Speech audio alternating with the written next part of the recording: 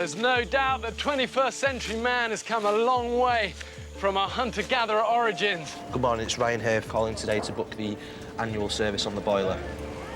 In Britain today, we take food, shelter and warmth for granted. Have a cappuccino, please.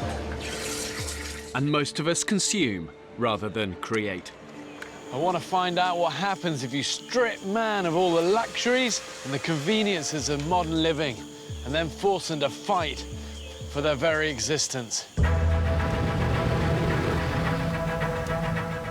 13 ordinary British men are about to be abandoned on the remote, uninhabited Pacific island. With just the clothes they stand up in and a few basic tools. Spear! Yeah, spear! Keep eyes on it, keep eyes on it! It's a boa constrictor. Oh, hello, scorpion. And these guys are going to be completely alone. Just seems like it's jungle forever. Filming everything themselves.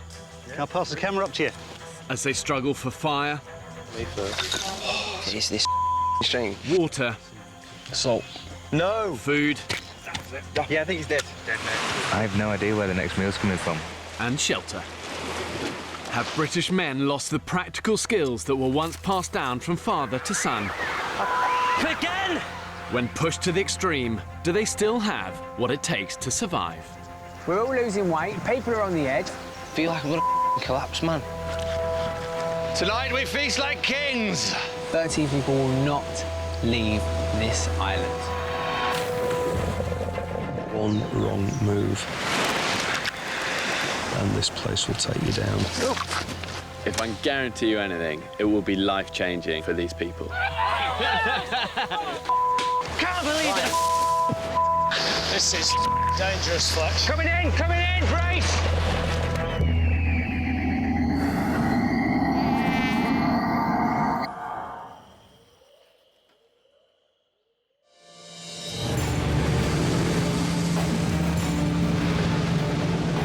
It's hard to say if I'm a survivor or not because I've never had to survive.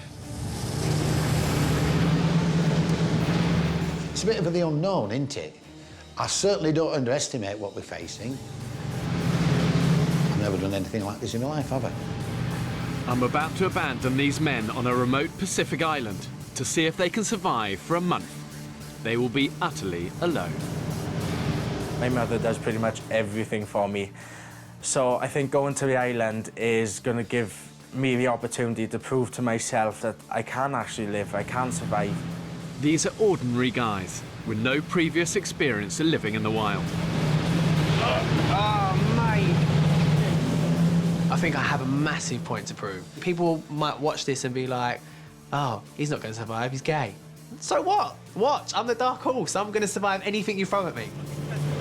Here we go, boys. For the next 4 weeks, these men will have to survive entirely on their own wits.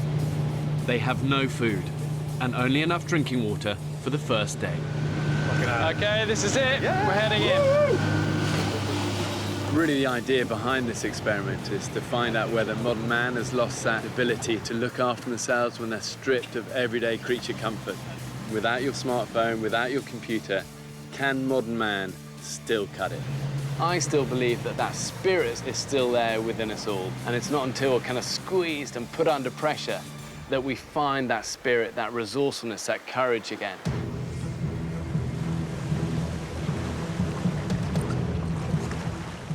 So, OK, who was expecting a white sandy beach? Check it out, guys. What is it? It's a croc over there. No way. Where is it? There is. Right over there. Where it's on now? Just over there. Just went under. Oh, see where the ripple is over there, to the left?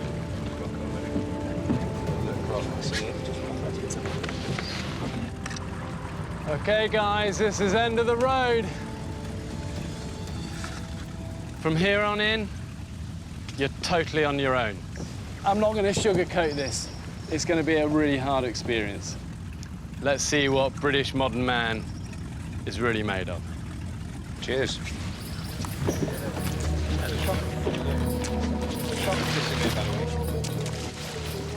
I suggest we get in a single file, because where are we going to go from here? Do we know the way? Exactly. So it's pointless all wandering off in different directions. The group has never met before. What's your name? Sam. Hello, mate. I'm Dan. They will be completely alone and have had just a day of survival training. Straight ahead, looks as if there's some land down through there. From here on in, everything you see will be filmed by the men themselves. Hey, yeah, good to meet you. Hello, buddy. Get in single file, because if you wander off, you could drop down a gully. If you're in single file... What's your name? My name is Tony. All right, Tony. If you get in single file, fellas, if one of you wanders off, even if you're going to a gully, I'll tell you. Single file. Okay. Oh, God.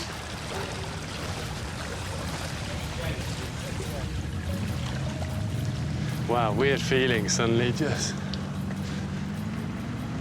leaving them. Mainly because I know how harsh these sort of terrains can be. These islands always look amazing.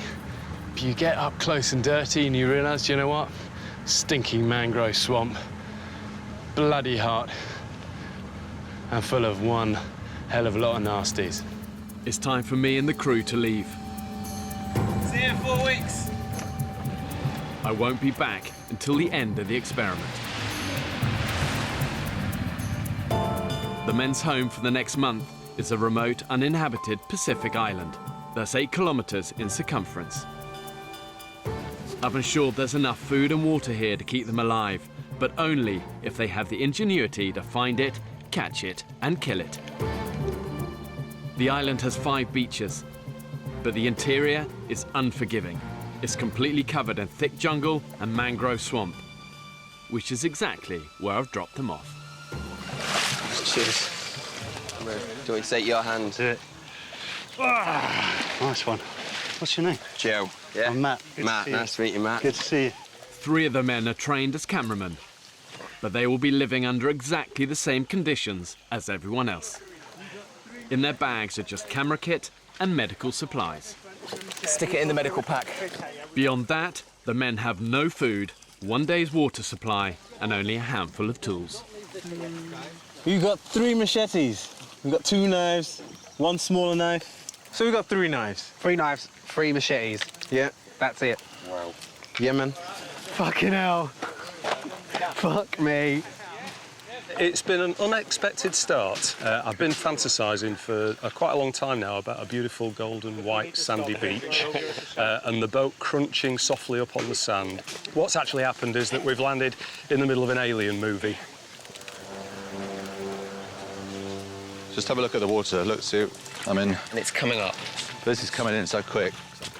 In this part of the Pacific, extreme tides mean these mangroves will soon be under 3 meters of water. Yeah, mate, this tide is coming in quick. Right, we've got to get up there. I think we probably need somehow. to get away from here. So it's not the ideal place. No, tide comes in where it's going to stop up there. If we head up that way. Whoa, hang on a minute. Whoa, hang on a minute. Let's discuss it. Let's discuss it. All we want to do is just get out of here. That's all we're trying to do. All right. You want to go up and then I'll... Yeah, so we can get ourselves up all right here.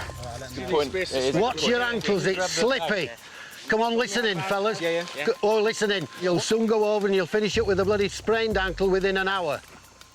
It's 4 hours till sundown. The men now have 2 pressing priorities. Go on, I've got you.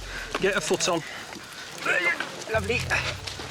To look for a safe place to spend the night and then find a source of drinkable water before their supply runs out. You all right?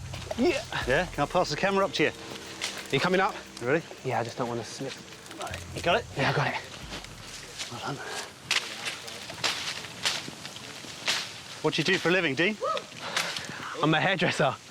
And look what I'm doing now.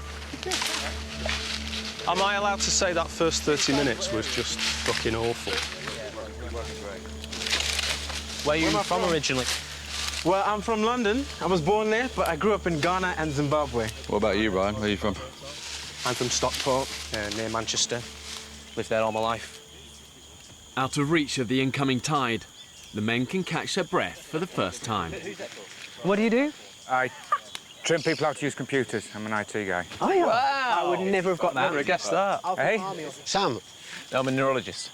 you're a neurologist. What's that? Brains. It's like brains. Yeah? Yeah. What about you, Tony? What do you do? I was a police officer for 34 years. Wow. No, I still do security work. Wow. So what does Ryan do? Yeah, Ryan, what do you do, mate? I work in a call centre at the moment. Customer service. Nothing glamorous, nothing special. Could you please just confirm to me the first line of the address and postcode? I'm not where I'd like to be at this point in time, and I feel like the chances to achieve things are running low. I'd like to think that I could achieve something that's a bit tough. The only other thing that I've done that is remotely like this is going camping with my friends, but that's just been one night on the park, getting drunk, having a party. Other than that, nothing. Whoa! That was a close one. Almost had my kneecap then. Day one. Here we go. To be honest, this could be not a bad place if we had to camp for the You know night. what, that's what I mean. This is not a bad place to start. Thing is, there could be scorpions all around this area. Business coach Chris is convinced that in the remaining 3 hours of daylight, the group should find a beach to camp on, away from the jungle critters. It looks as if the island is almost like a U-shape, and we came into the lagoon. For me, the best plan at the moment is to get back in the water and walk along the mangrove slopes. No, We stay in the middle. I strongly object to that. Why? For my reasons are this. We don't know how deep that water is. We don't know what the floor of the water's like. We've no idea how far we're going to be wandering through 3 foot of water. We don't know how idea we're going to be up here again. We're one at a time. We've got to, you know.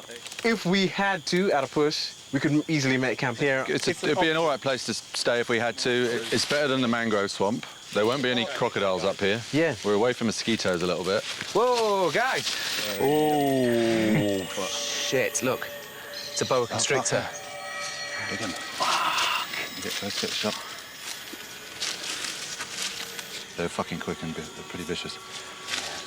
Just shows we're not alone. Yeah. Great. How exciting. I've just seen that. I just can't see myself being able to sleep here. I just stay awake all night. For all we know is I feel like there. From what you've seen of the island so far, how many fields have you seen? I think... I don't want to sleep here either, but... Yeah. I don't think I can cope. Really? No way. I'm not sleeping tonight, I already know that.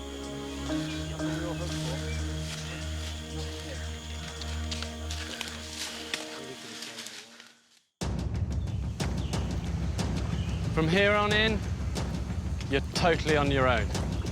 13 British men have been abandoned on a remote Pacific island with nothing but the clothes on their back and a few basic tools.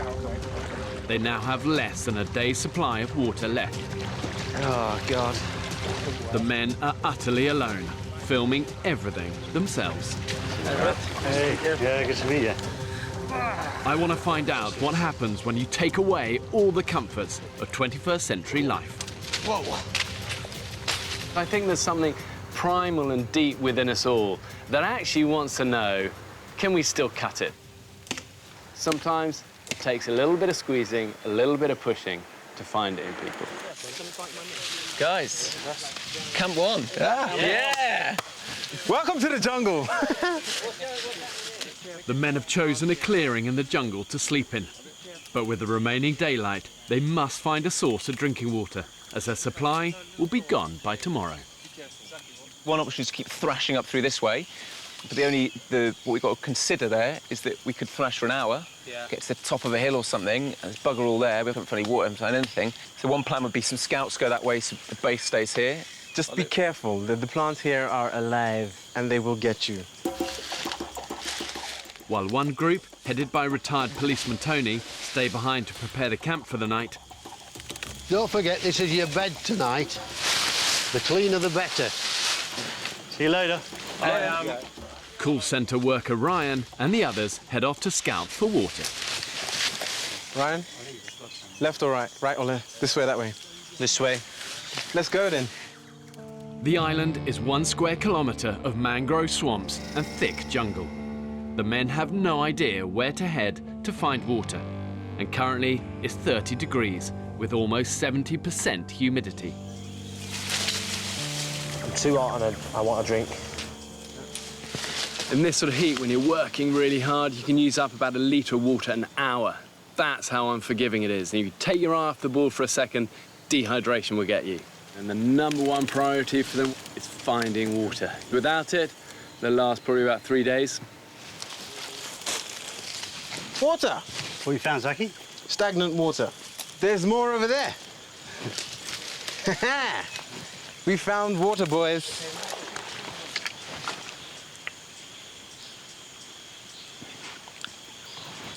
Salt. No! That is salt water. Fucking hell. Cock. Bit scared that the island is just like this all the way. Really? Yeah, that's what it feels like at the moment to me. I hope not. I'm hoping there's some sort of open space where we can look at the sky. Yeah.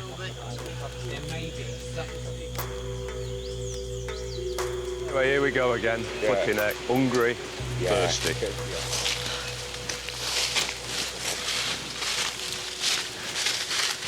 To be honest, guys, this almost looks like animal tracks, doesn't it? This is a definite trail, isn't it? Good trail. Mate! It's the beach! It's the beach, guys. I can hear it right there. And you can see the water, the sun glinting off it. It's just beyond this prickly mass. Yeah! Palm trees! Woohoo! Oh, yeah! Oh, thank God. Plastic bottle. Yes! Yeah, baby! Shazam! Oh, my God, look at this.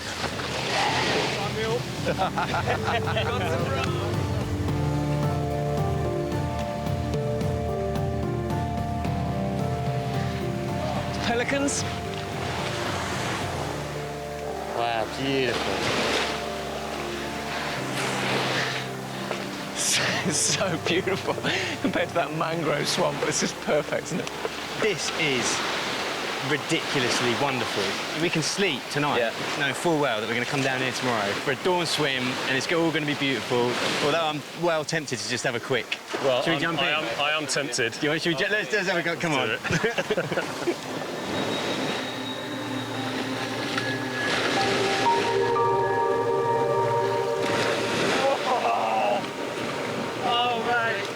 Away he goes! In one afternoon, hell becomes paradise.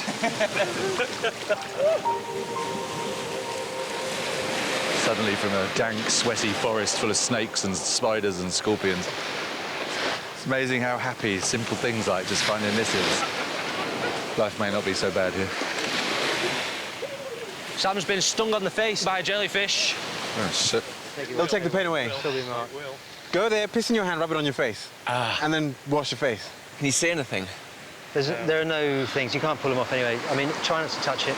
You can piss in your hand, rub it on your face, and it'll stop the pain. Just feel right, it's like right on my top lip and across my nose. 33-year-old bachelor Sam Nightingale works in London as a neurologist. You know, I'm the kind of person that sets myself a lot of challenges, you know. I'm not kind of satisfied with where I'm at. Once I've achieved something, I kind of want to set the next goal. You know, maybe that's something that makes me eternally a bit restless, but it's also something that makes me achieve lots of things, and it's kind of got me to where I am in life. Actually, it actually really stings. Just do that. I'm not pissing on my face. Let's get Do it. You sure you don't want to piss on your own I'll face? piss on your face for you if you want. Will you? Kip's preparing some now.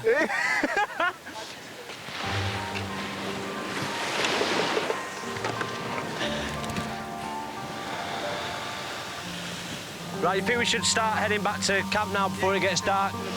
It's a shame we haven't got enough time tonight to move down here, but I think it'd be silly. The men have less than 7 hours of drinking water left. They urgently need to find a fresh source. At the jungle camp, Dean and Tony have cleared a spot to sleep for the night. I was quite worried about doing this because I've only been out for a year. So, being from... Did you say you came out a year ago? Yeah. Oh, that was going to be one of the questions I was going to ask you. I came out a year ago. Lovely. Because I'm from a Romany Gypsy background. Yeah. It's harder for me to come out because everyone there is married by the time they're 17. How are you accepted by them now? Absolutely fine. Like my dad, I was most scared about telling my dad. So it's like, it is so nice. It's so nice to just be able to be myself and like know who I am. That's awesome, mate. I'm so chuffed for you. Sam, Rupert and Fletch continue to look for a drinking supply. Whoa, watch your hand, mate. Ants, ants, fucking hell. Ah, Jesus, bastards.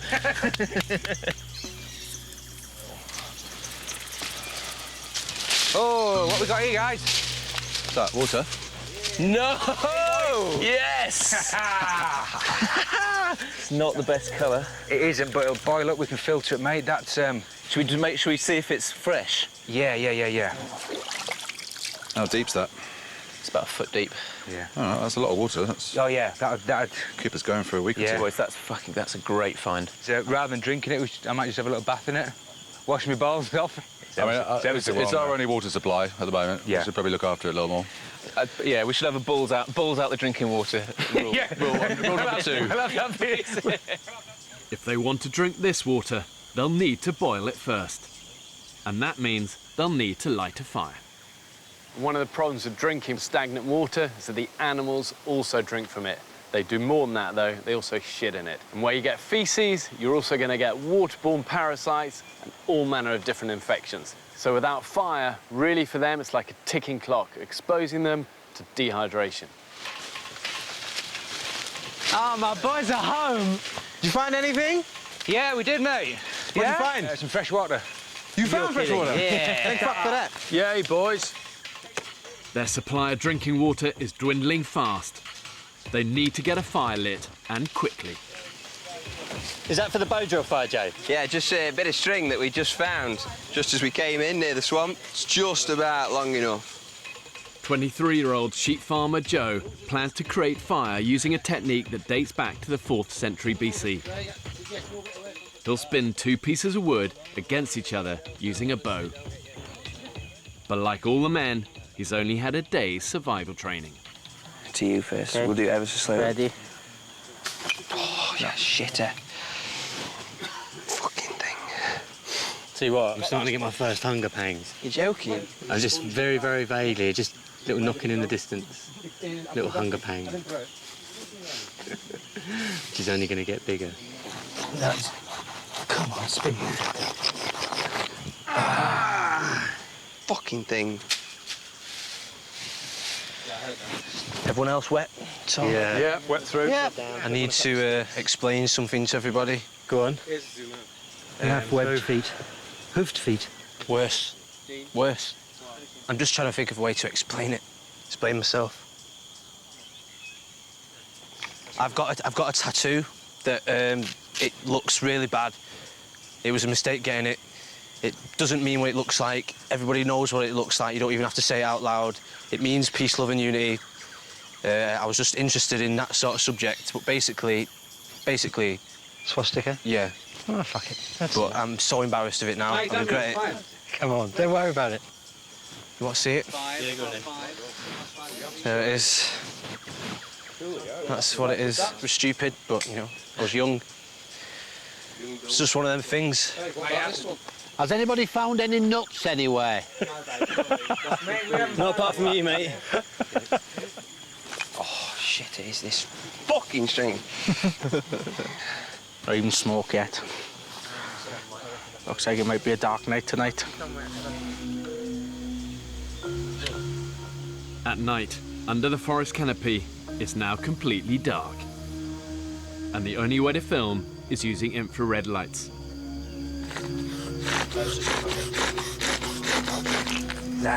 Shit, hell. After 3 hours of failure, the push to get the fire lit has now become an urgent group effort. OK, let's start speeding her up a little bit. There we go. That's good. There we go. Oh, shit house. For me, the big concern is everyone's hydration. Potential for people to get really sick if they're not drinking enough. And we're so overexcited about being here, and you know, you could so quickly get dangerously dehydrated. So I think the main priority now that we've found water, is getting the fire going and getting a system of getting water boiled and filtered and drinkable, because that's absolutely critical. OK, let's stop there, Fletch. Stop there. Stop there. I am in the pitch black. I am genuinely so scared. Oh, Grandpa, he's gone to sleep. Oh, is he? He's snoring. Is he? Have you managed that in this weather? I don't know. This is the last chance. If we don't get fire, we go to bed.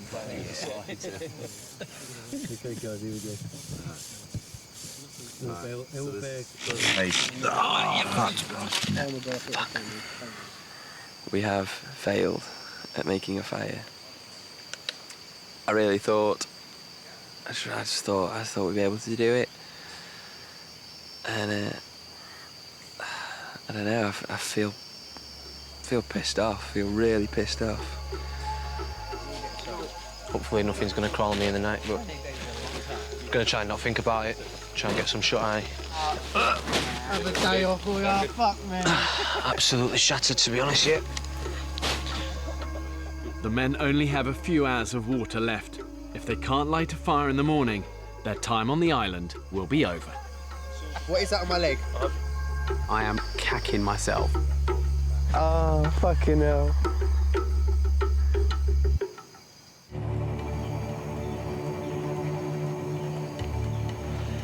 I've never slept on the floor like that before. It weren't nice. It really weren't nice. Dawn, the men's first morning on the island. No, that wasn't good. I got an hour towards the end, but yeah, just couldn't sleep. It was just so uncomfortable. So that isn't a very good pillow. didn't quite get it. Tried to turn it on his edge for a while, but it didn't really do it either. I had a man sandwich. It was really nice. I was the Frankfurt and I had 2 rolls. Yesterday they found a stagnant pool of water, but without fire, they can't purify it. This is all we've got left for our drinkable water for today. The risk of dehydration is now critical. Let's have a bit of a meeting. But I mean, I think everyone agrees our priority is getting a fire because that leads to everything else. Water, food, you name it, so. I think we just really sort of break it down to real basics here. I think we've got to get stockpile water, we've got to filter it, and we get a fire. If we can get that happening today, because if we don't sort those 3 things out, filtering, water and fire, then we'll be in trouble. And today's going to go quick. Turn off the infrared, there we go. The men head to the beach to search for dry wood to make fire. Oh. On the way, Joe hunts everywhere for the perfect fire-making timber. It's just wet. It's too wet. It's too wet. Too wet, Dan. Yeah. Fuck. At home in the Peak District, Joe works on his family's farm. I know it sounds a bit extreme, but I think I'd bring back national service, because I think that young people should learn what our grandfathers used to do, and people learn a lot more about respect and things like that. There's a lot of respect missing with some youth people of today. If we get fire, that's it. We can move on. We can purify water. So it all comes back to fire. So yeah, there's a bit of pressure on today.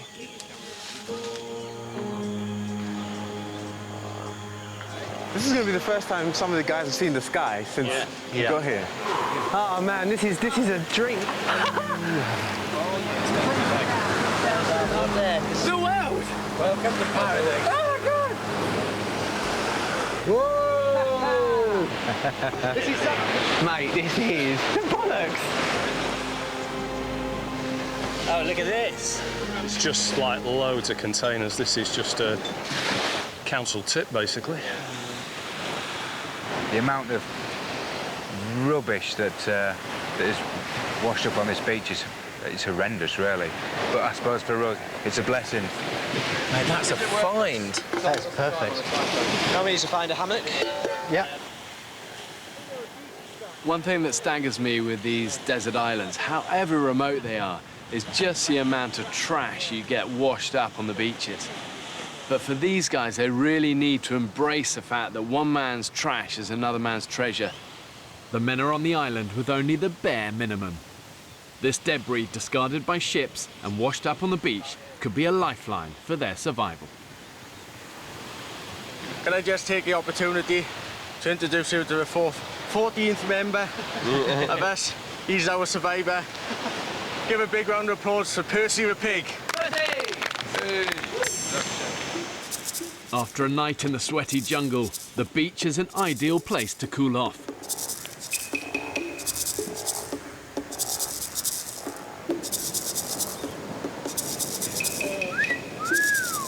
Yeah, look at that. That's the money shot. The money shot's right there. Tony, the pride of Yorkshire. Thanks, Flex. The men may be enjoying the seawater, but the supply of drinking water has now finished. So I've just been for a wee, first one in a long time, and I saved a little bit to share with you. You lucky things.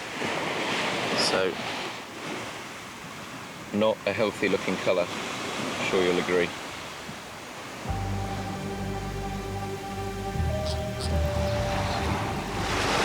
I think we've got an injury here. IT trainer Mike Fletcher is in trouble. Come up to the camp. Yeah. OK. Look out if you've been poisoned or not. Yeah, I don't know either, mate. Come up, I think the best This area of the Pacific is notorious for deadly stonefish. With skin-piercing spines, it's the most poisonous fish in the world. It's more than just a rock, do you think? It shouldn't hurt that much, should it? OK. Ah, bollocks. It really hurts me more than it should. Sit down, sit down. I don't know whether Fletcher stood on like a fish.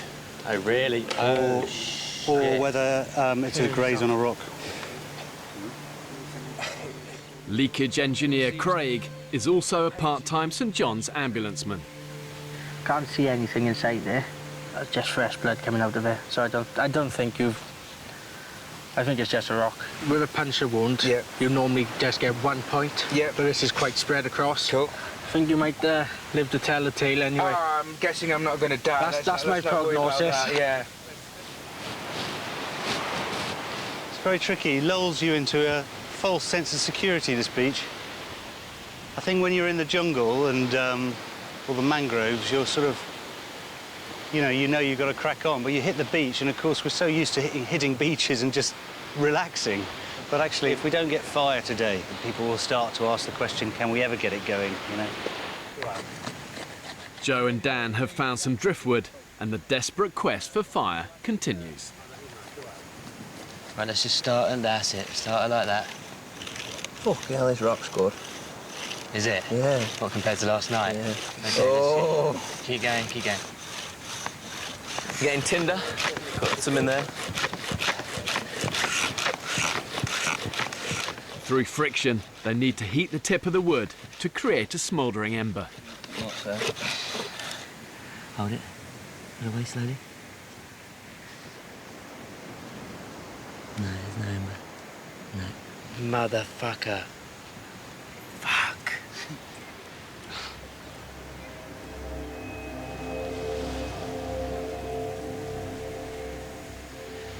It's very hot. It's very hot, isn't it? So it's out of the sunshine now. Would you say stifling, Tony? Sorry? Would you say it's stifling? I've never known it like it. The thing is this, yes, I've been as hot as this, but this is constantly hot. Yeah, it doesn't let up. It doesn't let up. Here we go. The drier, harder wood should give them a better chance of starting the fire. Start nice, that's it. Let's just get it going up and down. That's it, like that. In the midday sun, the temperature is now hitting 35 degrees. That's it. Ah, start. I've got a stinking headache. Have you? Oh, God, I'm hot. What's that? I said, God, I'm hot. Energy levels are flagging. Are they? I'm very hot. Are you finding your concentration a little bit wavers? Mine wanders a little bit. Mine. I think my concentration will be a bit more focused when I'm happy that there's an unlimited supply of water. Yeah. This temperature, we need water quickly. We've found the fresh water. It's a stagnant pool. We need to boil it. It's a little bit desperate now.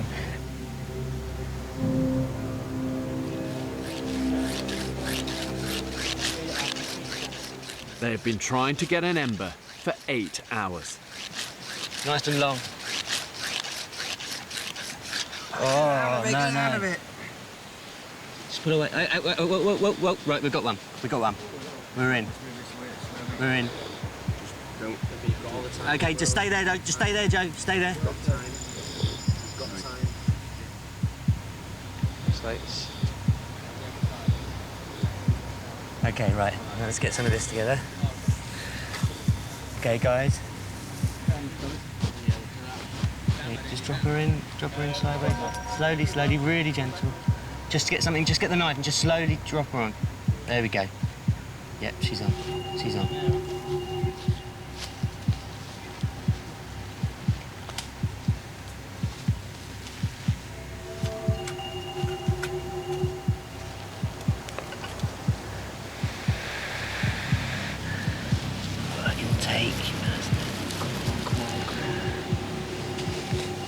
Motherfucker. It just didn't take. I need to sit down, man. I'm struggling a bit right now. Yeah, I am, not gonna lie, I am. I'm too hot and I want a drink. Yeah. The lack of water is having an unusual effect on Rupert. I think you're definitely dehydrated. Seriously, my piss was the colour of Guinness. Yeah. Which is not good. It was not good. And I've just pissed out so much liquid just walking up there. So it's getting serious a little bit, so we need to... It is. We need to sort of up the ante a little bit. This is 24 hours in. Right now, getting this fire going is just crucial. And if it doesn't happen today, then I think we're really going to start getting into trouble. I am concerned now. I really think we need to pull our finger out.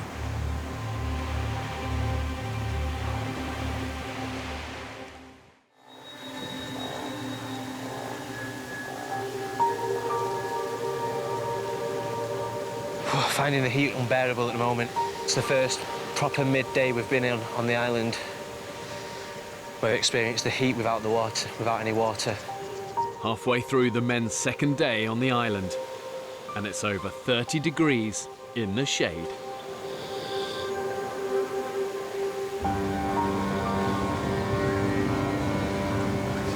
Come on, lads. Yeah, that's it. Same. For the past 12 hours, Joe, Dan and Fletch have been struggling to light a fire. This is it, boys. I can feel it. Big long strikes to you. Big long strikes. The drinking supply they arrived with has now gone. They urgently need to boil the stagnant water they've found to make it safe to drink. Fuck. Dehydration is taking its toll on 70-year-old Tony. My mouth is very dry now. My mum, Agnes, 91 years of age. I'm 6,000 miles away from you, mum.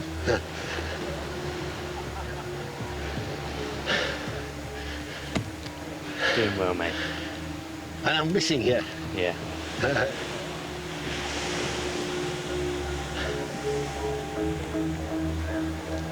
Fuck. That's just not taking. It all went there. That should have gone. Joe and Dan are trying to produce a smouldering ember using friction, but everything has to be just right. We realise now that the drill has to be the same width all the way down. The stone's got to have the hole in exactly the right place. Yeah. The heart's got to be dead flat and very, very close to the little V. So it's like each one of those things has stitched us up. A lot of ducks to get in a line. Yeah, along the way. This is it. OK, long, big old long. If they fail to get a fire lit today, they will have no choice. They will have to leave the island. This kind of has to work, because this is, without this, no water. OK, stop there. Fingers crossed, everyone. Fingers crossed. OK, go on then. Drop her on. Gently, like a butterfly.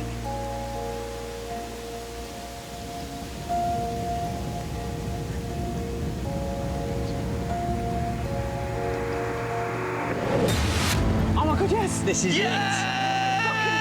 This is it, guys. Oh yes. That's the best moment of day 2. Oh my God. Wow, we got fire. Oh my God. How's it looking, Fletch? It's the most beautiful thing I've ever seen. Oh my God, look at him. Well done, Dan. Well done, mate. Well done. Well done, mate. Nice, well done. That's how it goes. I think that needed to happen today, and I've been getting headaches this afternoon just from dehydration.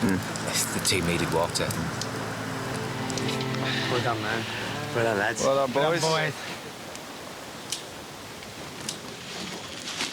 The pool of life. I certainly had kind of visions before we came of at least some kind of running water and some little pool where we could wash clothes and ourselves in fresh water. As long as like no animal comes and dies in it, it should stay reasonably safe. Not quite heavy, Anne. This is the first go at boiling the dirty water. The fact that it forms a head isn't very reassuring. No. Rupert and Sam are using the tins found washed up on the beach to boil and sterilise the water.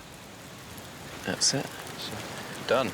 That's kind of got to be at least 1.5 litres in there, maybe 2.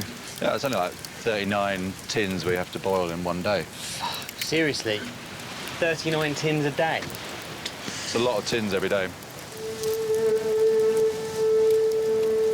Ah, she's up. Rolling boil. Look at that. We've got a rolling boil? Yeah, there's a lovely pot of hot water with scum all over the top of it, and we can drink it. It's brilliant. It smells like a fire, a metal fire. Yeah.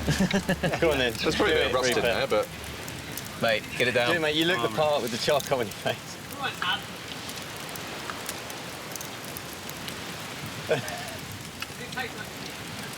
Yeah, a bit like tin.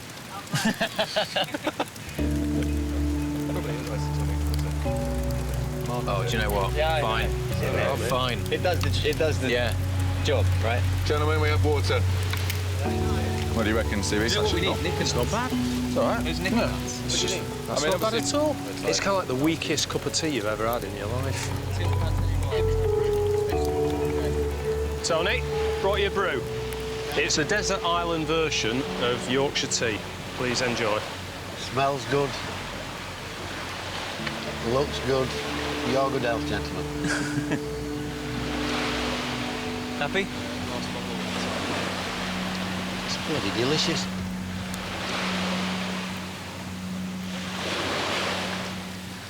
This is some of the finished product. Looks like piss. Tastes a lot worse. Mind keeps wandering. I keep on thinking about bottles of ice-cold water or can of cola, ice-cold, straight out the fridge. Oh. And all I got to drink is this bloody warm, worse than piss water.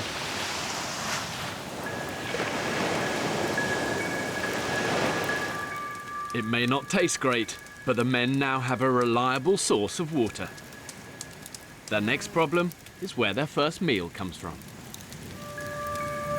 I'm properly hungry. Oh, yeah. I've got a knot right there. I just want something to eat. I'm starving. We've been talking about water all morning, and in 10 minutes the conversation's just switched. When you're deprived of food, it literally becomes all-consuming. It's all you think about. It's all that motivates and drives you. I need something. These guys have got 13 mouths to feed. They've got to be resourceful. Oh, hello. What is it? Ooh, scorpion. In the fire, Get that's it. silly. There he is. There he is. Got him. I've got him. He's got small claws, guys. He's one of the bad ones. He's aggressive. He's aggressive. Oh, Jesus. Don't kill it if you're not going to eat it. Yeah. Of course I'm going to eat it. Mate, I'm starving. Okay. There's the stinger off. Okay. Let's kill him because I feel bad. Oh, yeah. Oh, fucking hell. Oh, God, I can see its guts inside. That's not going to be tasty, guys. Oh, man, you're making us wait. Come on. We want to see you eat it.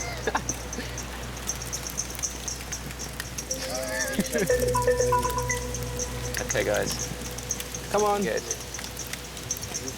No, just down in one. Blow it and then just get rid of the legs. Just protein in the legs. You said you were hungry. Yes! That's man food! Man food! Yes! Yes! Oh, mate! How does that taste? Oh, it's food! I'm proud of you, Sam. That was amazing. The other thing that hunger does is saps your morale. You know, it's easy to be positive and upbeat and enthusiastic and energetic when you've got lots of energy, but when you're experiencing failures, it becomes a kind of spiralling downward circle of lack of food, lack of morale, lack of energy. We're finding little bits, but what we could do with it is a good hearty meal. We need something of some substance. I think I'm hallucinating. I'm so hungry. Really? We're 13 strapping blokes, so we're going to need a feed. And at the moment, wondering where that's going to come from. Next time on the island, I've never been so hungry in my whole life. the fight for food begins. We're all losing weight. People are on the edge. The fucking pelicans seem to be eating more than I do. Chuck it, chuck it! Ah! Fuck! Bastards! Holy shit, the bed, man. That's a big one. Come on, fucking nature, give us some food. Just pass me a coconut shit. Get it! I got right between his eyes, but it broke the spear. I have no idea where the next meal's coming from. If I'd have known... This is absolutely fucking nuts. ...that it was going to be like this... You got him. You got him, mate. I'm not too sure I'd have applied to come.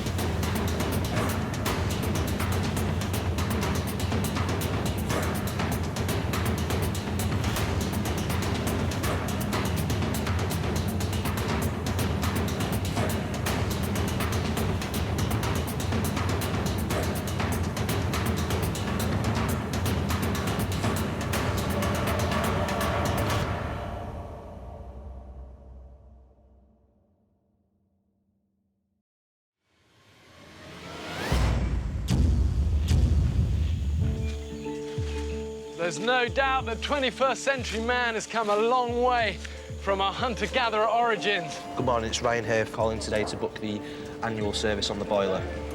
In Britain today, we take food, shelter and warmth for granted. Have a cappuccino, please. And most of us consume rather than create. I want to find out what happens if you strip man of all the luxuries and the conveniences of modern living and then force them to fight for their very existence.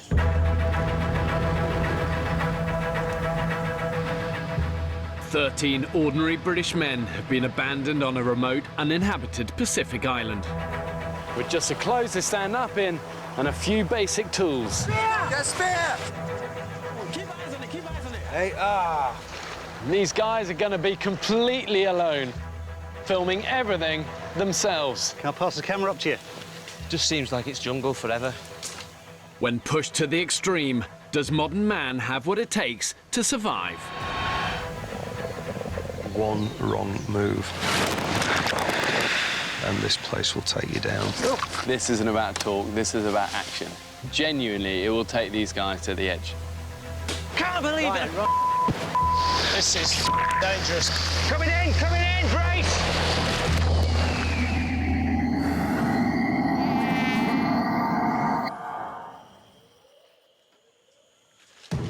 I really believe that deep within us all, we still have that survival spirit and instinct to overcome even the toughest of odds. 2 days ago, I abandoned 13 men on the island to fend for themselves. From here on in, you're totally on your own. With only the clothes they stand up in 3 knives, 3 machetes. and a few basic tools. We've landed in the middle of an alien movie. 3 of the men are trained cameramen, but they will be living under exactly the same conditions as everyone else. Mate, it's the beach! So far, they've established their beachside camp, I just can't see myself being able to sleep here. made fire, You did it! Oh my God! and sterilised stagnant water to drink. Looks like piss. Tastes a lot worse. Scorpion. But they've hardly eaten a thing. The reality is they're getting weaker by the minute. And if they don't find food soon, what is a hard situation is going to become an awful lot worse.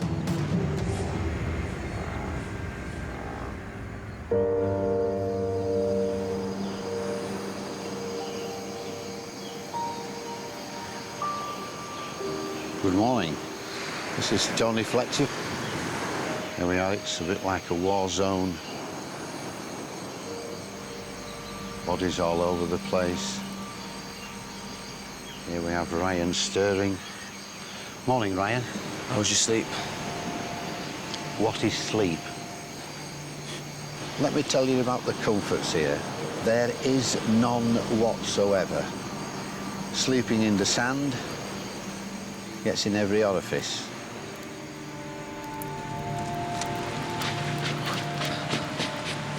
Fucking covered, mate. So make no illusion, folks. This isn't a set put up by Channel 4. This is bloody real.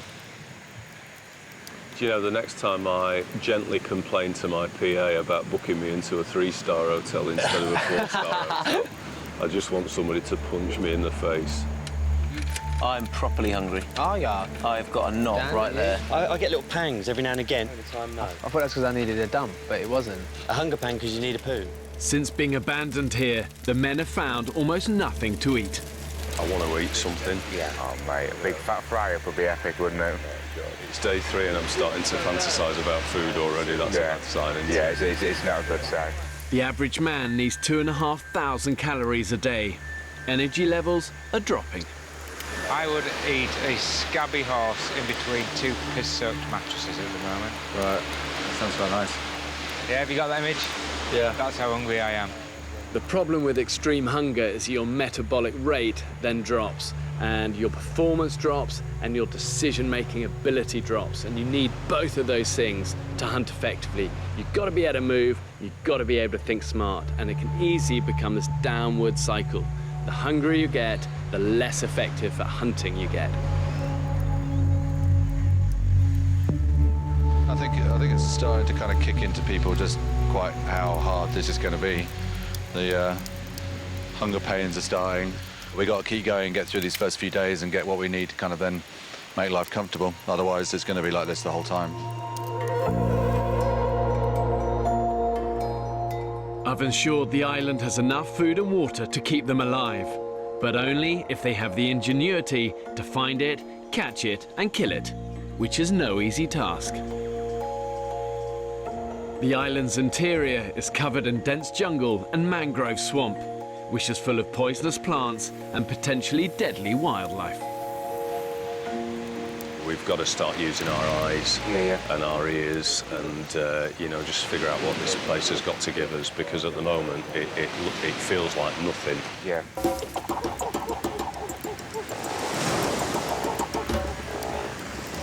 Good luck.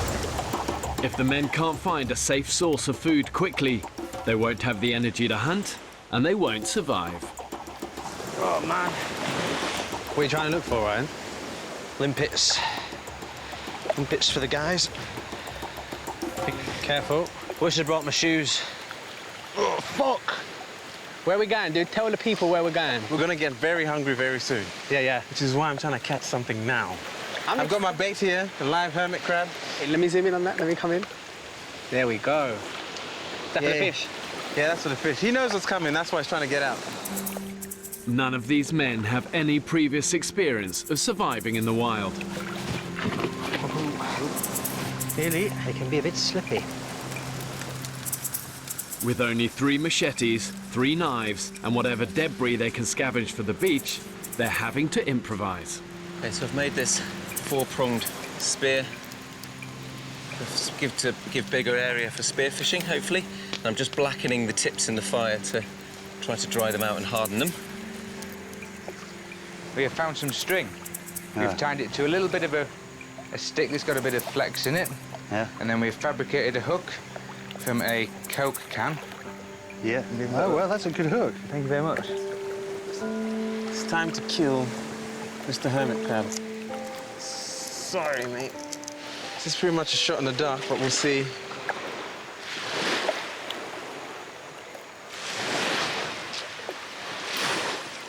And there goes my fucking bait. Nah. That was a massive waste of time. Oh, here we go. What? I just pulled that bit of rock out.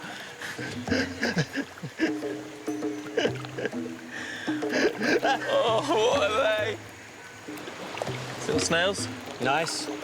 10 of these each? 10 snails each, but they're not enough, are they? I'm not going to Show us keep... that one? Well, it's tiny. It's not going to... Well, exactly. It's not worth the energy of picking it out. No. If you think about it, how many calories have we burnt coming here? Yeah. More than a couple of winkles. Yeah, nothing. Desolate. What do you think to the fishing so far, Fletch? We might have just been dangling, haven't we, rather than fishing? We don't want much. Just take the hunger away.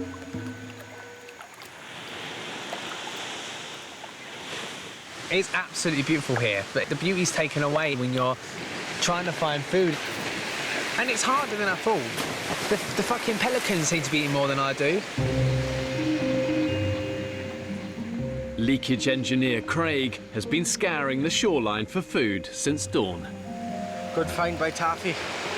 Proud of myself now. Let's go eat, boys. Gentlemen, I present you breakfast. Wait. Craig hopes the group of fish he found can make a tasty lunch for the men. Still wet. It's not been dead long, but you can see it's dried up quite a bit. And... Not bad. It smells, bait. It smells rank. Not a chance I'm eating that. I mean, nah. Sorry, mate. Let's keep that well out of camp. Yeah, well out of camp, Somebody mate. wanna... Stinks. Ah, that's minging. I think I'm hallucinating. I'm so hungry.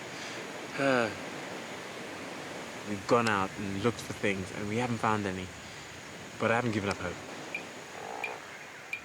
In a last-ditch attempt to catch some supper before nightfall, Saki and Joe have their sights set on another prey.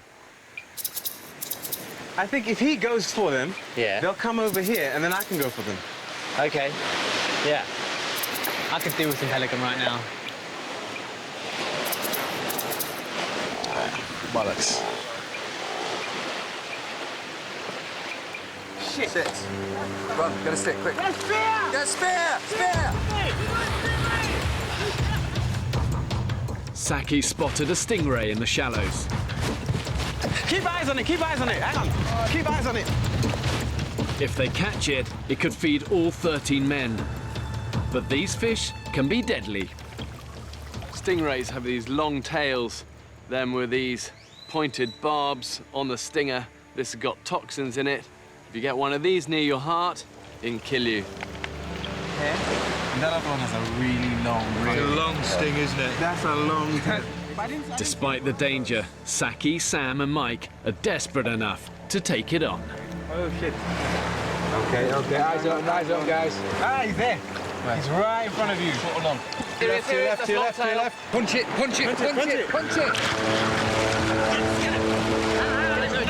That way. And it got away. Oh, shit, look, I broke my... I got right between his eyes, but it broke the spear.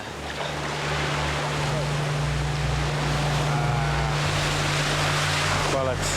That would have fed everyone, wouldn't it? Yeah. This is your dinner right here. But Jesus. Having risked their lives chasing the stingray, the only reward for the hunters is a couple of snails each.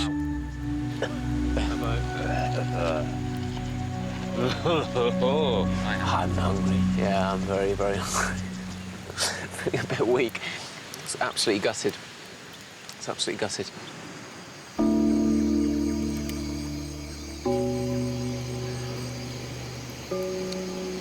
We just don't know what else to do, really, because we can't find any bloody food. I think part of the problem is no one can really tell everybody what the right thing to do is, because I don't think anybody really knows what that is.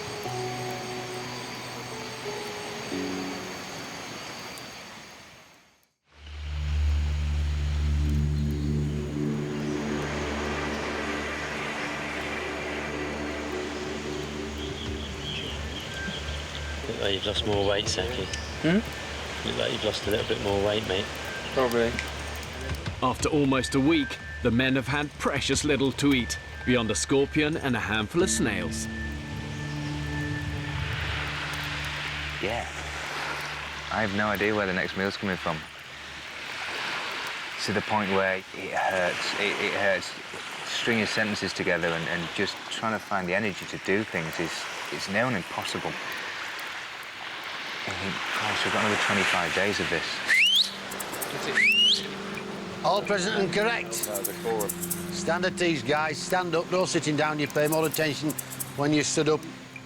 After yesterday's failure to find a decent meal, 70-year-old ex-policeman Tony wants a group to try a more organised approach. The main things are 3 machetes, 3 knives, all sharpened. That's dealing with our tools. One thing I've noticed is there's a direct correlation between the age of a guy and the amount of faffing about he'll have to do. Repeat after me. Machete and knives. Return to quartermaster. Great, guys. Thank you. We just wanted to get going and search and find something useful. And we had to sit and wait and talk and talk and talk. I know you've got a plan, but it's ridiculous. Yeah. Let's go get some more, get some dinner for the guys. Yesterday, the men found little food close to their camp, so now they're planning to search further afield. Reporting for duty, Grandpa Tony. Carry on, Craig. Hup. The island has 8 kilometres of coast with 5 beaches. Today, the men are going to explore the shoreline to the north and south of their camp. But they'll have to keep their wits about them. They're sharing the island with some dangerous foes. The caiman crocodile is the ultimate prehistoric predator. Their mouths are lined with basically these razor-sharp teeth, and they can bite with about 3,000 pounds per square inch. That's 3 times as powerful as a hyena or a lion. More dangerous than any snake, scorpion or crocodile is this fella, the death apple. And this is enough to kill not 1 man, but 20. And when you're surviving on an island, you're hungry, you see what you think is edible fruit, so tempting to pick it up, eat it. End game. Wow, it's getting really hot now. It's just thick, dense forest everywhere. There's nothing, I can't see anything if we want something to eat. Food may be scarce, but the island does have bounty of a different kind. Look about, guys, because this is a huge resource. Dental hygiene sorted.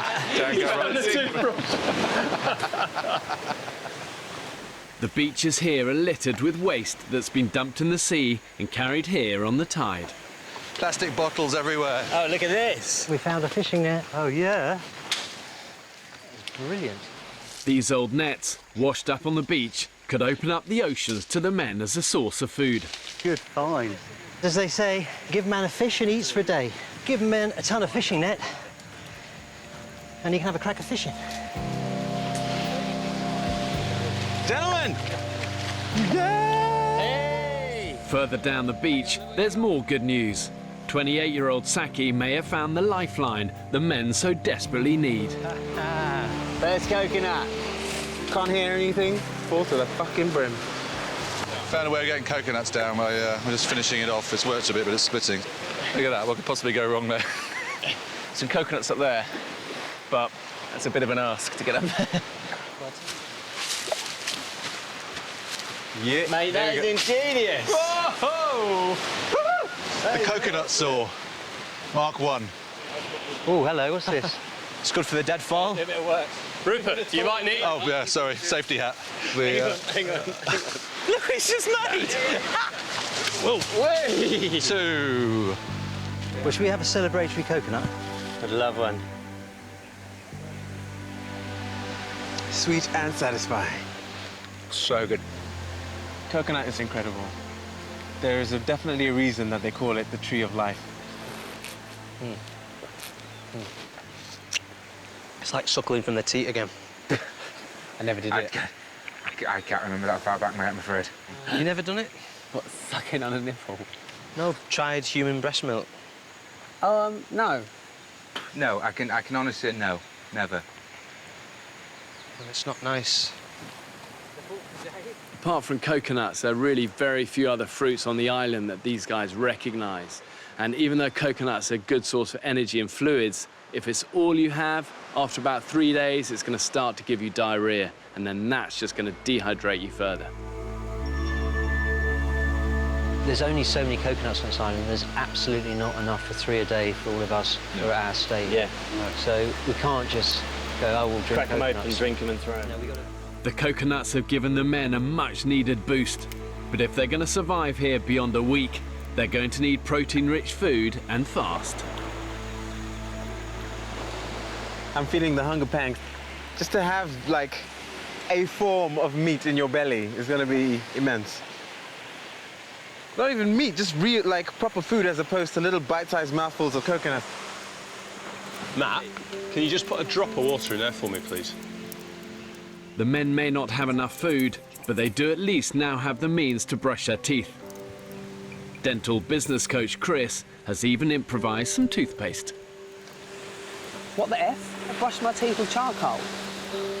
No one's going to kiss me after this. Let's do this.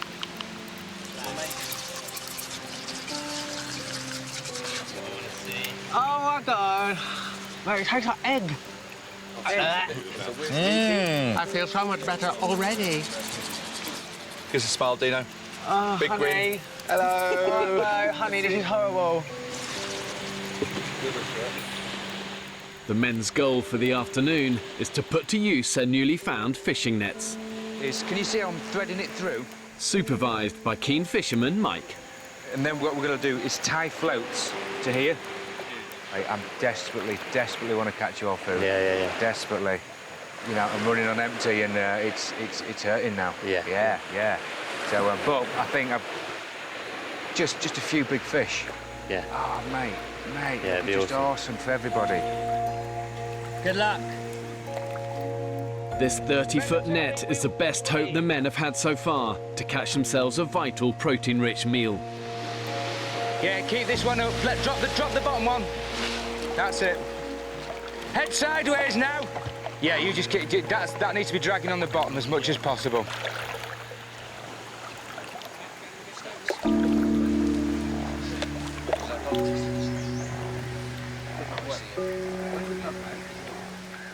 With the net set, the men's attention turns elsewhere. Has anyone had a wank since being here? I haven't actually. No energy, no time. No time. Last thing on my mind. There's always time for a wank. Yeah. What are you doing? Maybe. Actually, it crossed my mind on the second. Really? Maybe in the rocks a couple of days ago. A rock wank. Rock wank. Quite nice, actually. Sitting in the bay, watching Go in a tree and watching the fish. You did this. Huh? You did this, Yeah, damn right I did. Mate, I've got a sex drive of a fucking You animal. actually had a wank? Yeah, I've had a wank. What, around on them rocks? Over there. Near where I had a shit? Only once. Right, probably where you had shit. Right, probably where you both had the shit. I was just banging one out. Remind me not to go around there again. Yeah.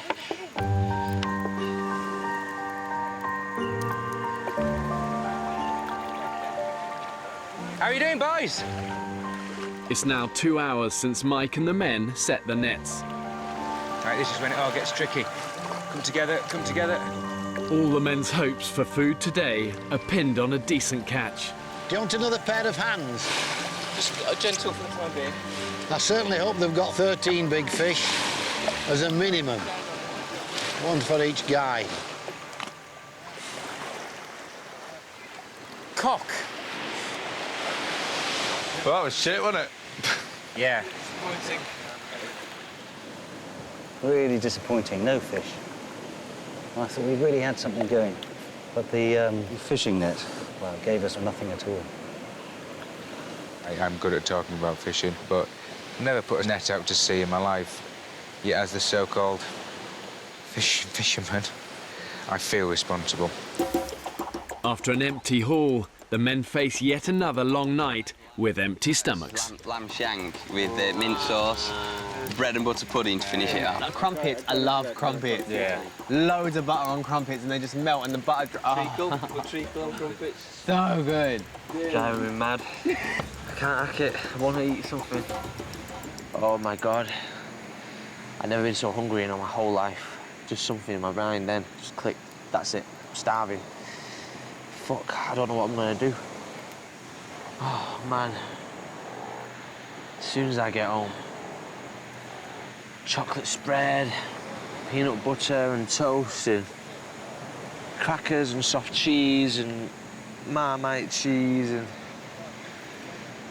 crisps, tortillas, fajitas, fried chicken, club sandwiches, sub sandwiches. Man. Oh, fuck.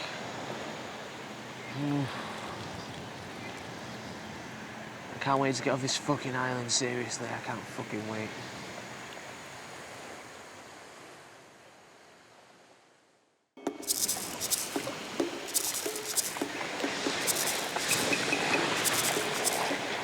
I'm gonna get one of those bastards. It takes me all fucking month. Look at him. We've got a rock we can chuck at him. After a few days with barely anything to eat, the men are now getting desperate. Give me a stone, I'm gonna chuck it at him. No, I'm gonna kill one. Dean, wait. Be stealthy.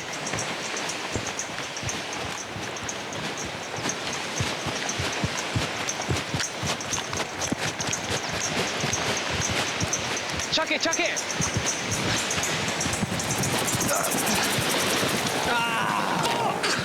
What was that? Bastards! I fucked it up again! What happened? I slipped as I threw it. I think I broke my hand. Oof. Really?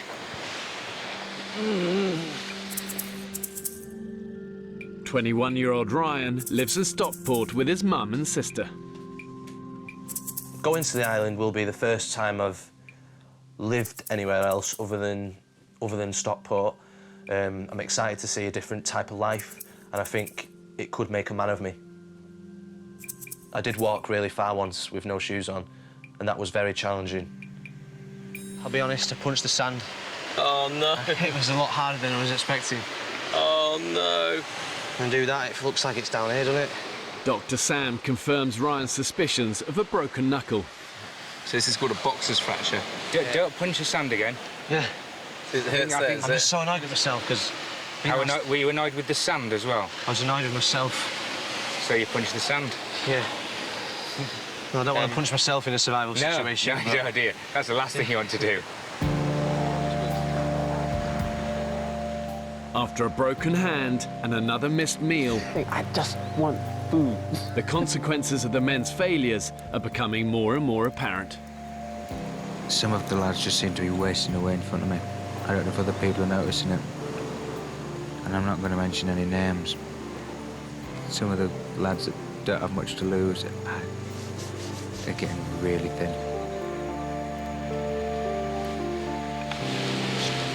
We're 13 strapping blokes. We're going to need a feed, and at the moment, wondering where that's going to come from. So I think we're going to have to, you know, man up, get those machetes out, head inland, and just answer the question that really is troubling us all at the moment, which is, where is the real food? The next few days will be critical as the men use their last reserves of energy to try and hunt down the island's meatiest prey. So we're going to head down into the mangroves and see if we can see a caiman. I just saw a massive iguana head upland that way.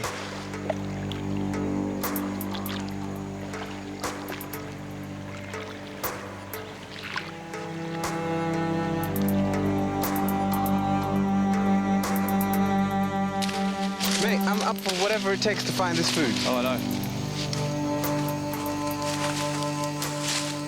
This is our first night excursion. We're into new territory. There's some funky noises happening tonight. Caimans? You can see some? No, but I'm sure we will.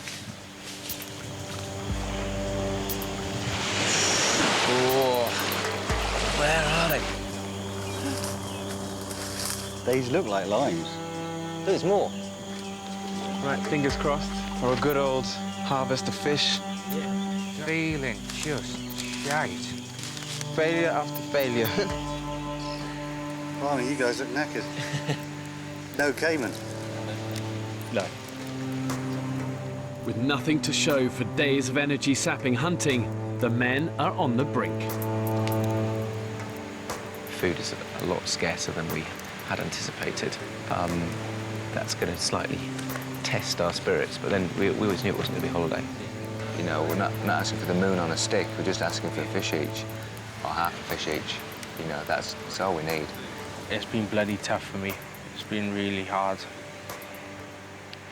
No energy whatsoever. You netted my mind about leaving the island.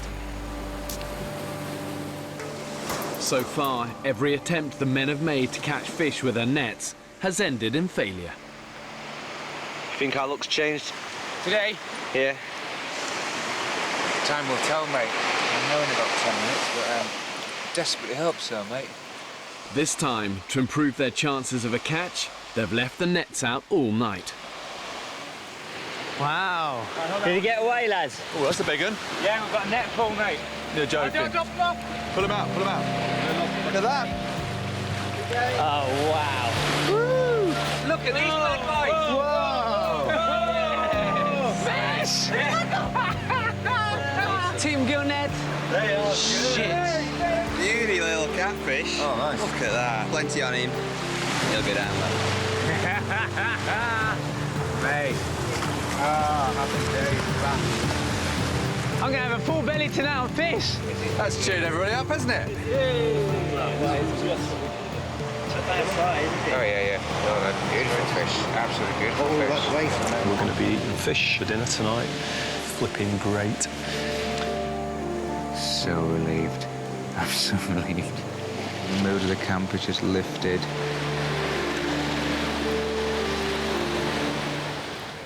Two of the group's youngest members, Dean and Ryan, are given the honours of gutting the fish. This is different to cutting someone's hair. Have you got in there yet? Shove it in and saw it through. Doing it for the team. That's it, yeah, that's it. Yep. Grab it, Oh. that's it.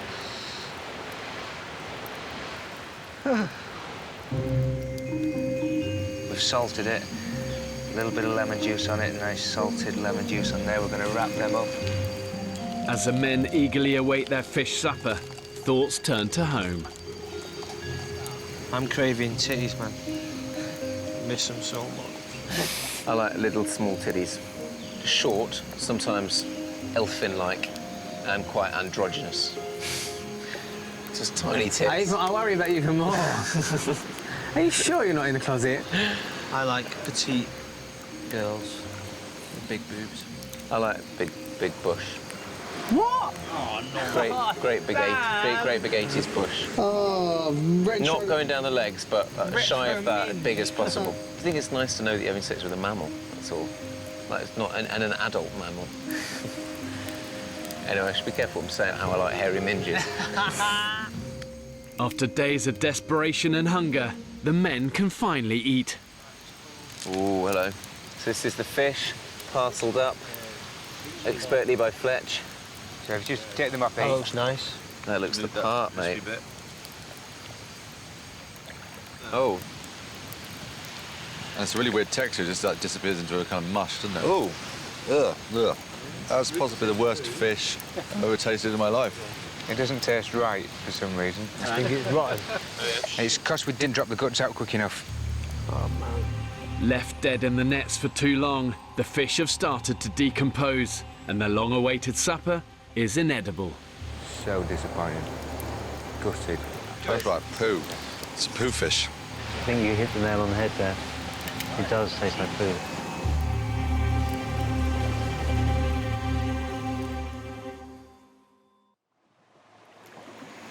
This place looks like paradise. It's actually a bitch. It really is. Jesus God, when I signed up for this, I knew it was going to be hard, but I didn't realise it was going to be this hard. Thank you very much.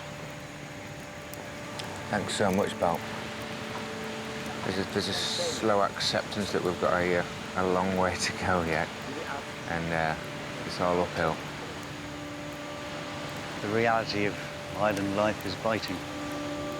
You know, it's easy to be positive and upbeat and enthusiastic when you've got lots of energy, but when you're sapped of it and you're experiencing failures, it becomes a kind of spiralling downward circle of lack of food, lack of morale, lack of energy. Come on, nature, give us some food. This morning, Rupert and Saki are heading to the mangroves, where they set one of the group's nets. We definitely crossed here. We went that way. Yeah. If they don't find food today, their time on the island may well be over. Oh, this is the second riverbed. So this is where we were. When the tide's in, these mangroves are teeming with life. The tangle of roots are a breeding ground for many animals, like reef fish, turtles, and the Cayman crocodile. The tide's out, isn't it? Yeah, there's no water here today. Yeah. Okay. Nada. I wouldn't call it riddled with fish. All right, let's get the net out. Right down in. Something happened here last night. Something fucked the net. That is snapped, yeah. This is so fucking Caymanville. This is where a Cayman has a serious advantage to just skitter across the top.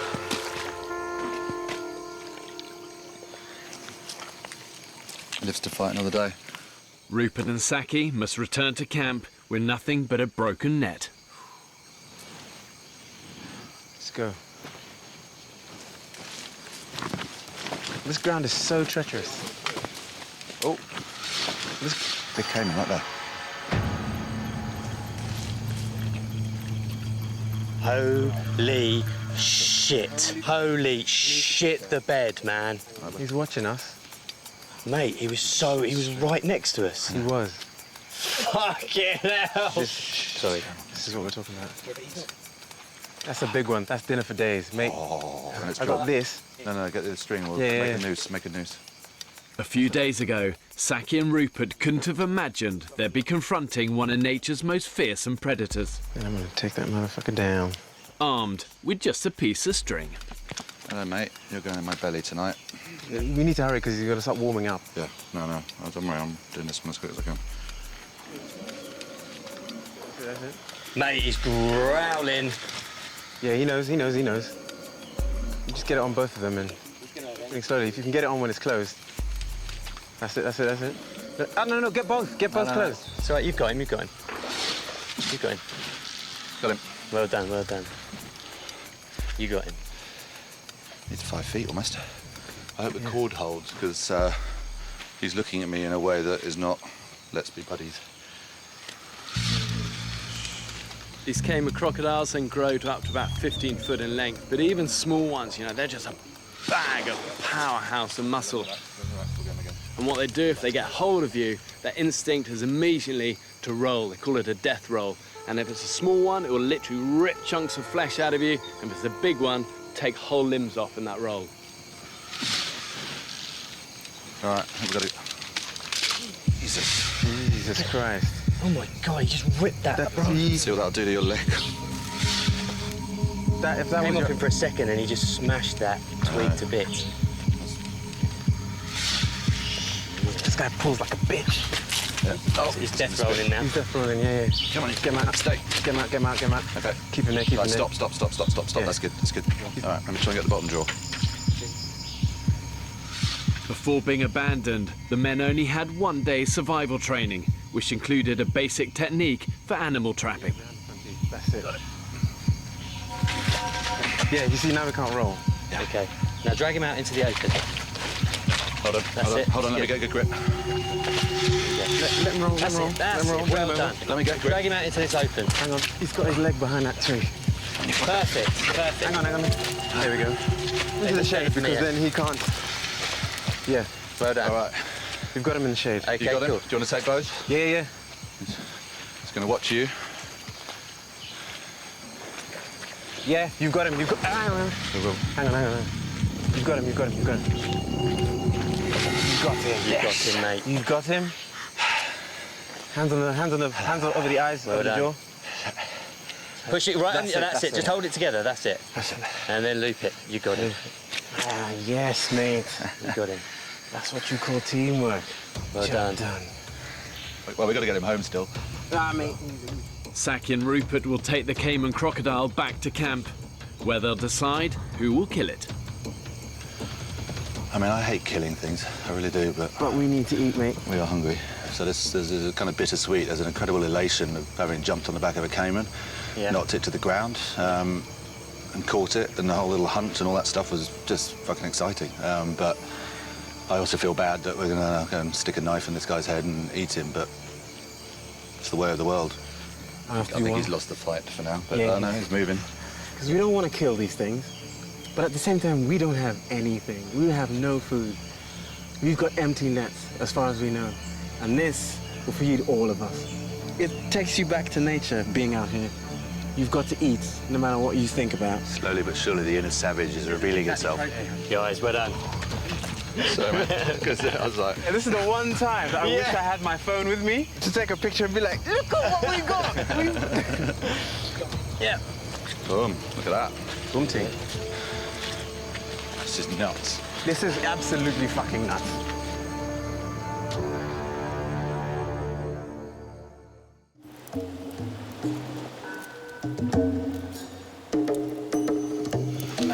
Jesus. Come on, you fucking stay. Get him out. You got him. Yes. You got him, mate. After days of fruitless searching, Rupert and Saki have caught a caiman crocodile in the mangroves on the far side of the island. We evolved to run away from these things. Yeah. The fear that kind of stirs in you. It's a primal need to get out of the way. Yeah, it is. Oh, hello. That is a fucking caiman. Yeah, they're punching the air. Shut up. They've got a fucking caiman. Shut up. Go on, let's go. Here they come. They're running. Oh, my God. Oh, my days. Tonight we feast like kings. Yeah. What a beauty. That's a big fucker. Still alive, we haven't butchered him yet. Yeah. Mate, fucking congratulations. Yes, buddy. Suck my dick, Cayman. What happened? Mate. Rupert jumped on his back. I had his jaws. We got 2 ropes on him. Yeah. And then held him, pulled him out. We had to pull him out, and mate, he ripped this branch open, went just for a ripped branch half, and like just, the size of your arm. Just yeah, mate, snapped just it. took it out. You we got him. absolute legends. Real. Yeah, mate. Wow. Well done, lads. All right, lads. Well done. Well done. Mate. Back in camp, the hunters show their catch-off to the rest of the group. Cheers, gentlemen. Tonight we shall feast. That's right, boys. And maybe even breakfast as well. Look at the meat on that one. That's amazing, guys. Thank you, gentlemen. Yeah. Team effort. I'm sure we'll all get a gator when we're done. Good on you, Ed. Yeah, well done, fellas. I want to catch a crocodile. That's my main goal for the island, but probably not going to happen. No, you can't do it by yourself. No. No way, dude. We were both a little jittery. The thing is about it being strong is you're fighting for dinner. That's fighting for its life. Yeah. The men must now decide who's best suited to kill the croc.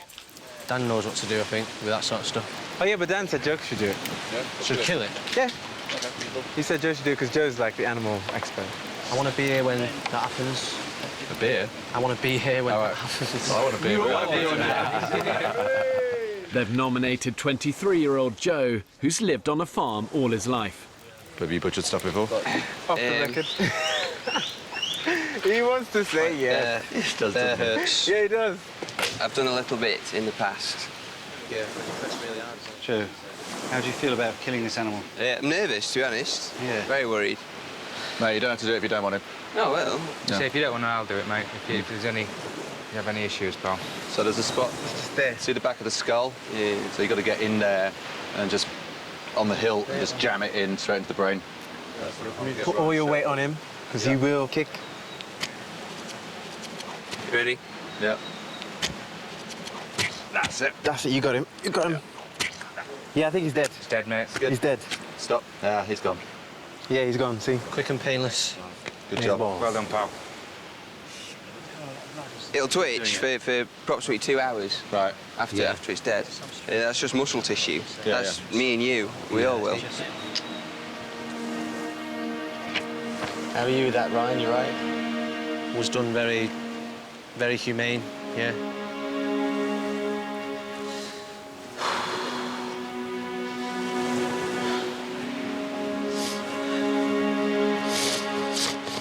I think as a society we've become so sanitised about, food, and we're so used to going to a supermarket and you pull something off the shelf and, it's meat and you might not even know what sort of meat it is. It's nicely pre-packaged and you take it home and you never think about where it's come from, that an animal has been slaughtered to feed you. I thought I valued our life like the same, like anything from a scorpion to a human being, but seeing that instead, it just set me over the edge a bit. Mate, it's the first time any of us have seen that, so... I know, it's just affecting me, that's all. No, totally, it's affecting me as well. I don't believe it was done the most humane way possible and everything, but... Yeah, it's still one of these weird things. I don't know why, it's doing the same, it did the same thing to me. Yeah, I don't know why.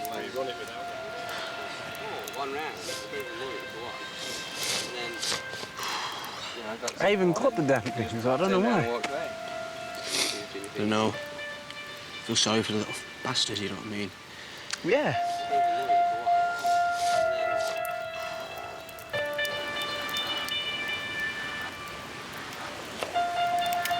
Mate, that is just oodles of pure, beautiful meat.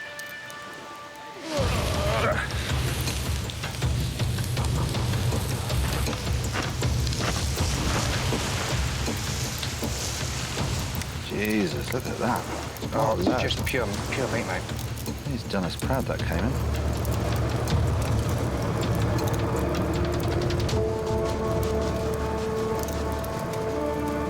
Huntsman Saki has the honour of beginning the feast.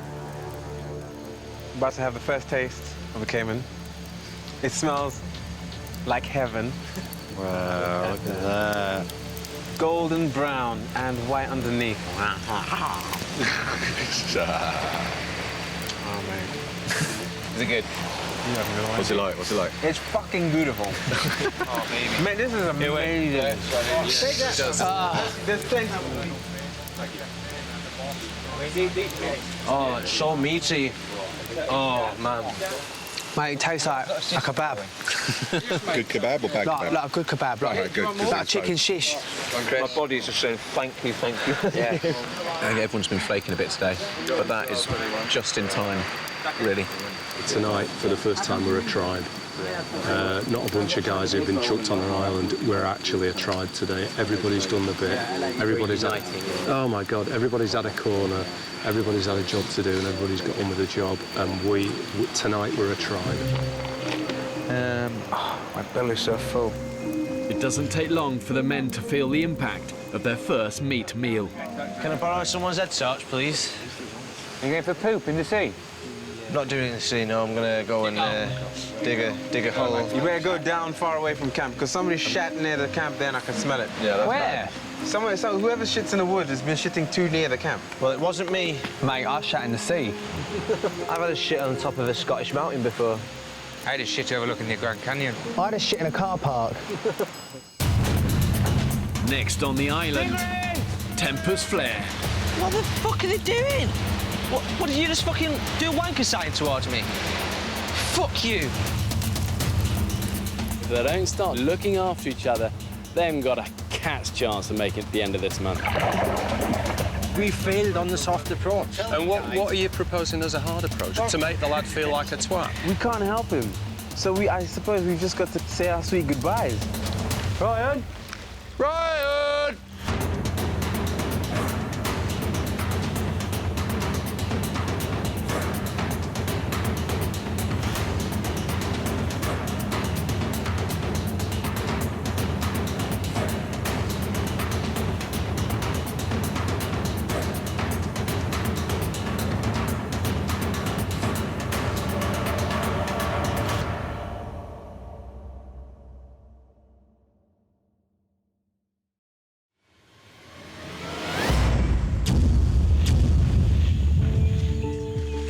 There's no doubt that 21st century man has come a long way from our hunter-gatherer origins. Good morning, it's Ryan here calling today to book the annual service on the boiler.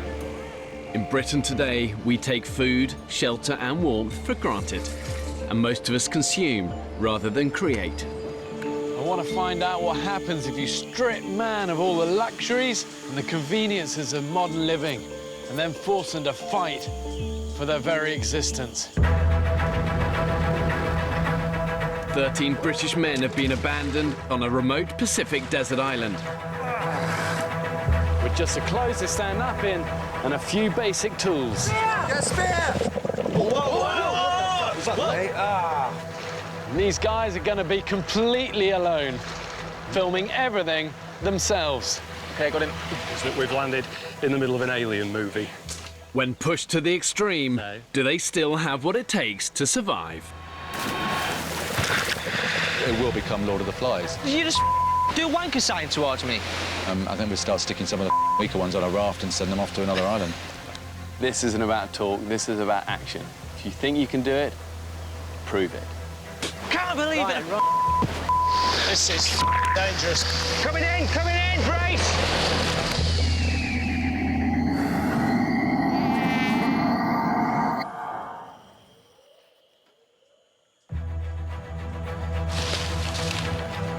Whoa. That was a close one. It's now the second week since 13 British men were abandoned. It's like suckling from the teat again. On a remote Pacific island. And all they have to keep them alive are a few basic tools. Look at that, what could possibly go wrong there? 3 of the men are trained and experienced cameramen, but they're living under exactly the same conditions as everyone else. So far, they've hunted down... Holy shit, the bed, man. And killed their first big prey. Seeing that edge, then it just set me over the edge a bit. The longer we're here, the more our inner savage past will reveal itself. Tonight, for the first time, we're a tribe. But despite this success, food is now running dangerously low. And the men have drastically lost weight. The reality of island life is biting. Oh, I'm gonna kill one. Living on the edge of existence. He's stealthy. The men are now losing hope. I f***ed it up again! I think it broke my hand.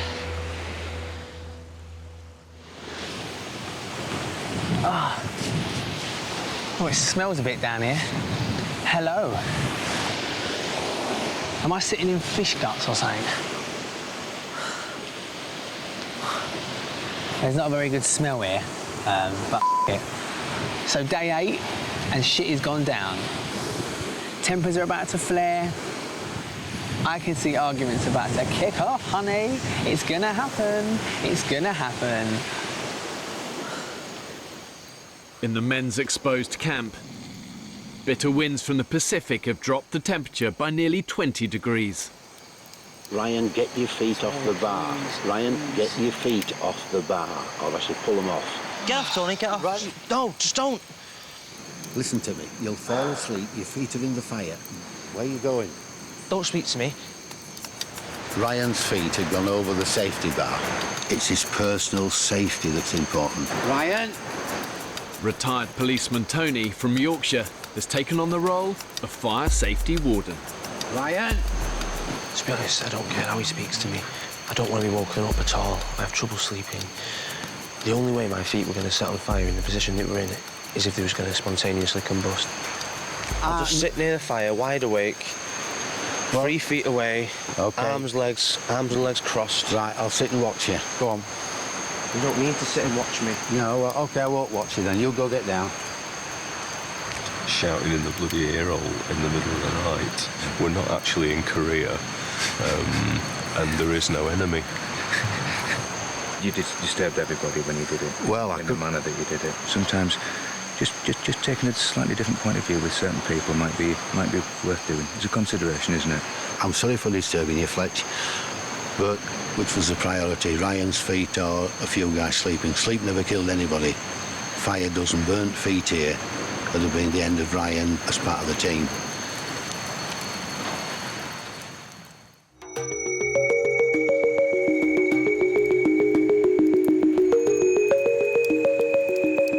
Morning, Kev. Dawn. The men have had just 2 hours of unbroken sleep. This is when it gets hard. We might just have to stop and just appreciate what we've got in front of us.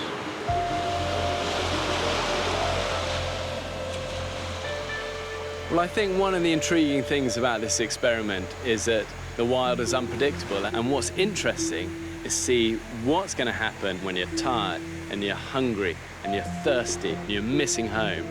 Then you learn what people are really like, and that's when it becomes interesting. I didn't realise just what hunger meant. I really didn't. It's not a rumble in your tummy. That's long, long past. Dropped off 13 men, going to pick up 13 hobos. On the island, lack of sleep isn't the only issue that's plaguing the men. Yes, I am covered in it, look. My face, my cheek, my forehead. I've been absolutely bit to shit. By night, they're subjected to constant sandfly attacks. You see those? I've never known an itch like it in my life. It's like someone stabbing you in the hand with a really hot pin over and over and over and over again.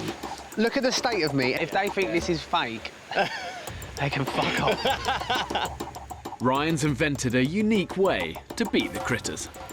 A couple of days ago, doing the diary cam, realised they had zombie flesh from the insect bites. So I had a bit of spare fabric, started to sleep like this. Keep the insects off my face, and it seems to be working. Is that the back of your pants when you pull it down? No, it's the front. Oh, is it? It's good, mate. It's ingenious. 21-year-old Ryan is the youngest man on the island. He lives in Stockport. I don't think I've seen the side of him being a natural hunter-gatherer, but I think that you can develop that. I like to think that I can make a bed or nest out of anything. You lay the towel down. I like to think of myself as quite practical when it comes to things like this. It doesn't look like much, but after a night out, this will save your life. Maybe you could say I'm a survivor in the sense that I don't let myself die.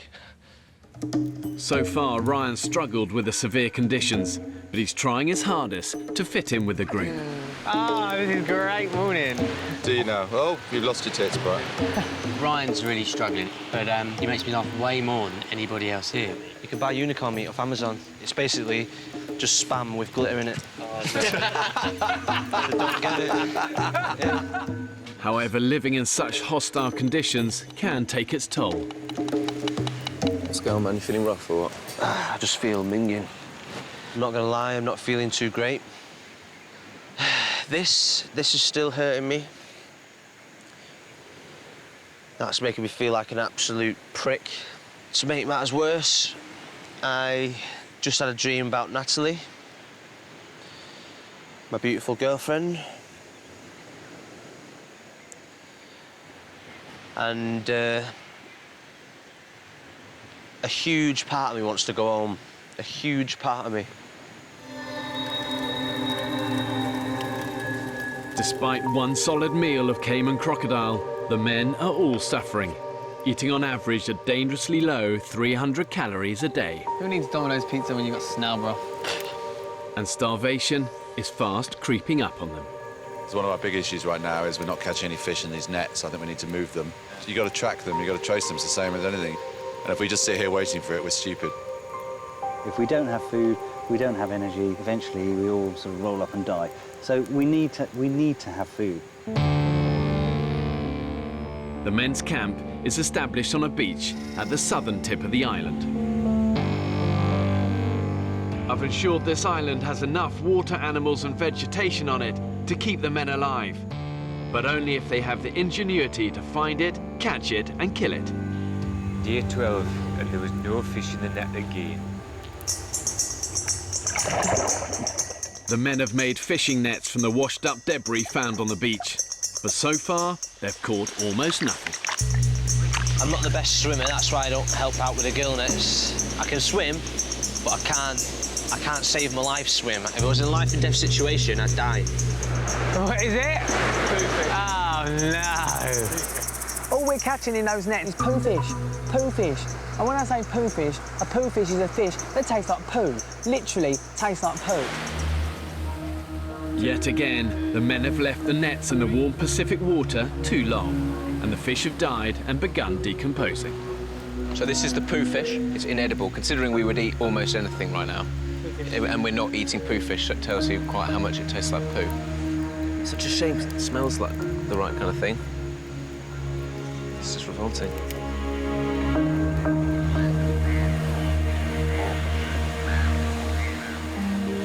When Mother Nature slams that larder door firmly shut, things in a group can rapidly go downhill. You're hungry, you're despondent, and it's so tempting to give up. But like so many things in life and in the wild, it's actually about how you respond to those crisis moments. So where are we going, Sam? We're going foraging. In their second week on the island, and with energy levels at rock bottom, the men's very survival hangs in the balance. How good would a caiman be right now, Chris? I have vague and fond memories of caiman. It's the same people always working hard. I think Fletch, Matt, Kiff, Dan, Sam, Saki and Chris are the kind of ones that are always keen to go and do shit. And there's a kind of core group of resters. They do a little bit here and there, just enough not to completely piss you off. There he is. One so-called rester, Ryan, the youngest member of the group, has been spotted aimlessly wandering alone. We found him. What's he doing all the way up there? It's good to tell us what he's up to before he goes. Hi, mate. How are you? Feel a bit useless at the moment. Do you? Why? I just feel weak. I don't think Ryan's really sort of engaging with the group and generally helping out. He's quite distant. Yeah, disengaged with the whole process. I'm just genuinely worried about the guy. As the adventure and experience has got harder, relationships between people have become a little more tense. Everyone is very aware who's doing what in the camp now. Don't give me 100, right? No. He's just idle. It's just an insult to the rest of us. You know, he's only young, and people are probably judging him a little bit too quickly, if I'm honest. I gotta be honest, I don't think Ryan will see 14 days on the island. I don't think he's going to make it, to be honest. Some people are looking for work and other people are not seeing it when it's right in front of them. Say Ryan, you know, He's sitting down there doing nothing now and has been for the last hour and a half. You know, we're too close to the edge of existence to, you know, to have passengers. I don't know if I'm strong enough to do this challenge. I need to go up there, clean up. I can't. I'm trying, but I can't. Right, I need to go. Right, mate. In the midday sun, the temperature is 35 degrees and 70% humidity. You say you weren't any good at rugby? I played, but I was the smallest in the year. Really? Ryan's been asked to help the others prepare a new sleeping area inland, away from the sandflies on the beach.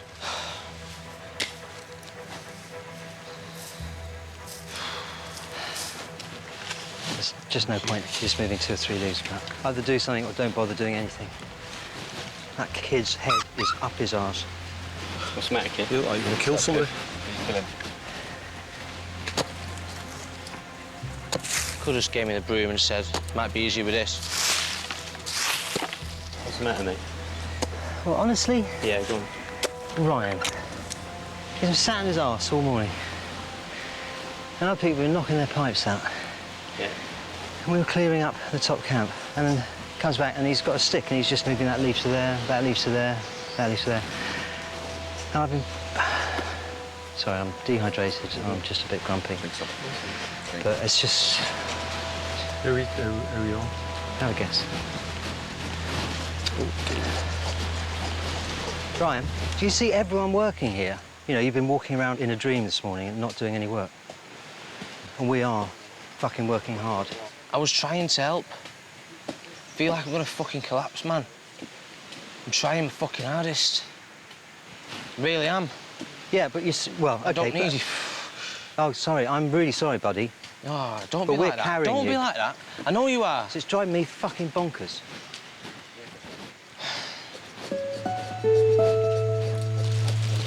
Where you going, Can't do it, Dan. I need to go. You need to put yourself in a positive frame of mind.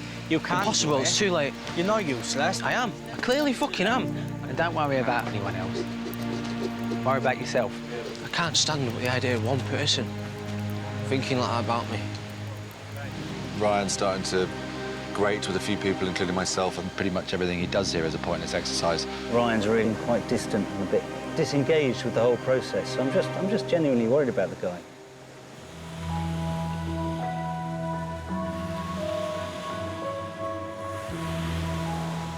3 p.m. Most of the group are gathered in the shaded area in camp. It's a long time to be walking. I got a feeling he's gone, you know. Who's that, Sam? Ryan. Ryan. And, Let's deal with the situation now. How long has he been gone? Well, he's been gone for a couple of hours. Has he got his hat with him? I know, but he shouldn't go on his own. It's pretty clear what the rules are, and safety-wise, you shouldn't go off on your own more than 200 metres from the camp. Ryan has now been missing in the unrelenting tropical heat for 2 hours. But also, it's in the middle of the day. He took, to my knowledge, he took no water with him. Last seen heading south, alone and without water, Ryan is in imminent danger. So I think 2 guys should initially set off to find him. Yeah, agreed. I'm quite happy to go and look for him. You know, we're here to survive as an island community. It is for us as a community to sort this out. But it's pretty fucking devastating, that. Yeah. To lose 2 guys right now. Yeah. And not be connected because we've got nothing. With little energy left, 2 men searching for Ryan and not gathering food is further depleting their reserves. He's going out, lone wolf, doing what he wants, when he wants, sulking, behaving like a teenager and all that shit, and it's... Would you go so far as to say that if he carried on behaving like this day after day, you'd just rather he wasn't here? Yes. Anyway, let's go. Do it. Yeah, I'll take the camera. Thanks, mate. Thanks, man. Bye. The island has a circumference of 8 kilometres. It's covered in dense forest, harsh rocky terrain, and has perilous tides. Let's race up the rocks. You and I are pretty good at that. Let's do that. So even the most experienced survivor can get in trouble here very quickly. Ryan shouldn't be clambering over this stuff. On his own? No. Ryan! What's he fucking thinking? He's a 20-year-old kid from Stockport. This is a hostile place. Ryan! The problem is he could be hidden behind any of those rocks up there, or any of these rocks here. But Ryan! Ryan! I think we've now got a young man in a very vulnerable situation, which could have dire effects on his own personal health. As far as I'm concerned, he's breached health and safety, and he's not only jeopardised his own health and safety, he's jeopardised our health and safety. We are putting ourselves at risk again to go and find him. Ryan! Where the fuck is he, is the big question. Even when the cameras aren't rolling, the men's audio is recorded 24 hours a day. If I do die, please, someone listen to this. And I say, Mum, thank you for giving me life. And for giving me everything else after. Ryan! Oh, hang on, there's a footprint here. Huh? Footprint here. Daylight is now running out. Ryan has been missing for 5 hours in the 35-degree heat and without water. Ryan! The thing about dehydration is that it can creep up on you very, very fast. And the average human body probably carries about 80 litres of fluid. And once you've lost 30% of that, the reality is you're going to die. Ryan! Ryan! A lot of people are very fucking angry because he's putting the group at risk. Where I come from, if you keep running off despite the rules and you act like a stupid little child, that's how you'll get treated. None of this, oh, let's be nice to him, let's try to bring him round. No, you get told to fuck off. You get told, if you keep being stupid, you're out of here. That's how it works where I come from. One less mouth to feed. Well, there's less mouths to feed. One less mouth to feed, one less person to worry about. I like him. Yeah, I really like him. No one he's dislikes. so funny, and he's all those great things. But I get my gut feeling is that he just ain't cut out for it. I worked with teams of blokes and women, and if anybody in the team, I know they were getting well paid as police officers, but at the end of the day, if one was letting the team down, why they'd have to go? They went. Yeah. You know, they had no option. And I get what you mean. Like this is like a bigger situation as well because of the heat. This is life-threatening. This is life-threatening. Yeah. Ryan!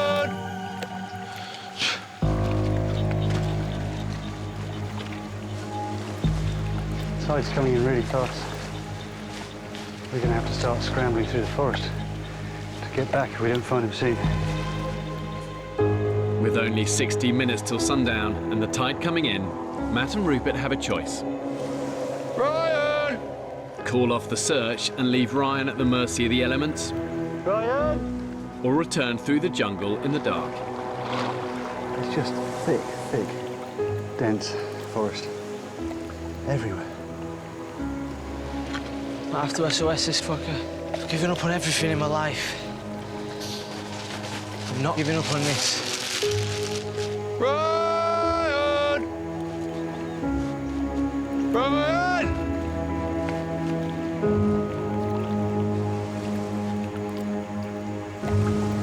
Oh, there he is. You got him? Yeah. Walking away? No, coming towards us very slowly. And he looks a bit fucked. He's an idiot. He is an idiot. That's how people die.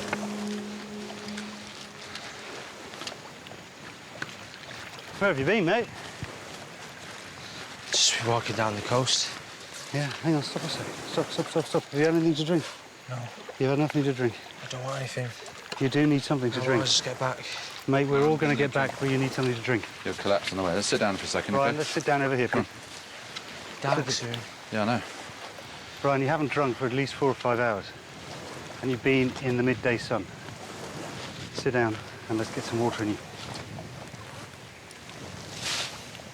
Because at the moment... Let everybody down. Sorry? Don't worry about that. Don't worry. Let's You get let back. everyone down. Okay, don't worry about it, mate. I'm more concerned that you Get you. get better, mate. I'm more concerned you get better, and you need some water in you right now. Yeah? And you need all of that in you. You've been a long way.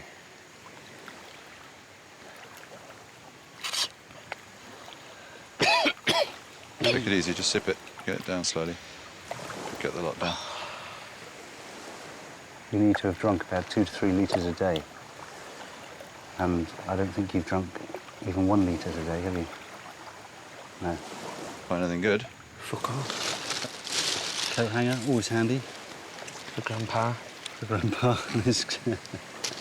I'll keep him happy. Sorry, guys. Don't worry about it, mate. We're just pleased you're safe. That's the main thing. We're pleased That's you're the safe. important thing, mate. You're safe. Because we were all getting a bit worried for you, and it was the middle of the day. You're being too nice to me. Well, shouting doesn't really help, does it? But I appreciate your apology. Yeah. It's nice. Thank you. No, that's worth something.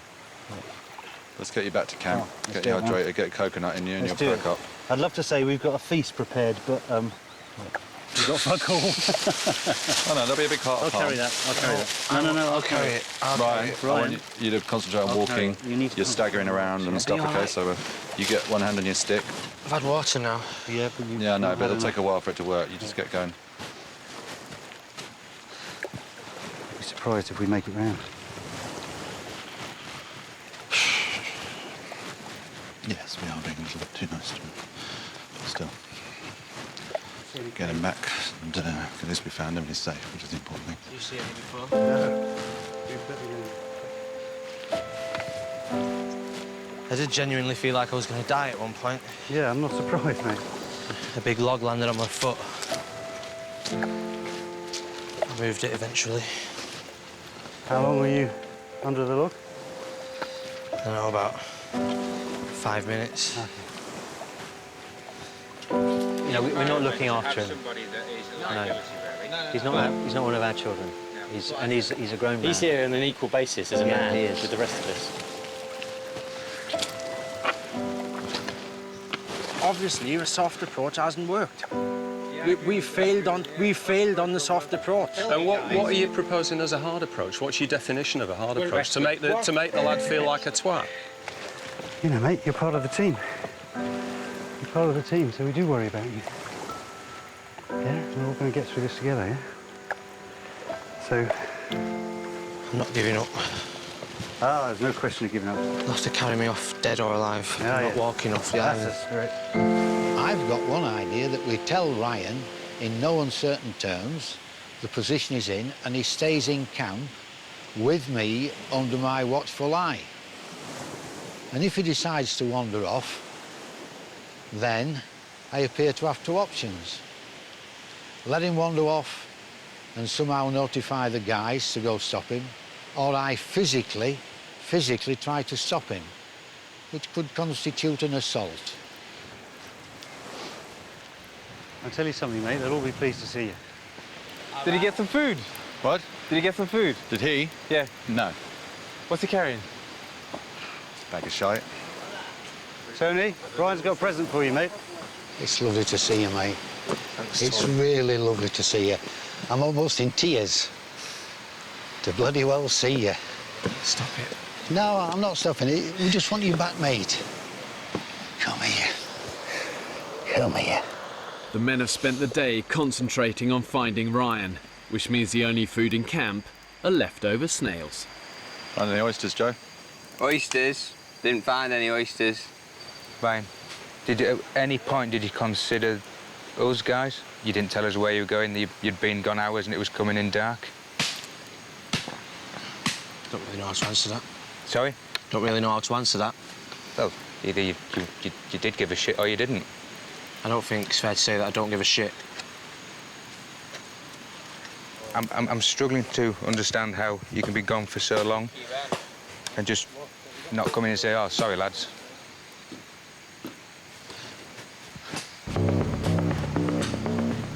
I'm over this now. I'm here to survive, not babysit.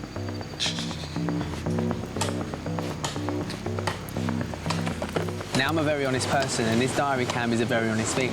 It's an experiment. It's not a weakness if you can't stand it and you need to go home. I guarantee you 13 people will not leave this island. 13 people will not leave this island. You know, this place looks like paradise, but this place can be very hostile. One wrong foot and you're in trouble, you're lost, or you're dehydrated, or you're in danger. So you have to respect this place. Oh, well done, mate. Good. How are you this morning, mate? All right, yeah. Better? How's the hand? Just getting there. Yeah. 1 or 2 more days, I think. Yesterday, in the 35-degree heat, Ryan went missing without a supply of water.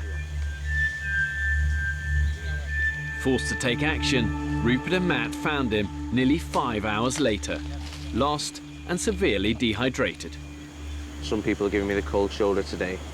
Hopefully I can change everyone's attitudes towards me. I feel like some people have already made their mind up. But the last few days have pushed the group of men really to the limit. And the truth is, if they don't start looking after each other, being resourceful and surviving, they haven't got a cat's chance of making it to the end of this month. Well, I just want to say sorry to everyone about yesterday. I want you all to know that I wasn't storming off in a mood for anything. I just went for a forage, you know, it was against protocol. I just didn't want to return empty-handed. Got a bit lost, and then that's why I was gone so long. So, yeah, I'm sorry. This wasn't him going off to go and forage stuff. It was a cry for attention, cry for help, a cry for whatever. I should have been finding food, and I wasted it on him. If you had someone back home like Ryan, would you throw them to the wolves? I don't think you would. You'd help them. You'd try and find their strengths and weaknesses. It's too easy to say he's lazy. Jobs for today? Who's on water and fire? I would like to do water and wood and fire today. And I just need one willing helper who's prepared to graft their nuts off. Do you want a go with me? Yeah. I will beast you all day. Yeah, I don't mind. I mean, I will, but at the end of the day, we'll have done a shitload. You know, I'd like to give Ryan a chance, you know, because, you know, I know I'd had a go at him. I think he deserved it. And there's no good just sort of pushing someone down if you don't try and pick him up again afterwards. Go on, Ryan. I think all he needs is someone's approval. I think that's what he's after. While Kif takes Ryan on the water run, the others desperately scour the island for food. I've said this many times, but I cannot wait to have a seafood platter at home. Do you know what I mean? I cannot wait. These are good. These are falling out of the tree above where we are. And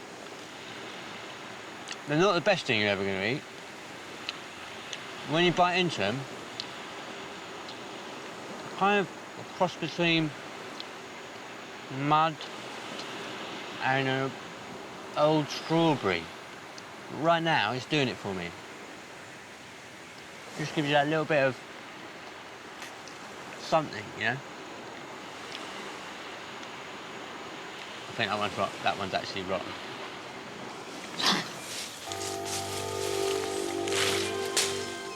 Exerting energy in this heat can cause a man to sweat over a litre of water every hour. OK. Take that. You do tops, I'll do... Are you sure? Yeah.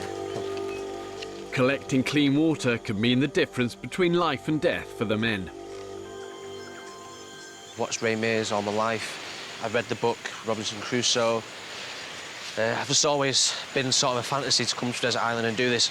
I'm just finding it a lot harder than what I imagined, so I'm just going to try and get my head down and get on with it. When did you leave school? I did go to college. I did business, English language, geography and biology. Failed them all. I think I had such a lazy attitude. Did you go to university? No. I got chucked out of pretty much every school I ever went to because I was a lazy little bugger. Probably much like yourself. I've been doing sound recording for 17 or 18 years now. I'm the guy with the hook.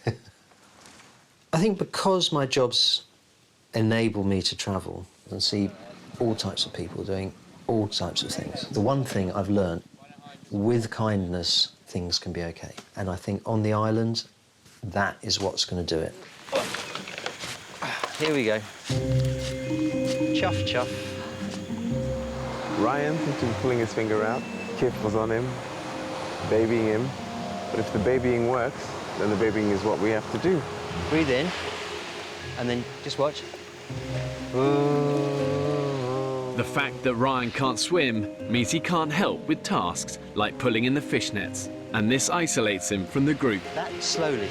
So Kif wants to help. Okay. I really wanted to prove myself. I'd even have a go swimming out doing the gill nets, depending on how that swimming lesson goes. So your body's sort of turning. See, I'm already losing confidence. You'll be good. Let's just get in and do it. Big shout out for Kif, really, because you can see Ryan's spirits lift. 1, 2, 3, breathe. Good. 1. I've got so much respect for Kif. I realised that he was right, I was wrong. I've not been pulling my weight. I need to just man up. Just wanted to at least attract a look whilst on the island. Jeez. No, you've looked worse, trust me. First sign of fish returning to the bay. There's one lone pelican here fishing. So our nets might hold something for breakfast, actually. The men now haven't eaten a solid meal for 4 days. From their 1 day of survival training, the men know the sea is their best hope of catching food. You got one sack? For the first time, Ryan has joined Kif, Saki and the others to help pull the nets in. Look at that. Beauty! Let him escape. There's a stingray in the net. He's out, he's out. Shit. You weren't hungry enough, mate. You didn't have the hunger. I do now. I'm gonna kill one of those fuckers before I leave. No, you're pissed off. Yes. For Saki, it's a bitter fail. Yay! But another net remains. Look at that, piggy. Yeah, fish. The second net has delivered the men's biggest haul to date. Catching 8 edible fish means vital protein to keep the group alive. Bear Grylls. This survival programme is a piece of fish. However, the net has also brought in an unwelcome visitor. That's the deadly stonefish. Shit. So these spines here, you stand with these spines. Boom. Boom. It's not great. Okay. A stonefish has 13 large spines, and each one contains venom so deadly it can kill you within 2 hours. Beautiful in a strange kind of way. Now that is a prehistoric fish. Didn't think we was going to see one of these, you know. Which one are you going for? You see the size of that going in there, Matt? Oh, man. If we can get a net of fish like that every day, then I think I'm just going to enjoy this opportunity whilst it's here. What a fabulous way to start the day. That was just a huge surprise this morning. With the bumper haul of 8 fish cooking, all the men, apart from Ryan, are gathered by the fire. I don't like Ryan missing at morning briefings. I don't think it should happen.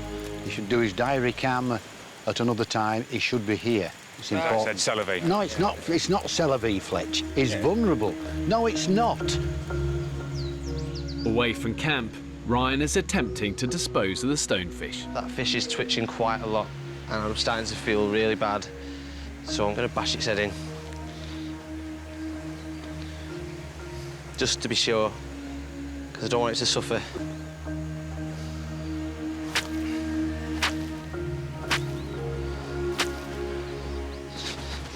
Always a shame to see a fellow stoner go. Right, Ryan was burying the stonefish. He was getting out of the way, so nobody stood on it. It was a pretty important job to get out of the way because it's a deadly fish. Obviously didn't know we were having a meeting, so... He should be here. I'm making my point, Fletch. I've overruled you. Why can you overrule somebody by shouting? I've nothing more to say. So we've got foraging. So there's a team going up to the northwest coast. Today, Ryan didn't come to the meeting, which to me was not on, and I made my point. And I think day one, Ryan has been the one that's been at risk. He's injured himself. He's totally disorganised around the camp. Everybody's agreed that he's a liability. And I'm keeping it in. I'm biting my tongue. But Ryan's doing a good job there. It's a job that needed doing. Yeah. And he was getting... And I'm not going to have that. It's bullying. Grandad's in a bit of a feisty mood today. Yeah. I just want to say, if he shouts at you... Don't worry, I'm all right. Just don't walk away. Promise me you won't walk away, yeah? I won't walk away. Just take it all on... Never stormed off. Oh, no, I'm just saying, take it on your broad shoulders, yeah? If he has a go at you, yeah? OK.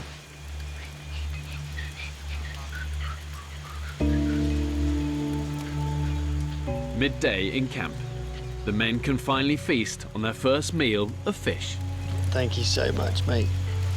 Some proper food. Mate, it's the best feeling in the world. Like, I don't know what it's like to have a baby because I don't have one, but I'd say it's better than birth. Can anybody tell me what fish it is? Sea fish. Sea fish. I like sea fish. Edible sea fish. Oh, my God. Is it good? What, mate? Really good. Things are looking up. We had beautiful fish just now. Finally, the nets came good and we caught some fish, and it's fucking great. It'd be nice to have a little kind of lemon sauce or something, but... Yeah. Oh, mate, Bloody brilliant. never happy. Thank you, Ireland. Thank you, Gilnet. I feel like a new man. I feel like I'm back to myself. Every kind of... All because of a bit of fish. Imagine when we get back and we're eating burgers, we're going to be, like, off our head. So when we're all having our first burger or whatever we're all going to have, and we start to cry, we should bottle our tears, because you can sell your tears of joy on the internet. Have you ever bought tears on the internet? It's too expensive, to be honest. Yeah. Tears of joy are like 30 quid a pop. Are they? They're that big. How big's a pot? It is incredible what a difference to everybody's spirits one meal can make. Ryan sitting there holding court, just talking rubbish, making everyone laugh. Absolutely brilliant. You get a certificate saying where they came from and that. Google it.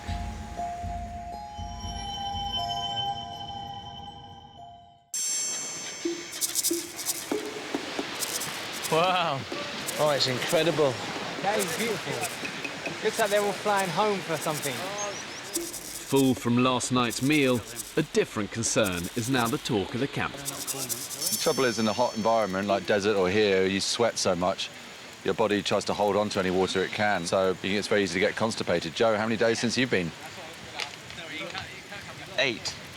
No, 9 days. You haven't had a crap for 9 days? No, 9 days. I've not had one for 9 days either. Well, longest I've ever been in my life.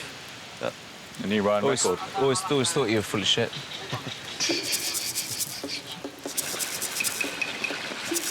Can I point things out to you now while you're here?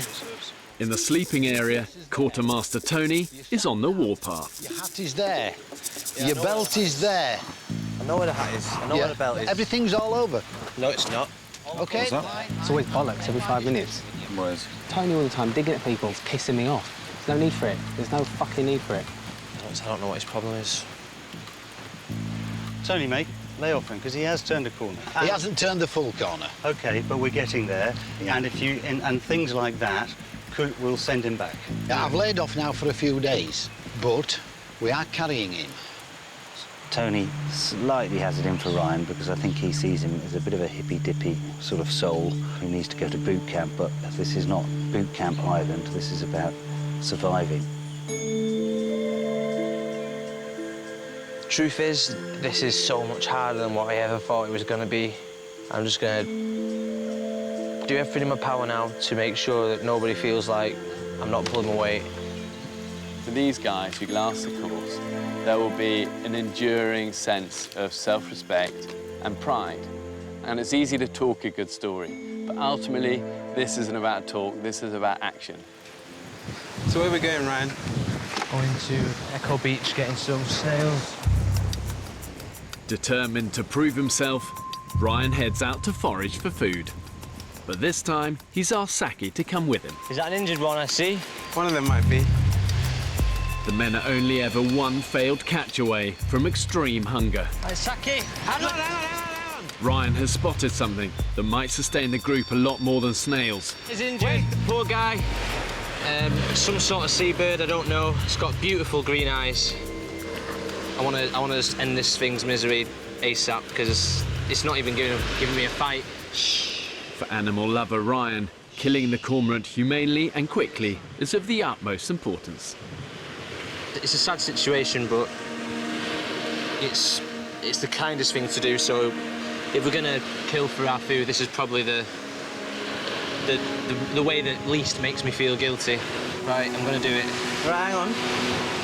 Just as hard as I can, yeah? As hard as you can. This is your moment of glory, mate.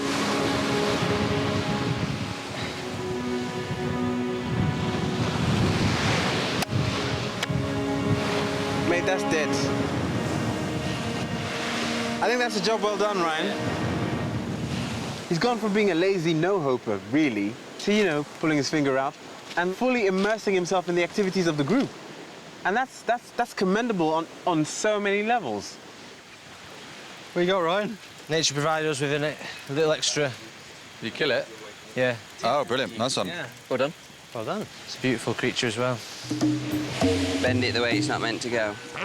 Ryan, for the first time, is providing the men with dinner. Yeah, so you get your fingers in there now, can you? And is prepping the bird under Farmer Joe's instructions. That's it. And what's that there, look? It's just a little heart. You've done a really good job, and I think that's why we're all here, aren't we? To do something that we wouldn't normally do at home. Are you going to eat it? Saki's dibs this one. Is he? Yeah, he wants some of the power. I'm going to go and wash my hands, I think. Well done, Ryan. I killed it, and I got the meat out, and now I'm cooking it. That is one of my main goals, what I wanted to achieve coming to this island, and I think I've done it. So I'm quite proud of myself, really. But wow, thanks, buddy. But it's proper meat. It's bloody lovely. Well done, man. Thank you so much. That's cormorant heart. Tastes just like chicken liver. Yeah. Give us a hug. Look, you know my bit of sharpness and hardness? Yeah. Underneath here, look at me. Yeah, I'm looking. I'm as soft as a brush, you know. I don't know if I'm being paranoid. It just feels like treating me a bit different to everybody Well, else. let's say perhaps I have done, and I sincerely apologise for that. Give us another hug. Thanks, Spirit and energy levels high, the men are gathered to mark another week spent on the island. Fire, fire, fire, fire. Under an emerging moon, Ryan has been given the sole responsibility of lighting the fire. Please stay lit. I was worried when I thought he might leave the islands, but he's really picks himself up and he's given himself a good kick in the arse and he's behaving like a man. Okay, nice, Ryan. I do think it's a culture, especially men, we see low moments as weak moments.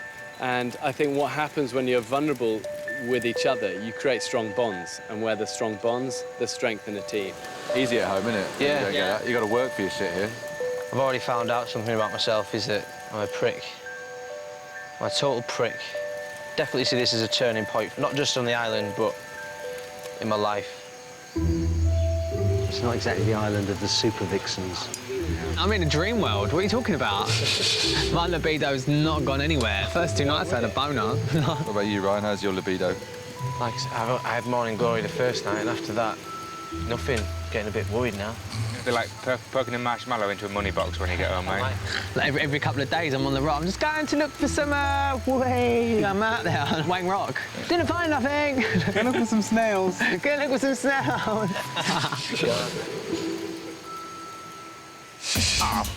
Next on the island, Tensions in the camp are rising. the group is torn apart. I'm not bitching. Hey, grow up, don't walk away. I don't know who thinks he is, and you haven't got no fucking right to come and speak to me like that. This is dangerous, Fletch. Will it be survival of the fittest? I think we start sticking some of the fucking weaker ones on a raft and send them off to another island. The guy's a cocksucker. Not allowing the group to split should be of the utmost priority.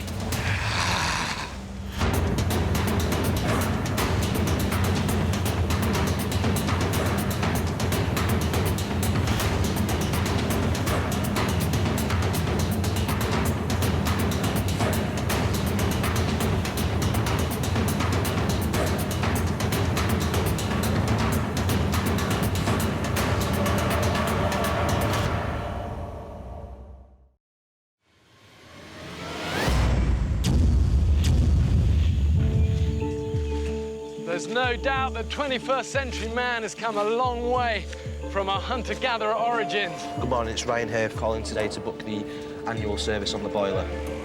In Britain today, we take food, shelter and warmth for granted. And most of us consume rather than create. I want to find out what happens if you strip man of all the luxuries and the conveniences of modern living and then force them to fight for their very existence. 13 British men have been abandoned on a remote Pacific desert island. With just the clothes they stand up in and a few basic tools. And these guys are going to be completely alone. Oh my God, yes! Filming everything themselves. OK, got him. We've landed in the middle of an alien movie. When pushed to the extreme, do they still have what it takes to survive? It will become Lord of the Flies. Did you just wanker something towards me? I think we start sticking some of the weaker ones on a raft and send them off to another island. It's so important to look after each other and never, ever give up, even when it's all going wrong. Nice. One of them is going to say something. I'm going to let them have it. This is dangerous. Coming in, brace!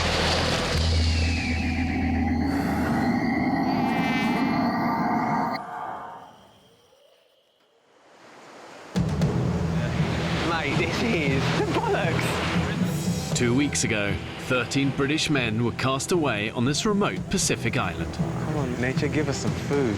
They're alone, with no provisions and only a handful of basic tools. You got it? Yeah, I got it. 3 of the men are trained and experienced cameramen. There's not a piece of gear that I couldn't pick up. There's just sand all over it. But they are living under exactly the same conditions as everyone else.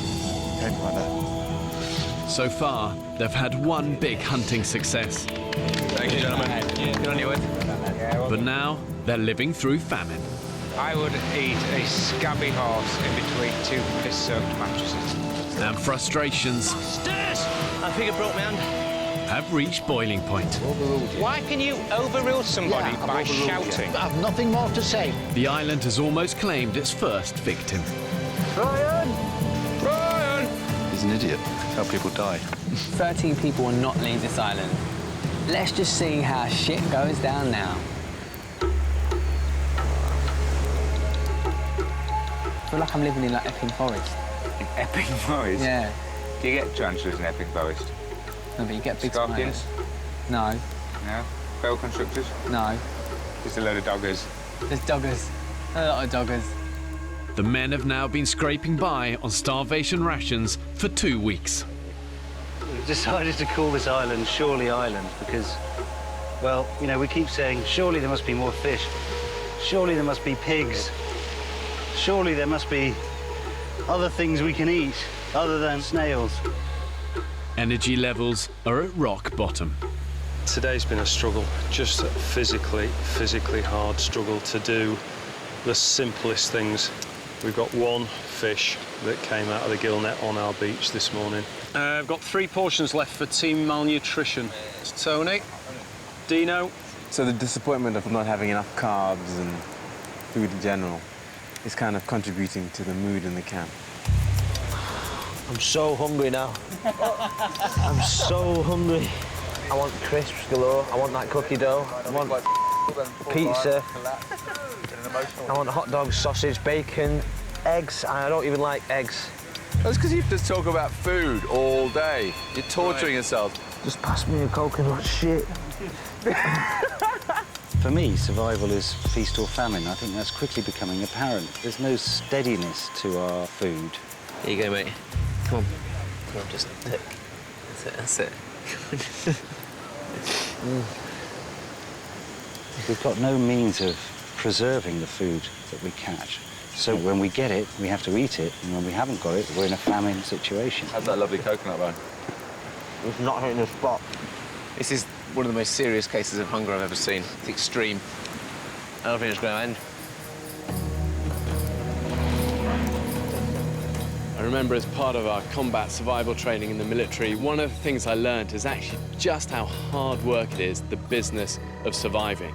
You know, all day you're working to collect water, find food, repair your camp, protect your fire, find firewood. You know, it's a constant process. And I think one of the key elements in a good survivor is a hard work ethic. We need caiman meat. You might be right, mate.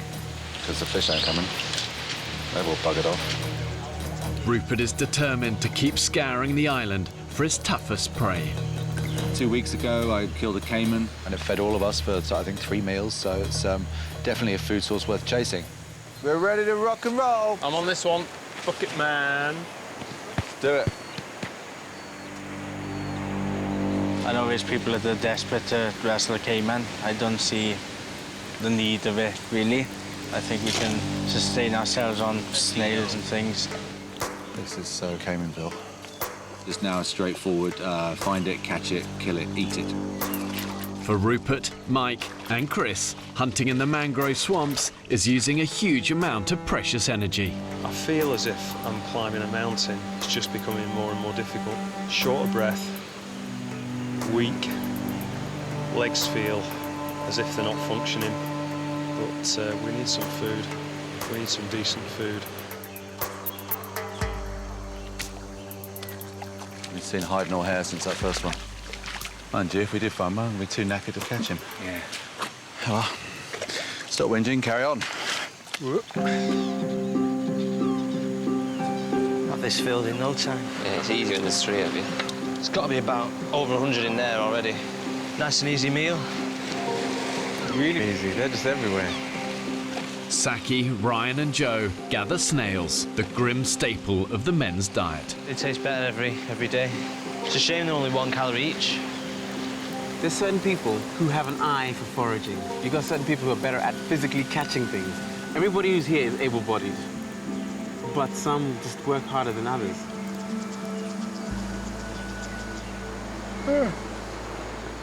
Soz, I'm just so tired, babes. I'm so tired. Devil makes work for idle hands.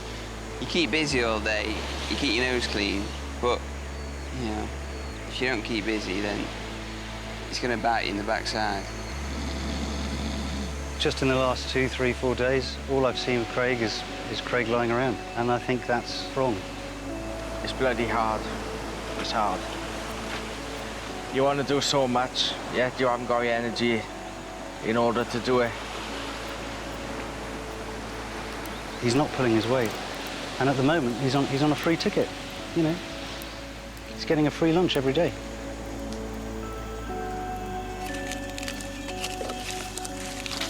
Literally like regressed to being like monkeys, so just scrabbling around on our hands and knees, picking food. Crazy.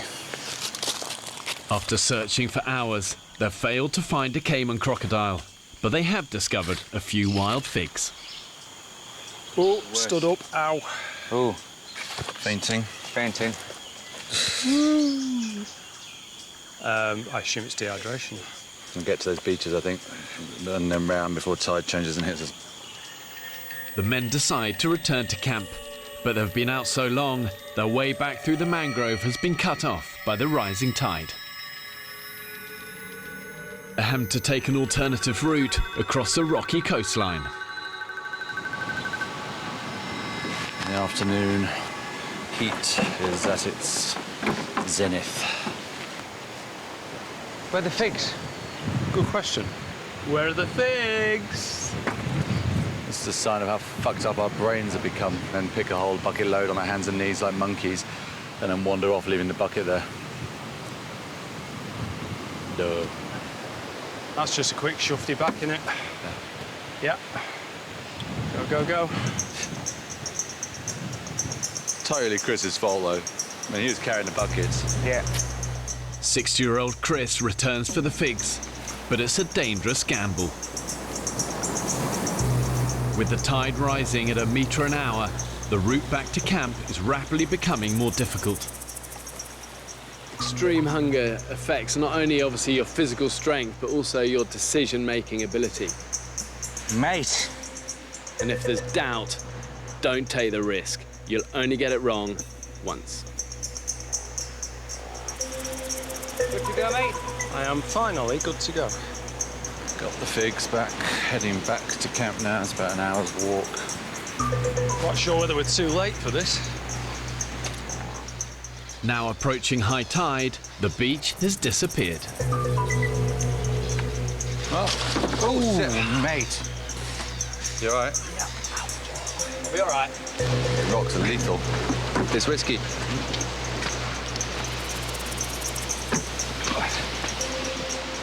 Oh shit, it's a chasm of doom. Means the trouble with this route is we've got all these little gullies that just get worse and worse. Death-defying jump.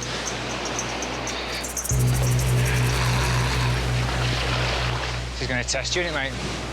I ain't doing that. No? Sure? Sure. 100%? 100%. No mere limits. Right, If you're not sure, mate, don't do it. No. It's a broken leg or worse. So I'll go down and round. Hey, three that bucket, mate. The pigs. Ah, balls.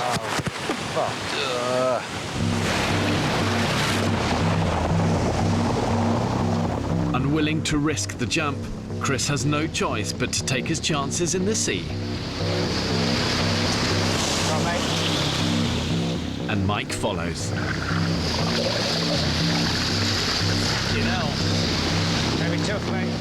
The currents on this stretch of shoreline can reach 6 knots, powerful enough to pull even the strongest swimmer out to sea. Jumping the ravines, Rupert's made it ahead of the others. Chris! Brace! Okay, and move. This is fucking dangerous, Fletch. That's it, mate. Quickly as we can. I'm really worried about this bit. Keep a really good hold, hold, hold. Let's go. Brace! Let's move. Yeah. Coming in, brace! Oh, God. Okay, okay. And again.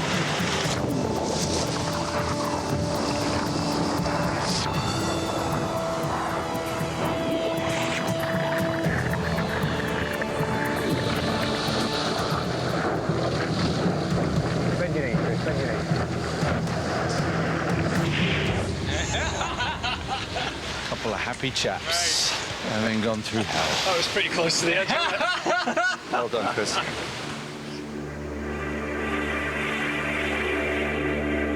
The exhausted hunting party returned to camp with only a few figs to show for their efforts. Looks like it's been tough here at base. All right, Dino. What, babe? Having a tough day? Yeah.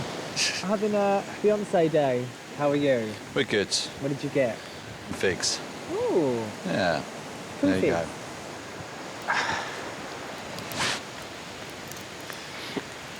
go. We staggered back into the camp, and there is Club 2130, all flat on the backs, storing the bloody heads off.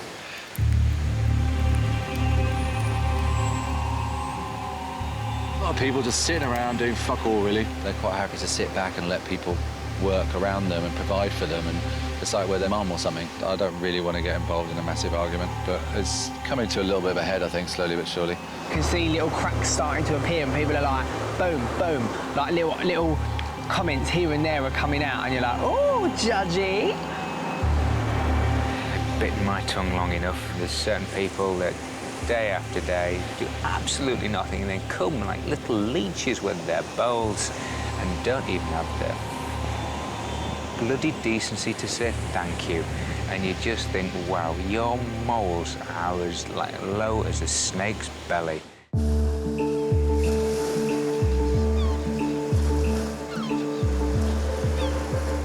This is the life here, guys. Oh, I feel like the Kardashians laying here. This is jokes.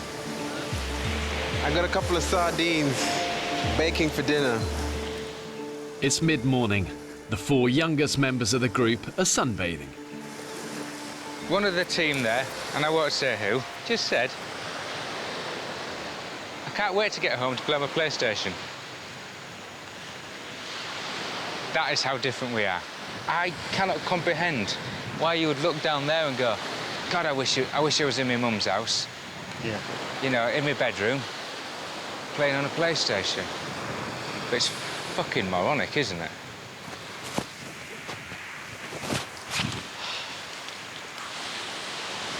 How are we doing, Taff? Not too bad. You coming to out, mate? Going for my daily exercise.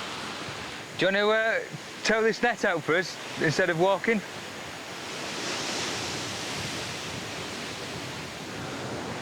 Maybe. I'm still trying to keep my foot dry. What's the worst thing that's can happen? It's not going to fall off, is it? I'm very, very pissed off. I've just been stopped by Fletcher, who all of a sudden has become a bit of a, obviously become a doctor. He must have taken over from Sam's role. Asking me why I can't help with a gill net. Explained that I've injured my foot. His reply was, what's the worst that could happen? The only thing that's wrong with his toe, his foot, is the lazy body that's attached to it. He says that he's hurt his foot and can't go in the water, which... I'm starting to lose sympathy, and I think maybe it's actually laziness. Someone said to him, could you do water? And he's like, oh, I don't know, maybe. It's like, have some fucking pride in yourself. He's just idle. And if he stayed here, he'd slowly kill himself through idleness. Get off your lazy ass and do something. People take the piss like that. It's just an insult to the rest of us. I'm not going to be able to hold my tongue, I don't think. Do try, Rupert. I'll try, but it's difficult, Sam, sometimes. After weeks on the island, it isn't just the younger group members that Rupert has his differences with. Not much water left in that puddle, guys. Sam, me and him disagree on pretty much absolutely everything. He's sort of sharing, caring, feeling, emotive, all that stuff. I think I'm a lot more hard-nosed in life than Sam, a little less forgiving. 43-year-old Rupert lives in LA, where he moved to further his TV career. I'm kind of divorced and starting a new chapter, rediscovering who I am again after 10 years of marriage. I also had this weird fantasy about being shipwrecked or being a castaway, kind of Robinson Crusoe or the Lord of the Flies scenario kind of thing. And I guess it's because it's a way of challenging yourself and seeing what you're capable of. I'm kind of hoping I come out of this with a sort of zen calmness. Everyone else is working their asses off in the sun, sweating, working all morning. Craig's over there having a nice little swim with Dean, like they're in a blue lagoon having a romantic holiday. He's supposed to be on firewood today. I think he's done 2 small armfuls all day and the rest of the time just lying around. But I don't think that we should start talking about, you know, if he's not going to pull his weight, he should go. Cause No. We came on here as 13 guys, we leave as 13 guys, that's full stop. But it's days and days of this now. It's just, every time you see him, he's lying on the ground doing nothing or asleep. That winds me up. Sorry, I have to say something. Craig, have a word, mate.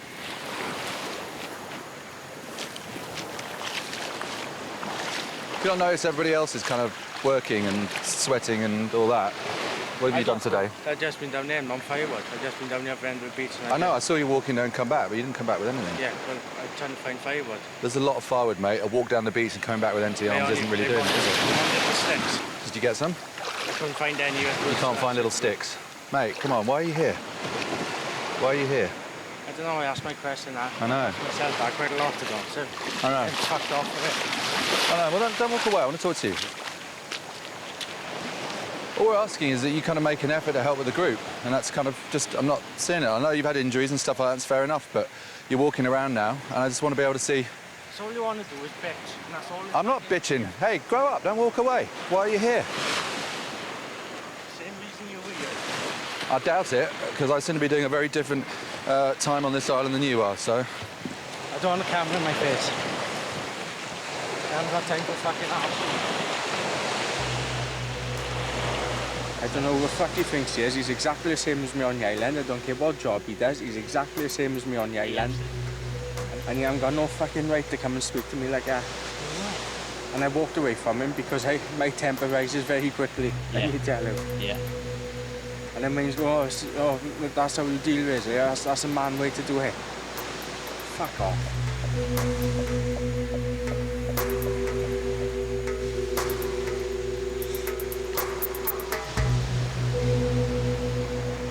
Going. No. No, I've had enough. I'm going.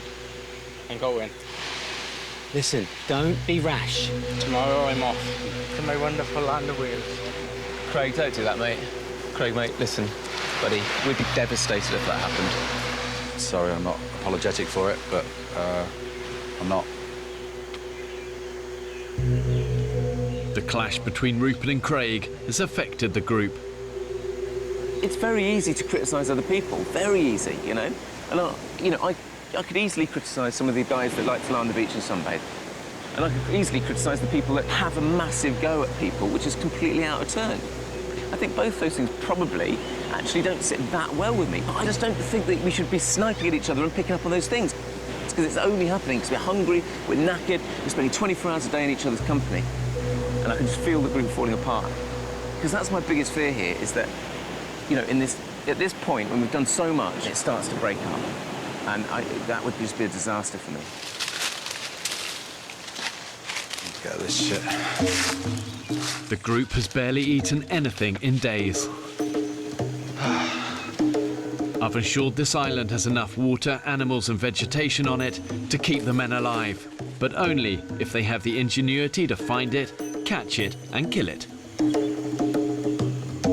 Seems to go quite quiet inland. Not much life. Rupert and the hunters are scavenging the forest for anything to eat. Wheeler? Yeah, maybe. Oh, we can get down to the beach here again. Rupert! Look, they got something. Woo! That is what you call a yucca. Yes! Solid carbs, mate. Wow. Solid carbs. Just one? No, mate, the forest over there to somewhere over here. Really? Yeah, mate, and they're just popping out the ground everywhere. Welcome to the yucca forest. Oh, wow. That's the yucca right there. This baby here. The yucca has edible potato-like roots. You wait till you get some good carbs in your belly. Very happy. Let's go and tell the boys. For maximum efficiency, really you want to be getting about 60% of your energy from carbohydrates. And these yucca plants are actually some of the best carbohydrates known to man.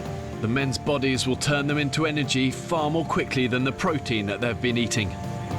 Wake up, you dozy bastards! Hang on, I just heard something coming up in the background.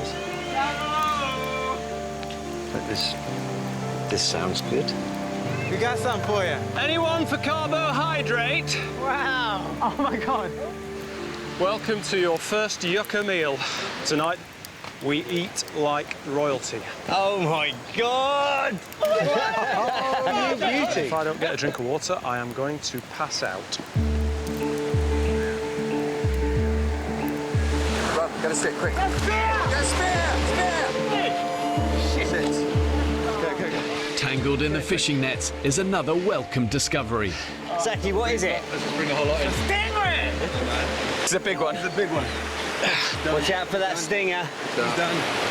Holy cow, that is massive. He's done. Shit. That Fish and chip for dinner.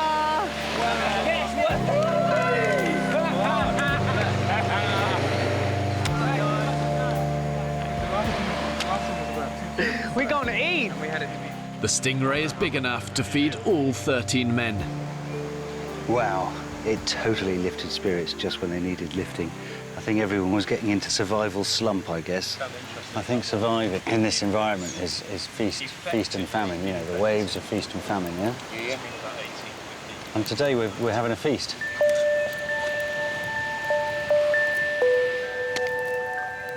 The promise of their first proper meal in weeks has brought a fragile peace to the camp. We don't have champagne, we don't have a DJ, but now it's party time! Oh, look at all that meat, man! They look a little bit like a haggis, don't they? I've never had haggis. You should try catching them, mate. They are so difficult to catch. What, haggis? Yeah. But they've got one leg shorter than the other, so they can go on mountains a lot easier. Really? Yeah, they're crazy. They can only go one direction. Yeah. So you've got a clockwise and anti-clockwise one, and they're completely different species. I've never seen a haggis. Yeah. Is there any haggis here? No, you only get them in the Scottish Highlands. Sort of purpley, aren't they, Fletcher? I'd say more mauve. Yeah, I was going to say mauve. Well, the animal's mauve. Like, it looks brown, but then when you catch it in the sun, it's got like this glint, you know, like... So it's got some highlights? Dogs can eat, I guess. Essentially, yeah. It's a hairdresser's dream. It really is, yeah. Haggis is not an animal, is it? Is it? You lot of bastards. Sizzle, look at that. Whoa. Really good. Yeah, we finally got a meal with meat and veg.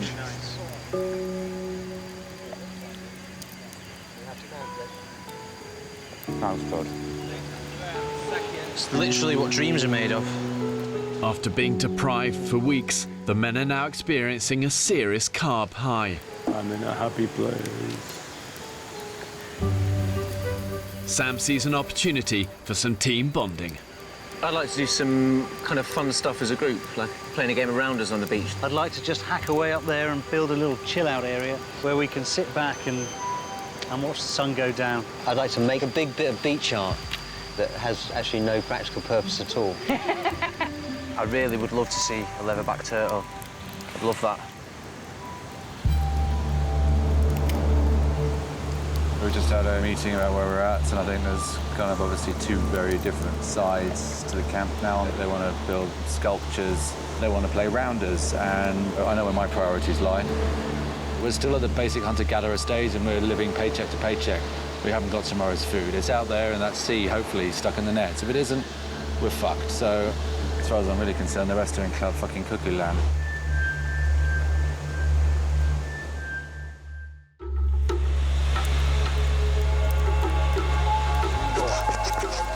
Both my grandfathers were miners.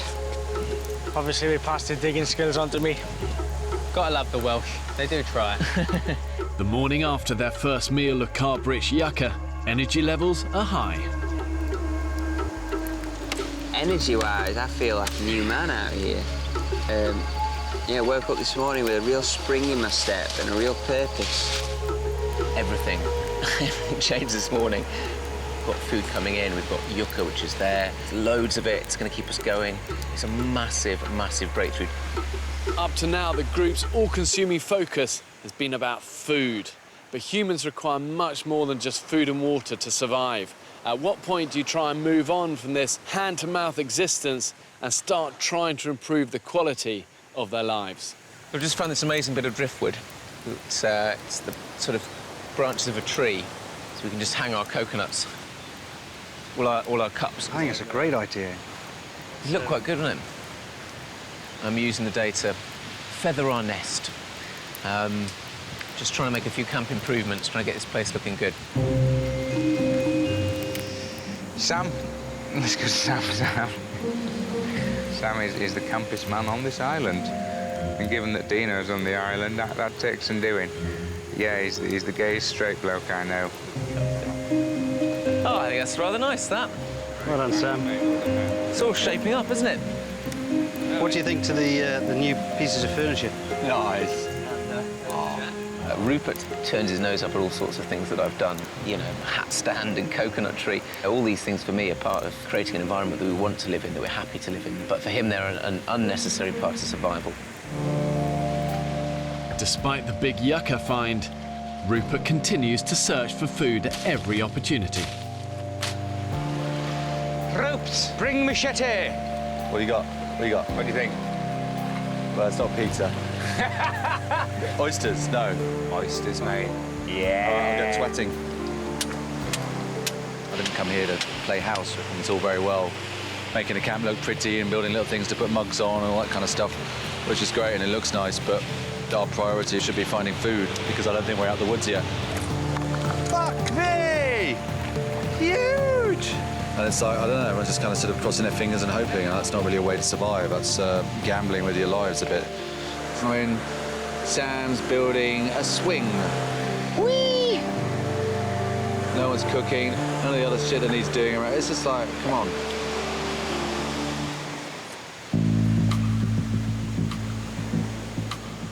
With yucca supplies in camp running low, Rupert takes a team to harvest some more. Funny smell, there's a sweet smell around here, isn't there? Yeah, something's rotting a little bit. Something is rotting. Yeah. Soft and squishy. Rotten. The harsh tropical environment has played a cruel trick on the men. Many of the tubers have rotted in the ground, and there's hardly any yucca left. Look at the state of that, mate. It's rotten. It's absolutely rotten. Minging. That is not edible. We've got 1 day of yucca left, so that's just gone bleak again. We ain't great. We're very short of food. We're out of yucca. I think it's kind of got to a slight I told you so point, but I never want to say I told you so because that's very annoying when people do that. But there's no food today. Is it all fucked? Because we're on an island, I'm going to try and save it. I was really shocked. We thought we'd on top of the food. I think, you know, it brought everyone back down to reality and made everyone realise that, OK, we need more food. I'm going to try and get as many pieces into everyone's bowl as possible so that everyone gets the same amount. Saki dishes up the very last of the yucca. I don't think we'll survive well without any carbohydrates. It's the one food that everybody gets a hell of a lot of energy out of the yucca, which really genuinely lifts everybody's spirit. It's just such a shame there's so little left.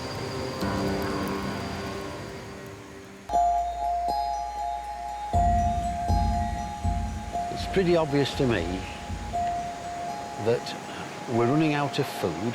They've searched everywhere. We're running out of energy. We need food, and we need it for tonight. In camp, the men discuss the best way to feed the group. Do you think caiman is an important food source? It's a good source of protein. It's not fish and it tastes nice. For Rupert, hunting down an old enemy could replace the yucca and feed the camp. I think the caiman kind of catapulted us from sitting around eating snails and nothing to giving us a big energy boost to doing a whole load of stuff. So who's to say that couldn't happen again?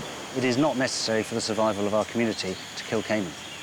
Gill nets have provided, you know, more protein than many caimans combined. We might get 2 or 3 days of no fish. Could be on snails again every night. Who wants that? It's about stepping forward, isn't it? And stepping upwards and moving on.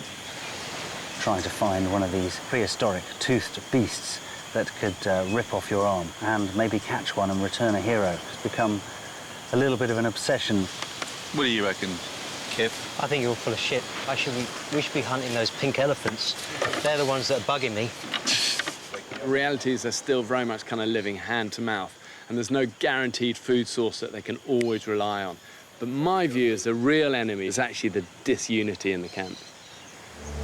Do it. Despite the differences of opinion, Rupert sets out once more to hunt for caiman crocodile. And I am joining Fletch and CB on the search for more food. Each time a group heads to the mangroves, it takes up 2 or 3 men. It takes up a huge amount of energy, it takes up water, and it takes up time. Those resources could be used far better. You know, we could catch fish, we could knock down coconuts, we could pick snails, all the sort of stuff that's easily available on this island. But Saki and his team of snail gatherers think the answer to feeding the group lies on the rocky shoreline. Snail gathering has probably been one of the most important jobs we've had since we've been on the island. Yeah, I completely agree. When times get hard, you've got to knuckle down and make sure that you have the bare necessities. The glory of the caiman hunt or the full belly of the snails, I choose the full belly of the snails. I just love the adventure and trekking through the jungle, hacking away. It's the nature of being here and surviving. Ah, it's muddy! That's really muddy. Ah, bollocks. This is a stupid plan. This is where the food is, gentlemen. To get to the food, we have to come in here. Look at that. That's unbelievable, isn't it? All right, onwards. Snackering. Yeah, a little stuck in the mud. And the problem with this is that we're moving at about 0.1 miles an hour. And a caiman can probably skitter across this stuff in about 20 miles an hour. So right now they have us at quite a considerable advantage. Rupert's just an egotistical alpha male. Wannabe, I'd say. He's constantly imposing himself upon the smaller people that he deems aren't as valuable as he is. He wants to be Rambo, let him play Rambo. But that's pointless. That's detrimental to the group. Success? Oysters and figs. But oysters and figs are not enough for Rupert. He's got a new idea. We're going to go caiman hunting at night, because the only way I think we're going to catch them now. Nights is when they hunt, so that's their element. The danger side of it goes up considerably by doing that. But it's a risk, I think, that's worth taking. Tonight, Saki, me and Dan are going out in the swamps to find caiman. It's not going to work. Pipe dream. It's not a pipe dream. No, I don't think it is. Really fucking caught one, so... I'm just going to say that I've opted out of caiman hunting. I'm heading there tonight. There you go. That's sorted then. I've already been there, done that, so to speak. And I've got plans with these guys to do various things.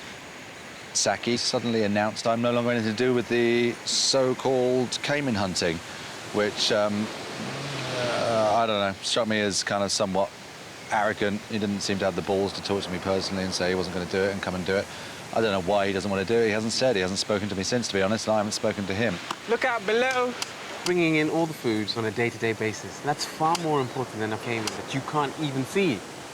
They haven't seen one. And yet they're still pursuing it because they're glory hunting.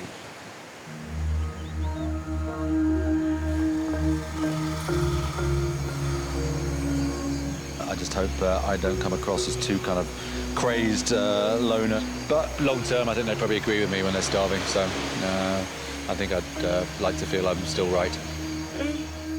This time, along with Chris and Mike, someone else is up for the thrill of the hunt. Just about to get ready now to go out into the mangrove for a bit of night caiman hunting.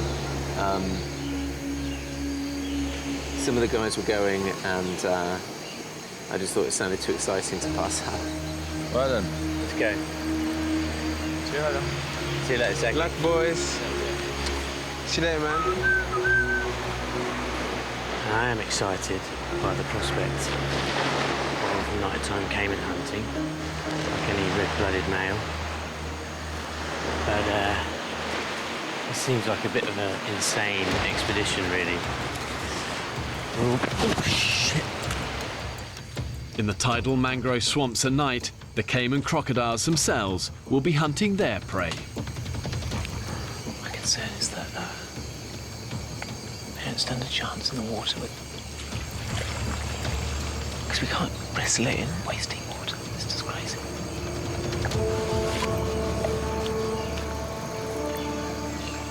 We're just slowly making our way through the mangrove swamp, looking to see whether we can see the reflection of any caiman in their torches. nothing so far, but we can hear movement inside the mangrove all the time. Everywhere we go, there's just little sounds, little rustling noises, little slaps in the water. It's really, really spooky. What is that? Something quite big just shot past my feet. Look, it's Cayman.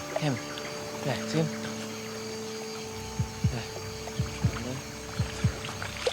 Rupert and the men are on a dangerous night hunt for caiman crocodile in the pitch-black mangroves. Well, there's something, I can hear it. Whoa!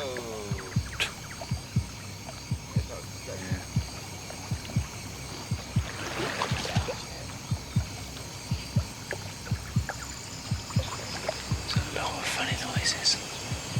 There is, isn't there? It's pretty eerie. There's a lot of splashes going on. Wow. Oh, jeez. Have you got him down? What was it? Huge bat. The trail's gone cold. Everyone good to carry on? On this week's episode of the Clueless Cayman Hunters, the Clueless Cayman Hunters decide to go into a mangrove swamp, attempting to catch a crocodile with their bare hands. Stay tuned to see when they can get their leg bitten off.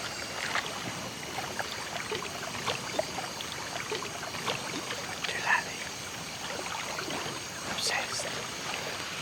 Midlife crisis. After an hour of fruitless searching, some of the hunting party are starting to have their doubts. Clueless Cayman Hunters. None of us have got a clue, have we? No. No. So that's the whole point of this trip, is to maybe try and work out. The thing is, we've got a doctor, a director, a businessman and an IT guy. Collectively, we still know nothing. You see, that is the intrepid British spirit. Yeah. Is there likely to be one on this peninsula? There'll be one 30 clicks in that direction. 30 clicks? Wow. It's like a tropic thunder. Should we have a cup of tea? It is a thunder. But I still have hope, and you never know. But we got one, something. Yeah. Whilst we're stood here having this conversation, they're all kind of out there playing cards, smoking cigars and drinking whiskey. Here come those idiot British guys again. Yeah, that killed old Jack the other day. Lame Jack. Yeah, lame Jack. Dreams of another caiman crocodile dashed, the men head back to camp. Wow, check this out. Very fresh. Big old turtle track. Dan! What? Dan, he's here. You serious? You can see him over there. Yeah, no, he's digging in there. Come here. Oh my god. Oh my god, it's huge. Wow. Beautiful thing. The endangered green sea turtle has come onto the island to lay her eggs. Very rare. So special. That's phenomenal. Just a huge, huge privilege to see this. Wow. Speechless. Ryan was desperate to see these. It's food for the soul, is that, mate? It's food for the soul. Ryan's going to be gutted. Oh, mate, yes. I almost think we should not tell him. If you don't get your ass out of camp, you don't go and see shit. Don't forget it. Mate, that was awesome. And we're not allowed to eat those, right?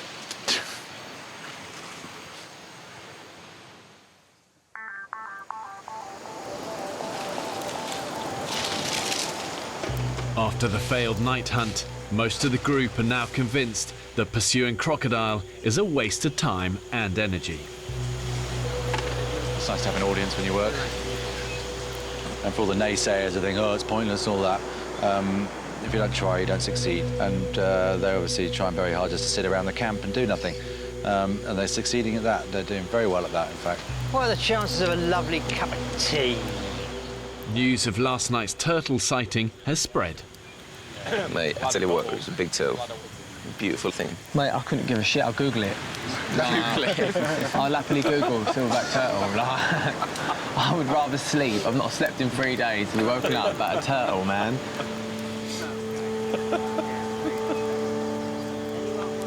I can't believe I've been saying since day one, and seeing the turtles was the most important thing to me about this trip. I said, if I see one of them, I will die happy. 5 guys got 3 metres away from them and didn't come back and get me. Genuinely, mate, I remember thinking, oh, Ryan would love to see this. But, you know, we were just worried that we'd disturb it too much and, you know, we didn't want to go and wake people up. Those are the reasons, mate. Then you can spend a lifetime trying to see those and fail. Fuck off. I will never forgive any of you, right? I was a little bit naughty, I have to admit, a confession. I couldn't quite help myself. I innocently started talking about how wonderful the turtle was. Well, Ryan, if you're going to sit there in meetings and call us going out at night and doing all that kind of stuff, a pointless exercise and a waste of time and a pipe dream, then why the fuck should we come and get you? You never believe what that arsehole just said to me. Who? Rupert. And he's like, oh, that turtle was so amazing last night. I can't believe it. You can spend your whole life looking for them and fail. The guy's a fucking... He used to... Can't believe it. Fucking fuck. Ryan. I shouldn't have to worry about childish reactions from people like that, should I? He missed out. Tough shit. I have very little sympathy for him on this one. He needs to grow up or fuck off. Rupert, all his negativity that he's expressed over the last couple of days, attacking Craig, he's really attacking Ryan. You know, attacking rather than being childish, but actually doing childish things himself. Just things that are completely unhelpful. I really hope these guys can come together and build an effective team. But the reality is, when you're tired and you're hungry, the more primal side of us comes out. Then you learn what people are really like. It's either all or nothing with Rupert. It's either his way or no way. I would say the group has outgrown Rupert. The human side of it's starting to kind of just bear down a little bit on me. If I could get rid of half the people here, then it would be a lot better. I don't understand. Why be so difficult? It's an age thing, mate. It must be an age thing. Or hang-ups that he's got. He has to be right all the time. His word is final. So it's to pick on people that he thinks they're not going to argue. He wants to pick points. For all of the fact that we've been together as a tribe and we've collaborated, my prediction is that if we had to stay for longer, the group would actually split in half. Yeah, then it'd be interesting to see how half of them actually fed themselves when the people that actually get all the food decided just to look after themselves. Of like, actually, if you're not looking for it and not contributing towards that, why should you get any? I think we'd start sticking some of the fucking weaker ones on a raft and send them off to another island. I find it a little unfortunate that you see the world like that. It will become Lord of the Flies, and they end up killing the rest of them. And they finally get rescued, but humans don't go back to their fucking savage past, and when it comes to desperation and hunger, it will get nasty. Next on the island. What did you just do a wanker sign towards me? Fuck you. As the end approaches... The meeting's not over yet, you dickhead. Tensions rise. You're just full of bullshit. I can't be bothered to fucking argue anymore. Don't take the piss. Somebody makes it easy to take the piss. Why not take the piss? The guys are still physically declining. Oh, my Lord. The pipe of justice. Something is going to have to change if they're going to stay the course. Welcome to the first Shorley Island election.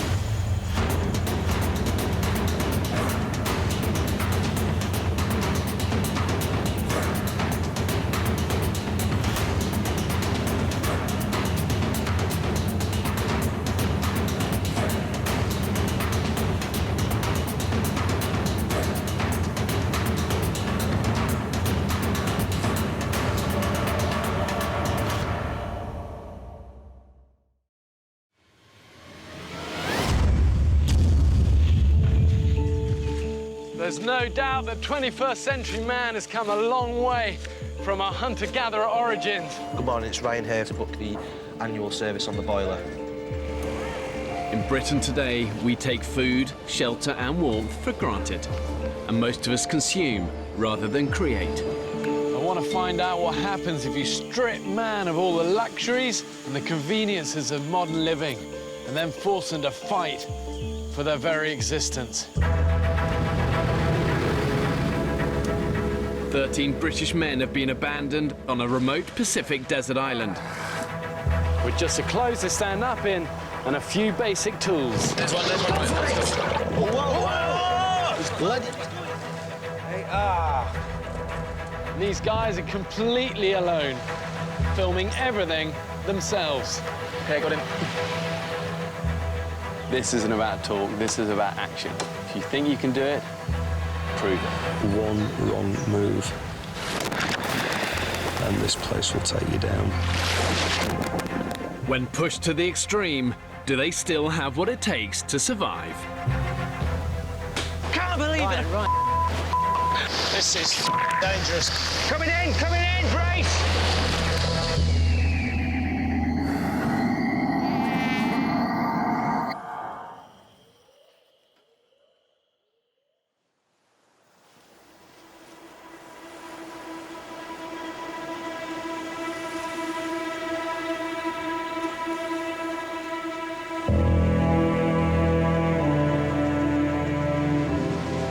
3 weeks ago, 13 British men were cast away on this remote Pacific island. Get a foot on. They're alone, with no provisions and only a handful of basic tools. So we've got 3 knives. 3 knives, 3 machetes. Yeah. That's it. 3 of the men are trained and experienced cameramen. Can I pass the camera up to you? But they are living under exactly the same conditions as everyone else. So far, these 13 British guys have survived for 3 weeks totally alone on this desert island. You know, that's no mean feat. But they're now divided on how to find food. Tonight, Saki, me and Dan are going out to find caiman. I've opted out of caiman hunting. Without unity... There's a lot of people just sitting around doing all, really. And no clear sense of direction, the men are sabotaging their own chances of survival. If you're not looking for food, why should you get any? Mate, come on, why are you here? It will become Lord of the Flies. And then we start sticking some of the weaker ones on a raft and send them off to another island. Hey, grow up, don't walk away. I actually think that the hardest part of survival, harder than finding the food, is keeping everybody together. I'm so hungry now. Truth is, if they don't start working together, looking after each other, thinking smart, being resourceful and surviving, they haven't got a cat's chance of making it to the end of this month.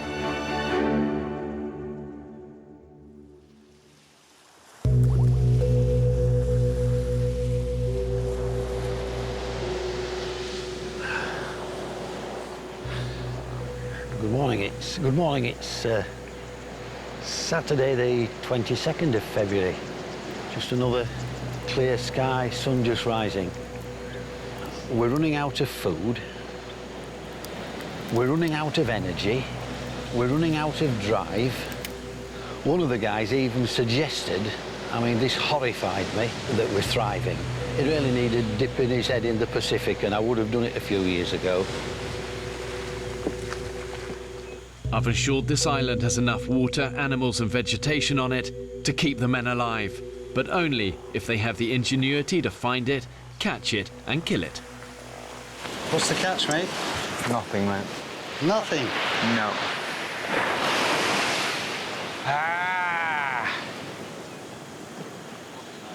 The fish catch sucked, it was shit. So we still have to focus on getting food for today. Now in their 4th week, the group is fractured and food is scarce as a result.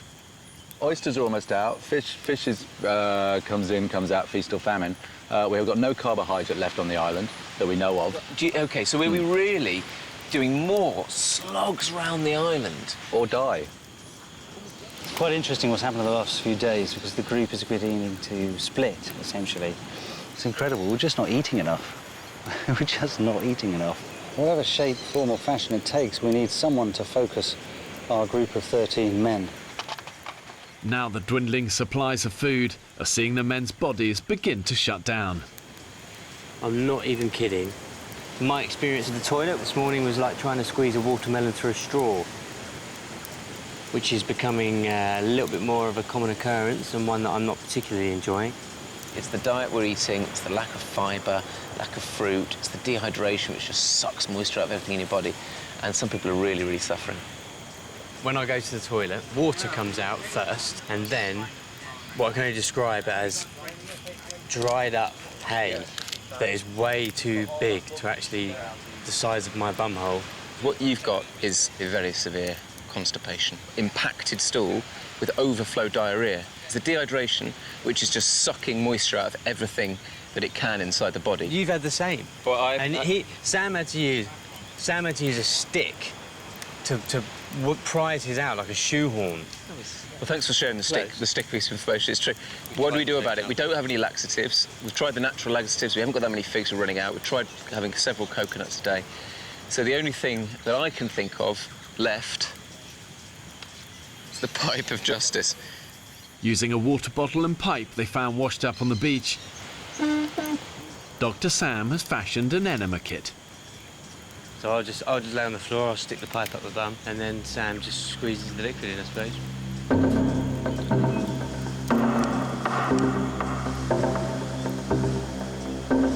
Oh my, hang on.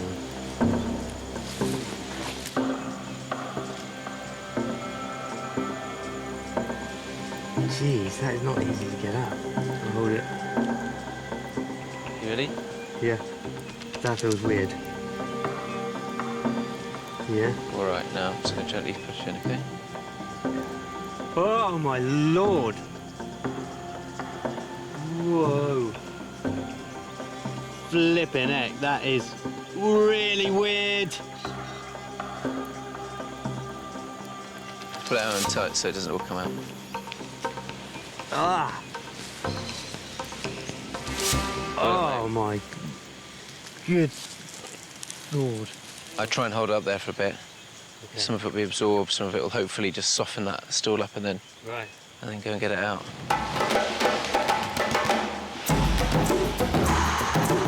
It's definitely done something. What it's done, I don't know. While Dan waits for the enema to take effect, fish. It's every man for himself in their quest to find breakfast. I want to get it quick, aren't I? I mean, the thing is, we're out of coconuts.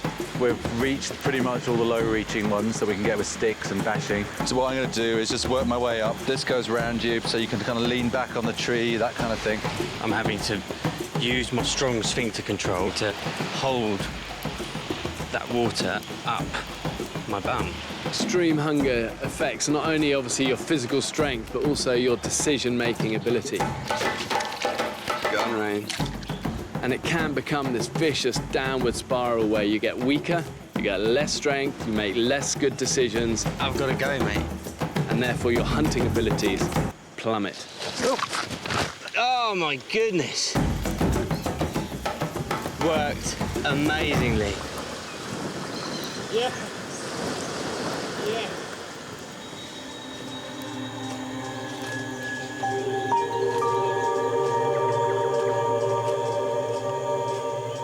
I need some energy. I'm massively lacking energy.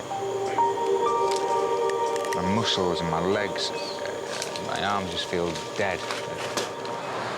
We are starving. We really need to focus or come up with a way of getting more food for the group because I don't think we're doing that great. And it's affected the mood in the camp. People are just so lethargic. People just do their head in. There's not enough communication. There's certain people in the group who will just do something for themselves. And now, all of a sudden, I feel hungry, and I mean painfully hungry. I can't think straight. Stingray! Stingray!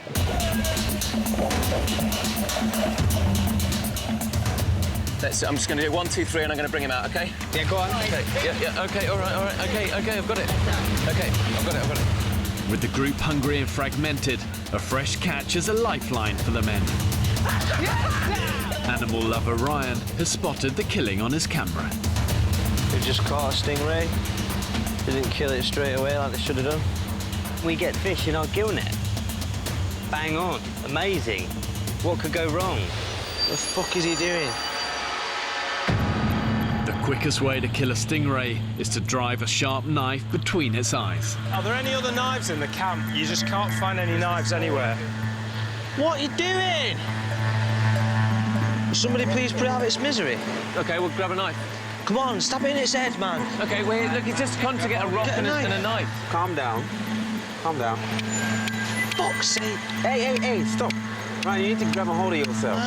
That's it. That was horrific. Stop for a second and just breathe. This isn't about you, mate. I know it's not about me. It's about that stingray suffering. But I want to he's stab trying it to with a explain spear. to you. We haven't got a knife. Exactly. With a They point didn't on have the end one. of it. So Why? I've run up and down the Don't beach. point that fucking machete in my I've run up face. and down the beach 10 times. Ryan, I think you need to go away and take 10 minutes. What are you sniggering at? What did you just fucking do a wanker sign towards me? Fuck you. Ryan, I only got half of that. What was going on, mate? Talk to me, Ryan. You fucking made a right meal of killing that stingray. Why are you pointing at me? Why would I do I'm that? pointing the big Tony finger at you. Then you got Rupert walking past, fucking doing wanker sign at me. Yeah, that was out of order. Doing a wanker sign. It didn't help, I know. A stick. Yeah. You're not finding the physical side of this difficult. The side that you find difficult is dealing with people like him without losing your shit, without putting him a wanker, without driving him off into the jungle if we were indefinitely to die and starve on his own as a lonely man. You know, that's the challenge for you. That's the personal challenge for you. It really doesn't take much for groups to split apart. You know, it's often small differences make great chasms. But now things have got so bad, even a fresh food cache can't heal the group. It wouldn't have really mattered whether it was a stingray in the net or a UFO landing on the island. I think the point is that tensions are now running high. We're a ship without a rudder, and we need someone to grab that rudder and get this camp in good working order. We desperately need a leader now. In the wild, when people are under pressure and your life is on the line, you've got to do all you can to keep a group cohesive and together. Tony, I'd like to call a meeting in 15 minutes. Because when it's together, it's strong. It's not strong when it's fragmented and broken. I'd like to call a meeting. I'm in. 43-year-old director Matt lives with his partner and daughter in East London and has some experience of filming in hostile environments.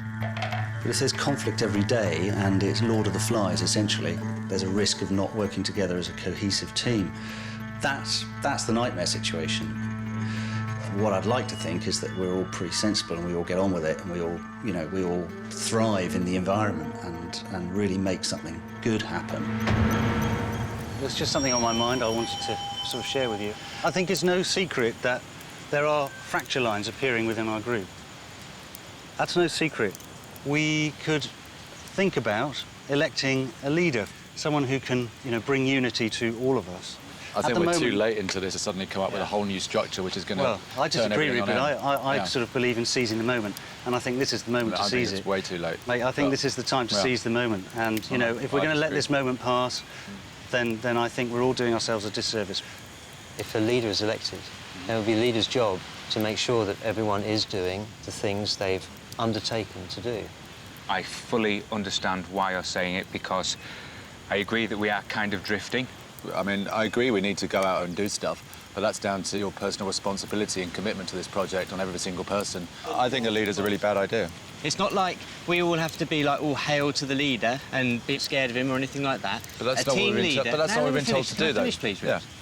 But so it's an argument, Dan. People I know, but you don't. The way I'm that letting the you finish, conversation I know, goes is I'm one person just- says something and the other person says something. It goes like that, one backwards and forwards, rather than speak over the top. Matt also proposes the elected leader organises a party to unite the group. To stitch those fracture lines together and come back together again as a group of 13. We could just say we have a project, and that is the sorting out of our camp and the preparation for a celebration.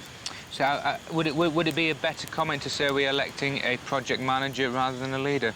If you want to call it a project manager and someone's in charge of building up for the celebrations, fine. If that's something we should all vote upon rather than voting for a leader, then maybe that's the way forward. I will second your proposal. Thank you, Tony. Second your proposal. Shall we put it to a vote, gentlemen? Those in favour, put your arms in the air, please. Pretty unanimous. That's fantastic, guys. Can I suggest that those who want to put their names forward as a candidate do so now?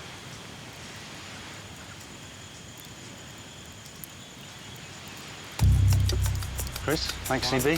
CB.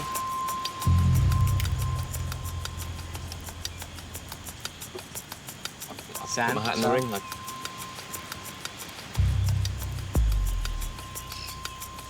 I'll go for it. And Saki. Exactly. I'm going to put my net forward as well. Excellent. Just to throw something in. Hey. Come on. Excellent. Bruce, put yourself up for leadership. I don't want to be a leader. I didn't come here to be a leader, so...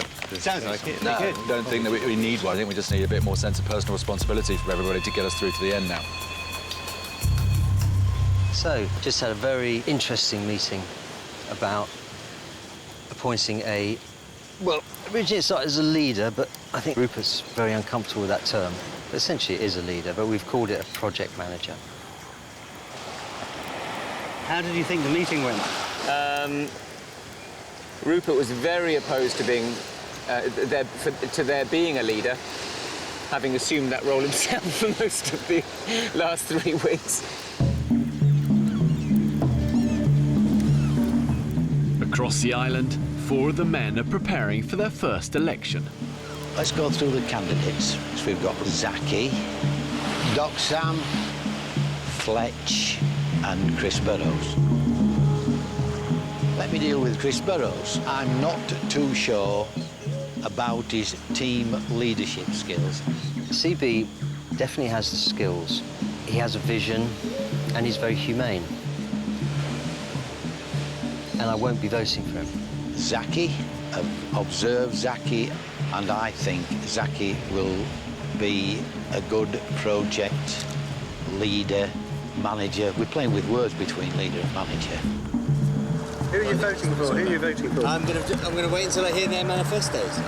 Yeah, absolutely. He certainly is a floating voter at the moment. Sam has been tirelessly enthusiastic. But he can't actually say to people, come on, mate.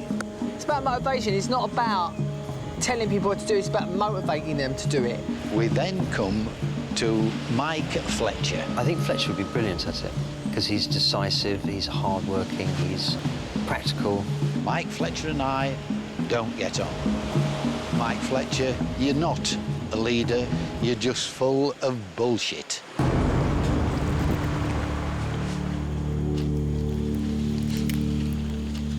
So, Rupert, what are you up to, mate? Looking for small round voting tokens for the upcoming, somewhat pointless election. You think it's pointless? For the last 2.5 weeks, you virtually did become the leader, Rupert. Yeah, I don't know. I mean, I guess maybe I don't think that actually needs to be kind of elected for that to work. I think kind of leadership comes naturally in a way. I think electing somebody is difficult. I'm glad he didn't want to be the leader. He's a control freak. He thinks he knows best all the time. He's just basically an arsehole. Right, everyone, welcome to the first Shorley Island election. One by one, the candidates outline their vision for a united, efficient camp. Right. So we're all supposed to come up with a manifesto about how we're going to run this project. I don't have a manifesto. I have a work ethic. Everybody around the room has got a vision. I would go around everybody individually and speak to them one-on-one what they would like to do. We need to share the same idea. Our ideas need to be collective. I'm not here to bark orders at people. All I'm asking, you give of your best. Everybody should be able to look each other in the eye, shake hands, and say, we may have had our differences, but I respect you.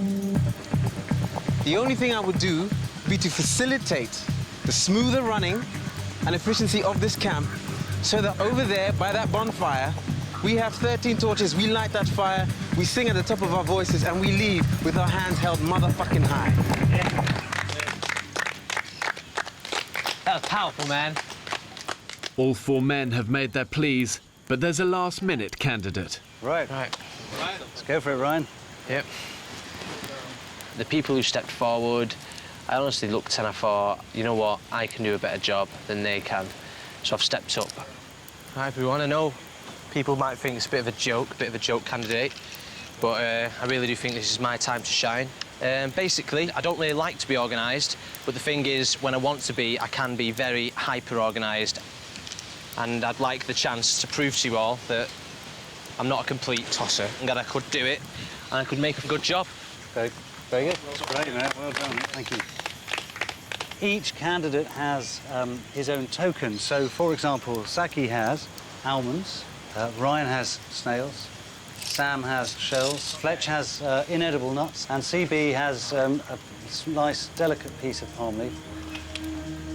Each member of the group must now vote, placing their chosen token in the coconut ballot box. I'm really excited. I'm very excited. Shall I get the coconut? Release the coconut. Release the coconut. It's like the National Lottery on a Saturday night, isn't it? Here we go. In wilderness situations, when everything is on the line, you really see what matters in a leader. And if the men are to survive the rest of their time on the island, electing the right leader could make all the difference. Matt is the official returning officer. Whoever does win this, I think it's really important that we all get behind them. You know, even if it's not our favourite candidate and stuff like that.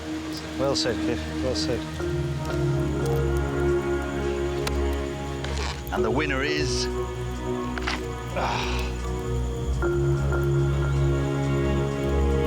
That is a clear winner. Saki!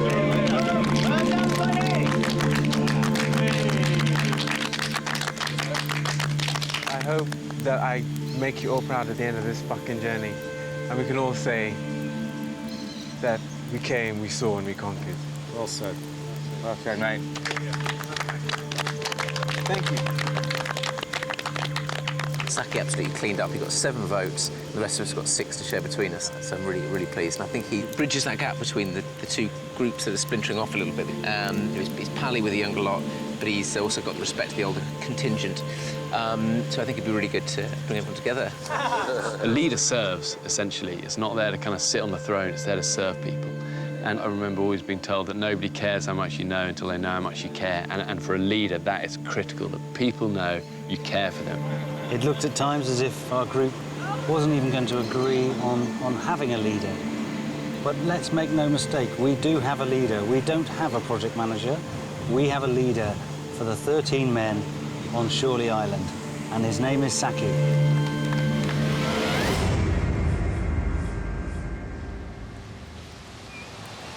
Morning. Again. Morning. Right.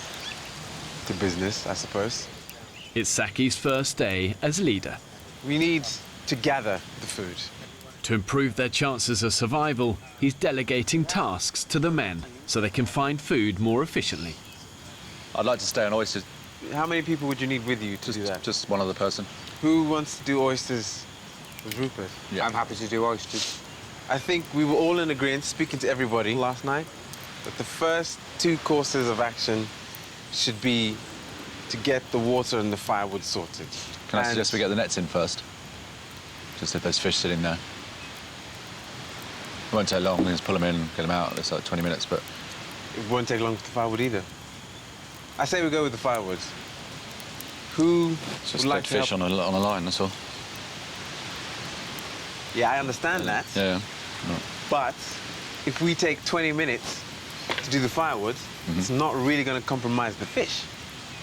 And another thing I need to say is everybody has siesta time. During that time, you can do whatever the fuck you like. You can sleep, you can sunbathe, you can wank. You can do whatever you like. I just make a point. Your job's project manager. Siesta time kind of doesn't fall under that.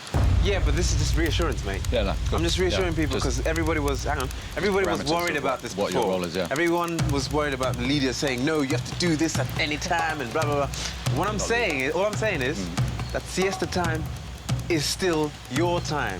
Rupert really struggling with having the leader. Everybody else completely on board. We elected a project manager, not to dictate rules like what's happening, siesta time and all that kind of thing. I'm not dictating the rules. No, I know. Just we're covering stuff that's not perhaps under your... We'll get to there, don't worry. Okay.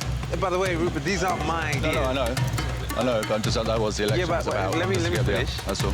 These aren't my ideas. This is what everyone has put to me. I just sounded like it came from you. Finish. Yeah, that just sounded like it came from you. That's fine then. I asked everybody what they wanted done.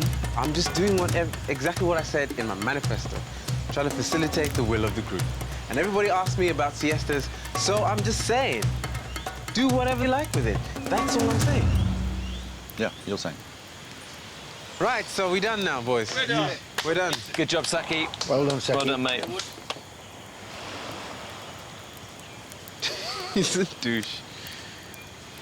I don't understand what he was trying to achieve there. He kind of cut me off and was like, I thought the project manager was supposed to do this, this, and this. And I'm like, hang on. I haven't got there yet. The meeting's not over yet, you dickhead. As well as coordinating each day's workload, Saki is organising an upcoming beach party to increase unity in the group. As far as I was concerned, we elected a sort of party planner. I just felt kind of was going a bit beyond all that. There was decisions that were more group things, but I can't be bothered to fucking argue anymore.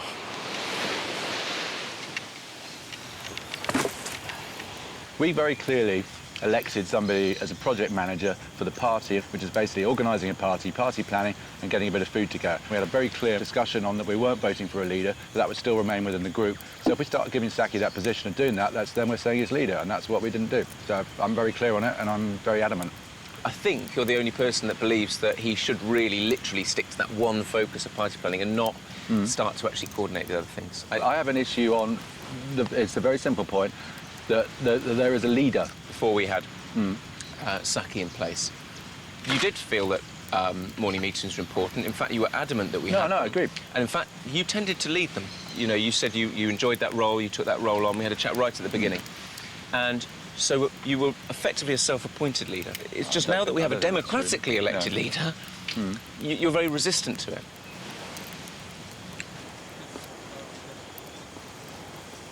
Brian? Yeah? Joe! Dino! Saki has called some of the men together as a chance sighting by Ryan could lead them to a food source rich in energy. Me and Joe went on a fig run. On the way we saw some bees.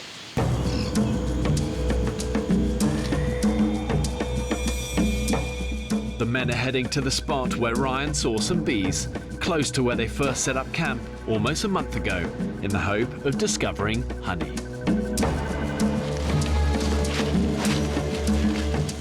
Prospect of honey gives me a boner. Dino. Ryan told us he found bees. Nobody else believed him. We walked through the jungle in order to regain some respect from some of the members of this group who just clearly disregard him at every opportunity. 4 people have gone looking for honey. I know. It's like I bang on the drum, sound the war drums against complacency, and 4 of them go for a stroll, look for honey, and now we've got no food. Does anyone know what they're looking for here?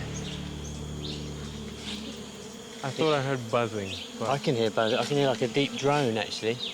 Yeah. Hey guys, come here, look at this. It's got bees on it galore. Very good spot, Ryan. Holy fuckeroni. This is it, guys. We have found a beehive. Ryan, you are a legend, mate. There's no guarantee the men will find honey in the hive, but having been starved of sugar for almost a month, they are willing to take the risk. And now it's honey time.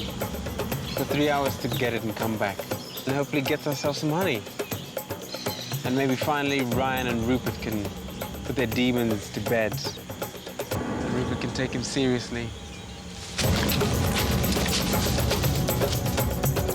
The men have returned to camp, grabbing whatever tools they can find to get to the beehive within the tree trunk.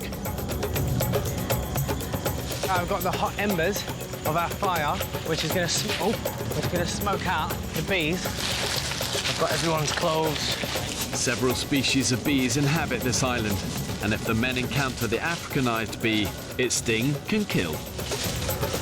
Right, straight away, clear the area. Machetes out, clear away all the dry leaves and shit. I've never been so focused about anything on this trip as this. What about if they just come swarming out, fucking hundreds of them? Yeah, if they do, that'll be a sight to see, mate. And also, rum. My bum was going like this. What have you got on there, mate? This is my multi-purpose boxer shorts. Using them to stop the bees attacking my face. The smoke from a small fire should make the bees drowsy and less likely to attack. There we go. By opening up the small hole in the trunk, the smoke should repel the bees and let the men explore the hive.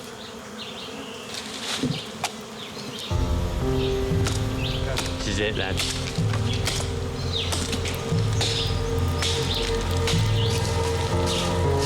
Okay, here we go. They're starting to come out.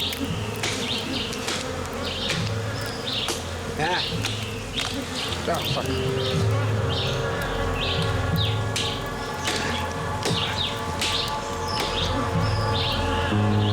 Should I just shove the shit in there? Yeah, go on. Go on.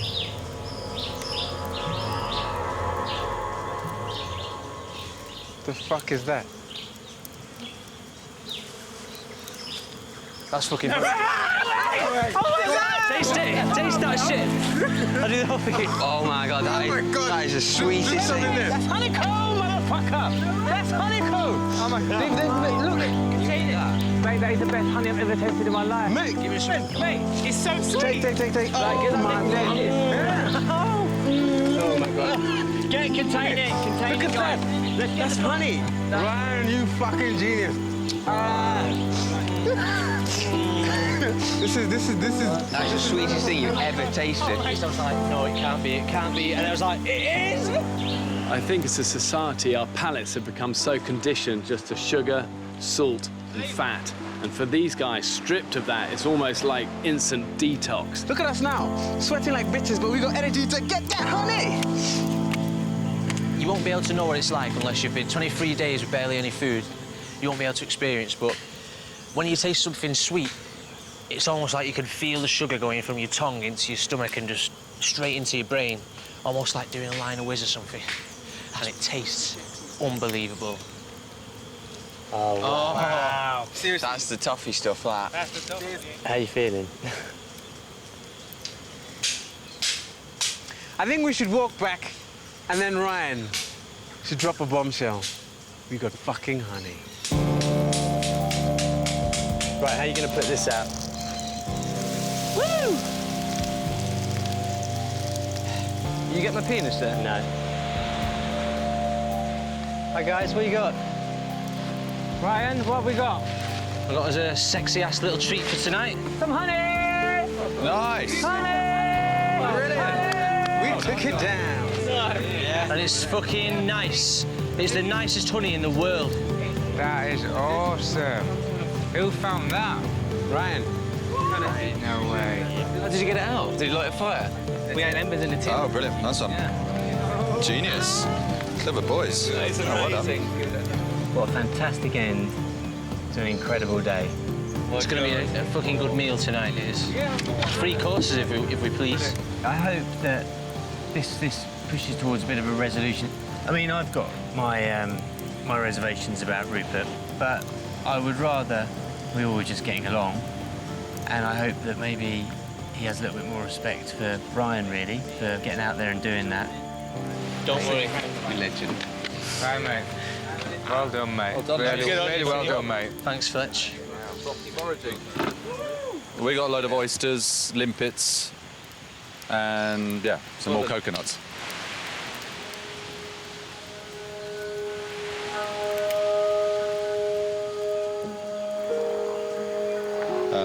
Ryan.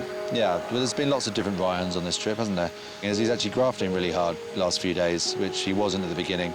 I think he's starting to realise what hard work means. I mean, we're never going to be bosom buddies or anything like that, but it's hard not to like him. For dinner, the men have come together to feast on oysters with honey. I mean, I think the whole Saki thing, and I have the utmost amount of respect for the job he's done. Oh, my God. Yeah, I mean, what's my problem with leadership?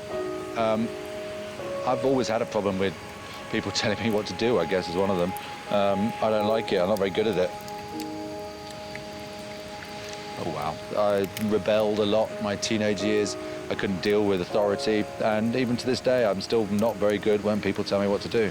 But I don't know whether that's a bad quality. I don't feel it always is. I think sometimes it's good, but it's not always an admirable one. So maybe that's something I need to learn from this experience. After dinner, Ryan reflects on his reaction over the stingray killing. I regret having a vicious tongue in my life. People said it to me today, it's not going to get me anywhere. But I'm a tosser, basically. You are a dick when you go off on one. We all have our moments, Fletch, I'm sure. We certainly do, mate. Yeah. We certainly do. I mean, that's one thing you can be rest assured of, Ryan. Everyone else here can be a complete dickhead as well at times, so, especially me. So you're not alone. Oh well, I think it'd be nice if we can all get through the last days with smiles on our faces and enjoy it. Gonna really, really miss this place. Excuse me. Excuse me. Thank God that started working again.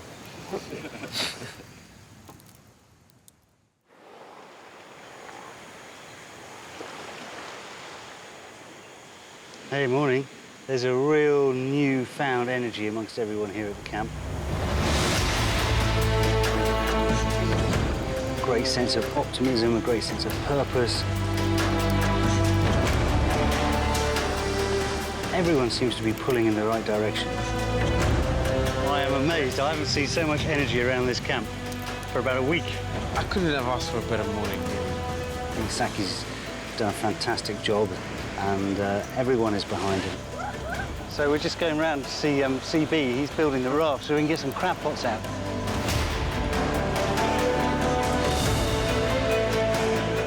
We were dropped here with 3 knives, 3 machetes. That was it. And we've sourced food, we've sourced water, we've sourced our own home. We've made beds, tables, and we are bloody amazing.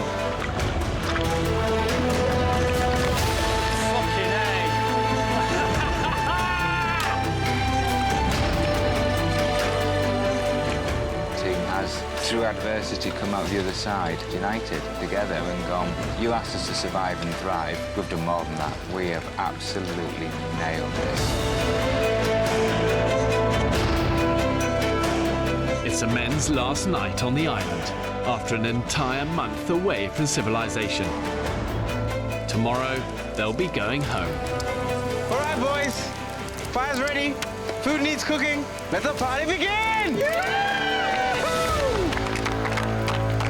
So this is it. This was like the pipe dream. It's just amazing, fantastic. I wouldn't want to be anywhere else than I am now. Really wouldn't, in the world. Cheers, guys. Cheers, guys. Cheers. Thank Cheers, you guys. for the best time of my life. Anyway, lads, thank you. Oh, good on you, Jay. Get out more, son. How far we've come from half an oyster and 6 snails each, eh? Just in the ways of the ancient peoples, we thought it would be very nice tonight to offer something back to the ocean with a huge display of gratitude and thanks. All right, guys, we're going to launch our raft of gratitude to the ocean. There we go. Fantastic job.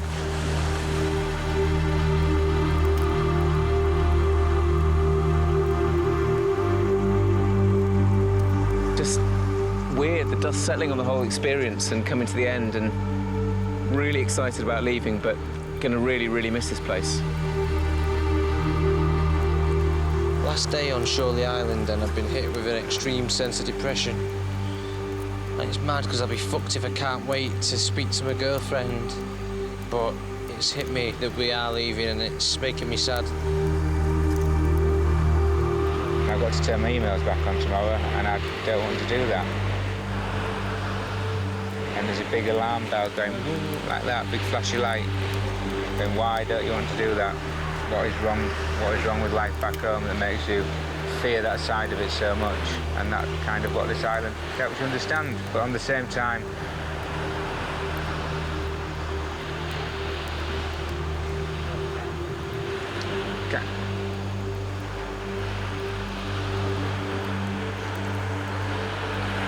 it helps you appreciate what you've got.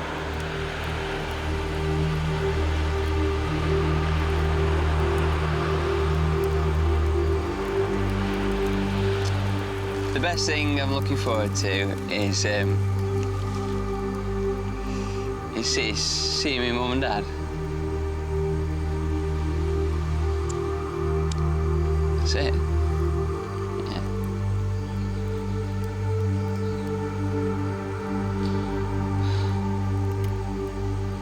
I mean, I've really missed them.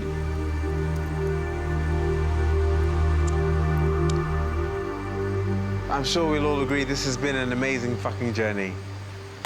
28 days and not one of us left.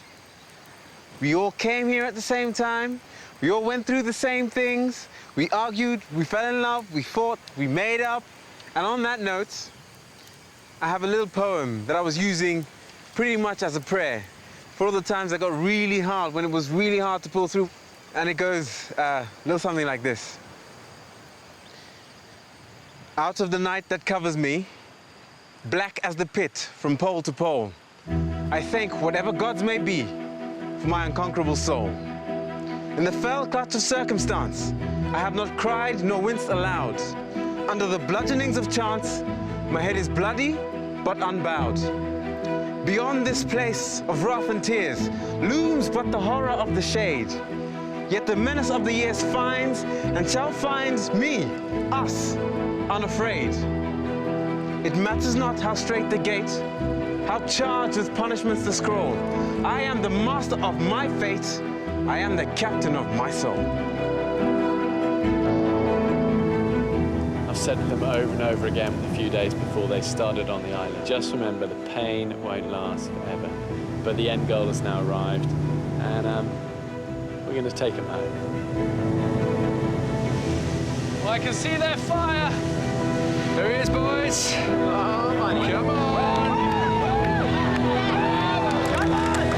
How are you feeling, guys? So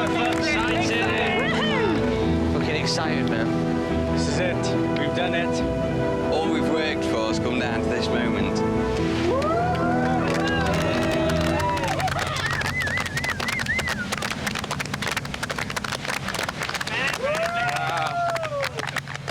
Wow, look at you guys. Hairier, skinnier, but hopefully smarter. Wow, congratulations. Before the men leave, there's just one thing left for them to do. After 3, let's say goodbye to Camp Barcy. 1, 2, 3. Watch the steam, watch the steam.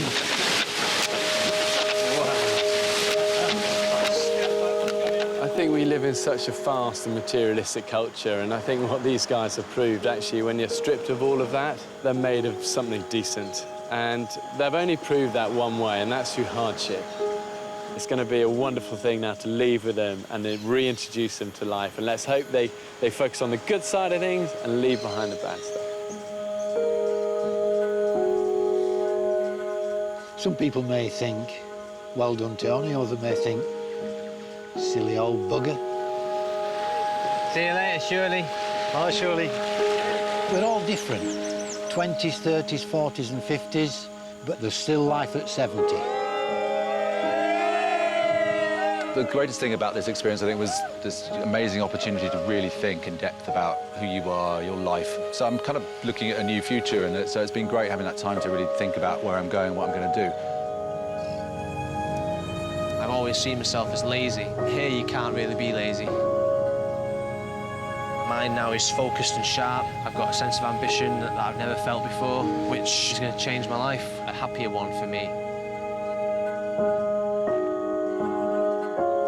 I really think that I have undergone quite a big change in my head.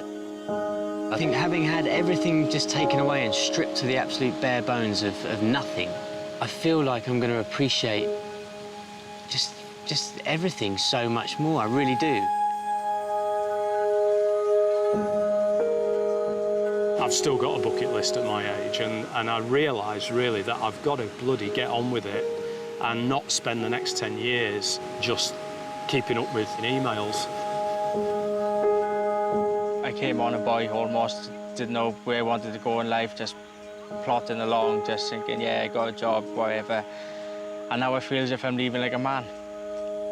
It doesn't matter what sort of person you are, what sort of man you are, you can do anything and achieve anything you want to.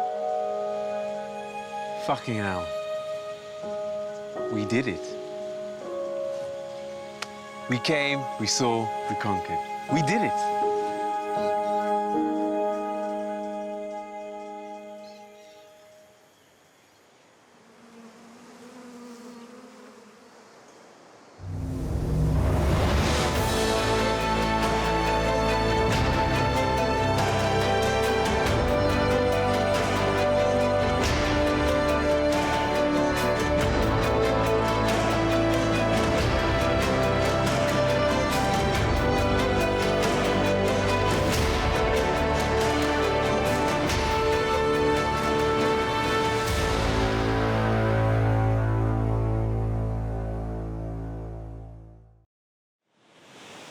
Make no illusion, folks. This isn't a set put up by Channel 4. This is bloody real.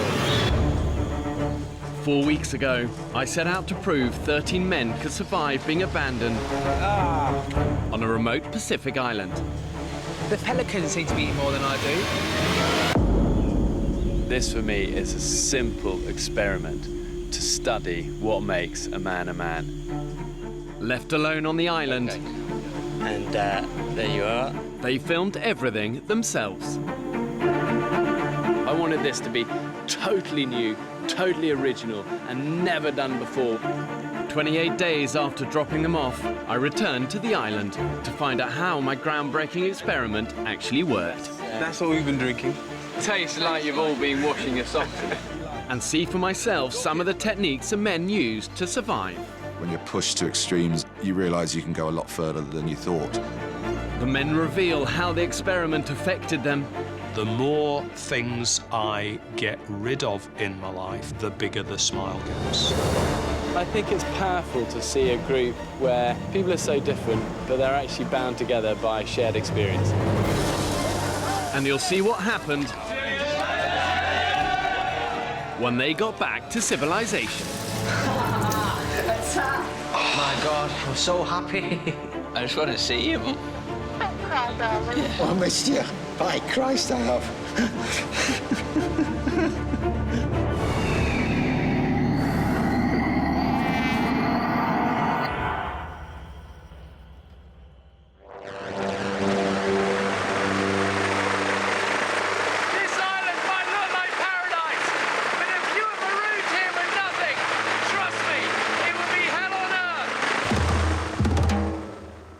I chose to base my experiment on a remote desert island in the Pacific Ocean, more than 5,000 miles from Britain.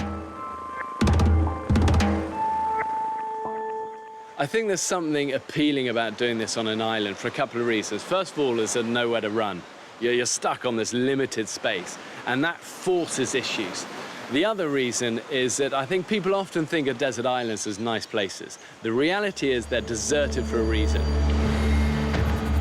There's very little running water, and these things are covered in snakes, in tarantulas, and scorpions. You've got crocodiles, you've got sharks, and it forces issues because it's an unforgiving, unrelenting environment.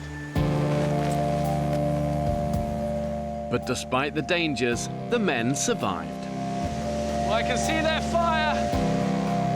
There he is, boys. Hit the bell. Come on. 1 month after dropping them off, I went back to see for myself what the men had achieved. Wow, look at you guys. Hairier. Yeah, a little bit. Skinnier. Yeah.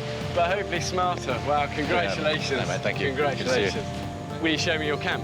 Come in. Good. Come in. So this is what we call home. And do you often have Tony? That is Tony's spot. Good to see you, Bear. Congratulations. Well done, you. Thank you very much. Well done, you. I love it. I love your throne. So I clocked them all in, I clocked them all out, safety, security, and I'd like to be the last on the boat to make sure they're all on. Shoe stores, obviously. Table kindly made for us by Joe. Hanging machetes, torches, buckets, coconuts. It's good. I mean, this is a real semblance of community. I love that. Look at that. Yeah. You've got a front door. Camp Bassie. Yeah. Shirley Island, Camp Bassie. So why Shirley Island? Because every time we went out looking for food, it was like, surely we're going to find something today. Surely we're going to find something tomorrow. And surely enough, we did.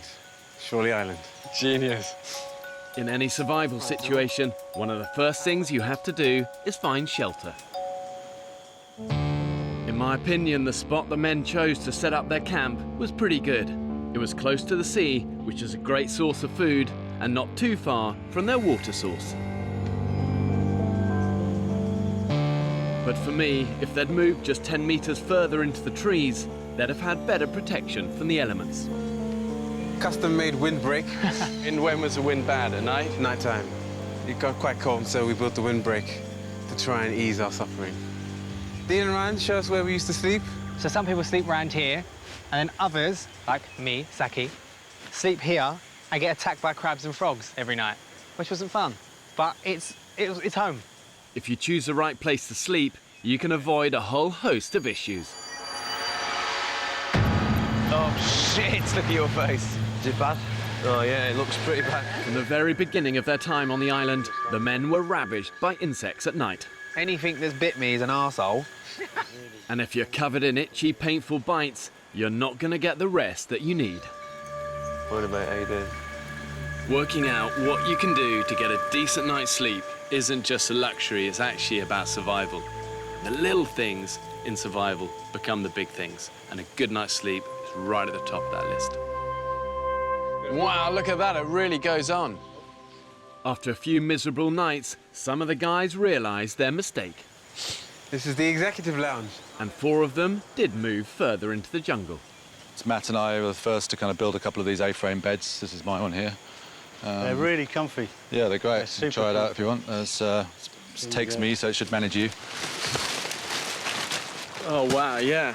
I would have thought that's an awful lot comfier than lying on the ground, God, yeah. you know? It's been home for 28 nights and actually gets pretty comfy, and you can look at the stars in the canopy.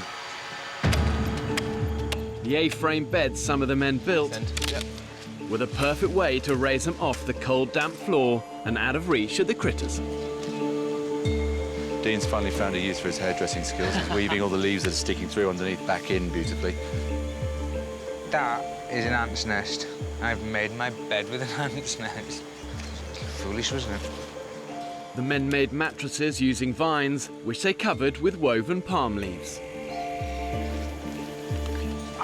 We're on our way to greater things. It's a shitload better than sleeping on the floor, isn't it? This became known as my fortress of solitude. Oh, my goodness, wow. It's not very dignified. So you really well cocooned in there? I'm pretty well waterproof if the weather had changed. Yeah. Yeah. Warm, dry, off the ground from all the creepy crawlies. Yep. And very happy. Smart thing to have done. I think it's amazing to see how it's evolved and changed. And initially their camp looked a bit like a hobo encampment. But as the weeks have gone on, they've realised that you really need a sanctuary. You need somewhere where you can hide away and it makes you feel good. And as a reminder of what you love about home. I love the table. Test it out. Yeah, I love to test it out. It's been used pretty much every So minute. would you eat meals round here? Yep. You'd Yeah, actually we do that? Yep. I mean, if you think of how many British families have stopped sitting round a table and eating together. And there's something incredibly powerful about actually sitting down and looking each other in the eye and sharing a meal together. So I love the fact that you made table a priority. Looking around the camp, it was obvious how resourceful the men had been with materials they scavenged from around the island. Grab a seat, Bear. Grab a seat. I mean, this is great, isn't it? One thing that staggers me with these desert islands, however remote they are, is just the amount of trash you get washed up on the beaches. Guys, that looks like the beginning of a toilet. You would need an enormous arse to justify a hole like that. You certainly would. Craig, I'm going to be honest with you, mate. This is my ultimate nightmare. It's the closest I've got to a stress ball, to be honest with you. What I've got here is crab pot nut 2.0. This is a Saki's find. What is it? An open beer. You're joking. No, I shit you not. There's so much stuff on the shores of this island of kind of crap and rubbish that normally you kind of look at and touch and go, oh, what a shame, it's ruining paradise. But now we look at every single piece of plastic and metal and string and turn it as kind of treasure. When was the last time you felt salon fresh? What? No way. Shut the fuck up. That is shampoo. Dean, promise you share it with me. That is shampoo. Advance warning. I've just given Tony a plastic truncheon, so look out. Oh, fucking hell. To keep the boys on the toes, I've got an enforcer. It's always embarrassing to be a human. The shit that we are jettisoning into the sea that is being washed up on shore is phenomenal. Taff manages to find a place. Let's have a look at them bad boys. One black one, one blue one. They're not the same colour, but they're the same make. They're saying make. What more can you ask for on You can't ask for a anything else. deserted island? Mate, they're not as good as mine. Look at them. They don't fit well, but fuck it, it's going to be doing me well on a Sunday night. I think just a amount of the pair of high heel shoes made for you to get lucky. I don't think so. After last night, Fletch. Right, should we do this fishing line then? Yeah, let's go get some Let's fish crack on. 4 weeks after abandoning 13 British men on a remote desert island, I mean, that's almost like a honeymoon suite of a view. I went back to see for myself how they managed to survive. Welcome to Camp Bassi, sir. Wow, do you mind if I have some of this? On a tropical desert island like this, dehydration is your biggest enemy. God, that's good. Without fluids, you're not going to last for more than 3 days. That's what we've been drinking. Good, healthy stuff. Filtered, boiled, ready to drink. I mean, truly horrible, isn't it? It tastes like you've all been washing your socks in it. If the filter actually does, it is actually my socks. Thanks. So you are drinking my sweat particles. Well, enjoy that. The only water source the men could find after a desperate search of the island was a stagnant pool. I never realised that I'd have to drink puddle water. When it came to collecting and transporting it, the debris from the beach came into its own. Calling it water is now a bit of a stretch of the imagination, to be honest. Sorry. And one of the problems with drinking from stagnant water is that the animals also drink from it. They do more than that, though. They also shit in it. And it's that will make people sick. To make the water safe, the men improvised an ingenious filter system, using materials they scavenged and repurposed. Stuff with, like Fletch said, his socks, charcoal, a grid to stop anything getting through, although towards the end we did have a very protein-filled water supply. Insects and bugs and larvae and all of that. Yeah. This was smart survival. Filtering the water before boiling removes any big particles that could contain life-threatening bugs. Looks like piss. Tastes a lot worse. Having established a water supply, the men's next priority was food. Is this where you keep your nets? Yeah, these are them here, so they're floating there. We're at low tide, so it should be pretty quick. Finding these nets, repairing them, and getting them into the sea was a lifeline for the men. When it comes to desert island survival, I always say to people, fish first. The sea as a larder is well stocked. All of the seas around here are literally teeming with life. There's something like 500 different edible species of fish, but it's also booby-trapped. Every time the men swam out to check their nets, they had to run the gauntlet with jellyfish, venomous stingrays, and a whole host of other nasties. The waters were infested with sharks. We were seeing these great big fish, you know, with half of them eaten by the sharks, and we just didn't think anything of it. We just went out and swam with them. You never know what you're going to get. Look at that. Yeah, good luck getting that one out. Even on my brief visit to the island, the men hauled in a potentially lethal catch.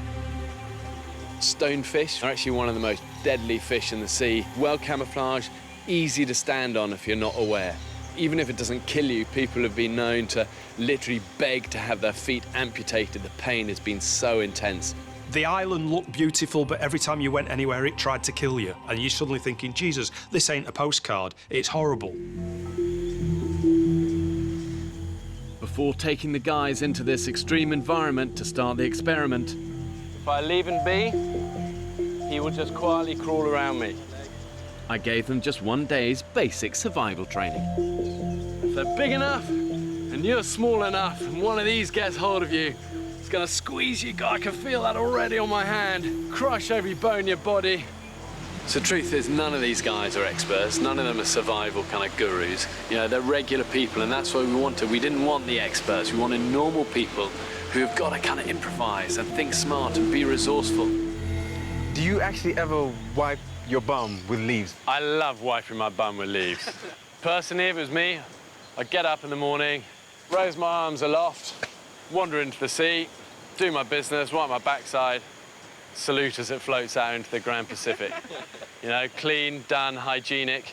You wash your hands and you haven't got crap all over the island. So a bear doesn't shit in the woods, then? It's true. I knew the biggest challenge for these guys was going to be finding enough food to keep them going. OK, scorpion. You'll find these under wood piles. You're out collecting firewood, lift one up, and bam. And it's not always obvious where those calories are going to come from. He'll strike you with his tail. See him doing it there? And he comes round, he bites you. Be a man, pin him down, take his stinger off. Good thing about these, though, they're good protein and you can eat them.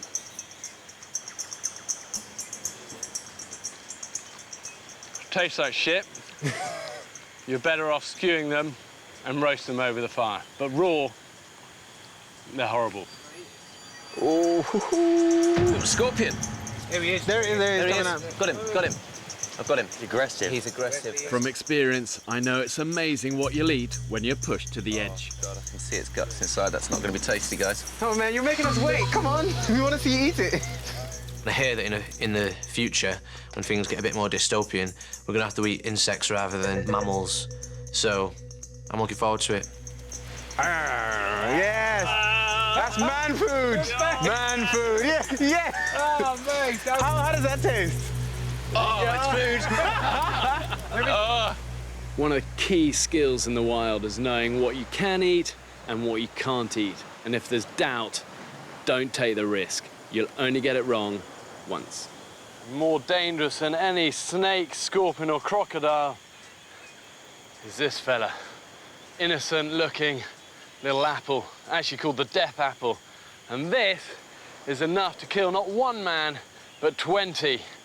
And when you're surviving on an island, you're hungry, you see what you think is edible fruit, so tempting to pick it up, eat it. End game. Death apple, bloody death apple. That thing, I was paranoid about death apple. Is that a death apple? Yeah. Let's evacuate camp. Where's that come from? It's been washing up. Yeah. Washed up? Not here. It might be down there or up there. When you're walking on the beach, they wash up from elsewhere. If you step on that death apple, you're getting scabbed, you could die. And trust me, that death apple looked lovely. So we could have ate that and we would have died. From start to finish, the men were always teetering on the brink of starvation. And there goes my fucking bait. Just this bay is empty of life. Come on, Mother Nature, give us some food. But what's important is that they never gave up. So where are we going, Sam? We're going foraging. And that is the key to survival. The pigs. Balls. We all tried so many different things and they just didn't work. We didn't realize how far mankind has come through trial and error. OK, here we go. He's coming shallow. Failure plus failure plus determination equals success. Yes! Fucking hell! Yes! Hey, look at that, Biggie. Oh, mate! We've caught 28 fish today. Anyone for carbohydrate? Wow! Oh, my God! Driven by all-consuming hunger, they went to extraordinary lengths to discover what the island had to offer. It's a fucking caiman! It's a fucking caiman! Wow. I've never ate an orange before. Fuck off. We'll start now. Try that. Come on, here's your first one. Wow, you've got a massive hit of citrus all the way over here. It's nice, isn't it? So good. Welcome to the world of fruit, Dean. There was, however, one craving they couldn't easily satisfy, despite a tantalising reminder. Dean, what have you found on the beach, mate? We found a sweet wrapper. It's intense for these guys, the lust just to get something sweet in their mouth. And the boys have found some of these and they had like a tiny little bit of sugar in them. But if you put a bit of boiling water in them... Is it good? Oh, it's good! It's good! I don't care if he gives me the shit. It's worth it. Over 4 weeks, these 13 men had come a long way since their first unappetising meal of snails. Oh, Mr. Fletcher, you're an artist, sir. You toasted some coconut there as well. Toasted coconut here, mate. Before departing, they invited me to sample some of their favourite, hard-earned island delicacies. Unbelievable, guys. We have dressed crab, honey. Oh, you do not know how honoured you are to have that honey onto your oysters there, which are just marinating at the moment in a lime jus. We have fresh snapper there. We have gazuma berries and almonds in there, toasted coconut, and a fig and lime marinade to go with your fish. Yep. Well, guys, I'd like to say grace before eating. Yeah. Lord, thank you for these men, the courage and the fortitude they've shown. Thank you for the hands that prepared this food, and thank you for the sea that's provided it. Amen. Amen. And let's try a bit of this. So a little bit of honey onto the oysters. A little bit of honey on the oyster. That stuff is insane. I'm gonna tell you now. You look at the food that they served for me, and there was a real sense of genuine pride in that. That it was really special. To go from, you know, scavenging around in the first few days to providing something that, you know, I'm not saying it would be served at a Michelin star restaurant, but it was pretty good given the tools that we had. It showed our evolution and how much we'd got our stuff together. It's incredible. It's off the scale. On that plateau, that was like the culmination of our surviving there. It was a real sense of achievement. A toast to you guys, to an experience I really pray you'll never forget, to an experience that I hope will empower you in your everyday lives, and to friendships that I hope will last all your days as well. Hear, hear. It's you guys. Cheers.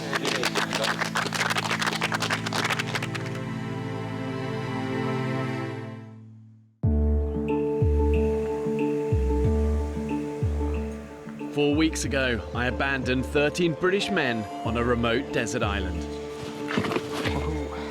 They would have to fend for themselves in isolation.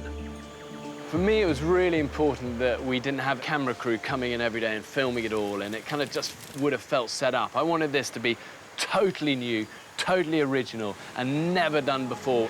For this reason, the radical decision was made to get the 13 men to film the entire experience for themselves. Come on, everybody. Take a walk with Uncle Saki today. The only filming is these guys going like that and going like that. Right. Guys, I'm gonna have to put you down. I think I found us a bird. Yes, I have. Hang on. And effectively, that means the only people telling their story is themselves. Woohoo! Shazam! We're all photographers now. We've all got iPhones or smartphones or whatever. And you can shoot movies on these things, you can take pictures, and we just do it as a natural part of our life. So why not incorporate it into television? I'd like to show you around my favourite spot. This is where I come and sit when I feel a little bit shit. I tried to do this trip on a budget. I won this hat in Bulgaria about 5 years ago. Here's the sea. And these are my rocks. These are my rocks. Wang Rock. Way, I'm out there. I bought my boots cheap, cheapest boots I could find. Look at this, day 13. What the fuck am I gonna do? Look at the view. Look at all this. This is the jungle that on which I have become a man. The group included a sound man and 3 trained and experienced cameramen who lived under exactly the same conditions as everybody else.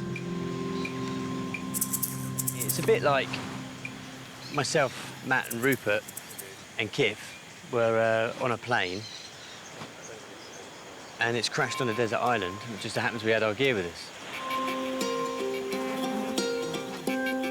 With danger never far away, the men needed to be able to deal with emergencies themselves.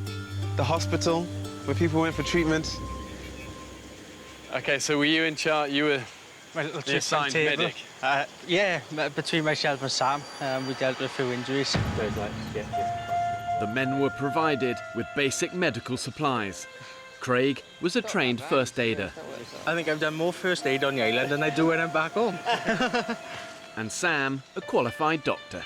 Yes, they are. Fuck! It slipped as I threw it. I think it broke my hand.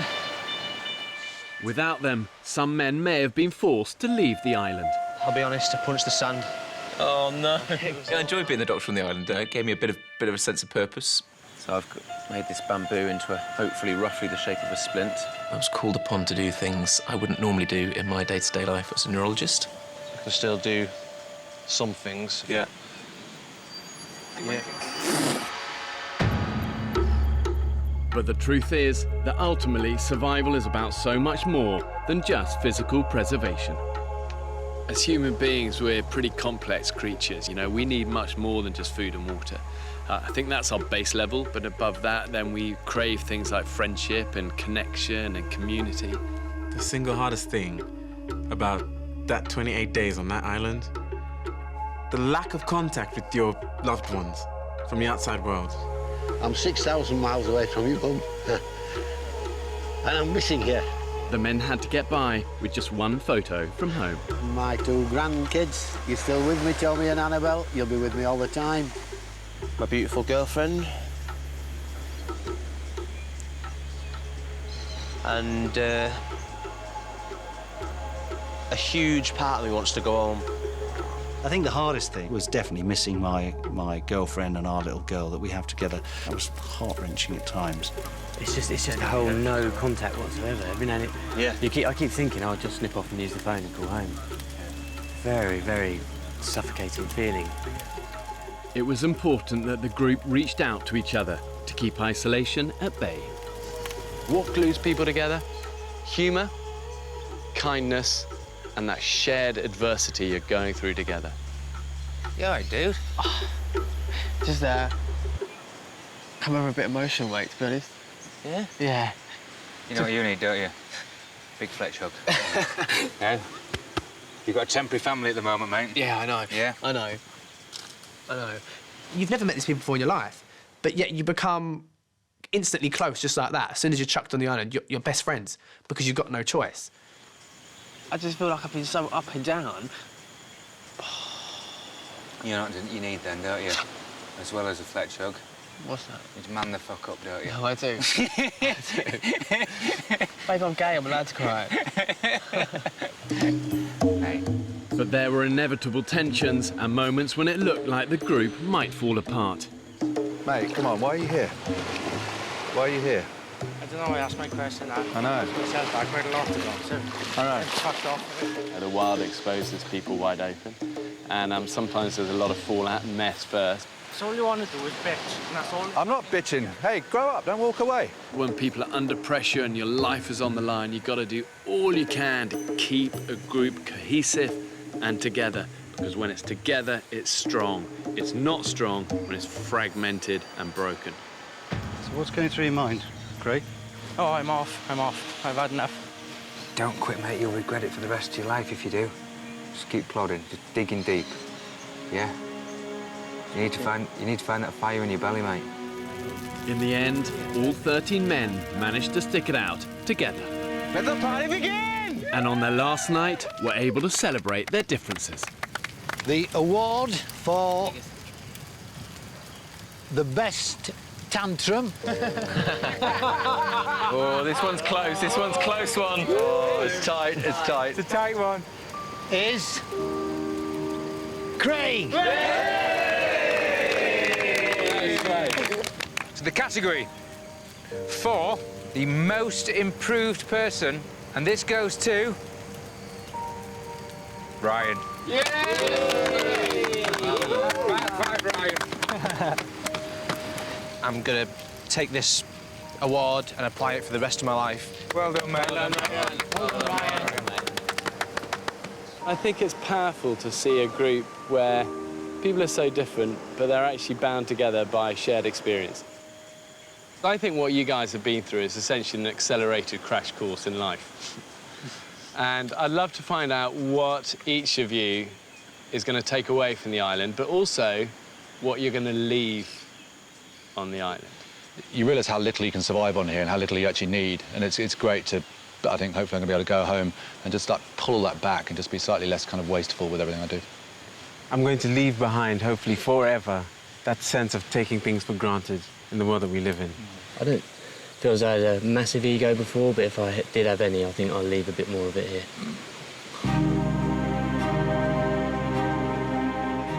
I kind of started this whole experiment really to try and find out what everyday modern British blokes are actually like under pressure. And the reality is the experience has been bloody hard. I have huge respect for anyone who can come out of it the other end together as friends and with a smile on their face.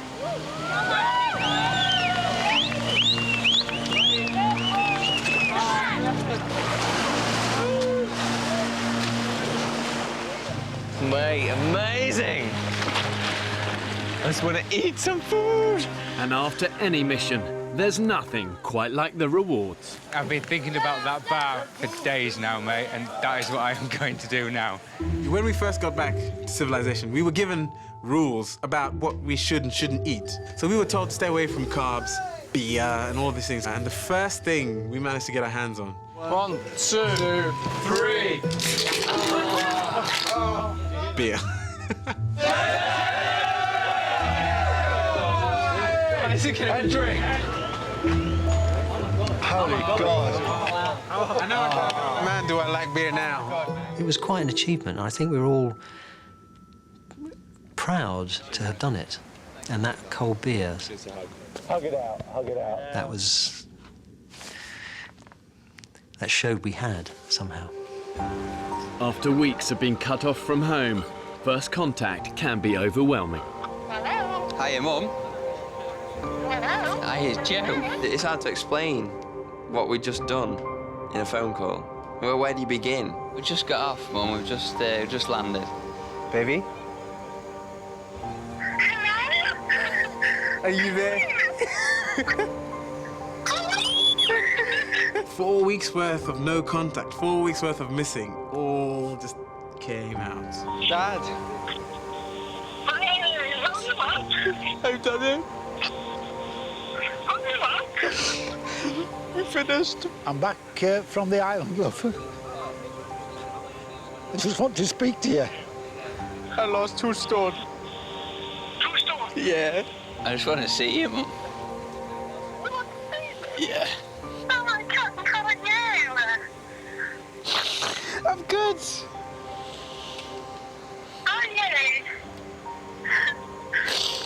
Yeah, I'm good. Feeling these things makes you feel really fucking alive.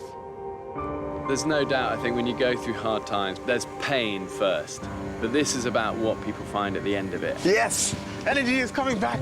Returning from the wild always helps you see modern life through fresh eyes. That's the women's, correct? What do the symbols mean?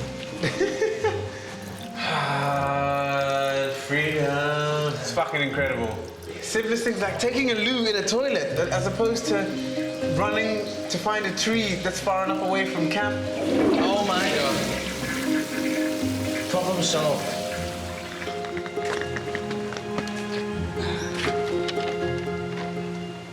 Oh, I can just feel the cool air. It doesn't feel right. Oh, wow. There's nothing left of me. God, that's very weird. Attack!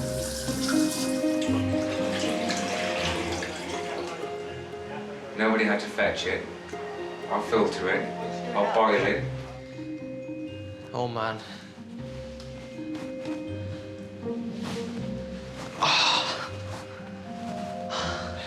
You do take it for granted. I'm not going to take it for granted anymore.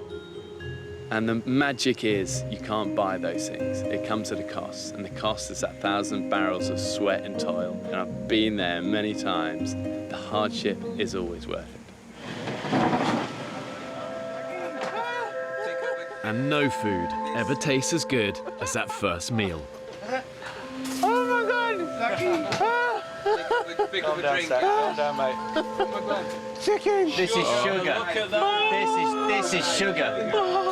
Your senses are almost like, they almost shut down. They're not being exercised. So the second that you have something which you haven't had for a month, you times its flavour by 1,000. Oh my God. Oh my God. More sugar. More sugar. More sugar. It tastes so fucking good. The best food. I take immense pleasure when someone says that they're hungry or they're starving now in normal life, saying that you don't even know what hunger is, because it is very different to your standard space between dinner and tea. 3, 2, 1. And the tomato sauce absolutely blew your mind. It was that strong. It's just like a pure explosion of flavours in your mouth. It tastes magical. To food. Our old friend, she's back again. For 13 men, a life-changing experience, and one which they deserve to remember with an enduring sense of pride. Whoever you are, whatever shape you are, whatever upbringing you have, actually, when squeezed, these guys have proved modern British man has actually got what it takes.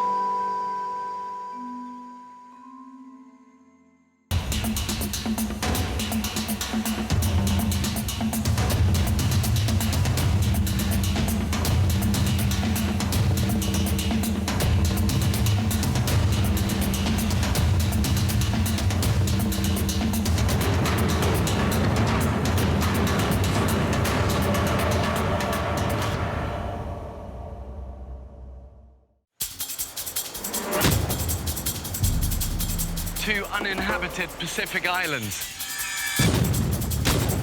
more than 5,000 miles from the UK. One will be inhabited by 14 British men, while a separate island will be home to 14 British women. When pushed to the limits of human endurance, will it be brute power or mental strength that wins the day? Who will have what it takes to stay alive? Tonight, we follow the men.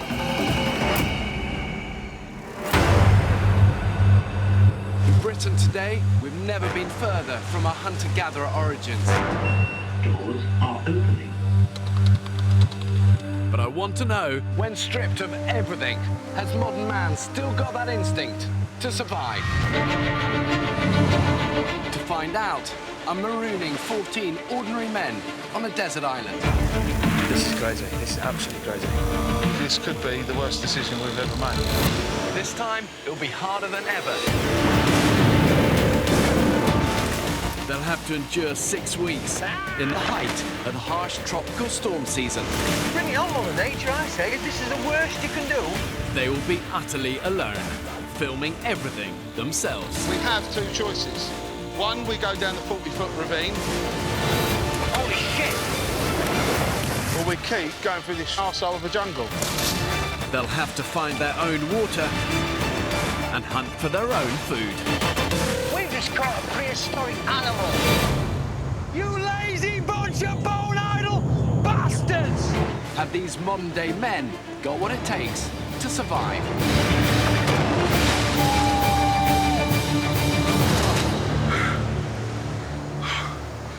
That's the hardest thing I've ever done.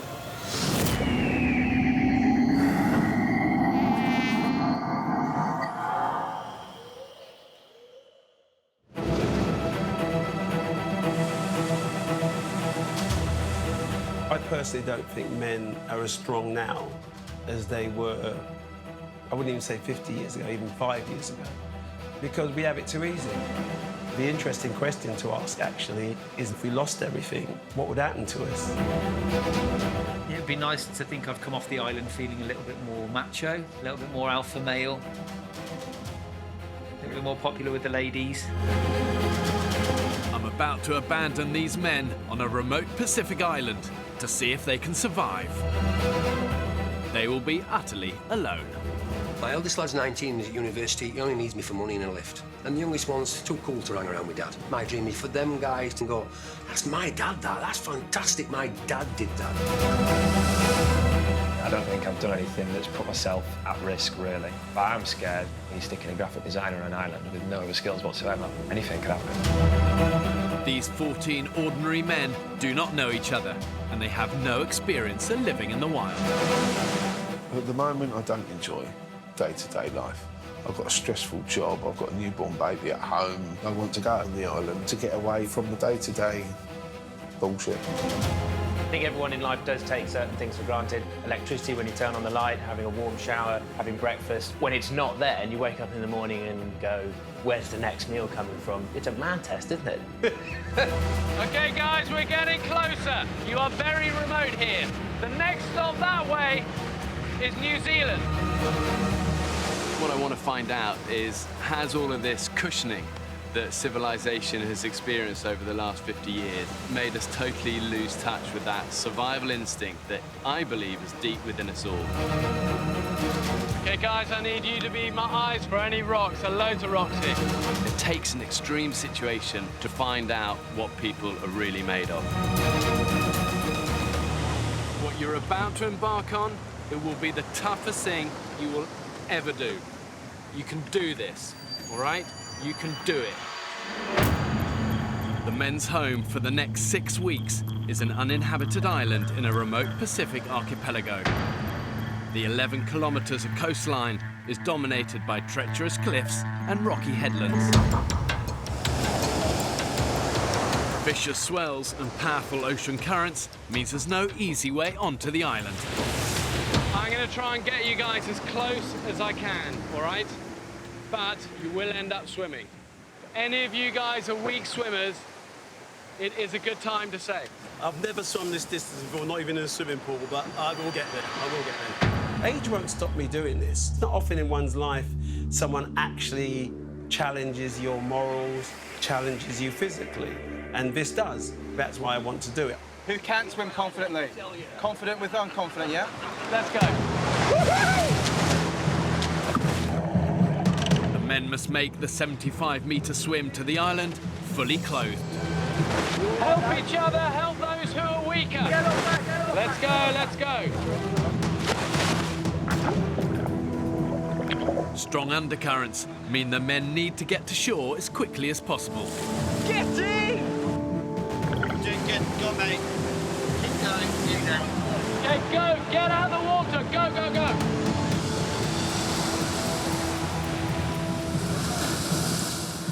Woo! That was the damnedest thing I ever did. Glad you were there. Oh, I couldn't have got much further. If that's only a taster of what we got to come, then. Bring it on, Mother Nature. Hey, what are you doing? Well, the advice is to save your own piss, which is a bit unnerving. With only 2 days survival training, initiative will be key. Essentially, it's water, isn't it? Is that your piss? That's my piss, mate. Not save everything around here. Yeah, That's what I've been told, anyway. Save your piss. Drink our own piss? I hope not. So they look a bit like a party of drowned rats at the moment. Kind of let the chaos begin. But what I do know is when I return in 6 weeks' time, the 14 men, if there's still 14 men there, which to be honest, I doubt, the men that do remain will be changed. It's time for me and the crew to leave. We won't be back until the end of the experiment. For the next 6 weeks, the men will have to live entirely on their own wits. To make sure these men at least have a fighting chance of survival, I've ensured the island's got enough water, indigenous animals and vegetation on it to keep them alive. It's teeming with wildlife. But what they've got to have is the ingenuity to find it, catch it and kill it. What's your name, mate? Paul. I'm Ross. Paul, hello, Ross. All right. From here on in, everything you see will be filmed by the men themselves. Why don't we get everybody together and then we'll just all talk and we'll work out something that we're going to do, and then we're all going to be heading that way, I'm assuming anyway, because it looks a little bit safer than this. It'll be dark soon.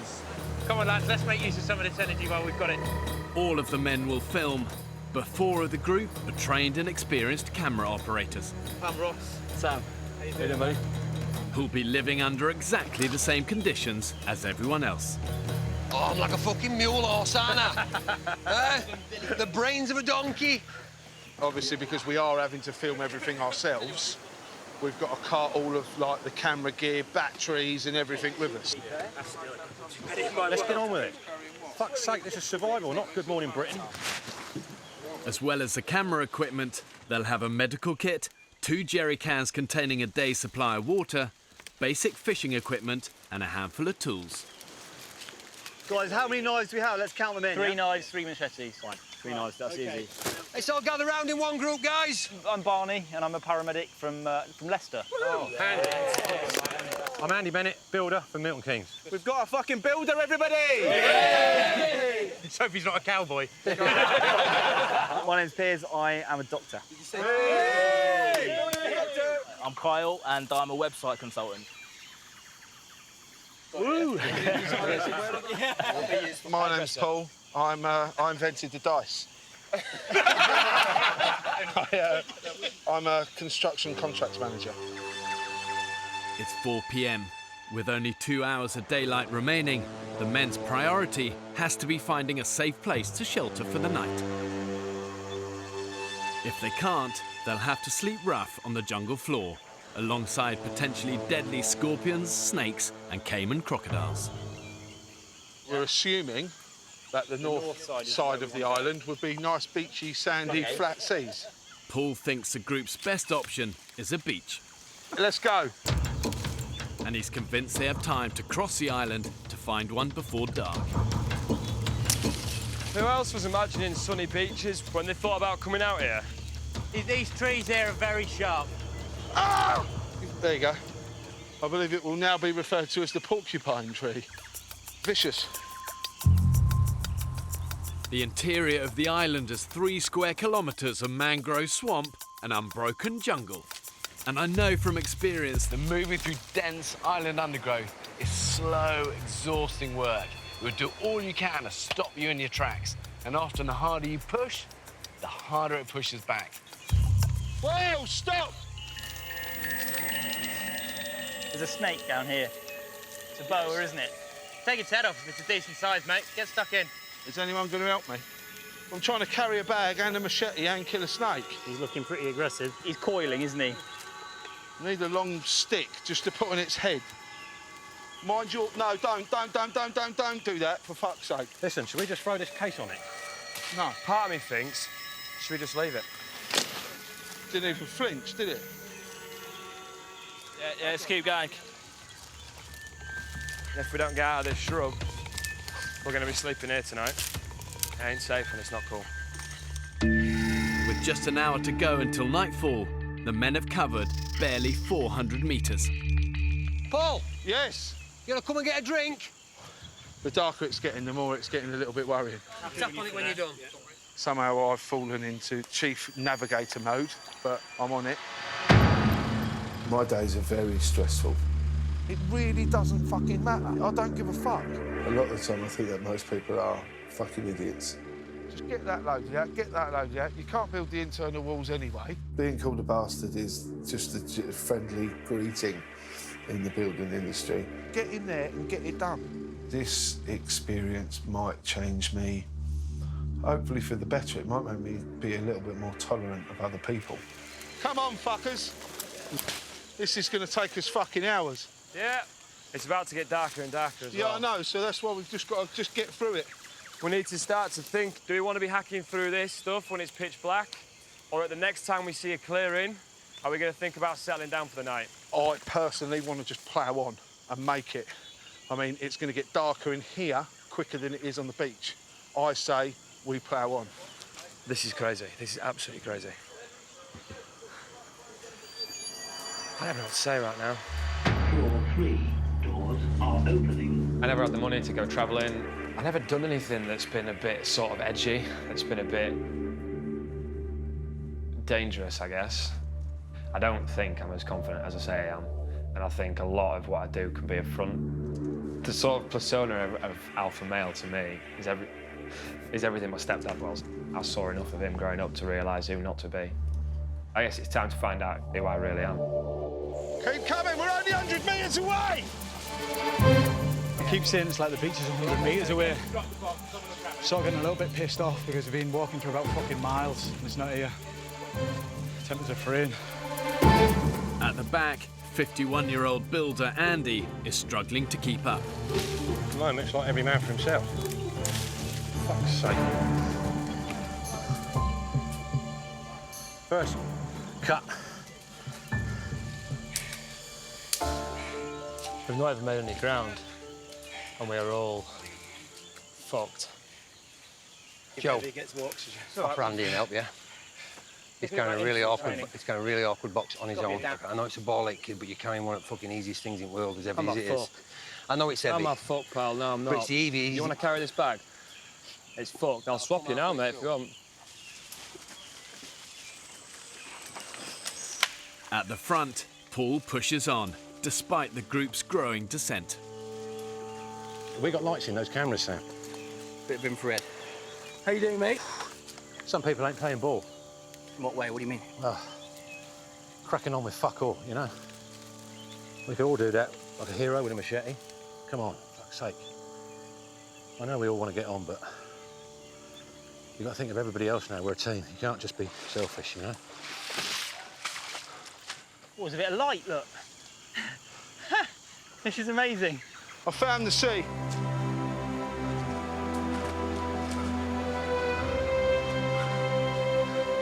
Ah. Ah.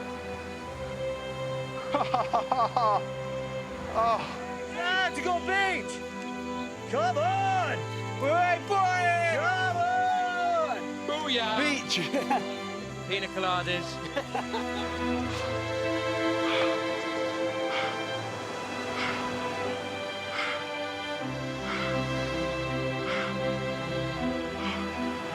It's the hardest thing I've done.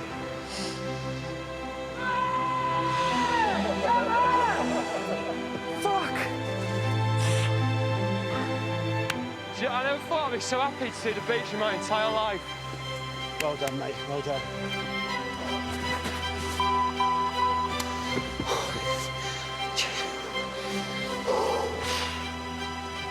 Fuck. Nice one, mate.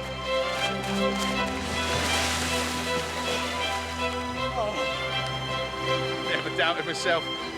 Never underestimate your own abilities. The sun's just beginning to set, so we're just in time, and everyone is on such a high right now. That's a whale! It's a whale! Wow.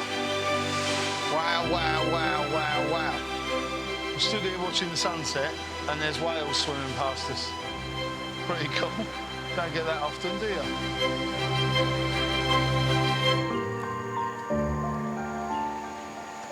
You're right. About 2 minutes sleep, I think, one time. 16 hours ago, I dropped 14 ordinary British men on a remote desert island. I haven't slept for a minute. 1 minute. They have spent their first night on the beach with no shelter. Is that really shit? Oh, what have we done? You ever get that realisation you've done something you didn't quite think all the way through? At one point, I was shitting it, we're going to get washed away. I was like, Did it get that close? I mean, look, you can see the line, mate. You can see the line. The line's, what, 3 foot away from where we were? Look at the amount of rubbish on this beach. Has anyone found a left shoe? Yeah, but these, I'm not too sure if I'm going to go for these. What? Oh, you! Bit last season. Hey, lads, look. Found it. Pink pair. These are bloody comfortable. Look at these bad boys. This is the male version.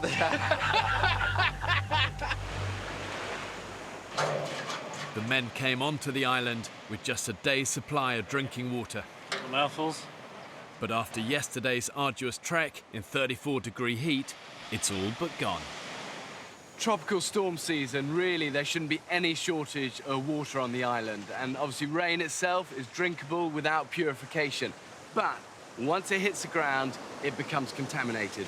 All sorts of bacteria and nasties there. From experience, I can tell you, animals aren't fussy about where they crap. Oh my God. The amount of crap that's in there. It's fucking horrible. Without boiling, this rancid water would almost certainly give the men stomach cramps and diarrhea. It's not salty, but... I'll tell you what, I've had hangover shits that smell better than that. Guys, can we... Like why a don't northern we all Stephen Figel. kind of gather in and have some sort of confab about what we're going to do today? Yeah, I think that might be a very good idea, Piers. Go on, guys, gather round. Right, plan of action, lads. Yeah. We 100% need to try and make a fire now.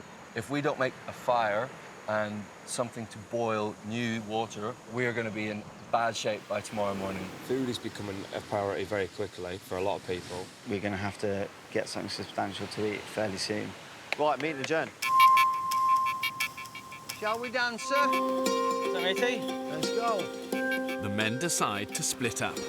Having eaten nothing since they arrived, the majority of the group head off to look for food, while engineer Dan and builder Andy take on the fire lighting. It's quite a lot of pressure to get this fire going. You're down? I'm up. Yeah. Right. To me. Awesome. That is not an ideal start, is it? That in one stroke. Oh, lads. I shot my load. Round about here, there's about 6, maybe 10 snails and shit, yeah?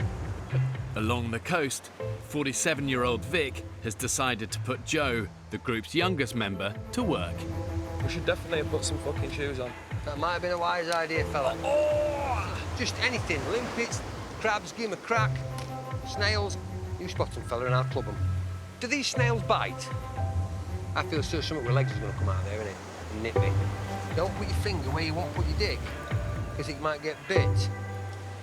And this, ladies and gentlemen, is how the nearest we get to Michelin star. Will we put it on a bed of anything?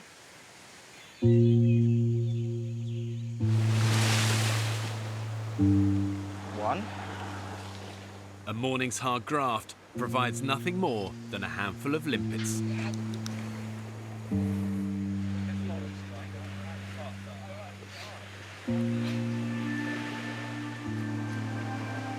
Give it a good old cheer. Fucking hell. Yeah. Yeah, tough. Limpets are horrendous. You don't buy them in supermarkets, do you? So they're not known for being very nice. I don't think they're very nice at all. For now, the men will have to go hungry. Stop. Who said there's no smoke without fire? Lying bastards. Fire's pissed me off a little bit. I just don't know what we're doing wrong.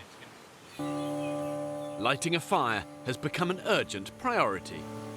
It's 34 degrees in the shade, and the men have had little to drink in the past 12 hours. We've got no water. None at all? None. I had a piss 20 minutes ago, and it was like pissing lion's golden syrup. I had to push it out.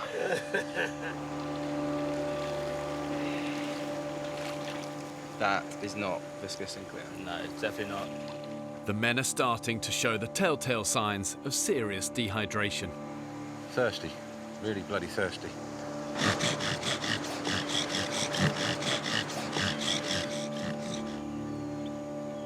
Gone out, hasn't it? Fuck all. The vultures are circling already. Can you look at the size of that? Jesus. That's prehistoric. How about your glasses? Do you reckon we could... Can I try your glasses? Try it, mate. Yeah. With their need for fire now critical, web consultant Kyle has an idea he wants to try. We've got Andy's glasses. Just basically using the sun to focus that in one point is giving us quite a lot of heat. Come on. Don't think that's going to work, the old glasses. Let go, let go. Oh, go on, Andy, lad! Sticks. Get the little sticks. Preparation. Where's the next lot of sticks? Where's the rest of the shit? Where's the rest of the stuff? Sticks. Fucking sticks! Get up there. Get up there, get up there. And again, this way, right side, fellas. No, right, right, put it up, high. Breathe it. Go on, Andy. Do we, are we going to walk in, then go to the burning fingers? Blow hard. Blow hard, he'll go. Come on. Go on, Andy, big blows. That's it. Come on, it's nigga there. Keep going. Keep going, keep going, keep going. You got it, you got it, you got it. You got it, you got it, you got it!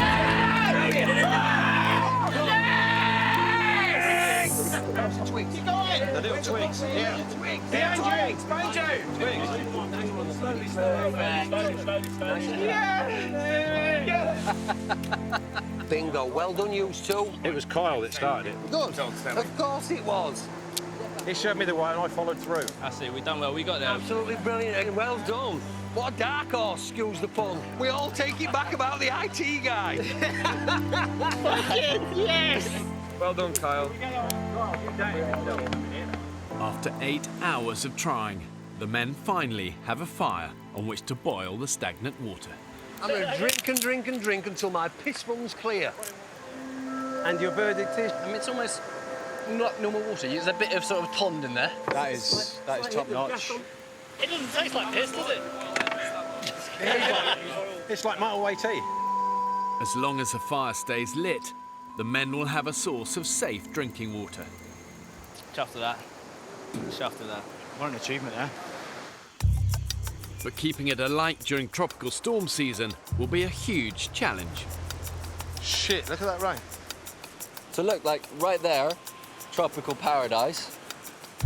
Awesome. And then there, shithole. Shithole. It's like Waitrose and Audi all in one picture. What I'm worried about is everyone's off doing other things, and in a minute it's going to be pissing down with rain. I actually think it'd be quite important to build a shelter for the fire. I've not got the energy to build a shelter or anything at the moment. If I could, I would, I promise you. A little bit worried about Andy. He seems to separate himself from the group a little bit. When everybody's together, he walks off. He's now making a bed over there, which just seems a bit childish. Feels like he doesn't want to be part of the group. Hey ho, got a bed. All I want to do at the moment is get some sleep. Just some, you know? I think middle age has made me boring. I've got a beautiful wife, lovely house, nice job, etc. All the stuff that most people strive to get. And yet I'm still searching for something.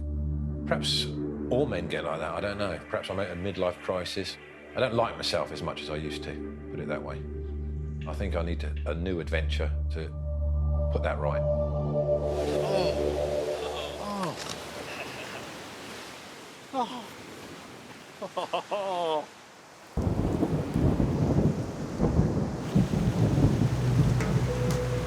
Someone help us get something just to cover this up, because it's going out already. An hour before sunset, The heavens have opened, as expected. We've got a fire going. Yeah, but we've got to protect it. Which is brilliant. However, it is now pissing down with rain. We've got no cover over it whatsoever.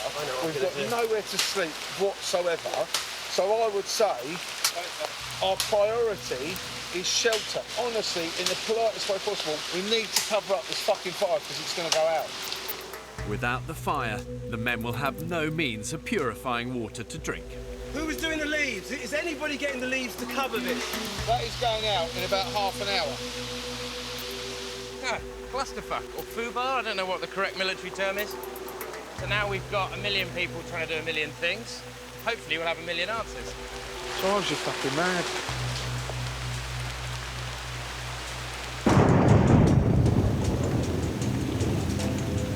This rain is absolutely unbelievable. You don't ever see rain like this in the UK. Absolutely, completely stoking. 8 p.m, the men are still desperately trying to make a watertight shelter to save their fire. Over and under, that's it. See if we can bend it, Barn. In this part of the Pacific, storms can last for days and dump inches of rain in an hour. It's a great night. Obviously, we're staying dry under the shelter that we've made. It's a good job we made it, otherwise we'd be absolutely saturated right now. The roof might need possibly a tweak or two. There is a minor bit of snagging before practical completion. It's just something simple like perhaps taking the whole fucking thing down and redoing it. Has anyone checked on Andy? Oh, good God. Andy! Andy! Andy! We've got a headlight, guys. Andy chose to not help the group in any way, shape or form and went off on his own. Andy's here. Vic, Andy's here under the tree. I think Andy needs to get a little bit more involved with us all, to be honest.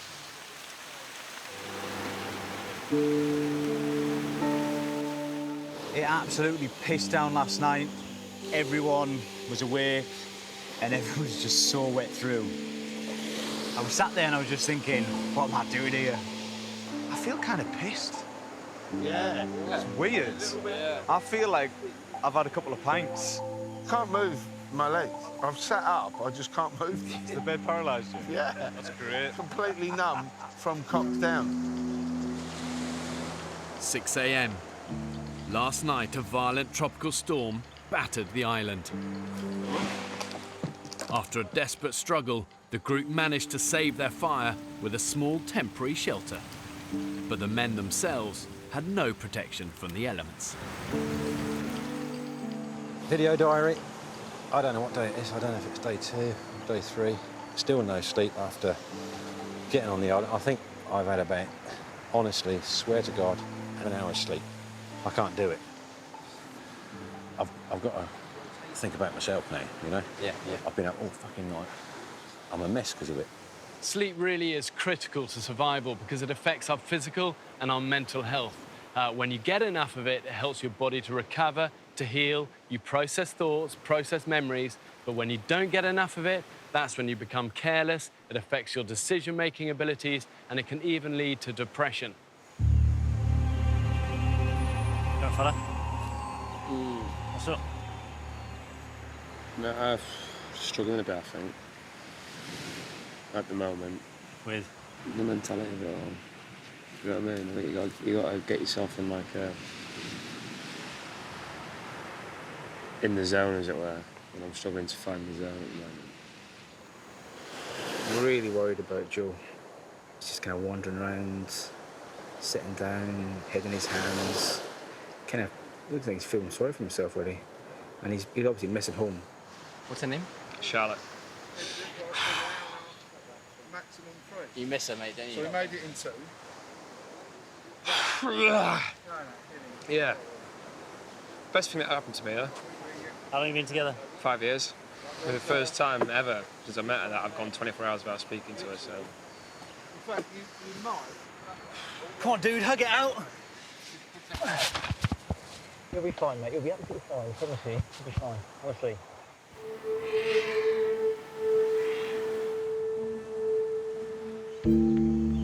If I don't have a good night's sleep fairly soon, I'm going to end up throttling someone inadvertently. I'm not joking, I'll lose my rag. I want a bed to sleep in that I'm not going to get soaking wet. The group are relying on their 2 builders, Andy and Paul, to construct a new watertight shelter. But both have a very different idea about where to put it. We need to pick a location to build this shelter on. Correct. We have 2 potential locations. Andy, is your place on the beach? Yeah. We can clear these little bits of thicket and brush easily. Yeah. Look, we've got a pit there for a fire pit. So this is absolutely perfect camp. Job's good. Is this is not Andy's, is it? You're more exposed to the tides, you're more exposed to the weather, and we're going to get bitten to smithereens by sandflies. It's not an option. No way. Andy's camp, it looks like it'll flood at the tidal surge. There's plastic bottles everywhere. I think we'll get bitten to shit. Pointless. Give me my opinion, mate. Fucking nobody listened to fucking me. I would love to have come down here for Andy's sake and gone, this is fucking brilliant, mate. Yeah. But the trouble is, we walked in here and I kept my mouth shut, but within 30 seconds, everyone went, are you fucking joking? I'm a builder. People get me in to fix anything. Customers phone me up to put their IKEA bedroom stuff together. It's like, well, fuck you then. With Andy's site rejected, Paul shows the men his preferred location. Because it's elevated, this is not really going to get that wet. It's got a fairly good canopy. We can all sleep here on the dry. Correct. You've got a nice little breeze coming through as well. Yeah, I like this place. Right, what do you want me to do, Paul? Well, what we need now, cross members. I've bitched about Paul being a volcanic rhinoceros, but you know what? He's single-minded, but he makes clear decisions and sticks by them. And he's been right more than he's been wrong so far. Ah! We're fucking saved. We'll be all right now. Knew there was power on the island. How you find it? I'm a bit shocked at how Difficult. how difficult it's been. We're all here doing the same shit. Yeah. We're all not sure whether we should see it, bush. Determined to boost Joe's morale and keep his mind off home, father of 3 Vic has asked him to join in with the shelter build. It's a challenge. A fucking challenge. You'll adapt to all this quicker than any of us will. Far quicker. It's a case of making sure everybody guides everybody else in the right direction. I do firmly believe we will become an excellent team to the point of becoming almost like a tribe. Let me just say, building camp at the top of a steep hill in the middle of the rainy season is the stupidest idea ever had. A chain is only as strong as its weakest link. And I'm obviously the weakest link. Joe, you're not the weakest link, you're just missing home. It's a natural thing to feel. Yeah. I think some people do think I'm the weakest link, mate. I don't Do you think that? I don't think No, but I think you do. Do you think so? Yeah. Crikey, what's made you think that? Day one when I met you, you've been shouting orders at me from Have day I? dot. No. When we're carrying stuff in and out of a jungle and I've got a really heavy rucksack on my back and you're saying, Joe, I think it's a good idea if you do this. Joe, I think it's a good idea if you do that. Now, you've not been shouting orders at anyone else, but I think you feel that I'm the youngest, therefore, naturally, you've got some authority over me. And that's been grinding on me a little bit. Joe intimated that I'd been giving him a hard time, which I truly have only tried to be positive with everybody. I was devastated. You've been aggressive. Tell you what. You've been passive-aggressive, and that's not fair. All right? He just told me I'm being passive-aggressive when we're having a laugh.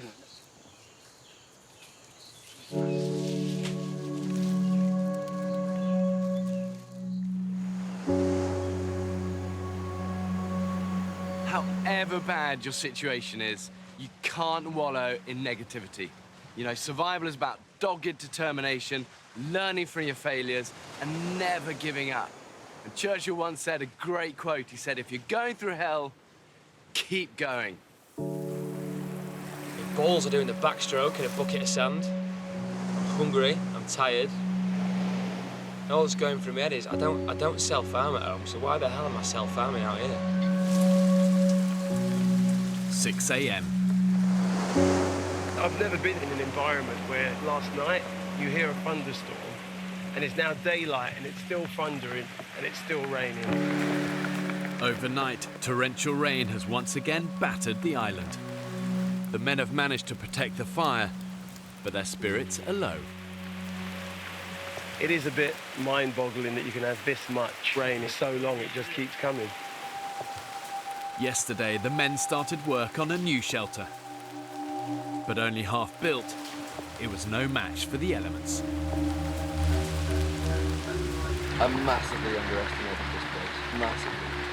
I'm soaked to the skin and have been for as long as I can remember. Last night, when I got my first hunger rumble, food's playing on my mind a lot more. It's hard. This is apocalyptic weather. It's going to threaten to wash us out of this camp. For the third night in a row, the men have barely slept. The positive? It's daytime. I can see how crap it is. Here in the tropics, when it rains, It's not just nice British drizzle. It's torrential. We can hardly hold a conversation. You've got to spend so much time and energy trying to keep your fire alight when you could be out there fishing or hunting or making shelters. However strong and determined, after a while, it saps you. You know, it saps your spirit in the same way it saps a life out of a fire. I cannot face another day on here. Honestly, I can't. I'm at the stage of almost a breakdown, to be totally honest. You just can't imagine how tough it is. Unbelievable. the island's youngest member, Joe, says he's had enough. 4 weeks I knew would be a push for me. 6 weeks I didn't think I'd ever make. The pain that I'm going to go through here, leaving the loved ones at home, Charlotte, all the rest of it. Then why did you sign up? I don't know.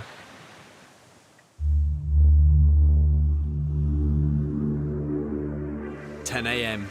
The storm finally passes. Determined to leave as soon as possible, graphic designer Joe uses the emergency satellite radio to request an evacuation boat. I just really strongly believe that as a person, physically, mentally, and all the rest of it, I'm not going to make the rest of the time on the island. And I've not made any rash decisions because I'm aware that you can make decisions in the heat of a moment, and I haven't. I just really fancy a margherita pizza. Joe wants to go home. can't believe it. He's not been here 4 days. We've not even started.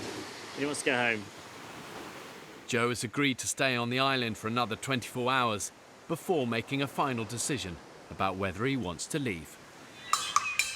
You want it up there, mark it, and then we'll cut it. Is it long enough? No. You can go halfway then. In the jungle, work continues on the shelter. Can you get that any higher?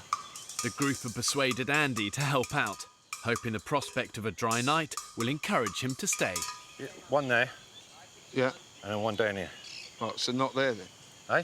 So not there then? I didn't say to put it there. The whole reason I said I don't want to tie a sled knot in this piece because we need to get the piece of wood in there first. Paul is a project manager in a construction company and Andy is a builder. Them two personalities just clash because one wants to tell the other one what to do and then this one wants to tell this one what to do. All we need to do is tie this on here, please. That's all we need to do. Yeah, but where's the bit of wood? Because I'm not tying a fucking knot if there ain't a bit of wood in it. Look, that ain't going nowhere. That's the shape I want. Andy really has a massive problem with me. Everybody's been tiptoeing around him for the past 4 days. He's just being a fucking prick. But what can you do? Something's going to explode at some point. Since yesterday, Andy has been hinting that he too might request evacuation from the island. Why are you threatening to go home, Andy? All sorts of reasons, mate. Come on, spit us out. No, don't need to. Why are you so aggressive? I'm asking you a civil question. Yeah, you've asked me it 3 times. The first time should have been enough, then the second time, now you're asking a 4th time. They were different questions. And then you're calling me aggressive because I don't want to answer a question that you've asked 4 times. I haven't asked it 4 times. You have. I said, why do you want to go home? You went, because I do. I went, well, give us a reason. You went, I'm not going to give you a reason. Exactly. I said, so tell then us you one, asked again, there must be a reason. and then you asked again. I didn't ask again, Andy. You did. What is the fucking matter with you? Nothing the matter with me, son. At all. Do we wedge that there and then prop it up? Whatever Andy wants to do. I've had enough. Hang on. They need your expertise. I said, stop asking me, and he carried on asking me. Fucking unbelievable. With the camp's 2 builders walking off the job, construction of the shelter grinds to a halt. There's no doubt there's a lot of strong, pretty macho personalities on the men's island. And yeah, they're all trying to find their place in that pecking order. But the danger when you get these high-pressure situations like this is that the alpha males start to compete instead of cooperate. And then the danger is it blows a whole group apart. I'm used to being in control. I'm used to being organised, everything running efficiently. It's what I do. That ignorant twat wants to do it his way, and he hasn't got a fucking clue. It makes your head, it's like it wants to implode. Seriously, my will is a punch to the throat. He's down, gone, finished. It's over with. I walk away. Happy days. I can't do that here. Bang, done. Fat cunt. You know what I mean?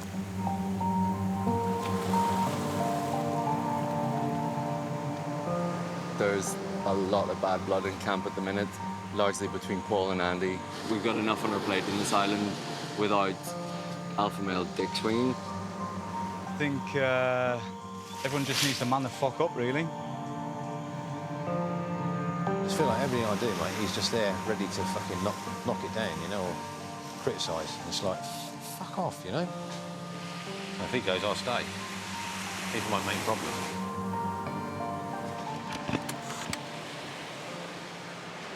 So, I overheard a conversation with Andy. His exact words were, if Paul leaves, that'd be good, because then I will stay. I'm not dealing with that sort of immaturity. He's supposed to be a grown man. I'm not being blackmailed. I don't need to be surrounded by this immaturity. I might just have to go.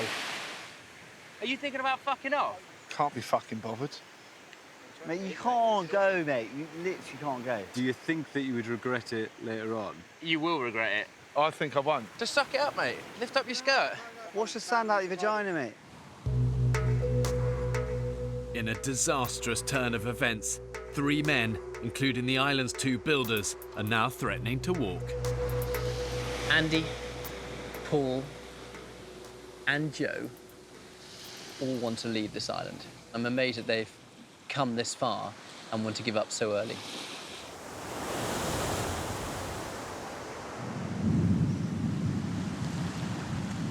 As yet another storm hits the island, the men call a crisis meeting. I know it sounds cutthroat, but we needed to keep as many of those guys here as we can. But for any of them to change their mind is a win. There's been so much discussion about people leaving. My personal opinion is that we are stronger together than we are apart. Agreed. Joe, my hope is that you might have thought differently. We've already done overnight. this. I've already had the chat with everyone. People have already said their thoughts. I've already said my thoughts, but on that note, I will be saying no more. I'll just be waiting for the boat to arrive and to leave, okay? Paul, would you just let us know how you're feeling at the moment? I came to this island as a bit of a release, you know, to get away from my everyday life. I'm not really confrontational. I don't like having arguments with people. I'd rather just step away from the situation. The final nail in the coffin was to hear somebody say that it was good that I was going, which I thought was a bit of a shame, but in another way, it confirmed my decision. And in that case, that's why I decided to go. If one goes, there's no point in the other going? Right, here we go. How we make that decision? Here we go. This is now we're getting to the crunch bit. He's segregated himself from the group from day one. We're having a discussion, he doesn't want to know. We haven't got any beds, he makes himself a bed. He goes off and sulks. Somehow that's my fault. I've had no sleep for 4 days. Neither has anybody. I've had nothing to eat. You've been sleeping. Sorry, mate, you've been sleeping. Andy, nobody's had any sleep. As a group, no one here has had enough sleep to give them the energy to do what they've had to do the next day. So you pointing the finger at me and saying, well, you've had sleep, fine, that's your problem. I've been having a laugh up until I heard one of my teammates say they wanted me to go. I was having a right crack. Now I'm not. In a community, not everyone gets on, and that is a fact of life, and we can't change that. So let's build our community. You and you, just keep your distance. At least we're together. We're 2 men up. We can build a shelter in a day rather than taking 2 days with 2 men down. The big strong man and the builder. You two fuck off, then we're fucked, aren't we? See, I don't want to lose 2 builders, regardless of your characters. We need you to stay. I'm going to walk away, and then that would hopefully Andy can, no, listen. So Andy can enjoy his experience and hopefully thrive. Then you're not losing 2 people, are you? You're losing 1. I'm leaving the island. Whether Paul leaves or not? Whether Paul leaves or not, I would rather Paul stay. He's a stronger man than me. He'll be more benefit to him. But either way, I'm sorry, I'm going. For him to fucking say, I'm glad he's going, good, then I'll stay, then all of a sudden he hasn't got his own way again, and it's, oh, I'm going, there's other reasons. It's fucking immaturity. It's sulking and it's attention seeking. And you don't want to be scapegoat, I realise this. Bollocks. I'm not having it. I am going off this island because I'm not being held responsible for that. End of story. Next time on the women's island. What? A huge fucking snake came towards me! Fucking hell! At the minute, we are barely coping with the situation in which we find ourselves. Barely. Oh, shit, no, wait, sit forward. We have nothing to drink. We don't know where we are.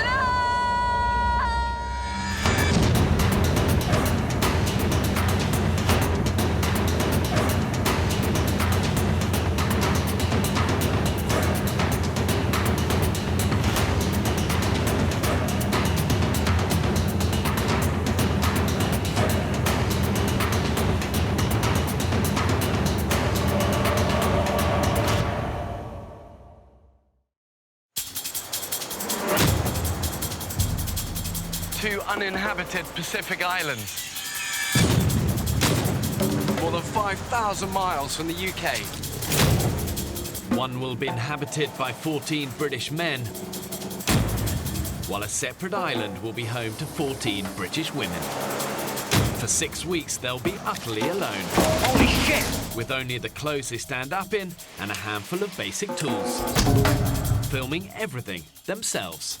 When pushed to the limits of human endurance. Will it be brute power or mental strength that wins the day? We just caught a prehistoric animal. Who will have what it takes to stay alive? Tonight we follow the men's island. Oh! This is crazy. This is absolutely crazy. This could be the worst decision we've ever made. This time, it'll be harder than ever. They'll have to endure the height of the harsh tropical storm season. Bring it on, Mother Nature, I say. If this is the worst you can do. They'll have to find their own water and hunt for their own food. You lazy bunch of bone idle bastards! Have these modern-day men got what it takes to survive?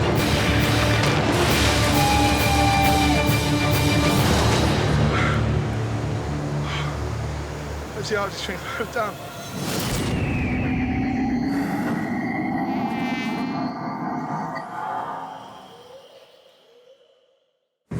Four days ago, I dropped 14 ordinary British men on a remote Pacific island. Yes! They've eaten next to nothing. Limpets are horrendous. And after 3 days of brutal tropical storms, the group began to fracture. What is the matter with you? Nothing the matter with me, son. Leaving 3 people threatening to walk off the island. I cannot face another day on here. I'm not going to make the rest of the time on the island. I've been having a laugh up until I heard one of my teammates say they wanted me to go. It's just being a prick.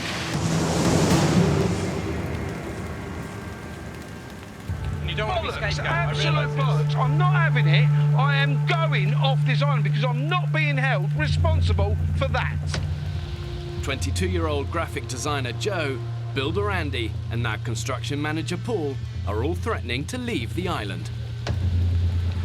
It's affected you more than I thought it would have. I came here to get away from shit like this, not deal with it every day. So we are 3 men down in 1 day when the odds are against us at the moment.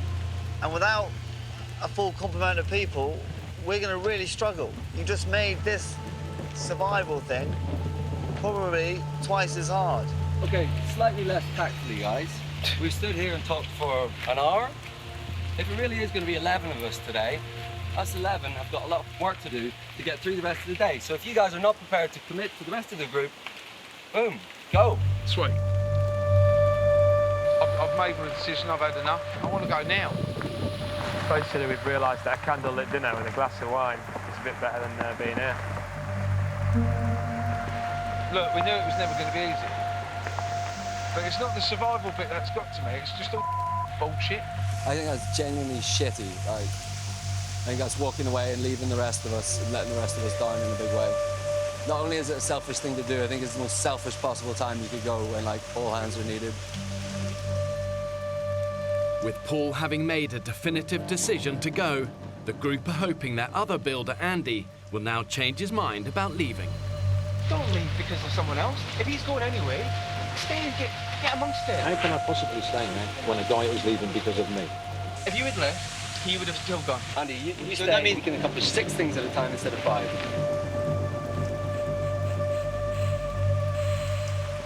I'll stay. I'll stay. Awesome. Well done, Andy. I'll stay. Yeah!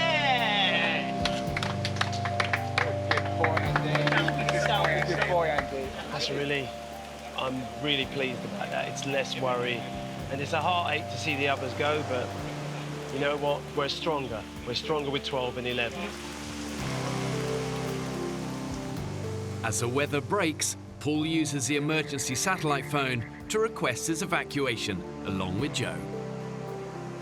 This is Paul. I would like to come off of the island. It's either me or one of the others go, and I don't want me to be used as a scapegoat. So I believe I am stronger than that person and wouldn't regret this decision.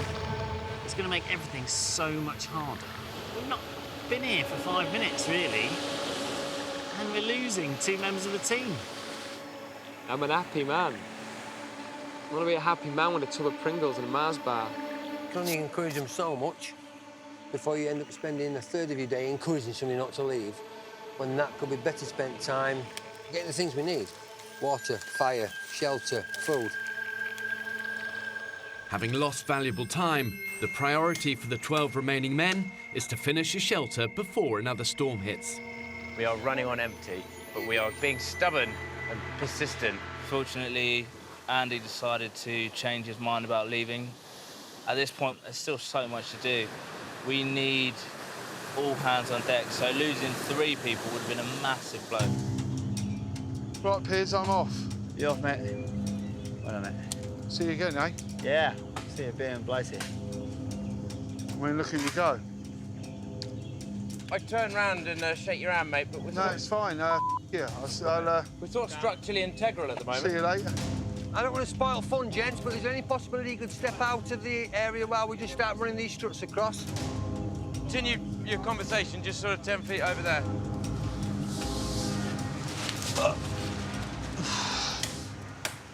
Andy!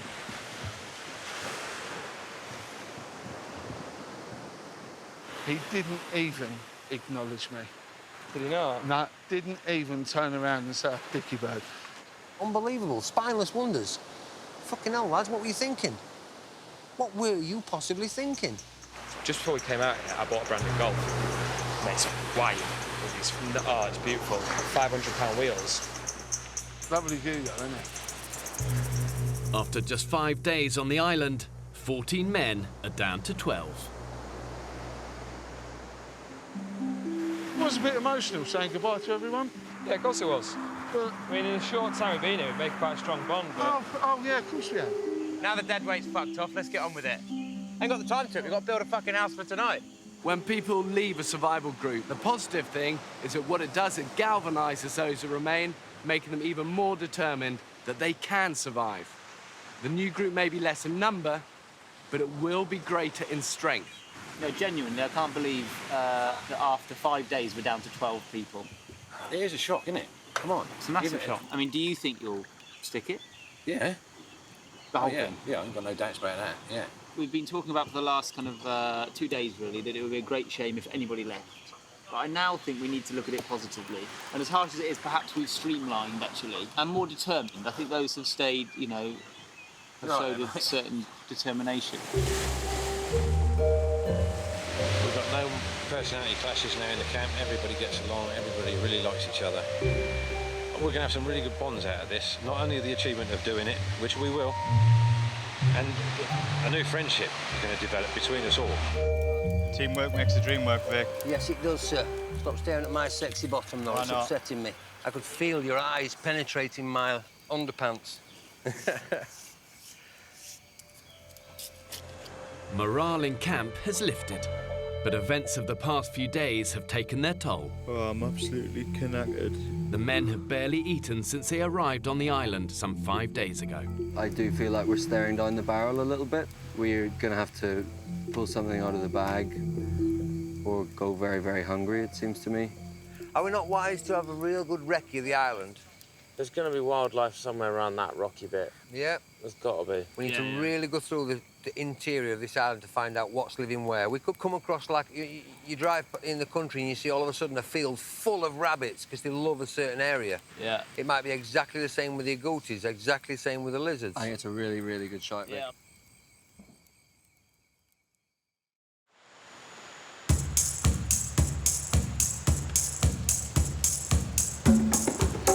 Come on, boys. 5 a.m. the following morning, the hunt for food begins. No heroes today. We don't want anyone losing a leg or arm or anything like that. You've got your stick there, haven't you, fella? I've got a stick. I'll grab a stick if you need one. Are we ready to dance first? A hunt dance? Woo! Yeah! We have an alpha male in our family, and obviously in my house I'm it. The dogs know I'm in charge, my wife lets me think I'm in charge, my kids look up to me as if I'm in charge.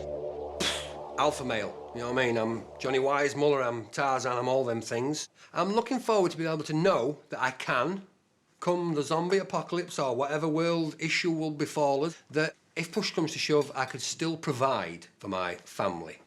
My dream is for them guys to go, that's my dad, that's fantastic, my dad did that. Iguanas live up trees, is that right? Yeah, keep your eyes absolutely peeled. Shit, I wish I had my glasses.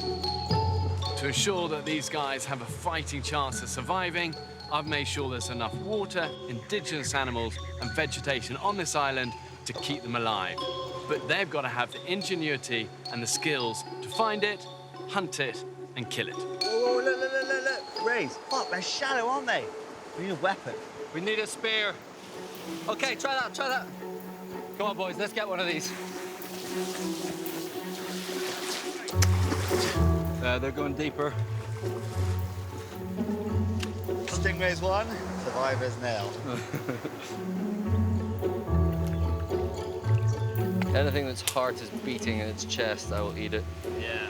My biggest observation about living in a jungle is how quickly you lose your sentimentality. When I look at something, I'm not thinking that's beautiful or look at the little creature. I'm thinking, can I eat that? Hurry up, there's an iguana. What's that? Just straight through. Oh, yes. Right, you keep your eye on him. I'm gonna go out and round, push him back to you. Stamp on him with your flip-flops. It's there. I could see it. There's some stingrays, guys. Get it. Okay, go! Get him! Oh, Andy, get him!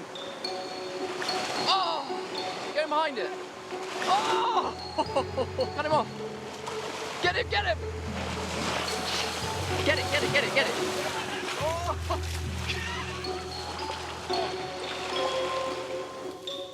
There he is. That's dinner.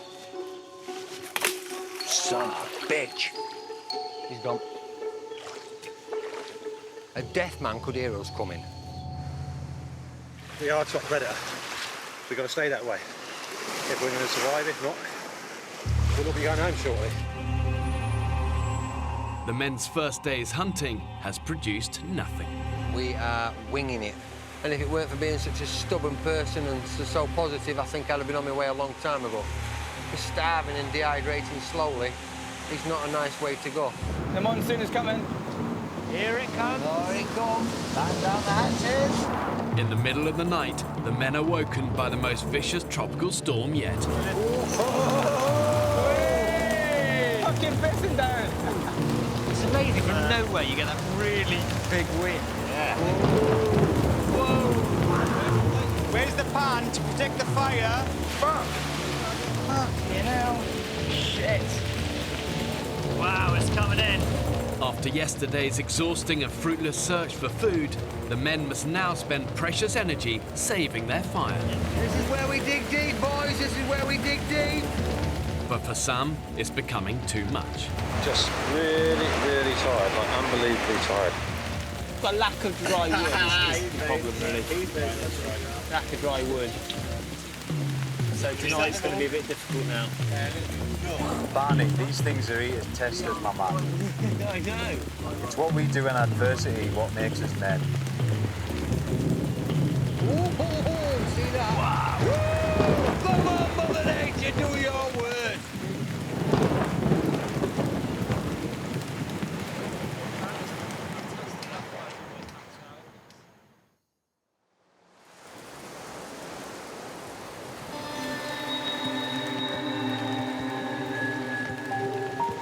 About 8 o'clock in the morning.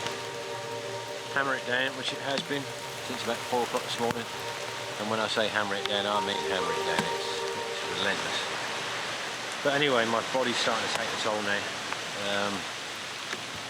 I've got blisters all over my feet. I'm shivering and shaking all the time. It's just bloody horrible. It's whooped my arse big time. In fair play to these other guys. I mean, they're like gladiators. Unbelievable.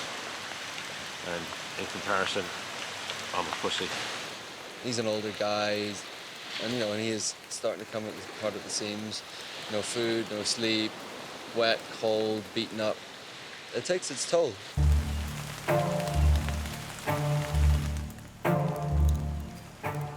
How's the wood looking, Dan? Terrible. Everything's just absolutely soaking wet. After a night-long struggle, the men managed to save their fire.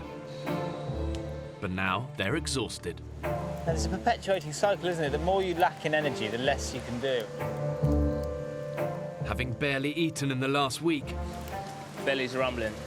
their situation is getting desperate. We need to find a solid source of protein and carbohydrate, or we are going to seriously struggle. It's getting to the point now, if we don't eat properly in the next few days, I can see other people leaving this island. Hunting we will go, hunting we will go. Come on, let's rock and roll. The men head out once again on the search for food.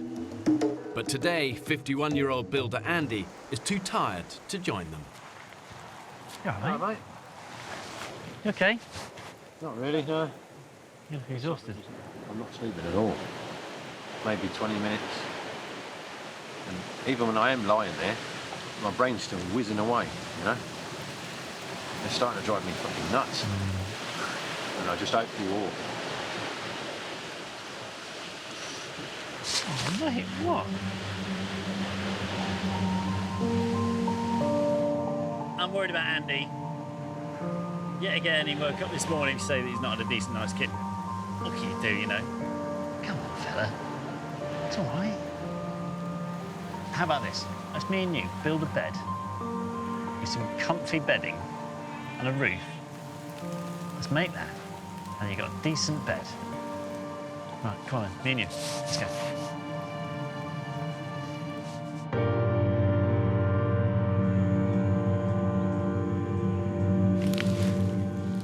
These are alligators on this island. Son of a bitch.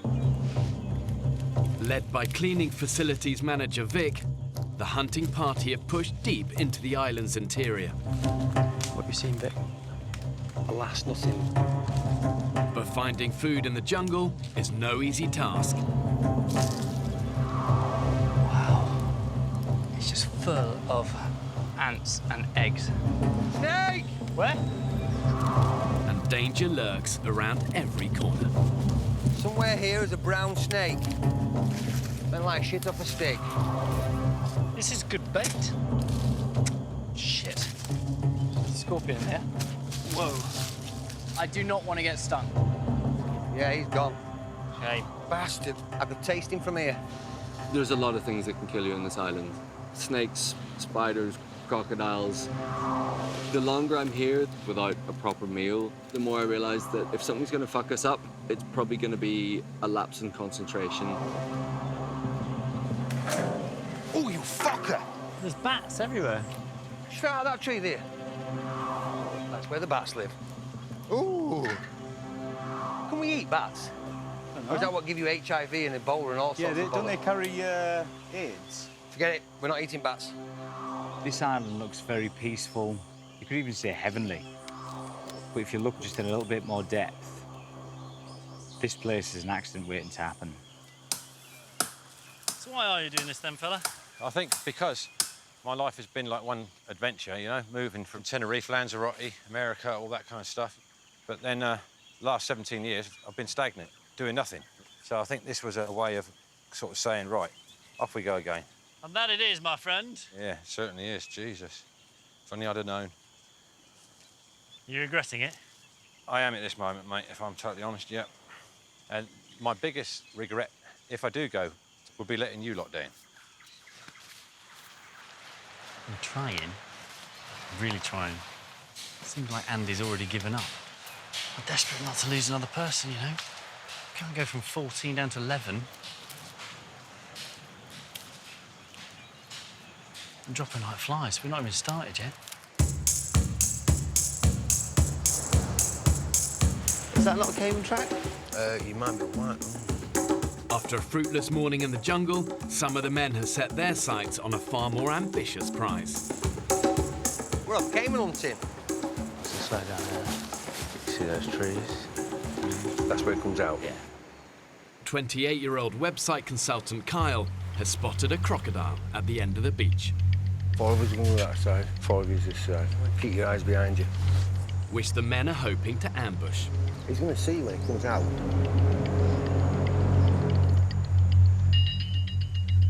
Along the coast, 29-year-old paramedic Barney and cameraman Ross are off to try their luck with improvised fishing rods.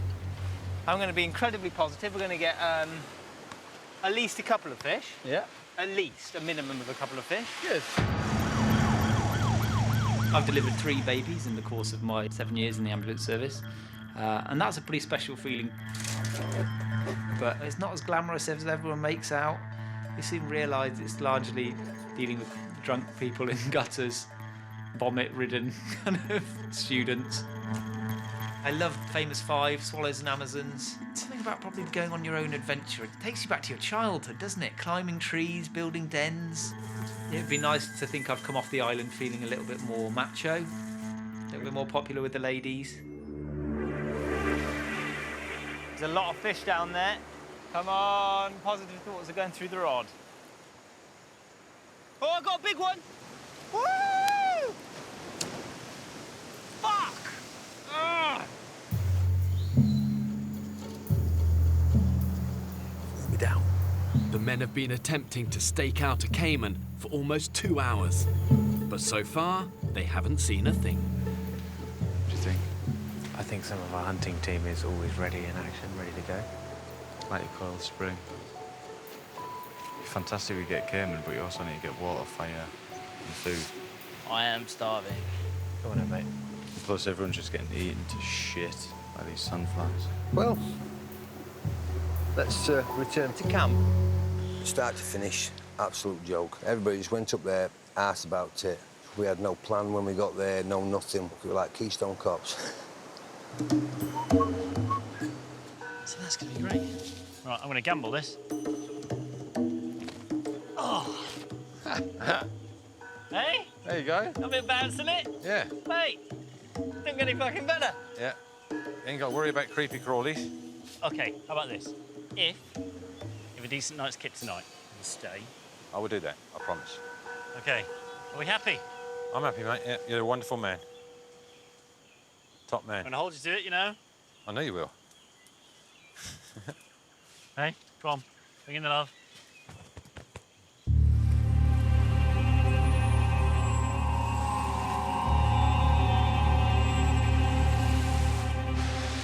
Sadly, all the cupboards are bare. After an exhausting day, the hunting party have nothing to show for their efforts. It didn't look healthy, some of these boys. Some of them look like maybe gone on hunger strike. Well, I'm absolutely burnt out. Today's a day where I definitely feel like I am starving. So the average British man needs about 2,500 calories a day.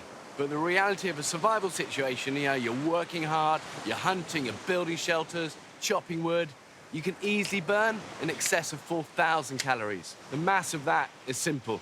If you're burning more than you're taking in, you're gonna starve. Can you just let the lads know that we've gone fishing? All right, I'll have fair some enough. energy still left in me. With nightfall approaching, the men are desperate to salvage something from the day. Ah! God! The fuck was that? Something just fucking... Oh. Something stung you? Yeah. Oh. Fuck me, do I know about it? You can't see what it was? No. Oh. Definitely wasn't a scorpion, was it? I have no idea. Mike to India. Cameraman Sam uses the emergency sat phone to call the offshore medical response team. Charlie has been stung on the toe from something in a wood pile. Fuck me. Oh shit, there's a scorpion, yeah. It's a scorpion, guys! Where is it? Let me kill it. Here. Scorpion! We just had confirmation it is a scorpion. Over. It's a general rule of thumb. The bigger the pincer, the smaller the stinger, the less deadly the scorpion. Bark scorpion, enough venom in that stinger to kill a man. Not good, man. Not good. I don't know much about scorpions, but I think there's a kind that's very, very poisonous. We were told before we got here that could kill you. Fuck, man, that's not what we need. The medics have asked Sam to urgently identify the type of scorpion that stung Charlie. Ah, dude, is it painful? Yeah. Okay, so that length, that is what, 2 inches long? So he's got big claws, which is a good thing. The bigger the pincers, the less the venom, apparently, so fingers crossed. He doesn't look like a bark scorpion, does he? To treat it symptomatically and keep the response camp updated on the condition of the patient, over. Copy that, will do. Fucking... Mate, it's so sensitive. So, good news. From the description of this little bad boy here, from that pincer, that probably means he's not super toxic. We're gonna keep an eye on you, make sure that that doesn't swell massively and you don't get any other allergic reactions. It's like someone's driving roasting hot needles in and out. Yeah. I think you're milking a bit now, mate. Oh, no, I need to suck it up, don't I? Oh, wait, come on, you're supposed to be English. Thankfully, it wasn't particularly poisonous, but it must have hurt like nobody's business. Poor guy. I do not need tipping over, thank you. Seriously, keep your weight off it. Oh, actually, maybe. Keep your weight off it. Easy. No pride. Not nice to see anyone like that, really. The boy is what I would like to call OTG. He is out the game. The medics have advised Charlie to stay off his feet for the rest of the day. Let's go and be the saviours of today. Go on then. Okay, rods. With now only an hour to sunset, paramedic Barney and cameraman Ross set out to make a last-ditch attempt to catch dinner for the group. Yeah, let's go. But to get back to the headland where they've seen most fish, they face a treacherous scramble across the rocks. That's quite high, isn't it? And the tide's coming in fast. So I feel there is a bit of a risk, actually. But I'd like to take risks. We're not going to gain anything by walking back now, are we? Let's do it. Oh, no, wait, no, sorry, hang on. We have to wait for the tide to go out, and then we're making that gap there. So the Pacific really is just a vast ocean. It's actually the largest in the world, covering over 60 million square miles. You've got these fierce ocean currents, they swirl around these little islands, and if you get swept out into them, you really genuinely don't stand a chance. The next stop that way is the Galapagos Islands, if the sharks don't get you first. Now.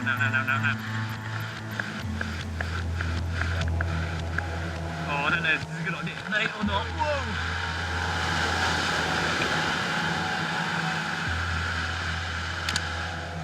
Taking quite a risk just to get a fish. It's because we're all so hungry. And you've got to take risks, haven't you, really? What do you think? Is this a bit dodgy or? Good. As long as we're on the same wavelength. Sea's a lot rougher, though. If we get swept off it, we're mincemeat. Just one of those gets you.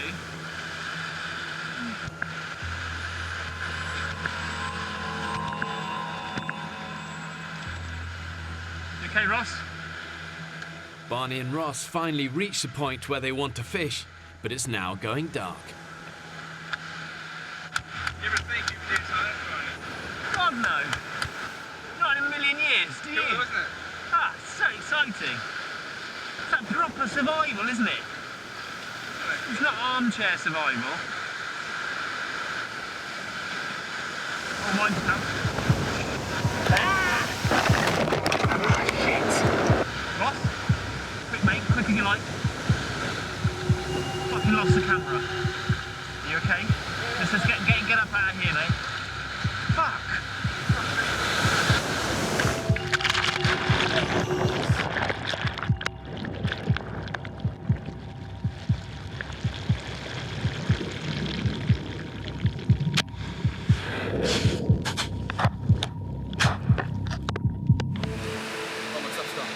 Cameras, everything's on. Hey? The cameras have got fucking smashed in the rocks. I think it's fair to say we nearly got killed, actually. Like, we walked up there to do some fishing, completely fine, calm. He was behind me. I turned round to see a huge wave, probably about 10 feet, engulfed Ross, and then Ross was gone, like that. And then I ran down and managed to grab him. I pull him out. And I've never been so terrified in my life. Barney too, Molly. Afternoon, guys. Where you been? Hello, boys. I'm shaken to say the least. Oh my God. Oh, Dave, do you want some water or something? Make some room for the guy. That massive wave crashed right over me. It swept me straight out on the rocks. You know when we were fishing? Yeah. Straight out, like that. Grabbed the rocks back up, and then another massive one took us both down. Can we please say no more fishing at night then, please? Yes. Yeah. You are a true team man, aren't you? It's really made me realise just how careful we need to be, and how careful I need to be, and about how vulnerable I am. Despite feeling as a young guy that actually you're invincible, out here, it's just not the case at all. You all right? You're fresh, near-death experience. Yeah. Fuck, you look shaken, man. I am shaken. Yeah, have a Genuinely, I'm drink. shaken. Yeah. We did get some fish, though, right? Seriously? Get back out there. take from that. Tell you what, this is one hell of an adventure, isn't it? It's turned out to be a real men and mice game, this. Good night, everybody. I'm sorry, I'm not being rude, I promise. Get some rest, mate. 51-year-old Andy hasn't slept well since arriving on the island. I'm absolutely exhausted. Concerned he'll leave if he doesn't get some quality rest, the group are hoping his new bed is the answer. Andy's got the skill set that we absolutely desperately need on the island, you know. He's a builder by trade, so he could shortcut so many of our processes. So, you know, I want him to stay. He didn't, you know, I'm sure he didn't come on the island to fail. So if you have a decent night's kit, then you're not going to leave us. That was the deal, wasn't it? If I have a decent night's kit. All right, then.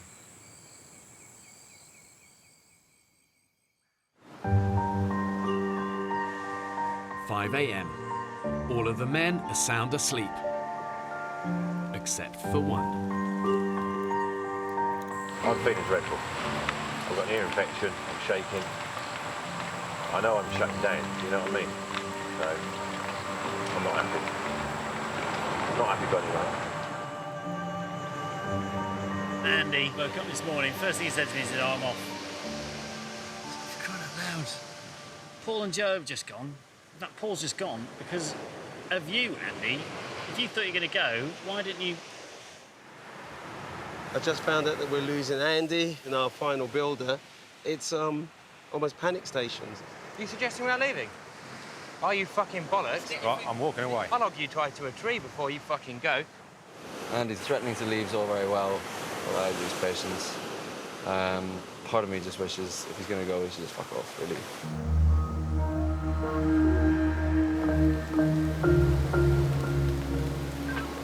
I'd like to say I want the boat here now. Over and out. Bye.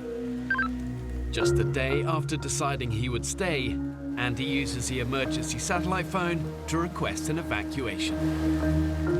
Andy Pandy is leaving today. Something that I kind of predicted, really. I think Paul was just an excuse. So really, it was a shame that Paul had to go because Andy was always going to go in the end. Take care. I can't give myself or you guys anymore, I'm sorry. What can you do, you know? We're down to 11 people after not even a week. It's just embarrassing. When people leave a survival group, the remaining members can often feel this sense of desertion, betrayal, maybe even a little bit of jealousy. I mean, who wouldn't want to leave what for many of them really is a living hell? But ultimately, losing a negative influence will be a good thing for the long term of the group. Feeling pretty tired today. What you could do is some food. 8 days in, with barely a thing to eat, and delayed by Andy's departure, Fucking little fish. the men resume their daily search for food.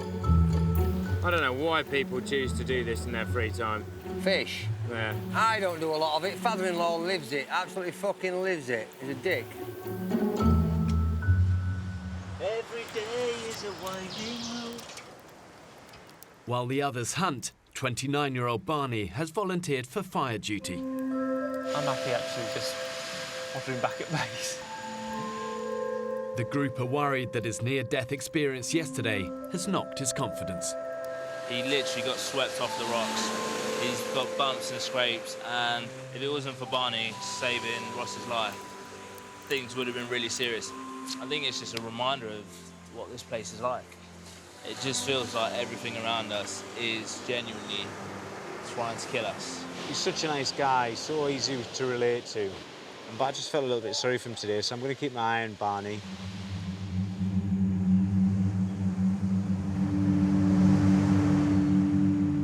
I think he was crying there just before you got the camera. He is finding it really tough.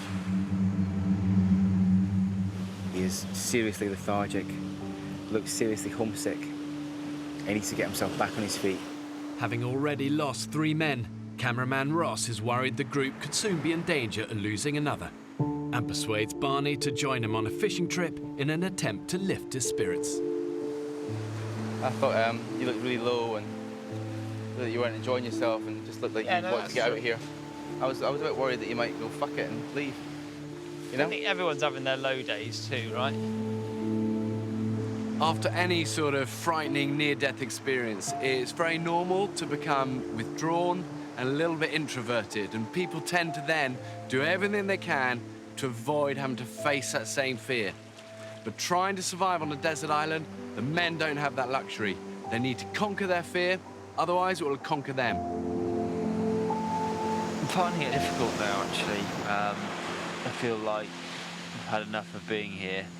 And every time I think about my family, I find it more difficult.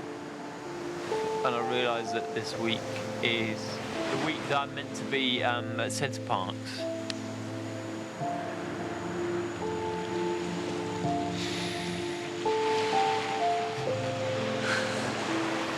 But I just wanted to kind of apologise.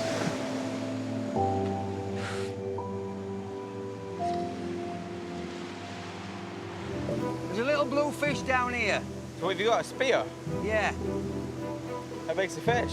He's a fucking good fish, I know that. Bastard.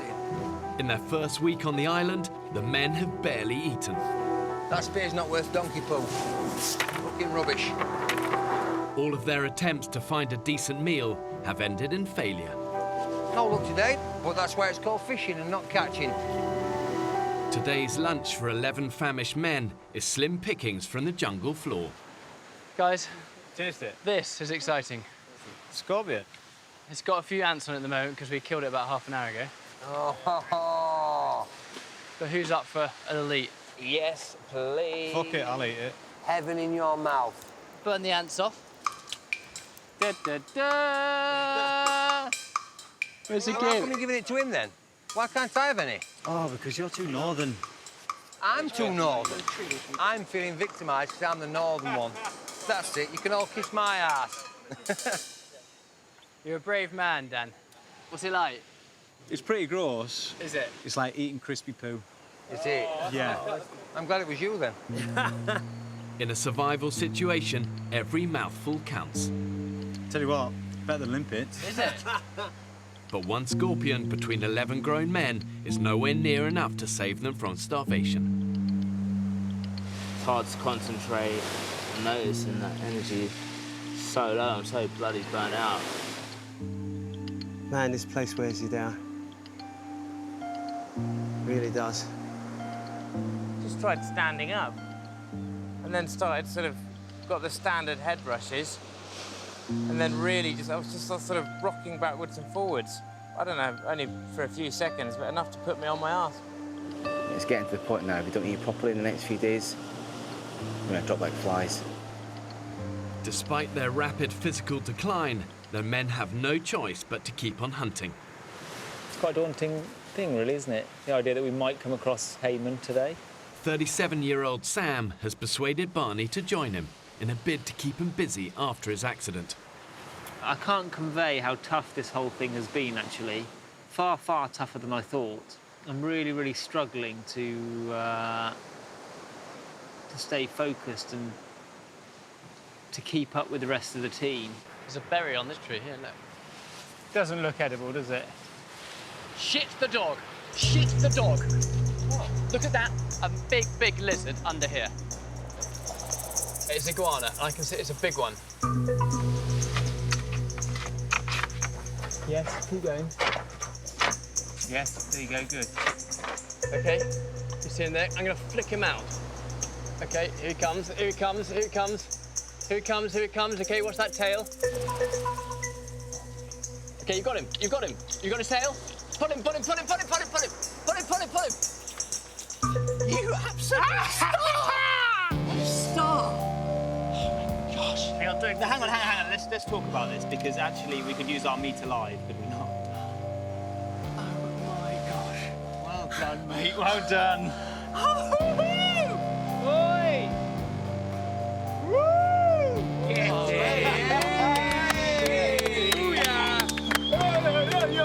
It's an iguana! Nice one, Barney. Get in. at the size of that, man. Wow, Barney, that's half a leg. That is a corker, Barney, lad. That's dinner and supper. Well done, fella. Nice one, Barney. He's a beautiful creature, actually. Absolutely beautiful. Look, he's like a little dinosaur. Guys, it's my little contribution to today. Wow. It's an amazing feeling. You really feel you've done your bit for the team. It's like when you give a really good Christmas present. You just really want to give it. I was thinking, guys, about killing that iguana. Yeah. I think that's probably a bit of a personal thing I need to get over. Hang on a minute. Because, why is that such a bad thing that you don't want to kill something? Because the reality of it is that we all eat meat that's killed at some point, and we're so far detached, aren't we, as we all know, from the slaughtering process, that actually, for me, maybe that's a challenge that I need to face. If you kill it, will you have repercussions, sleepless nights? They're going, no, Barney, don't give it. Blood, gush, stinking. Let's put this in perspective. That bothers you? I've been a paramedic for 4 years and seen some nasty things, but I think I'd like to test myself. Do it. Do what you want to do. Don't do an Ozzy Osbourne and bite its head off, though.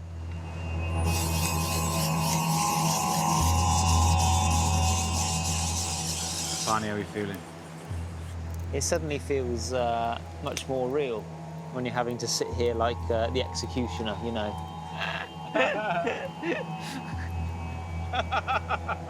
I condemn you, iguana. It goes right over, doesn't it? Like this. Yeah.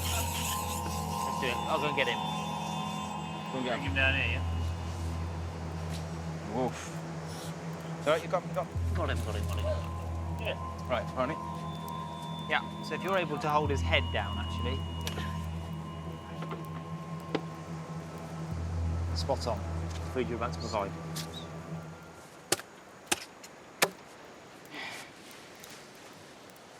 Great effort, Barney. Well done, Barney. You all right, mate? Yeah. Fucking A couple of my really close friends have got iguanas, and I really don't know how they'll view this. I hope they understand that this is completely a survival situation, and their pets are not in danger. They can leave me in the lounge without them. It's a very mix of emotions because you really have provided, and everyone's got some food tonight, including myself. Hopefully, it gives you a greater respect for the animal than if I were just to sit around tonight having somebody else killed it. I'm going to enjoy that meal more than anyone tonight. I've seen it myself so often, you know, the quiet, humble individual who the group maybe initially discount, but suddenly they can become the man of the hour just in one heroic moment. And these brave people earn respect through their deeds. They don't earn it through, you know, bluster. And really, that's what British courage is.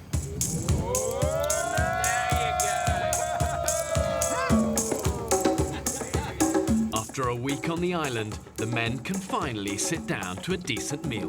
Looks like proper food. Isn't that just an incredible sight? Yeah, nice and caramelised on the outside, be beautiful. This is going to be like... Is he eating his own neck? Yeah. That's just sick, Barney. They do say that Mother Nature watches what you do, and if you work hard enough, she rewards you. Today she did. Good job, Barney. Here you go, guys. Well done and congratulations. Well done, teams Ocean 11s. Yes. Let's have a little taste, pass them on. Oh, it's delicious. Really lovely. Oh, so good. The first time of eating something which is ridiculously, amazingly brilliant. Oh, that's like a good piece, Barney. Yes, it is, mate. Oh, yeah, Barney boy. There's more meat on this than I thought. Tails. Hey. Oh, yeah. 11 of us sitting around like cavemen, just gnawing and slurping and chewing and staring into the flames. Great. Grr. You've now literally cut his face in two. There you Yes. Feeling increasingly manly as the day goes on. See what it brings the group. It all feels worthwhile. No complaints with this at all. Yeah, great. I think the head might be my favourite bit. With food in their stomachs, the men's thoughts turn to Andy's unoccupied bed, which is now up for grabs. No wanky in the individual bed, please. Okay, I've completely misunderstood what it's for.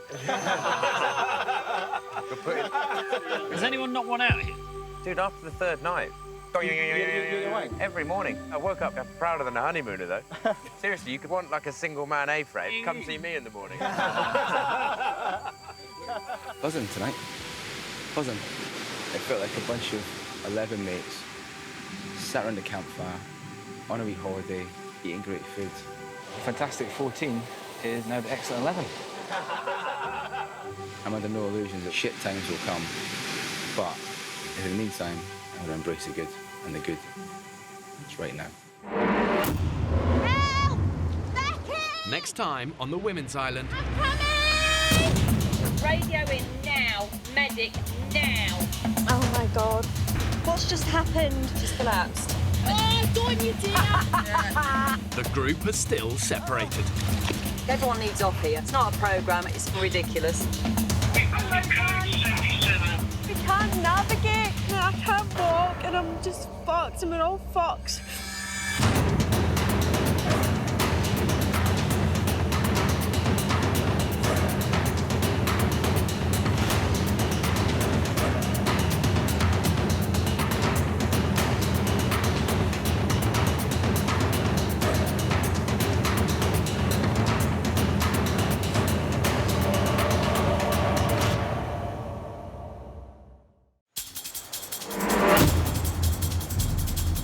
Two uninhabited Pacific islands.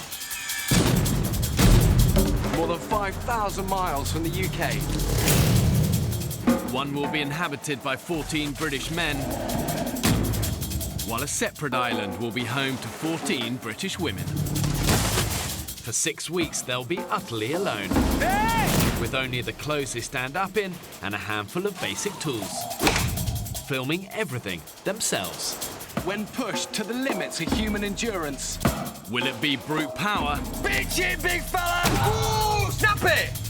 Or mental strength that wins the day? They're too cute. I can't. Who will have what it takes to stay alive? Tonight we follow the men's island. It's a scorpion, guys. It'll be harder than ever. They'll have to endure the height of the harsh tropical storm season. A bit like being in a disaster film. They'll have to find their own water. Yeah! And hunt for their own food. Watch him, go now, go now! That is amazing. Have these modern-day men got what it takes to survive? We're all sweating our bollocks off up there, fella, and it looks like... Yeah, fair enough. Looks like you're doing all when it comes to wood.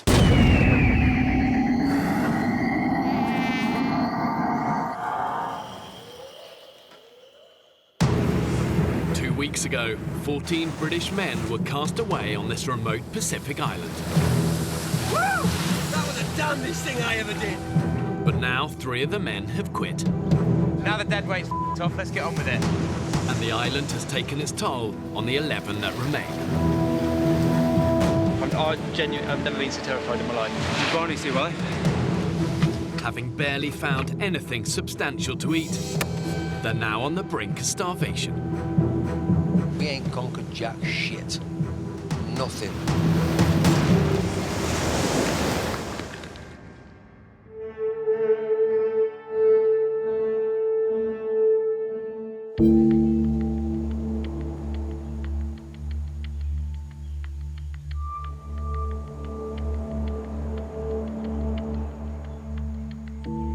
It's a bit like being in a disaster film, or or when you hear on the news that people have had a typhoon come through or a flood. There's no water, there's no electricity, there's no food supply. Sometimes out here can feel like you've been hit by a major disaster.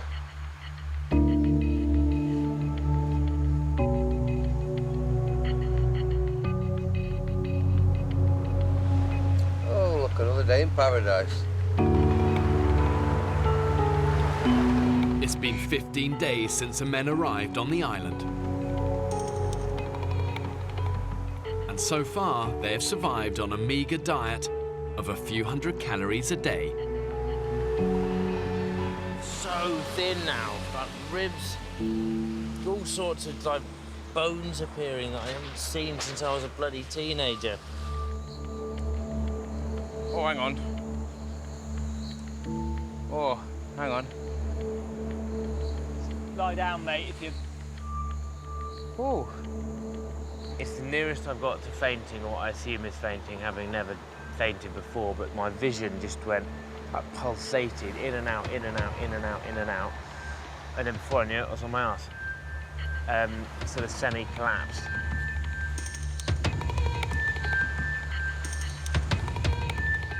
We're surviving off limpets and like the odd one fish. It's not going to sustain us for the next God however weeks. And I think another week of this, we'll be struggling massively just to even get up in the morning.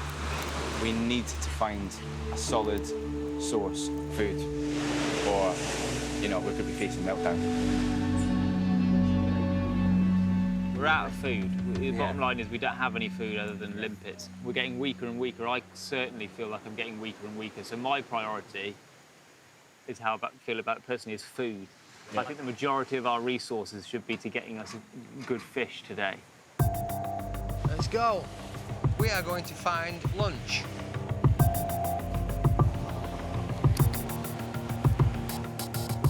Come on, fishy, fishy, fishy. In a survival situation, you always face one huge dilemma, and that is if you want to eat, you gotta hunt. Hunting burns your energy, and there's no guarantee you're actually gonna catch anything at the end of it. Any glimmers yet, Vic? Oh, I can see fish. Can you? Bastard, you. Every time you go looking for food, you're gambling. You're gambling with your energy reserves. You know, Piers, you seem a bit lacking in enthusiasm. Oh, I was dead on my feet. Absolutely dead on my feet. I feel just completely gone.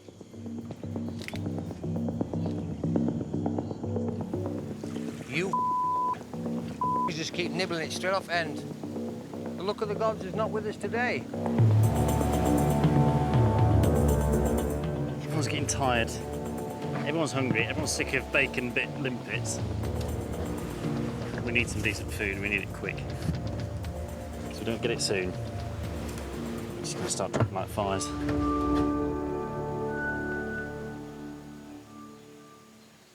Despite the group's desperation, one man refuses to be beaten. Let's all push it to the edge. I feel fine. Another day at the office.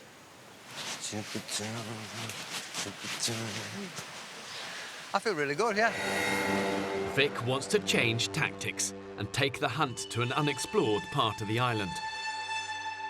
1 kilometre from camp is a vast freshwater lagoon where he believes a much bigger prize could be lurking. One that could provide the group with the calories they so desperately need. We are going hunting for Mr. Cayman. Let's go lay some traps, fellas. Let's go hunt some beast. As well as the search for food, the men's survival depends on them having a constant supply of drinking water. They need at least 30 litres a day, which they must collect on a back-breaking 2-kilometre round trip. Sam, when you go past Carl, can you ask him to come and help do the water run, please? He's not shirking, is he? Hey, I'm just saying the water run he's doing, and he's chewing his gums. You do the maths. Right, let's go. Grab Carl. Kyle, are those Crocs going to be OK for going across to get some water? Is anyone else knocking about to do water? I've done a lot of mileage the last few days. I think I'd rather do something a bit more camp-based today. I've done water 2 days in a row, mate, so this is my 3rd day, so... Yeah, you know. appreciate it. Well, we've got 11 people here. Yeah, but they're not here now, mate. Yeah. Carl, white mate, just sit here and tidy the camp then. I'll do it. That's no problem, mate. Cheers. Cheers, thanks, Pierce. Right, off we go. Just sat in the office in front of the screens. I know there's more to life than that, so I just got to a stage where I wanted to break away from it, step away from the screens and just do something different. I like to think I can step up to most challenges. I like to see myself as someone who will see things through to the end. So if I was the person who was struggling in the group and was a useless one, that would be a big knock to my confidence, big knock. I was a little disappointed in Kyle. It would have been nice if he just stepped up to the plate and said, you know what, I'll step in, but he wasn't in the mood to do that today. It's not so much that I'm hungry, the worst thing is just the energy. I never for a second thought my energy would be as low as it has been. Fuck, I can't even lift up my legs.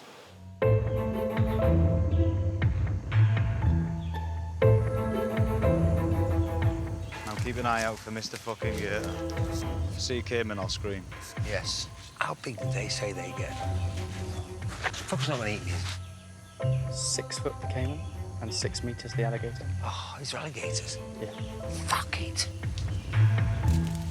I don't know where Vic gets his energy, but I need half of that energy.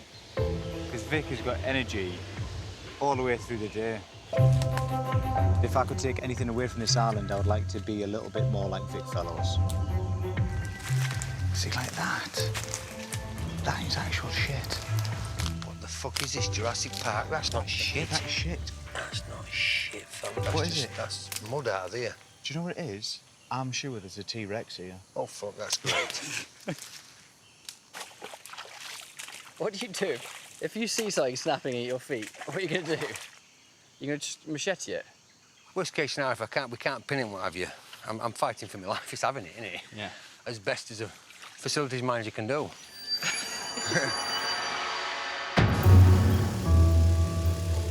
I'm 47. This could be my last crazy hurrah. And what better way to doing it than the ultimate challenge of surviving? I mean, it's the ultimate challenge. Can I provide for me? Yes, I am very excited. It's Boy Scout shit, innit? We're all over it. We get knives and spears and stuff, maybe even a bow and arrow to make. I mean, how good does it get? Excited is an understatement. Yes, sometimes I have to put a lid on it to not let it get like, boom, shit, it's that kind of excitement, yeah. So just keep quiet, guy, because if there is a croc, we'll see it. Where do caimans live? I don't know. I presume they lived in the water. I thought they lived up trees. Do caimans live in holes? I reckon caimans live in holes. Dear. Well, I'm making that up, but... It sounds good, though. If it gets up to my bollocks, I'm coming out. Crocodiles are ambush predators. They hunt their prey in shallow waters and are masters of the stealth attack. With razor-sharp teeth and a bite that's 3 times more powerful than a lion. Sam. That is a caiman. Look, he's up. Fuck, he's a biggie. That there is our baby. That is dinner, yeah. That is our dinner. Would it be worth swimming in? Not for me. I'm not swimming in that. Not a chance. That is insanity, yeah. Fucking bastard him. Look, he's moving. He's got a bit of a ripple behind him. Look at that size of that fucking head. He's getting inquisitive, is that little boy, isn't he? Come to daddy. We now need to find where he comes in and goes out. OK. Wherever we are now is where they come out.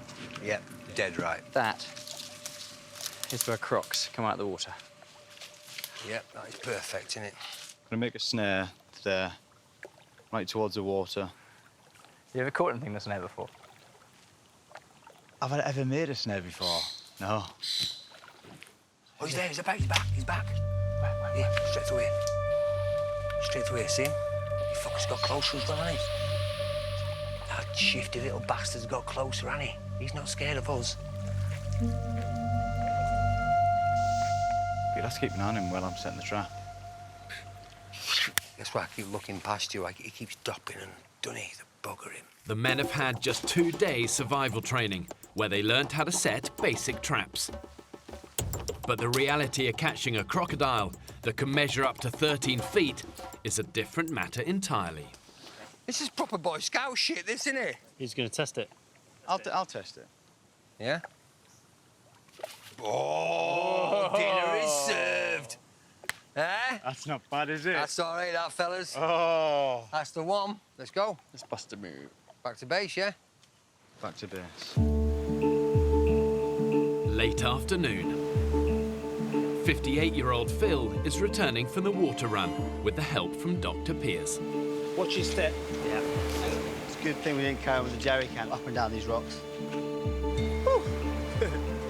And home. While Kyle continues to rest on the beach. There's a feeling amongst camp that he's not contributing as much as he should be. It's just I feel like we've just been trying to deal with the fire and do the water. And Kyle's been kind of doing the feet manicuring bit. It's a little bit like anything in life, you know, you can have a rest, but do the work first.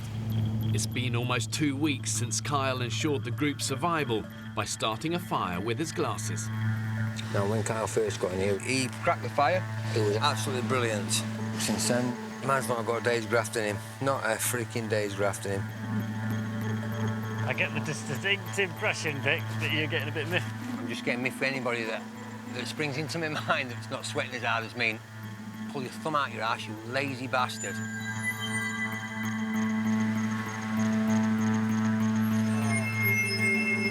Oh, yeah. I feel like I'm kind of nearing my physical limit, and I think it's quite a common event. I'll come down and you're doing your feet or you're sitting by the fire. I'm going to be completely honest with you. I feel that perhaps you haven't been pulling your weight in the last week or so. Okay. Today for me has been a bit of a challenging one, actually. Can't lie. I haven't been able to do as much as I thought I would be able to, and like when you're in this situation, if you can't contribute, you feel like you're really letting the team down.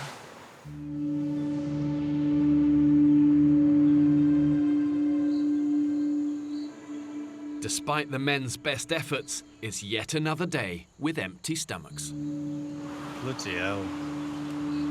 Boys, there's no meat on you. You need a bit of cake.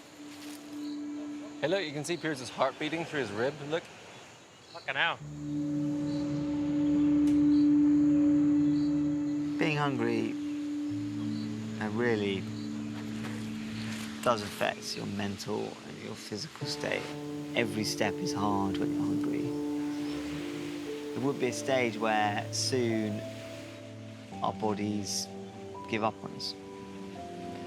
And we're not far from that.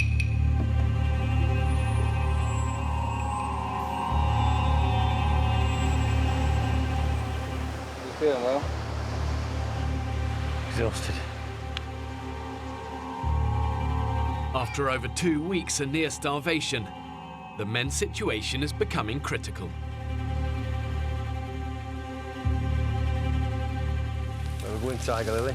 Desperate to catch a high-calorie prize, Vic and Dan have set multiple crocodile traps around the island's freshwater lagoon. Bingo. But so far, they haven't caught a thing. By the look of it, it's done sod all. Fuck. Shit. Nothing, I'm afraid. On such an extreme, low-calorie diet, you're susceptible to infection and your mental capacity is low. And if nothing changes, really, you're on borrowed time.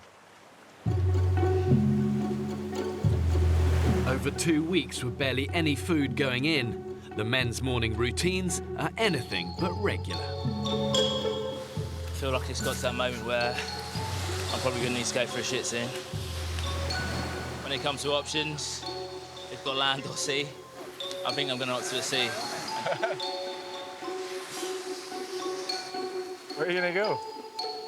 I need to figure out, is it sort of washing that direction or...?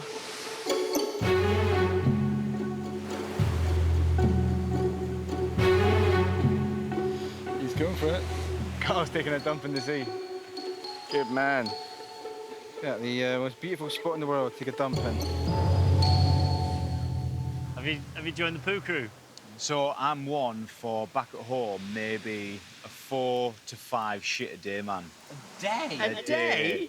I'm pretty good. I'm very regular. And I haven't shat until 6:30 this morning, and now I feel enlightened. God. I'm now part of the pool crew. But 28-year-old Piers, the group's doctor, isn't having as much success. How's your, Oh, bowels. Bowels? Yeah. Any movement yet? Being stubborn. Wow. No poo for 15 days. It'll come.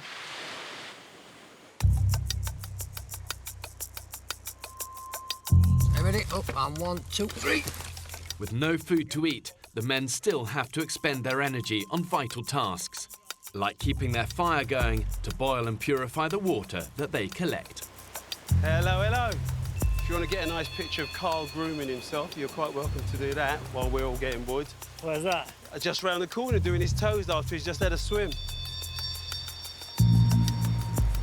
Today we were supposed to all contribute getting wood and then do individual tasks, and he has done nothing. I think my tolerance has kind of reached a bit of a limit. You know, if you do let it boil inside, it does become a bit of a problem when it comes to a head, like it is now. I can't hold stuff in. I can't. But listen, when everybody, and it just me, when lots of people bits and chaff and nobody seems to want to confront it, I think, come on, boys, we're teammates. Fuck it. Where is he? Up there, sat on his arse. He's taking piss. Come on, man, fucking hell. Kyle! Kyle! How you doing? I'm busting my knackers, fella, doing wood, and you're doing your feet. I'm not doing my feet. I've come out of the water. Whatever. Yeah. It's not just me, it just seems I'm the only one with balls to come up and speak to you. No, that's fine. Every fucker's bitching and moaning that you're never doing wood with us. We're all sweating our bollocks off up there, fella, and it looks like... Yeah, fair enough. Looks like you're doing fuck all when it comes to wood. Admittedly, I'm not getting wood now, because I just come out of water because I went for a shit. We're fucking pulling tree upon tree upon tree, and it does look like you're always doing your feet. I won't lie to you, it does. That's good.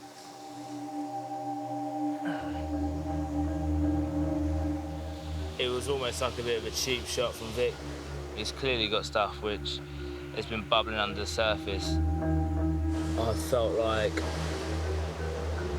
I haven't fitted in with the group, and you know, I've done stuff to try and change that.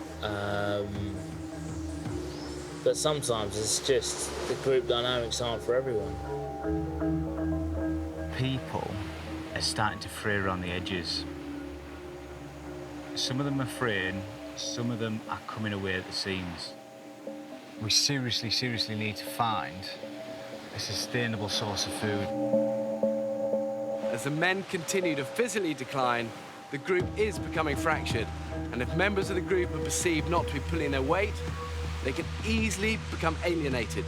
And then if those rifts aren't healed, it becomes a downward spiral of conflict that ultimately could destroy the men's community.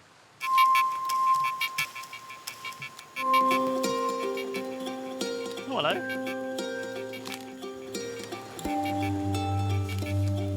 There's a net here. A net? Yeah. Oh, yeah. Mate, this could be big. This could make a big difference to us. Game changer. Could be. Fellas! Look what I found! We've got ourselves a gill net! Woo! Fucking brilliant. It's pretty fucking big! Get in there, baby! Nice stick of the dog. Brilliant. Let's get ourselves some tea! If we get this net in the water, then we have our best hope yet of catching fish. For thousands of years, fishermen have been perfecting the art of setting their fishing nets. If you get it right, you unlock the ocean's larder. If you get it wrong, and all they'll be doing is wasting their precious time and precious energy. Two resources that they can't afford to waste. Net's out. Exciting times. What are we looking at? Yeah. Feel quite positive. think it will catch fish. I think it might even catch fish by tonight.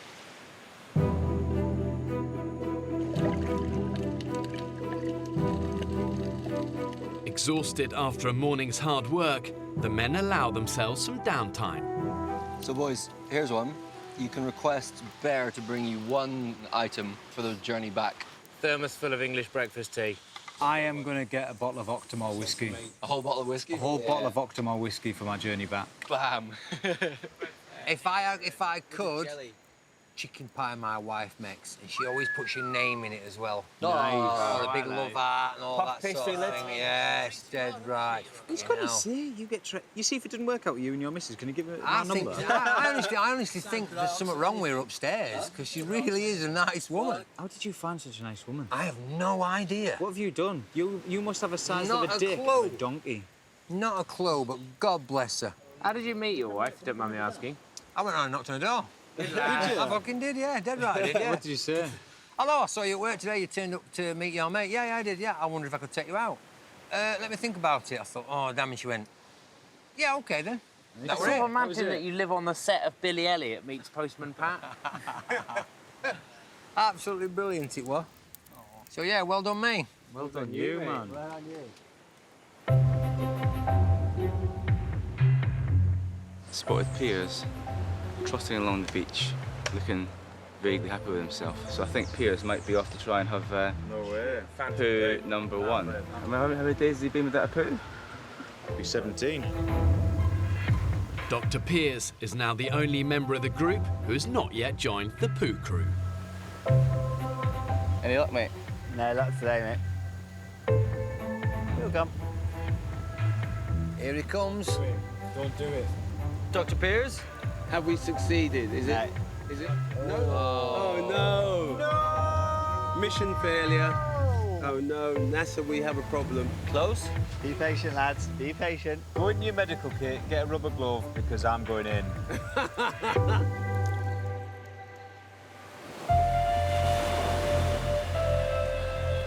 fun, boys. Cheers, we'll do our best. Mid-afternoon. After a couple of hours rest, the men get back to work. Come on, my son, bite.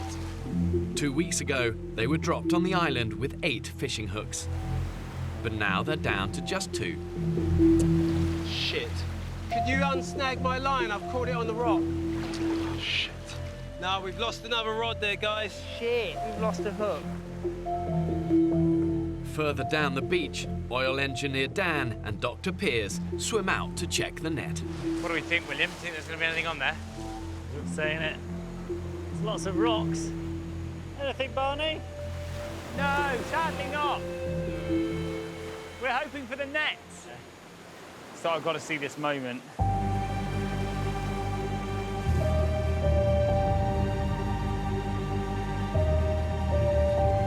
Doesn't look like a trawl. No, I'd go as far to say as it looks like the square root of F all. What's wrong?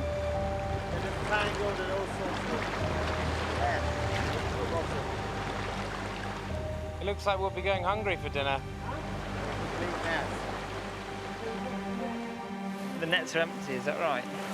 Shit. What's happening, fella? This is what we've caught. Caught a load of coral. Fuck. The razor-sharp coral has destroyed the men's net. No fish at all. Shit! We really are up Shit's Creek, aren't we? With no nets, one fishing hook. The situation just went from bad to much, much worse. What do you think, Phil? That's disastrous. That's no food for anyone. And no means to get food.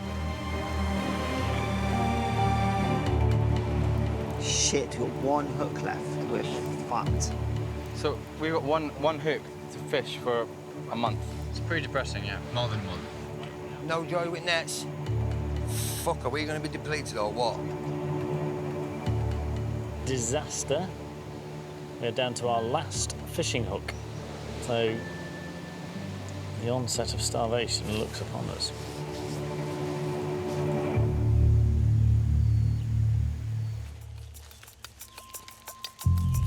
With morale at rock bottom, Barney, Phil and Sam Farmer head out to the lagoon for the daily check of Vic's crocodile traps. Chances of catching a caiman, 4%.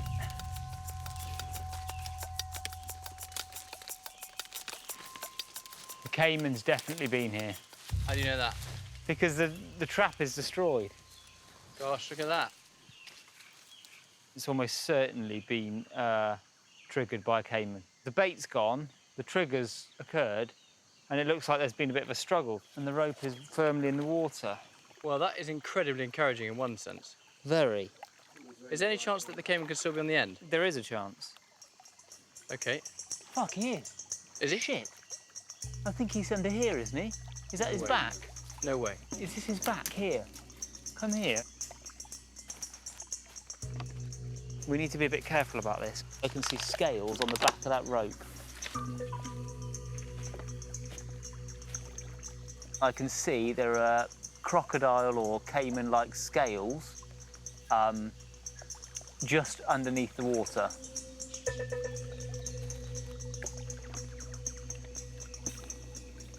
I'm convinced, go and have a look. I'm convinced he's there. Just be careful, be very careful. There's no doubt about it, the caiman's there. Yeah. There is a caiman in the water right next to us now. We need to be careful because as soon as we drag him out there, he's going to be angry. I cannot quite believe it. No, I can't either. I cannot believe it. My heart. Mine too. Is your heart beating? Mine too, because he's obviously alive, right? So the crocodile is the largest, it's the meatiest animal they're going to find on the island. But when they're cornered or they're scared, that's when they're most likely to attack. And if you're in the wrong place at the wrong time, you're in trouble. The minute we disturb this, all hell will break loose. The three of us could take him on. I think it's sensible to go and get many more hands. Why don't you two stay here? I'll run back to camp. Yeah. Deliver the news. Yeah. And we're going to pull him out of that trap. He's going to fight like buggery. Absolutely. Go on, Barney. Excellent, yes.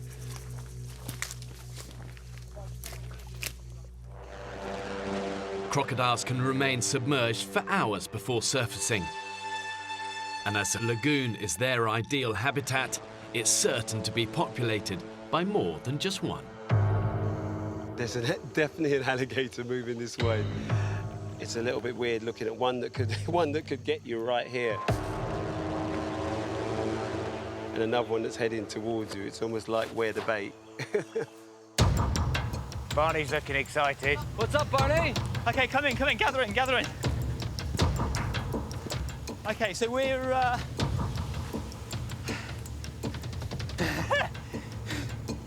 He's running. I'd say we're 95% sure we've got a caiman in our second trap. Fuck off. Let's rock and roll, boys. Let's rock and roll. I think we nail it. Woo! Let's go. Woo! Let's go. Oh, this is exciting. This is exciting. Bingo, big fella. It's either that or a scaly log. A scaly log we will eat. Despite being too exhausted to help with the group's daily tasks, the prospect of a crocodile feast has inspired Kyle to join the hunting pack. Let's do it, lads. Let's go along, I feel like Gandalf with my giant shaft.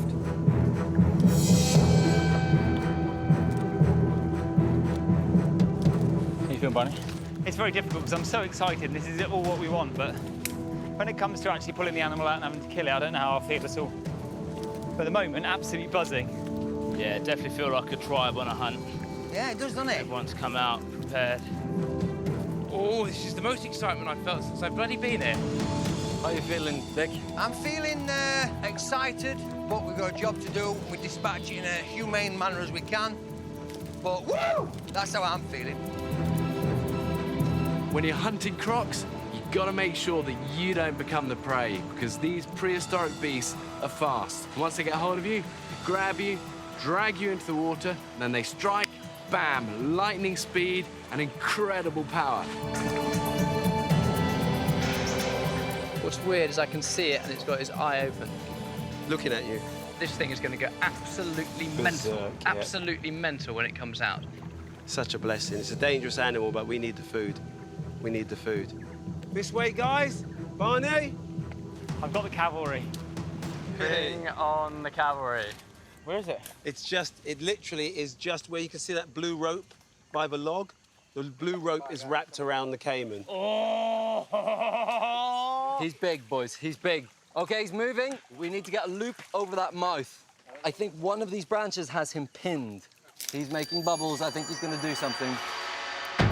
Here we go. There we go. Look at that beauty. He needs to breathe, doesn't he? He's hissing at us. Okay, he's trying to go back. Here we go, boys. Right, where's that rope with the hook? Here. Look. Okay, boys, we need 2 people on that rope. We need to pull him ashore. Is his mouth open? His mouth is slightly open. Okay, Vic. Nice and calmly, boys. Come on, Vic. Whoa, come on, baby. Come on, Vic.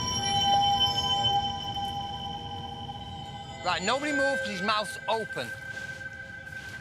Yeah, you get him. You get him. You fucking get him. Let him still round his neck. That's it. We got it. Come on, big boy. Sod. Come on, boys. Come on. Right, I'll distract him. Hey, Mr. Croc. Hey, look at me. Look at me. Look at me. Ooh. Okay, Vic, I go now. Probably gonna roll soon. Over the teeth. Oh, the branch won't let me. One more. Mate, you've almost got it. Watch him. Go now. You're in. Here we go, puppy dog. Yes. Ah, you little watch fucker. him. Right, Sam, I'm very conscious if you stood in the water, mate. Yeah. There is another one in that lake. Yeah, get out of there. Yeah, get on the bank, Sam.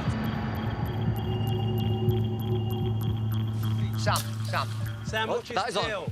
Sam, get out of the water, mate. Mate, I think we're good. No, see, there is another one in this lake. If he came along and nipped your heel. Let's just fucking get this guy. Have we got enough people tugging on that rope? Yeah, Charles has got it. There we go. Right, we now have 2. That's it. He can still snap, can't he? Watch his tail on your leg, Yeah. Sam. I'm on it, don't worry. All right. I'm staying And with again, this guy. Barney. No, look what it's snagged on now. Take Right, your time, snagged on fellas. this one. Take your time, fellas. Right, don't cut the rope. Shit, he's growling. This fucker is fucking powerful. Give him a minute. I think he speaks English. Where's the knife? I've got a knife with me. Get the knife out ready. And then, Kyle, what are you doing? You're going to drive the knife. Take him out. Right, where are you going to put it? Just behind his eyes in the skull. Heads on, guys. Heads on. We go on go. 1, 2, 3. We all go on go. 1, 2, 3, go. Nice and calm. Go on, lads. Push it in. Push it, lads. That's the one, boys. Yes, mate. Yes. That's it. Gentlemen, we have handbags. Come on! Nice teamwork, fellas. Take them down, boys. Come on! Boys. Fuck it out. They're in there. Oh, he's twitching. He's moving. Kyle, fucking killer blow, mate. That was awesome. Get in there, boys. Woo! Actually wrapping up a dinosaur. We just caught a prehistoric animal. Damn it! Amazing. Feels so caveman. But it feels so caveman. If Pierce doesn't shit after eating a load of this, he's got a serious problem. And it just.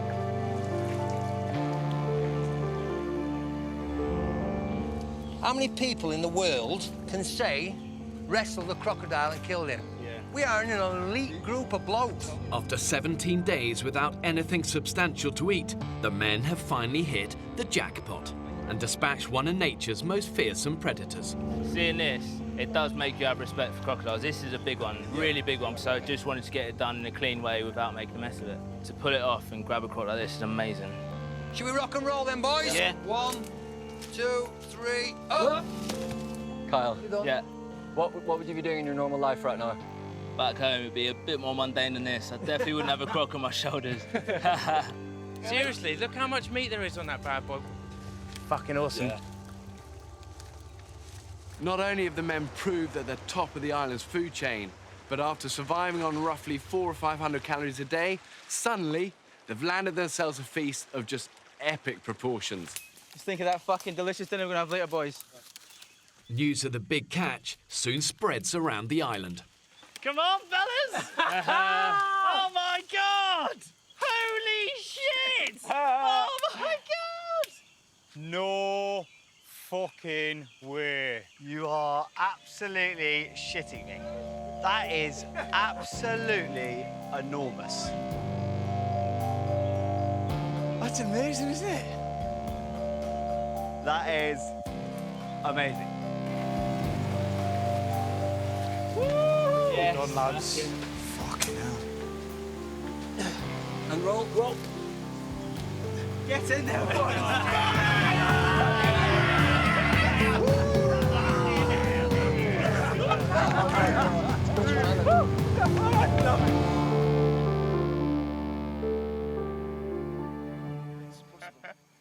A croc of this size could provide the men with tens of thousands of calories. What do you think of that, big boy? That's beautiful. Listen, respect to him. Out of the water, trap, dispatch within 15, 20 minutes. Yeah. That's brilliant. I'm pleased about that. We were very respectful of her. Oh my God, I think I can see a plate of meat coming along. Oh, hello. Look at this, boys, as if you didn't need any more motivation. Today, I managed to catch a bloody crocodile. And my God, was it something. I'm normally at a desk or on a phone talking to clients. I don't kill crocodiles. God, look at that! More meat. Get in! Unbelievable! Wow, look at that! Let the feast begin, boys! Yes! Boys get stuck in, it's like chicken. That is wonderful.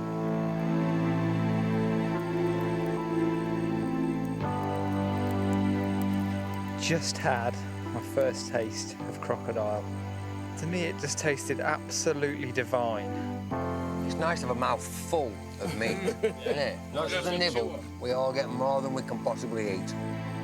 Here's the heart. This is Kyle's, the killer. Kyle, salute you, sir. Based on the fact that I killed the croc, I was given the privilege of eating its heart. It felt like a good feeling, almost like the prize for doing a good job.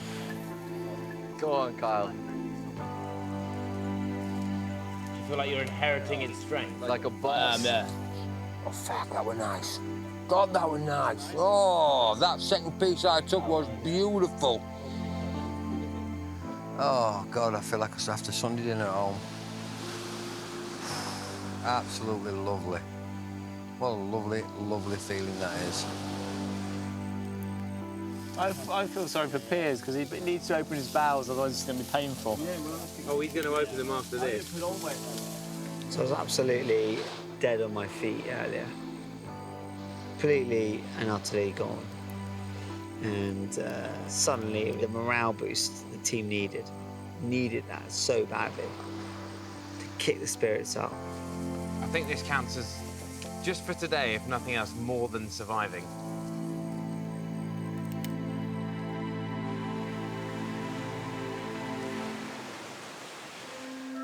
"6 a.m. Dr. Piers is feeling the benefit of last night's feast. Here you've got some big news for me. Yeah, I am the last member of the Poo Club. Last man Well squad. done, Piers. Everyone give Piers a round of applause? Yes, Piers. Brilliant. Yes, Piers. How did it feel? It felt great, actually. Really good. I thought it was going to be really hard. I thought it was going to be like rabbit droppings stuck together. Oh, what was it like? Like a wet sausage. A wet sausage? Yeah. Oh. Dreamy. Absolutely dream. Yeah. It's that croc pushed it all down. Lads, croc's ready.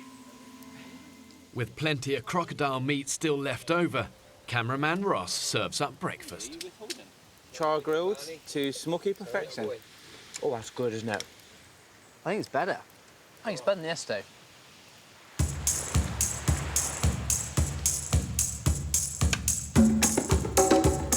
With their bellies full, the men set about their daily chores. Look at that. we have done wood in the same time it took Kyle to get dressed. Tell me that ain't the greatest thing. Right. Team effort, boys.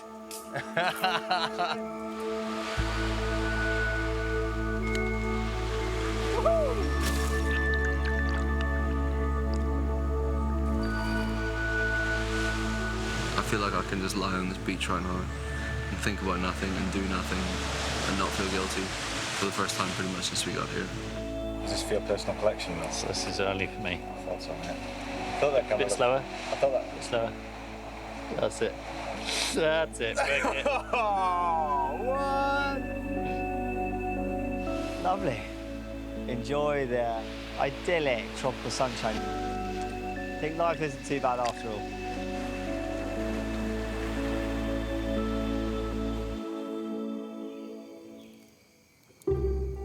For the second night in a row, the men anticipate a hearty feast of crocodile meat.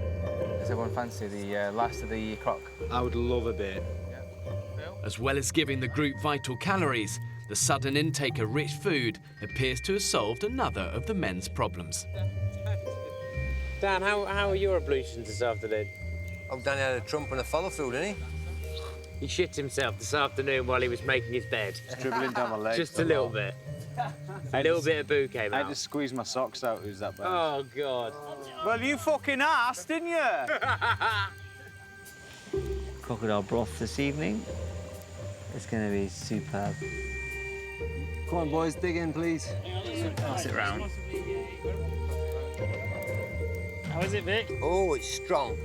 I think strong is a good word. There is some distinct smell of poo about this. It smells a bit like dog shit, doesn't it? It does smell a bit suspicious, doesn't it? Yeah. Shit. Oh, crikey. Phil, what's the verdict? I've had 2 mouthfuls, and that's 2 mouthfuls too many. I can feel the squirts coming on.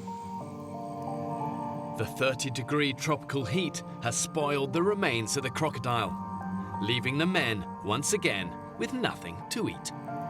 The final meal from our croc, it was basically rotten meat. It was pretty... I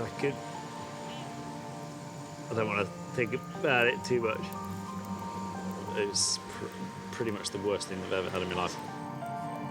Oh dear. And your shoulder pierce. Yeah? Well, tonight marked the end of our crocodile feast. From now on, we've got no more meat to eat. Now that crocodile is dried up, we need another source of food now. Oh my God, what's that? Is that Andrew? Oh my God. Next time on the Women's Island, Oh my God. thoughts turn to food. I think a bogey just came out of my nose. Eat it, wait for nothing. Oh my God, there's 2 piglets. The first thing I thought of was crackling.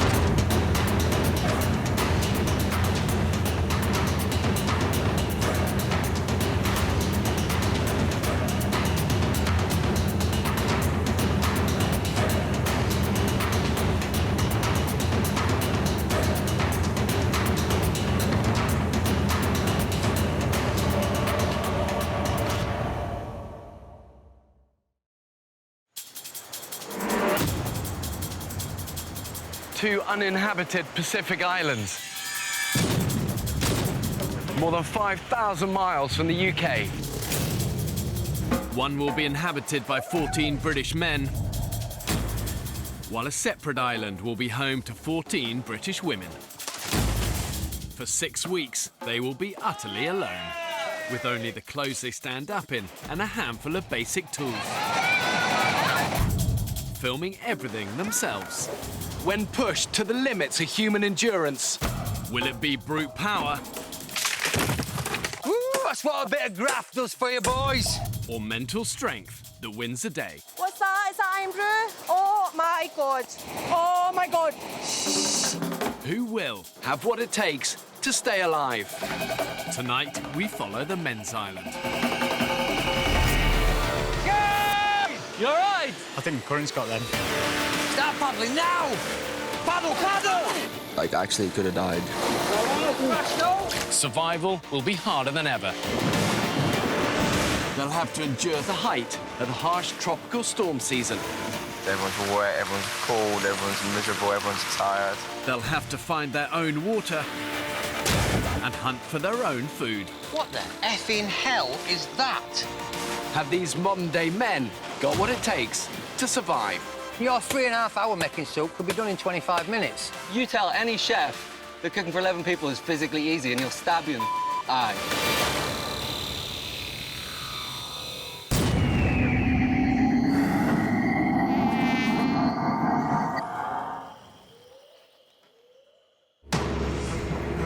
3 weeks ago, 14 British men were cast away on this remote Pacific island. Woo! That was the damnedest thing I ever did. Living on the edge of existence. OK, Vic, I go now, go now. Right, that's it. Until 47-year-old Vic... Here we go, puppy dog! ...led them to capture and kill the island's #1 predator. We just caught a prehistoric animal.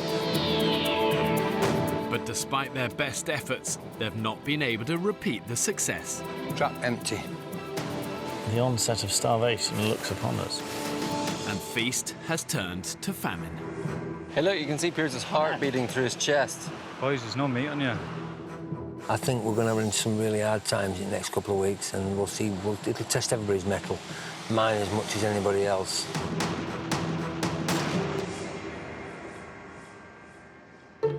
Guys, there's a snake here.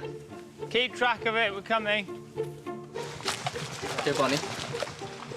Knock it off. Oh my gosh. Bonnie, you've become a killer. It's food, but I take no pleasure from doing that whatsoever. It's the second bloody animal I've beheaded since being here. Killer. In the 4 days since the men caught and ate the crocodile, they've had to survive on slim pickings. Oh, hello. It's eaten. It's a little bird or something. Baby bird. Yeah, look at that. A bird and a snake. Get him on the fire too. Yeah, Leave him in there. Pass me a bit. It's like snake crisps. Like pork. It's very like pork scratching.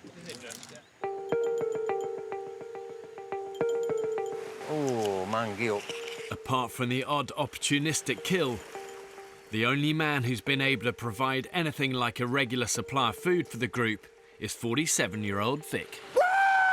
Woo! Look at the size of that bitch! Woo! If I didn't have the mouths to feed, I would live like a king. There's no two ways about that. It's a shame nobody else is raking food in, because that would be helpful. If he wants to go out and catch amazing fish and keeps me fed every night, I'm not going to stop the guy. But even with Vic's contributions, the men are burning far more calories than they're consuming. I'm slowly evaporating. Soon to disappear down the plug hole. What happens in these periods of starvation is that the bodies start to eat into its own fat reserves and key muscle groups, like your legs, that you desperately need in a survival situation. And then over time, as the brain also gets starved of nutrients, that decline becomes mental as well as physical. And that then affects your ability to make smart, rational decisions.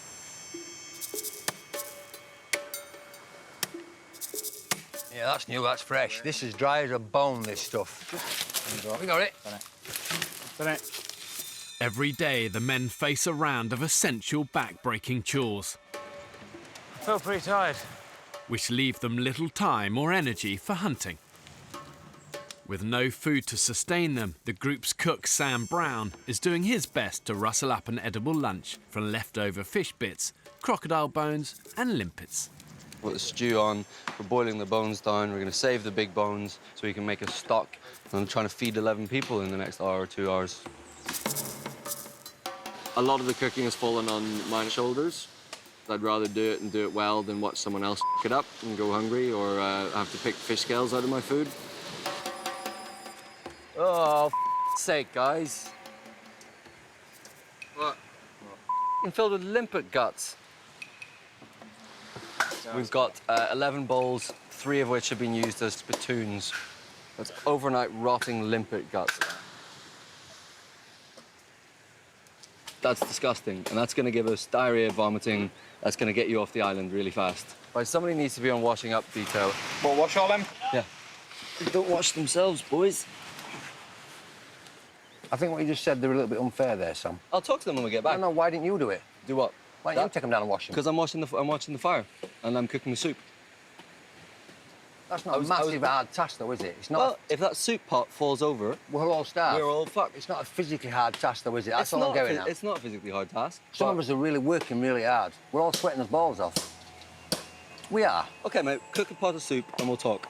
That's all I'm saying. There are one or two people that are fantastic at avoiding what they're meant to do and lucky busy doing very little. I kind of think, like, if a tree falls in the forest and Vic's not there to hear it, it doesn't count. Like, only work that he does or work that people do right next to him counts. Fuck that shit. For the men on the island, they're spending every waking hour in each other's company, and they get no respite from the intensity of that situation. And in many ways, it's little surprise that they're starting to turn on each other. Okay. This should be good. After a morning of hard labour, the hungry men sit down, hoping to enjoy Sam's soup. God, it smells funky, doesn't it? Smells like crap. There is some distinct smell of poo about this. Smells a bit like dog shit, doesn't it? Yeah.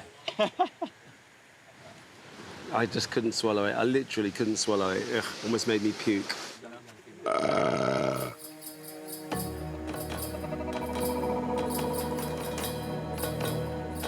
After a barely edible lunch, Vic is determined to have a decent dinner.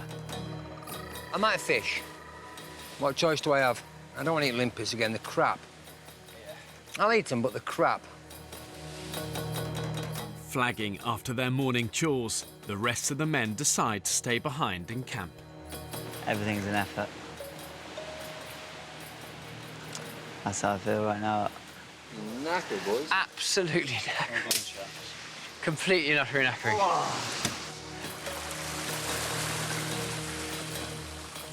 Nobody asks me to go fishing, but they know I'll go fishing to get food. And I know they're doing the daily chores, but guys just aren't going that extra yard. Come on, boys. Once you've finished your duties, or you don't have much of a duty, that ain't end of day, is it?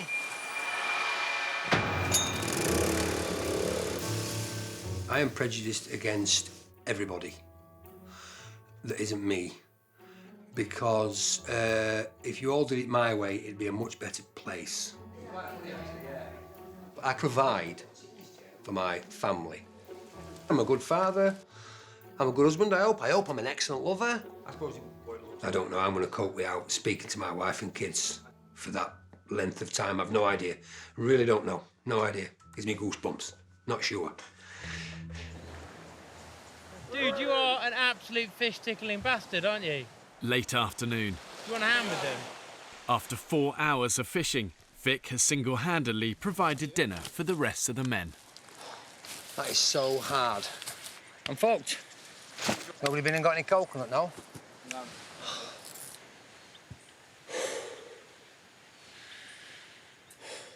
It's getting harder and harder every day coming back and seeing everybody laid on fucking beach and I'm catching fish. No, I'm all right. I don't need to sit down. I need coconut. I need water. Coconuts we're getting tomorrow. Fucking hell. I thought we were going out for coconut or something. How difficult would it be for 2 or 3 lads to go across and get a bag full of coconuts? What do you want me to do that as well? Fed up with the group taking him for granted, Vic's made a big decision. Bollocks to it. I'm not fishing anymore. Somebody else go fishing. I might have a couple of days off. See how everybody fares then. It's somebody else's turn to step up to the plate. Wowzers. You've done incredibly well, Vic. Yeah, you really have, You've mate. done it absolutely brilliantly. You absolutely nailed it. Thanks so much. I have a couple of things to say, and I'm unsure whether to say them now because I don't want to spoil the atmosphere or save them to the end of the night. So, do I do them Say now? them now. Say them now? Let's have them now. OK. Today, I spent fishing all day on my own. But we're all sat round here happy as pigs in shit eating, though, now. And I went without a buddy. Perhaps you shouldn't have gone without a buddy. But if I hadn't have gone when I went, we wouldn't all be eating. certainly don't want to be busting a gut and come back to see people kipping, pampering, tossing it off, doing whatever. It's not fair. It's not fair. That's top and bottom of it. It's not fair. It's a very good point, Vic, and I'm glad you've raised it. So, I'll put my rods down, you'll fish for your own snap, and I'll eat limpets like rest of yous. The group's most skilled hunter has gone on fishing strike. That's it. OK? Yeah, that's fair. Understood. The burden of finding food will now fall on the rest of the men. We are knackered. We are screwed. We have relied solely on fish, rod catching, most of them from Vic. But tomorrow, I'm a bit worried because I'm not sure the guys are going to cope. It scares me.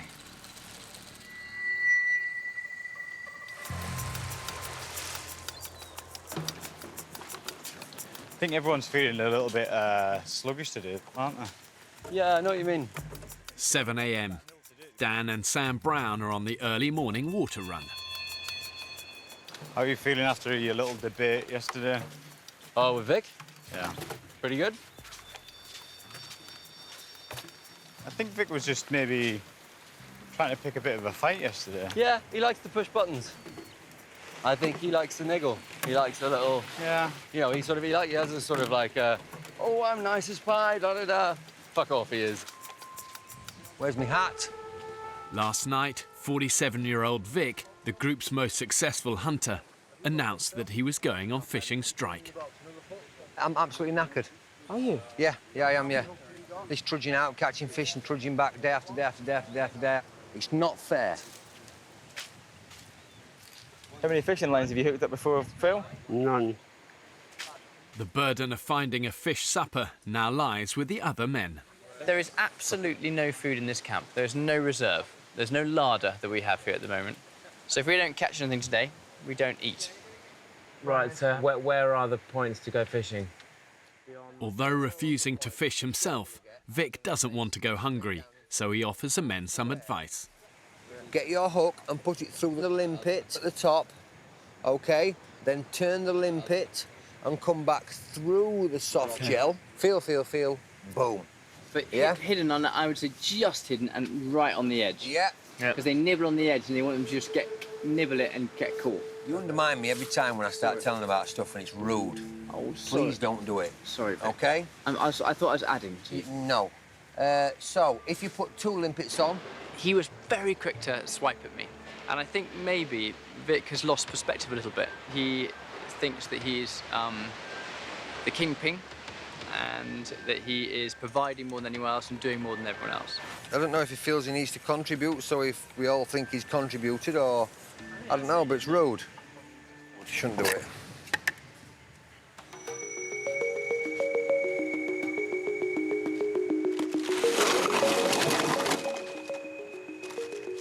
I'm thinking 3, maybe 4 bottles around each pole, and then just like that all the way along.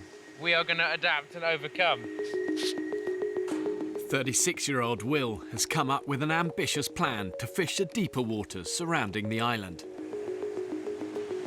We've got to make a raft so we can get in the middle of the channel, massive hook, big fish bait. I would love it on a tuna. That would be the best day ever. Imagine that. Sashimi.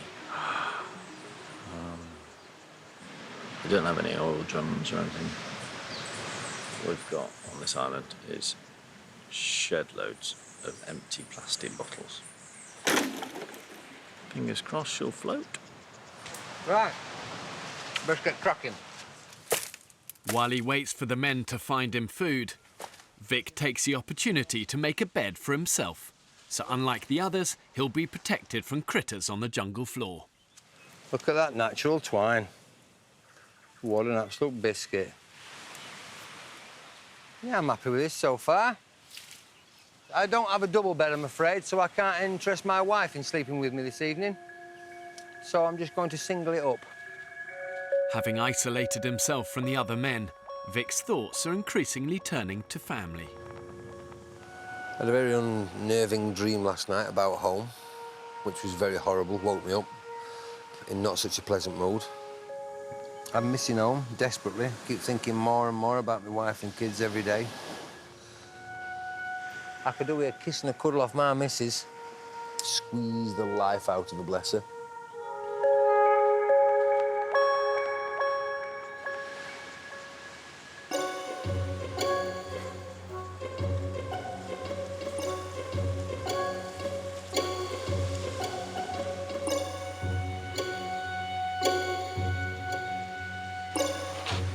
Will's raft is ready to set sail. I came up with the idea I shall name this raft after my two gorgeous daughters, Freya and Pippa. So we call it Fripster. Nice, mate. You're getting the axes, I'm getting white. I'll get the guys. Even. It looks like a bunch of bottles attached to some planks, because it is a bunch of bottles attached to some planks.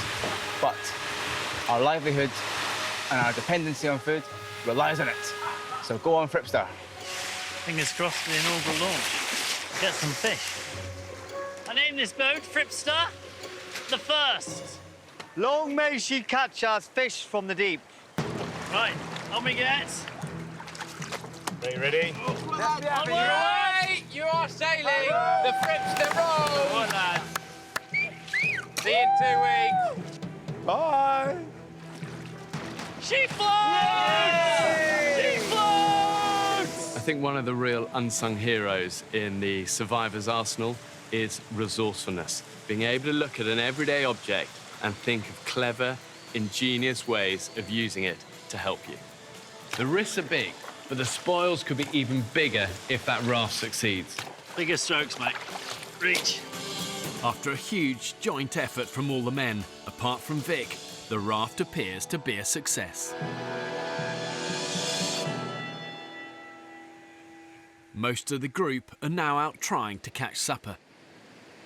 I've not got the patience for fishing, I'll tell you that for nothing. Leaving the gruelling job of firewood to Vic and IT consultant Kyle. Kyle, why do we need a shitload more kindling today than we have done? It's not heavy stuff, is it? Yeah. Kyle's still quite gifted at doing very little. But that's the problem with intelligent people, because they think they're cleverer than the people that they're help doing the job for. They think they can outthink them. When it comes to manual labour, Jesus Christ, lads, stop getting all crazy. It's manual labour, which is every job we've got. I think on this island there will be people that come off physically bollocks, regardless of diet, whether we eat or we don't eat. And there'll be guys come off who aren't. And if we're not all hanging out of our arse at the end of this, somebody hasn't been working hard enough, have they? Would you agree with that? No, it could happen where we're not all spent. We work hard as a team, we achieve a lot, and at the end, we're not all sort of hanging out of our asses. That could happen. What the fuck are you talking about? I'm talking what you're talking about. I'm just talking English. I'm uneducated. You have to lower it down to my level. Didn't you understand? There's a term we use in Yorkshire, layman's terms. Yeah. Every job is a manual job. Do we agree? Yeah. Yeah. So if we all plough into that 100% manually, we will all be bollocks at the end of this journey. No, I've already said I don't think at the end of this. Say it again then. All he goes on about is this is a physical place. Every task in here is physical. Whoopie-doo. You know, that's brilliant, but we're not all just grunts that have been sent out here to bash on bits of wood. You can talk your way around whatever you want. Top and bottom of it is, it's a physical island. Every job's physical. We should all be bollocks. If not, somebody's carrying somebody else. That's the top and bottom of it.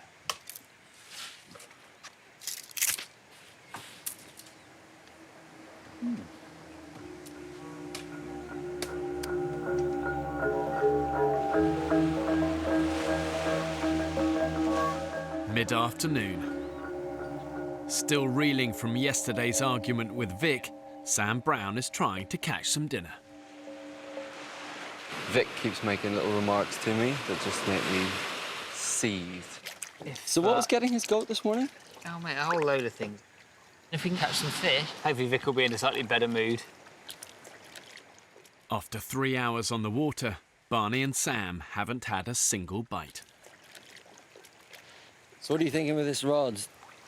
I'm thinking, I don't know, maybe they always say patience is a virtue, don't they? And I'm quite impatient. That line tight? No.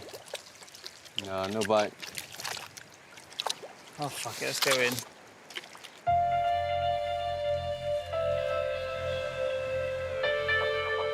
With nightfall approaching, the other men also return to camp.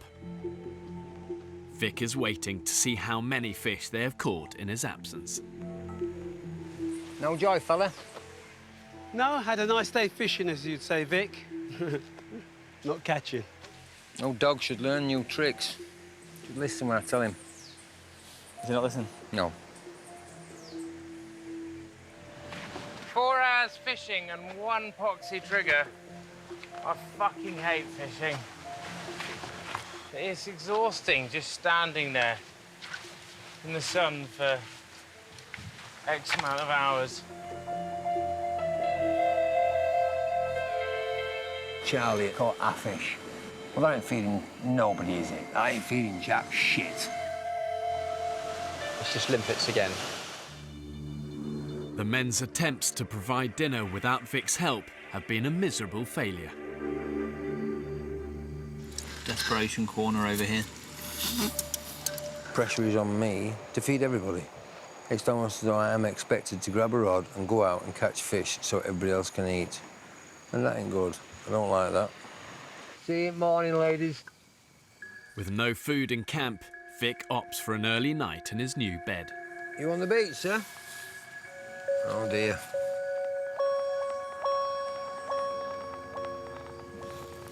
Oh, yeah. Let me get myself ready for bed. Oh, dear God, yeah, that's lovely. That is... He has to remember that we are a team here, and with certain things, he is quite selfish. Does not get any better, does it? For a family man, I might have expected him to be more considerate of others.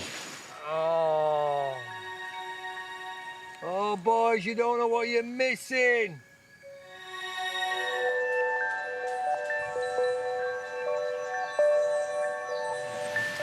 Vic's bed is a success. While on fishing strike, 47-year-old Vic has built himself a raised bed. Yeah, that was a good night's skip. That had some lovely dreams. For some reason, one of us knew Jonathan Ross, and we ended up in his house eating, trying to catch his fish out of his fish tank. Can't think why. Oh, I love my bed.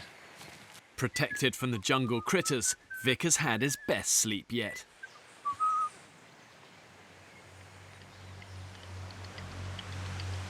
While the others have had their worst. Oh, my legs are bitten to shit. My arms are bitten to shit. Sleeping rough on the jungle floor, the men have been attacked overnight by a swarm of sandflies. They're everywhere, he's covered in them. Yeah. You must have, 500 bites or so. I'm just not having a good reaction to them. And they're starting to swell up. You may think on a desert island your real enemies are the crocs, the scorpions, the snakes, but actually it's often the little things you can't see. And worse of these are sandflies. They're super itchy, 10 times worse than a mosquito. You scratch away, it's hot, it's humid, and that's when the bites can become infected.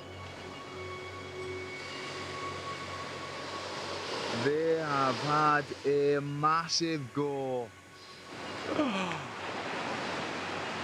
Oh. This island either wants to decompose you from the outside in or eat you alive.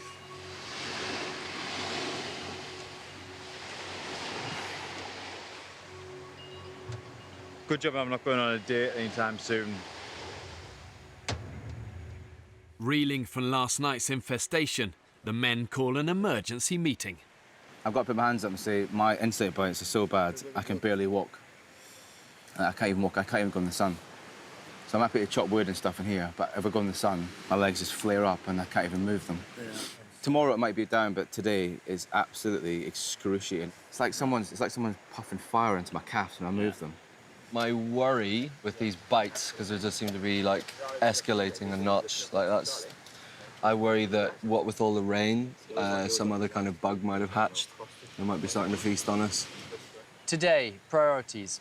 I think we just concentrate on just trying to get as many of these beds up as possible. Raised beds are the group's best protection against further attacks. Right, you ready? Because this one might jump.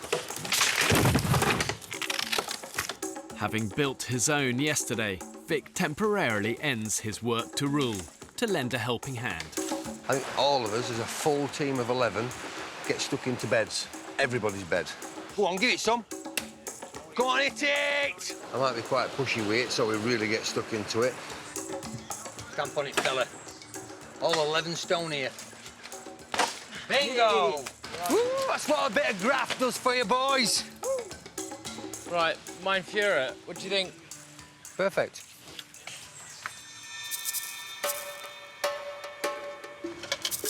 With all available hands on beds and nobody hunting or fishing, cameraman Sam Brown has once again spent the morning trying to conjure up something for lunch.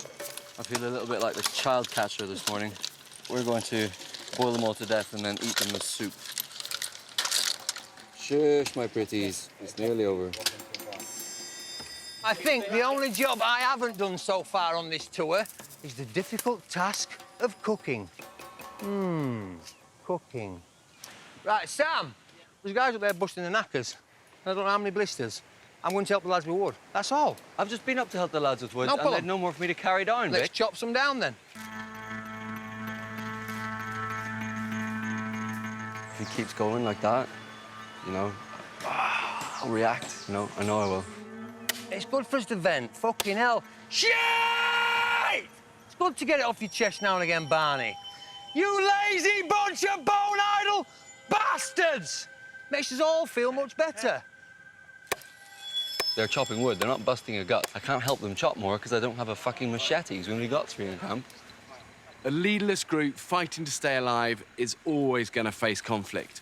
And what happens is individuals tend to push their own agendas, and that in turn takes away valuable time, valuable energy from the things that really matter.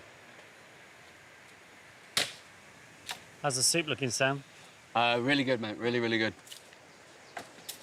Your 3.5-hour making soup could be done in 25 minutes. You really? How difficult can stirring soup be? To some would look like you didn't want to go do the harder job. Excuse me? Some would say it's because you didn't want to go bust the gut. I would say fuck you to that person. That's what I'd say. No, hang on. Should we just calm it down a bit? We're here for another, what, 3 or 4 weeks? Just let's fucking calm down, eh? There's no need to be like this. You're saying I'm avoiding graft, Vic? Is that what you're saying? Are you? That sounded very much like you were just a second ago. You're answering a question with a question. Are you? What? Are you? What? Am I avoiding graft? Yeah. I fucking don't think so, man. Then why are you biting then? What? Because you've been niggling for weeks. Have I? This is what it boils down to for me, Vic. You act like certain jobs are like macho jobs, fishing, chopping wood, everything else, women's work. That's the feeling I get, right? And if that's cooking, that's fucking carrying water, whatever it is, in your head it's like, this is graft, this is good, everything else, pff, not difficult. I think feeding everybody is one of the most important jobs on this island. So do I. Every job is a manual job. Yeah. Some jobs, boom, they're done. 25 minutes, they're done. Yeah? And every 3/4 of an hour, you steer it. Yeah. Is that right? What I'm trying to do, Vic, is get as many good meals out of this as I can, right? Rather than just use it once and throw it away. Because we all need it. Yeah.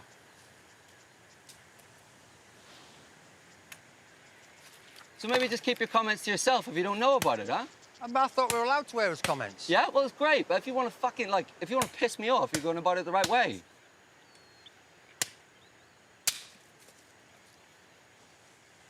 Some jobs are physically easy, some jobs aren't. Is that a better way of putting it? You tell any chef that cooking for 11 people is physically easy and he'll stab you in the fucking eye.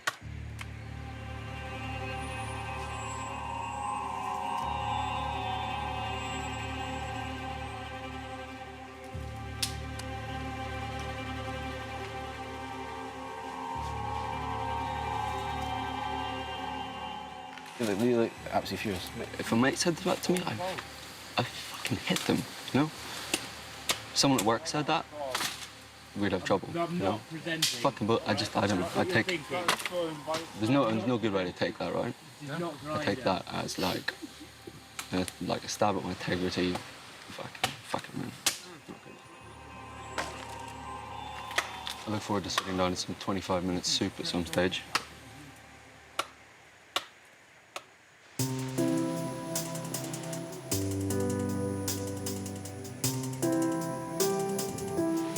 have rebuilt the honeymoon suite. It is strong enough for the rumpy pumpy, you'll say? Yeah.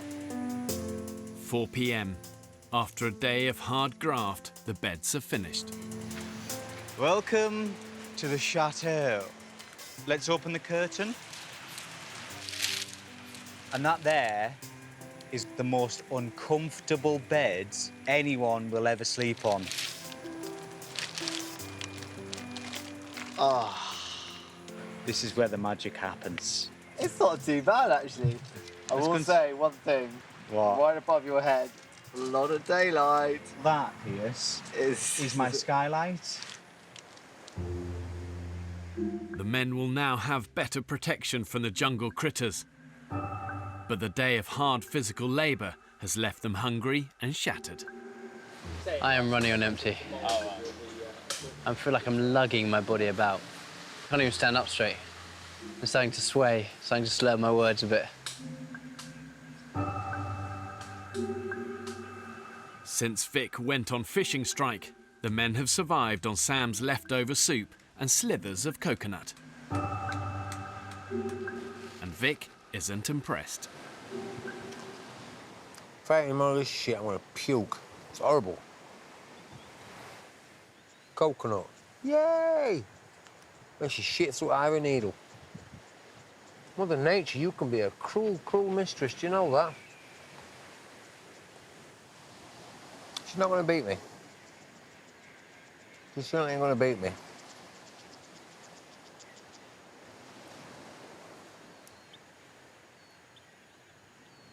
Fucking hellfire. Disgusting. Nah, screw it. That's it, I've had enough. Come on, Victor, let's have some fish. Despite Vic's strike, he's determined to catch a decent fish supper and persuades Kyle to join him on the raft. Instead of catching little fish, I want to be catching something bigger. What's getting out there? With my health and safety hat on, I'd be more worried that we've got a homemade raft in some very strong currents in a very deep piece of water. Vic and Kyle are already 200 yards from shore. Should something happen, they're dangerously out of their depth. Oh, this is something, Vic. Ooh. Has Daddy got a tug? Oh! Bit of a tug? Oh! I think Daddy might have a tug, pal. Get on end of that, kid. Get on end of that. I'm not sure what it is. What the fuck is that? What the effing hell is that? We got ourselves a fucking eel, kid. You, sir, are going fucking nowhere. Can you hold that for me? Yeah, of course. Thank you. Right, now I've pinned him. Pinned him down to the side. Good man. I now need to club him with something, and I think that might be this. Have I got plenty of space? Oh, yes. Yeah, I do believe that's him as we speak now. Right, don't panic, don't panic, don't panic, don't panic. I've got... Oh, you fucker, you! I don't like this fucking fighting back bollocks at all. I really don't.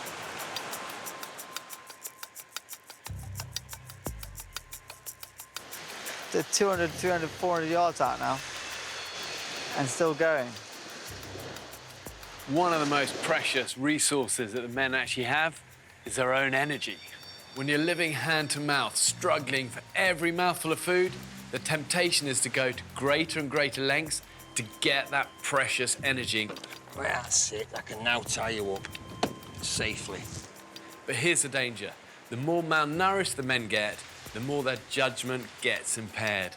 That's when the small mistakes become full-blown emergencies, and that can happen in the blink of an eye. Sure looks pulling us back. Well, so that is one hell of a tide, isn't it? They're getting carried. We are going backwards. Right, go on, paddle, paddle, paddle, don't stop. Vic and Kyle are attempting to paddle back to the beach.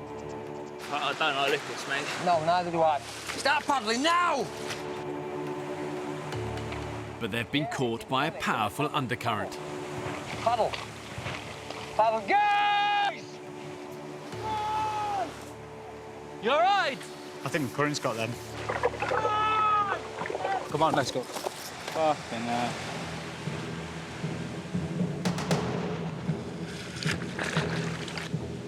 Come on! Come on, boy. Yay! We're gonna crash though. Come on! At the mercy of the current, the raft is on a collision course with the island's treacherous rocky coastline, which could tear the men to shreds. Go on, Carl, dig the fucker in. Paddle, paddle! And turn again. Oh, baby. It'll... Right, paddle, paddle! Paddle! Don't stop, don't stop. Is everybody safe? Everybody okay? No injuries? Thank the Lord. Thank the Lord for that. After surviving a near-death experience, the men are shaken, but physically unscathed. It all got mangled up and chaffed up. Their raft, though, is destroyed. That must have been fucking scary, man. Yeah, it was. We were getting smashed on the rocks and all sorts, so do appreciate that. Sam and Dan's swift actions saved Vic and Kyle from annihilation on the rocks. Fucking hairy, mate. Like, that was... I think that was the closest I've been to copping at this trip. Thanks for coming and helping us, guys. Let's get back to camp before dark. And first light tomorrow, we'll try and salvage as much of this as we can. With their raft in tatters and Vic's eel lost to the ocean, the men now face a second night with empty stomachs.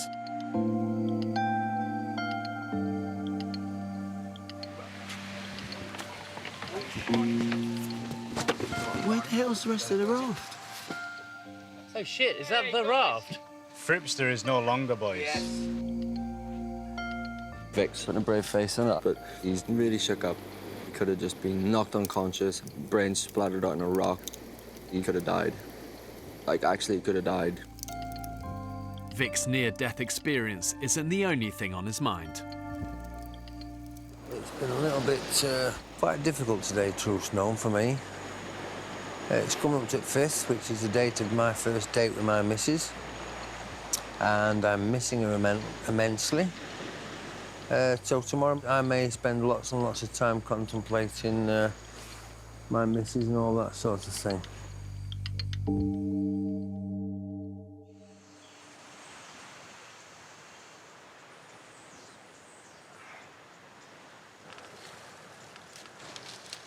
Morning. Oh, that was a good sleep. Oh, morning. After a savage sandfly attack 24 hours ago, the men have spent their first night raised off the ground in their own beds. Good morning. Oh, last night was wonderful. Last night was the best unbroken sleep I've had by a mile. This time it's Vic who hasn't slept a wink. Vic looks like he spent the entire night sitting on a fence post. The poor bugger looks absolutely drained today. Victor looks a little bit edgy today. I can see him cracking a little bit. Hopefully he's all right. You know, he's not the kind of guy who would show his emotions. He's definitely that kind of old school British macho male. Today is the 20th anniversary of Vic's first date with his wife. Never again this long. The greatest thing that ever happened to me, other than being born, was my wife. I can't wait to get back to Cheryl. Smell her, taste her, touch her, feel her, all them things. I love that woman so much. It's immense, truly immense. As human beings, when we're stripped of everything, the real essence of who we are is laid bare. Every single one of them will have a low point. It is just the nature of survival. It's the nature of enduring hardship.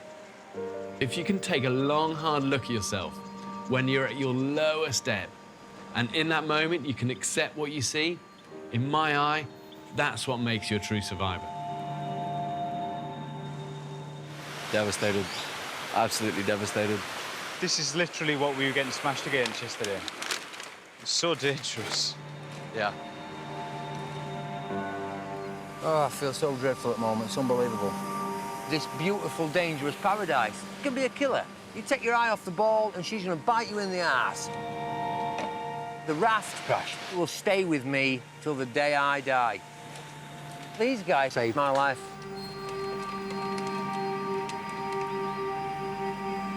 In camp, Vic calls the men together for a chat. I'd just like to say if I ever offended anybody, upset them unduly and it weren't deserved, then I apologise. It won't happen again. I worry immensely about providing for me and mine. So perhaps that's why I compensate for working so physically hard, like a fool, like a donkey. I've got a fantastic wife and kids, but I have this overwhelming urge to provide. It drives me more than anything else. And the fear of not being able to do that is terrifying. Terrifying. Vic, the man that said a few weeks ago, he does not see the point in crying, cried. The way that you describe your wife and your family, I find inspirational. I've never known a man to come away with a group of guys and to say, I love my wife to bits. She's the best thing I've ever experienced in my life. I never hear that. And that's one thing I'm going to take away from you. I'm going to take that. Every time you talk about Cheryl, like, I feel like she's in the room. Don't get me wrong, but you've pissed me off more than just about anyone here. But overall, mate, you're worth every ounce of you. You've lifted us up more times than I can say. We'd be seriously worse off if you weren't here. I weren't expecting this, I'll be honest with you, not at all. I expected difficulties and hungers and confrontation and conflict, but not to find something out about me. That was the last thing I expected. What a great bunch of blokes these really are. What a great bunch of blokes. I ain't never going to see eye to eye with them all, but on this island, it's a family. It's the island family.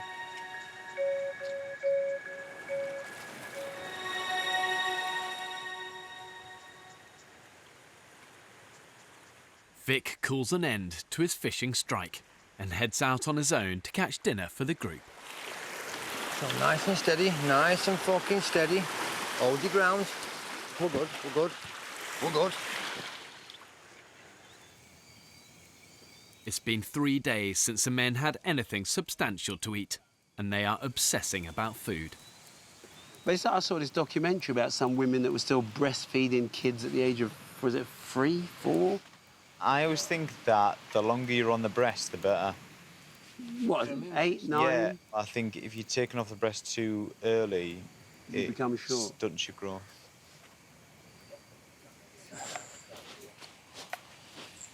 Well, hello! Yay! Gentlemen. Yes, Victor. How are we all? What'd you get, Vic? I wish I had a fish for each of us, but alas, I don't. What I can say, though, is this. Of the 5 fish I've caught... Hello. 2 are the biggest I have ever caught in all my life. And one of them is the size of a small dog. Yeah, boy. Daddy brought home the bacon. They are massive, Vickers. For he's a jolly good fellow, for he's a jolly good fellow, for he's a jolly good fellow, and so say all of us. He's back to normal Vic fellows. Shouting and whooping and getting fish and stuff like that, everything that he loves. Look at the size of that bitch. Oh.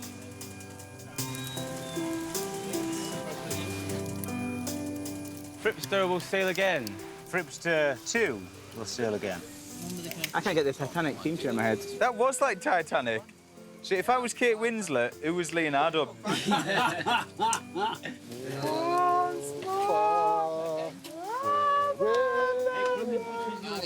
Sometimes I'd like to smash him repeatedly in the face, but I think me and Vic were in danger of becoming quite good friends.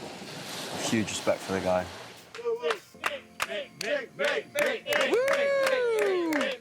When in doubt, send Vic out.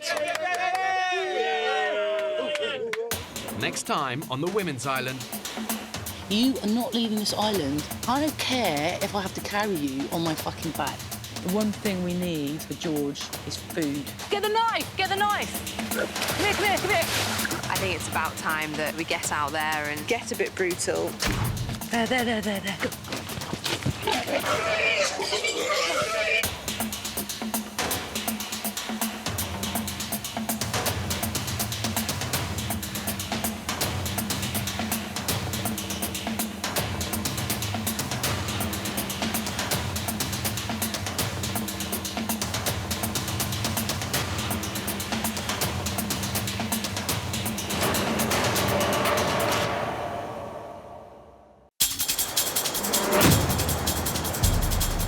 2 uninhabited Pacific islands. More than 5,000 miles from the UK. One will be inhabited by 14 British men, while a separate island will be home to 14 British women. For 6 weeks, they will be utterly alone, with only the clothes they stand up in and a handful of basic tools and fishing equipment. How many fishing lines have you hooked up before, Phil? None. Filming everything themselves. When pushed to the limits of human endurance. Will it be brute power 1, 2, 3. or mental strength that wins the day? Who will have what it takes to stay alive? Tonight, we follow the men's island. You dick us every single time. It's little old me. So unfortunately, I don't trust you. Survival will be harder than ever. They'll have to endure the height of the harsh tropical storm season. It's the death trap round here. They'll have to find their own water and hunt for their own food. You bastard! Took the hook and the lot. Have these modern-day men got what it takes to survive? Holy shit!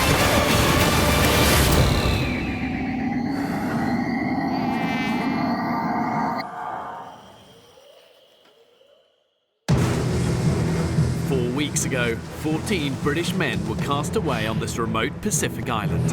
Hey look, you can see Pierce's heart beating through his rib. Despite their best efforts, they haven't been able to find a sustainable source of food. We need some decent food and we need it quick. And the men are getting weaker by the day. Exhausted. There is absolutely no food in this camp. The group's become increasingly fractured. You tell any chef that cooking for 11 people is physically easy and he'll stab you in the fucking eye. So far, it's 47-year-old Vic, the island's top hunter, who's managed to save the group from starvation. When in doubt, send Vic out!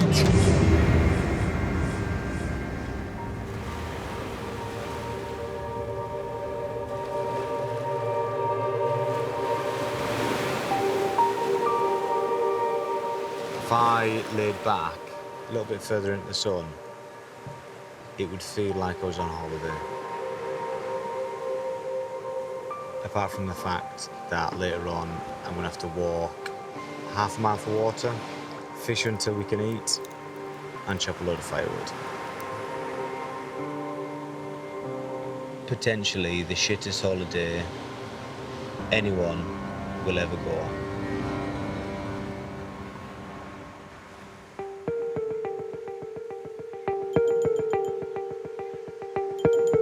The men have now been living on the island for a month.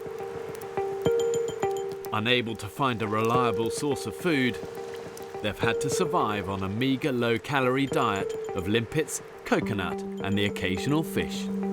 We are starting to starve. We're not eating enough. I mean, look, I've never seen my ribcage like that since I was bloody 12 or 13. I've got a bloody lollipop head. It looks wrong size to my body. It looks completely out of place. There's nothing to me. After 4 weeks on such an extreme, low-calorie diet, the men are actually in danger of entering what's called autophagy. And this literally means to self-eat. Their bodies start to cannibalize themselves, and if they don't find a sustainable food source for the long term, their physical condition won't just be in decline, it will be in free fall.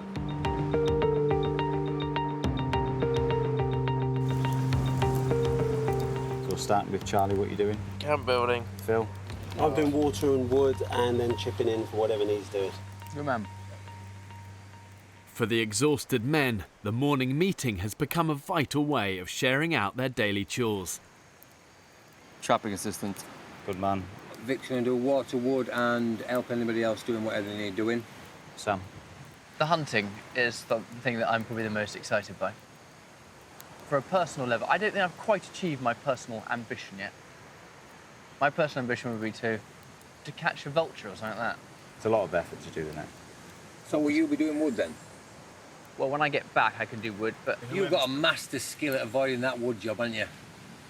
If you don't bust a gut getting wood, we're going to run out and everybody's going to know you were on wood, you were a lazy bastard. The group has given Sam his orders for the day, but he's not convinced. Collecting fire is important, and I'll do my bit, definitely. But I'd love to do a bit more hunting. And, you know, it's that man against beast thing that I really enjoy.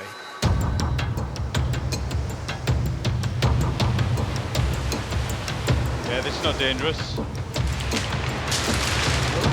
With around 30 litres of water and up to 50 kilos of firewood to collect, the men have a gruelling morning ahead of them. This wood is ridiculous. Go on, man. Look at this. Go on, man. Go on. We're through.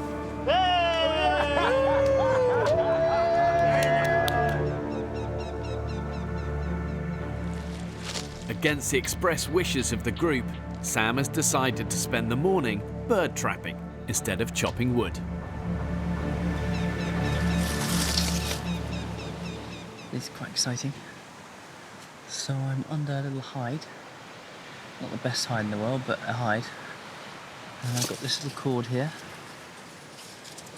And hopefully, the vulture's going to come down, grab the meat, and I'll pull this rope, and we'll be in business.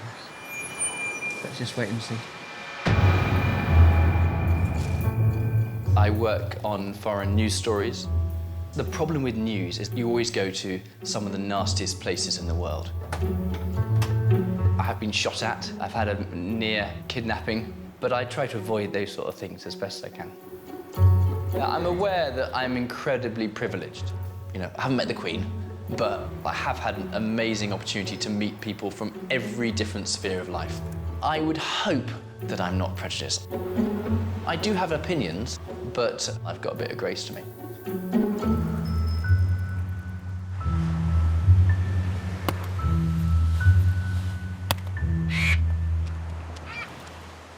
Dad, I'm hiding for a vulture. And you're slightly spoiling it. Where are you? I'm hiding here, ready for a vulture. Oh, for fuck's sake. The whole point of the morning meeting is to dedicate tasks. If he's got a task, he needs to complete the task before he moves on to something else. Softly's not working anymore, so we just need to be a bit more firm with people, I think. Sam, we need to stick to our tasks, otherwise we're not going to get shit done. It's like nearly 11 o'clock and you haven't done any wood today. I'm heading there now, and it's going coconut for the conjuring trap as well. But you're not doing traps, we're doing traps. You're not doing traps, are you? You just concentrate on what you're supposed to be doing. If you've got a task, stick to it, complete it, finish it. Fine. Good. I don't know. Bloke talk's a good, nice, posh game, but failing to deliver in my book, and an island where manual graft is king. We all have to work and sweat. Oops, now, he ain't done jack shit.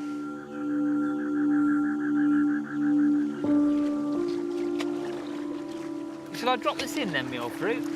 Sam's reluctance to fall in with the others is starting to affect his reputation in the group. I've given up trying to second-guess Sam Farmer. He's his own man, and he sort of exists in another world. Yeah. He's an airhead, isn't he? And he's... Oh, yes. Vultures. Exactly. I must get a bird trap. And I think everyone feels that bird traps are a waste of time. There's a bit of selfishness there. I think... But I don't think it means to be selfish. I just think that's the way he's been brought up. For me, and this is my opinion, if it is something that Sam wants to do, he will work fucking hard for it. Agreed. Yeah. I just think he's had his arse wiped for him for the most of his life, and as a result, he doesn't realise when he's possibly not mucking in as much as he could do with others. And a lot of the guys here are kind of like, I do hard graft, I come from this place, I don't come from that. And with their posh voice and the fact that they went to Eton, I think some guys here just don't relate to him very well. As the men continue to physically decline, the group is becoming fractured, and it's as if they're judging each other not only on their ability to contribute and find food, but also on class prejudices, and that's coming to the fore. An hour before nightfall, a tropical storm hits the island. It's gonna rain. Yeah. It's coming in. Guys, it's gonna rain. When it rains fast, it rains hard. Dude, I'll stop doing that. Look after the fire for me. The men have just minutes to secure the camp before it's washed away. How's the fire, Sam? Just need some dry kindling. Desperately need to protect the firewood. Without the firewood, we're screwed. Yeah, okay. Yeah, now. It's a death trap around here. Come on, lads! Lickety split! It's amazing because it's pouring of rain. And under those trees, it sort of feels quite dark and it's like kind of panicky. Stand now, go on, get over it, get over it! Yeah. Don't stop, don't stop. And you come out here onto the beach. There's an incredible sunset over there. And it's just glistening on the water. The sun's just glistening on the water. And it just feels really quite peaceful, actually. Really quite a peaceful moment. Split some bamboo and we can make a drain pipe to carry it down to the beach. Heaven's absolutely opened, enough to wash out the entire camp. All hands to the deck. There are certain times when some people need to pull their finger out and start working. Ooh. I have had some monster fucking bogies off this island. Bogies? Monsters. Have you? That must be one of the biggest bogies I've ever had in my life. Eat it. No. Calories. You dirty bastard.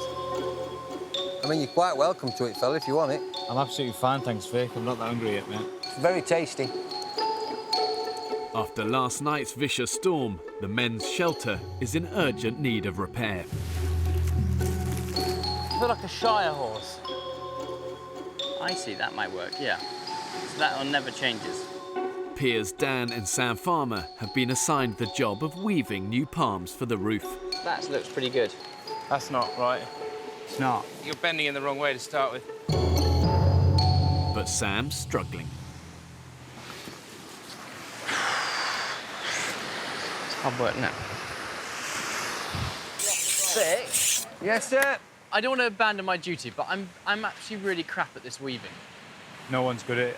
Everyone's shit as each other. I can't actually get to work, though. I spent 45 minutes practicing, and I'm obviously doing something wrong. You need a lot more determination, Sam. Just crack on with it. Just stay with it. I've got to play to my strengths, and one of my strengths isn't plaiting. But fucking stick with it. We need to sort it out. The man the fuck up. Anyone fishing now? It's too rough. Sam Farmer is shirking some of the harder tasks, and it's been noticed by a lot of members of the group. I think some people in this group are working harder than others. I don't want to point any fingers, but... Sam. I do have a bit of an issue with Sam Farmer at the minute, yeah. He's getting under my skin. He just seems to potter about the place as if he's looking for his butler.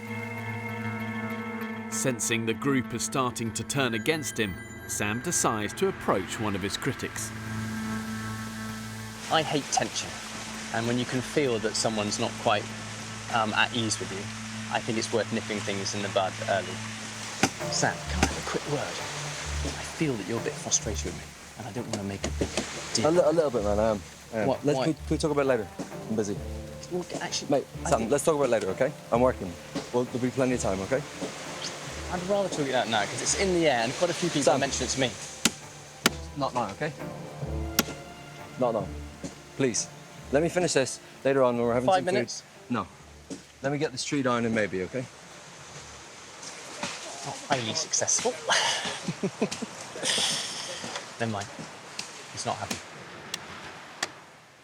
People are having a bit of a go at Sam Farmer, and I'm finding it a bit mean, really. Sam works really, really hard, but he works really hard on things he wants to do.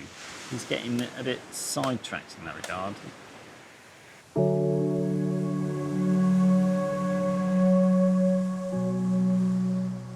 Determined to stop the rift between Sam and the group getting any worse, Will takes him aside for a chat. I definitely think I'm putting my weight. But I think it could be perceived that you're doing the things that you want to do. I honestly don't mind what I do. I know, exactly. And I know that. I can see that. But if you're doing it on your own and no one's noticing, Then it doesn't get any. it doesn't get any kudos at all. How bad is the gossip, do you think? Quite bad. Yeah. If I'm honest, everyone's... yeah, I mean, that's why we're having this conversation, to be honest. Thanks, Will. Thanks very much. The last few days have been quite frustrating. Quite a bit of kind of gossip, you know, what's Sam up to or what's he doing? And it's really hard. It's really frustrating because I genuinely believe that I'm working as hard as anyone else, and I'm giving my all and I'm putting my back into this.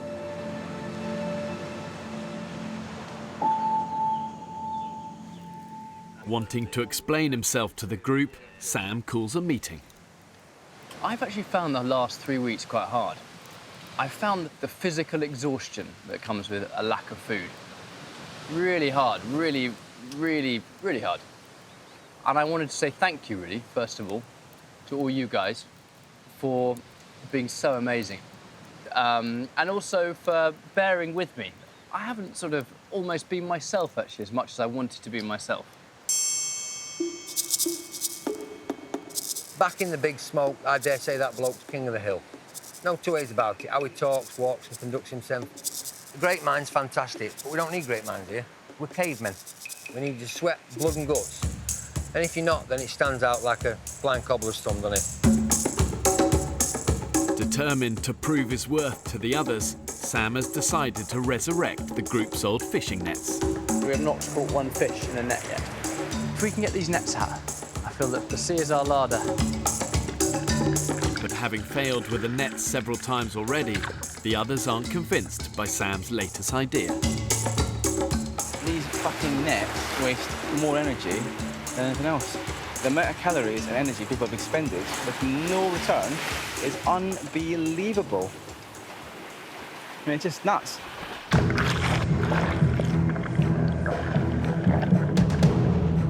With heavy weights and floats to get into position, Sam's enlisted the help of Barney to set the nets.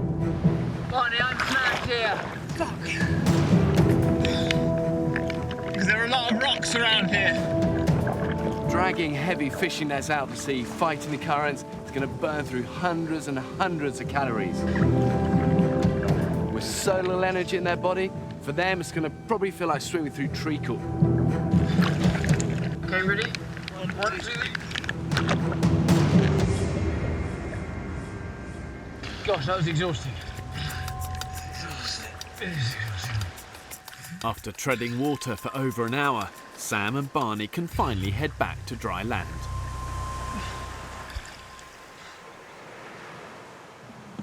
How you going, lads? What you got, chaps? Absolutely. It was absolutely just shattering. We really, really need to have 5 minutes or 10 minutes lie down. Dip, dip, do. I've caught some fish for you. There he is. The island's top fisherman, Vic, is returning to camp after another successful outing with his line and pole. More! Oh, god damn, boys. We've got 3 in a puffer. I have. Oh my god, you hero. You're born and bred, kid. Man's a hero. Back. Right here, champ. Is that okay with you, sir? Yeah, lovely. Just leave him there. Kaboom! That's what we're having. Yeah? Can I take these horrible fish off my exceptionally good fishing pole? Yeah, stick him on that. Thank you. Oh, dear me. It's a nice feeling, eh, to know you're going to actually feel some food in your belly. How's the old nets good, Tiger?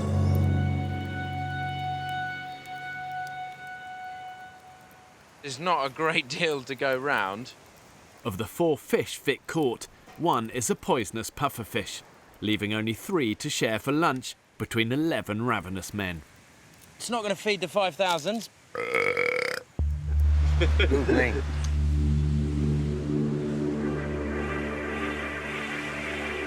Sam is convinced his nets are the group's best chance of breaking the famine. But he can't man them alone. I actually came out here to grab Barney for the net. There's wood to be got, and it's not fair to leave 2 or 3 lads doing it. But I thought it was a 20-minute job. What, the wood? Shit! What made you think that? Have you done a full day on wood yet? No, I haven't. That's why you think it's a 20-minute job. And you know what I think you've done? I think you have rolled them nets up out there and just go for a swim every day.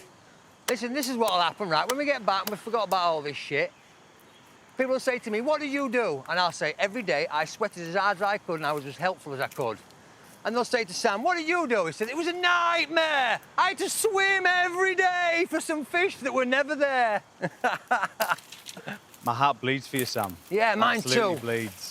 You wait till we get that haul of 10 stingray. No problem. You'll be patting me on the back. But it shows you the north-south divide, doesn't it? Us dumbass Yorkshiremen will graft till we bleed. And you brains down south will work every inch of blood out of us. Joking. And you'll smile when you do it. There you go. Yeah, go Knock for it, yourself Sam. out. Finish Go that on, baby I'll off. film you, you do Yeah, it. I'd love to. Man's not got a day's graft in him. Not a freaking day's graft in him. I shouldn't be hard on the bloke, because if you've never done it, if you've ass wiped all your life, then so be it, you have. Yeah. I think Vic has made a judgment about me that, you know, life's been incredibly easy. And life has been easy in one sense. I've had, you know, an incredible upbringing. I have no embarrassment about the background I've come from, or the family I have, or the school I went to, or the places I've been. They are a huge blessing.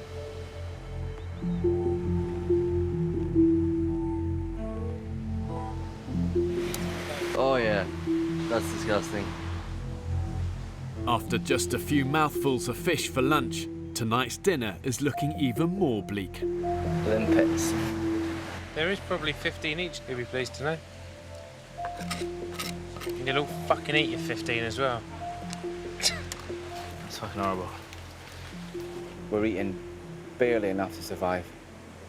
We really need a haul of something, a big catch to come in or an animal to catch. It's so sapping here, and I'm not quite sure how long we can struggle on for without a decent feed. Not too much pressure, but if you don't get any food, we're fucked, yeah, boys? So, yeah, thanks. Now released from wood duty, Sam sets off to check his nets. I'm feeling positive. Despite the group's hostility, Sam's convinced his nets will work. I refuse pessimism to seep in. Absolutely refuse Optimism it is, then. Optimism it is. Sam knows that a big fish haul can mean not only salvation for the group, but would also restore his reputation. It's got a long way out, isn't it? Yeah, it is.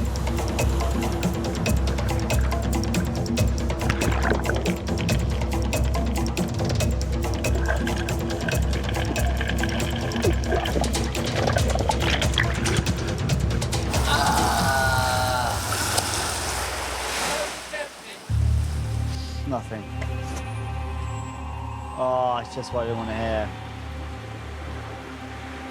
It's just so depressing. It just done so much work. Oh. Very predictable. It's a waste of energy, time, fuel, everything. Stop fanning around and start doing something worthwhile. Morning.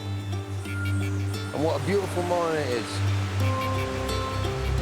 After a month on the island, the exhausted men are doing their best to share the most arduous daily chores between them. Pete's walking to the kitchen to get a pint of water. Almost there. But yesterday, Sam angered the group by prioritising his fishing nets over firewood. Sam checked nets, which brought absolutely diddly squat, I'm afraid to say. A big fat nothing. There's a bit of tension between the rest of us. Pretty good.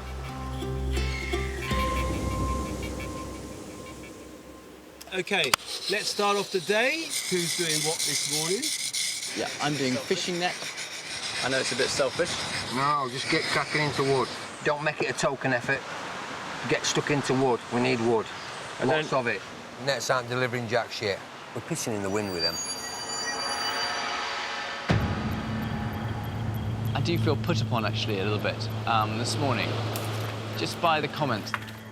It's just maddening. It's absolutely maddening to be criticised and to be put down. It's really, really hard. And I had to be biting my tongue. Let's think about it. You want to talk to him? Yeah, I might have a chat with him.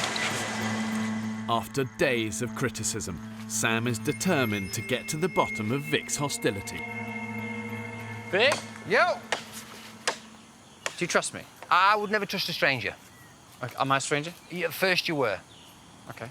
It's taken me longer to get used to you than it has any other guys, because they sound a little bit like me. You're the first person I've ever met that actually speaks like this. Am I suffering your prejudice because of a bad experience? From where I come from, Yeah. we vote once every 4 years on a government, yeah? Yeah. And the person we vote for speaks like you. And we put every last vestige of trust in that person, and then you dick us every single time. I have more respect for a man who will break through my front door and steal my telly when I'm on holiday than I do that man that tells me that does this and don't point because it's rude and emphasises with hands and got a great speaking voice and Boris and all that sort of shit. I have no respect whatsoever because they are thieving, lying, clever people with affluence and money and a good voice and a fantastic education. Vic, you're basically saying you're all the same. That's what you're basically saying. But yes, which is perhaps lack of education, lack of understanding, lack of experience. Which is because I'm trapped in a working class life. People with power and influence, they just abuse the little man every time. You assume I do have power and influence. I mean, it's little old me. But it's difficult to get rid of all them years of listening to people with accent and class. Tell you one thing and do a totally different thing, because then you don't trust them at all. So unfortunately, I don't trust you. Yeah. Interesting.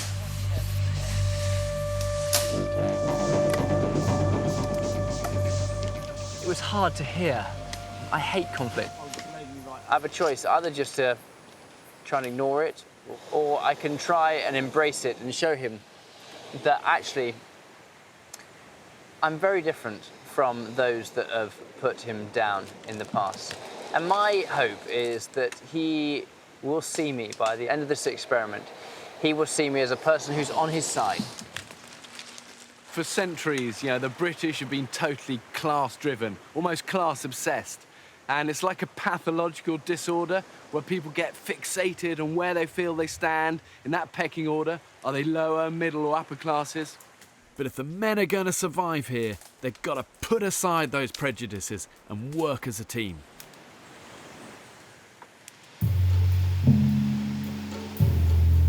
Right, people, the fishing wheel will go. Woo! I'm away, boys! Catch some supper!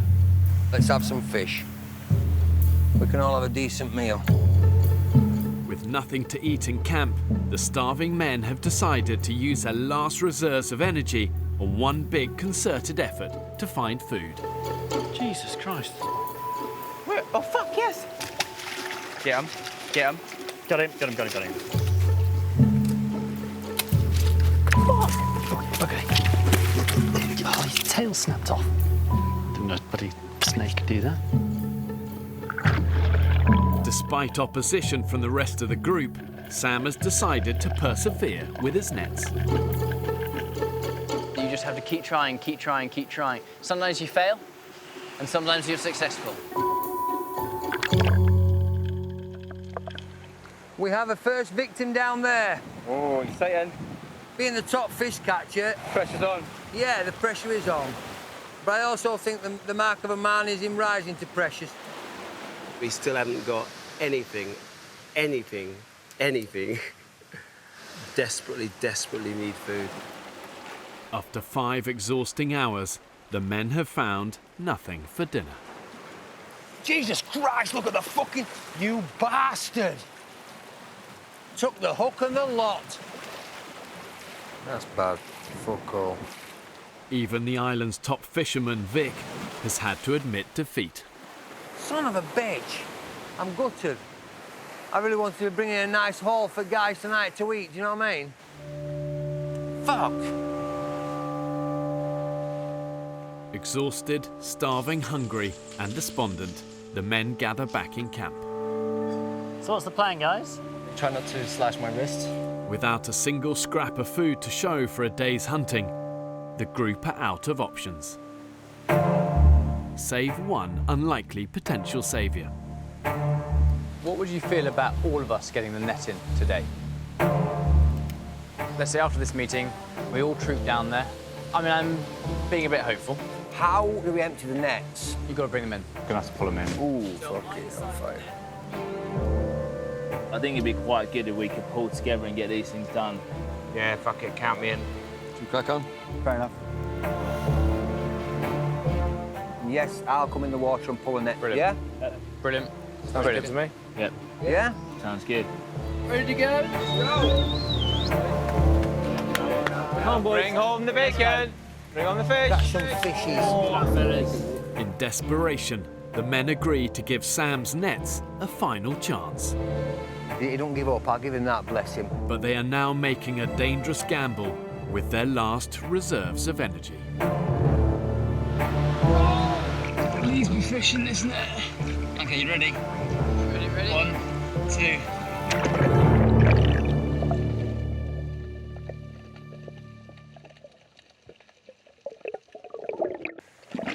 Yes! No way! There's a lot of whooping coming from those nets, people. Where are you going, lad? Fuck me. How many do you think you've got, Sam? I don't know. Go on, Jesus Christ! I'm one of the hardest things I've ever done. There's the first one, boys. Oh, yeah. Yeah? Oh, there's the second one, boys, and the third, fourth, fifth, sixth, seventh. Fuck off. I'm telling you, look at them coming on.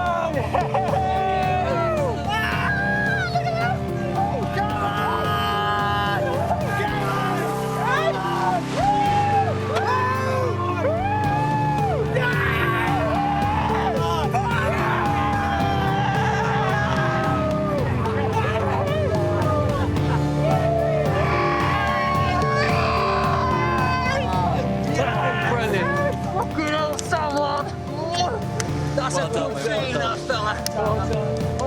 Well done, mate. Fucking excellent. I have a newfound respect. I really do. That is brilliant. That was the hardest thing I've done in a long time. A big fishy hook for the old man of the fish. Get in there, boys. Get in there. Thank you, Vic. Thank you. Very kind. Finally, the net's come good. And that's all Sam Farmer's doing. He's been working tirelessly to get that. I think that Sam's going to be kind of accepted as more a part of the team now. Share love. Share. That looks heavy. Okay, guys. The first fish. Second. Hello.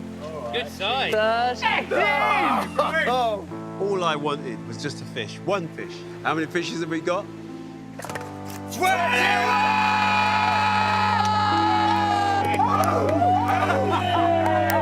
Gentlemen of the nets. Well done then, guys.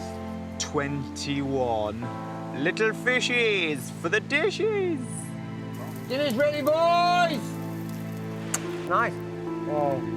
It just goes to show the reality is, in a survival situation, it's the ultimate systematic leveller. There's only one class that matters, survival class.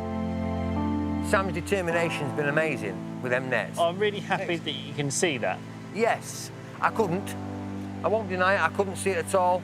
I just thought, well, you're a big city fanny. But the big city fanny's done good. Sam Farmer, my hat comes off to you, sir. Well done you for having the balls and the determination to fix them every time, because that certainly weren't my cup of tea, at all. Well done him. Thank you. I'd just like to say a massive thanks and a raise my going up to Sam Farmer. Sam Farmer! Well done, big fella. Founder of the Fishy Feast. Here, here. Here we mate, at last, fella. Last night, the men had a hearty 21 fish supper, thanks to Sam Farmer's nets. But following the feast, 36-year-old Will is the only member of the group who's out of bed. It's 8:30, no one's awake. You're going to make a lot of noise. It's 8:30. The sun's been up for 2.5 hours. Normally I've finished our morning meeting by now. So. Will's worried the men aren't making the most of the energy they got from last night's meal. I take it we're all going up. Morning. I'm glad you woke me up, pal. I'd have slept in. What do you mean? This is a complete one-off, unique opportunity. I want to wring out every last possible experience out of it. I think we need a general camp wake-up call. It was 8:30 and most people were still in bed. We sat around this campfire every night and said, oh yeah, I want to go romping around the island, I want to catch a piggy, I want to get caiman, I want to do traps, I want to do this, I want to do that. Doing all these things, but 2.5 hours of daylight's gone. It's a bit, I think it's just a bit of a shame. Oh, are you insisting we get up? No, I noticed you were upset. I'm not I insisting noticed in it. somebody was upset this morning because it was a crescendo of boom, boom, boom for an hour. You can bang boxes and kick and all you want. We're all grown-ups. Nobody's telling me what time to get up. Oh, no, I'm not telling you. I am finished. Nobody's telling me what time to get up. I'll get up when I'm going up. Vic, you're making it sound like I was doing that on purpose to try and wake you up. No, not at all. Were you? No, of course not. Then why would I think that? But I just laid there laughing, thinking, that's quite funny. You'd be making noises, you'd be wanting us to wake up. We want us to wake up at about 8:30. You were banging boxes and making crashing and banging, and I was laughing to myself. I'm going to stay in bed and prove a point. Bit childish. How old are you? 11 a.m. The men finally crack on with the day's business. We got a fish! Woo! Having been out overnight, Sam Farmer's nets are continuing to bear fruit. What's another fish below you as well? Oh my God, this is awesome. I'll tell you what, we've got enough fish to eat tonight, so that's good. How was it? Awesome, absolutely awesome. They're both grinning like Cheshire cats. It's got to be good news. The bag is full. Bit of a tiddler, sorry. Yeah, the elephant in the bag. I love tuna. I love tuna. That net's working treat, isn't it? Big tuna. Oh, another different type of tuna. Yeah. 18. 18. Right, filleting. The keyest indicator of these tuna is the firmness of the flesh, see? Yeah, see that's gone. Sorry, boys. That is gone. The men are paying a heavy price for their late start to the day. Oh, look at that. We have wasted a lot of fish today because we have got pulleys in too late. Yeah, we didn't. A lot of fish. In this one as well. At the moment, I'm having a real problem with fish getting caught in the net, going rotten. You put the nets overnight, fish could have been caught at 1 in the morning, it could have been caught at 11 last night. All of a sudden, you get to 10 o'clock this morning, you've been sat in a net for 12 hours going off. It's 11 o'clock and we've only just pulled the fish in. I think we need to get out of bed. Faster. Let's get out of bed earlier, yeah. I think we just have a morning call. Go, right, 7:30, everyone up. I don't want to waste any more fish because we can't be bothered getting out of bed and now checking the nets. Once again, the group's food situation looks bleak. You need to head round this bit. With no food in camp, fishing with a rod and line is now the men's best hope of catching something for dinner. Don't be too long, mate. We've got a long way back, yeah? Will is an incredible man for his energy and his ability to keep, not just motivated, but to keep the enthusiasm to follow his ideas through when he's running on empty, just like the rest of us. It's really quite impressive. I'm gonna head round, okay? To get to the best fishing spot, they must navigate the island's treacherous coastline at high tide. I think one of the most critical skills in survival generally is just awareness, you know, an ability to kind of assess and just take your time and think through things before you actually act. But here's the danger. the more malnourished, the more their judgment gets impaired. And that's when they can end up taking risks that can put their lives in jeopardy. Yeah, that's looking a bit tasty down there, isn't it? Stop, Vic! Vic, stop. Well, have we left it a bit late? Right, boys, this is where it's going to get naughty. Woo! It's like that big diving board, isn't it, in Sheffield Arena? Too high. What's happening, mate? We've got some big ones coming, so let's wait. The idea is to watch them coming in and wait for a flat spot and go for it. Hold! Hold! There he's gone! Ah! Oh, shit!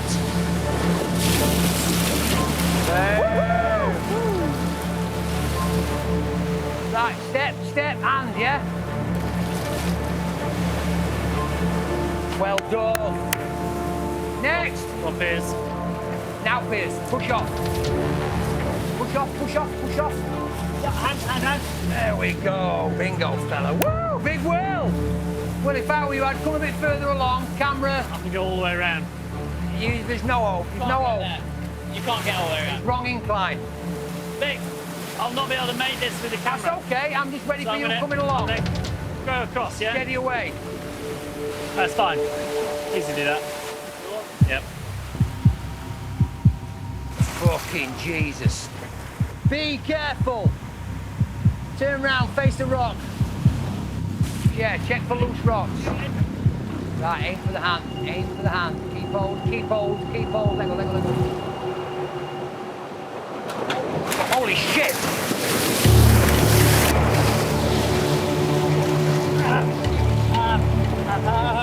You okay? You okay?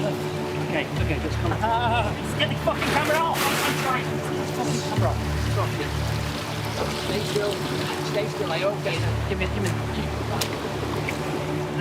Let's get off the danger area and then assess the casualty, yeah? Yeah, that's nasty. Will is losing blood and is in a state of shock. Let's move on before we get stuck again, okay? Yeah. Dr. Piers needs to get him back to camp urgently so he can examine the injury properly. Son of a bitch.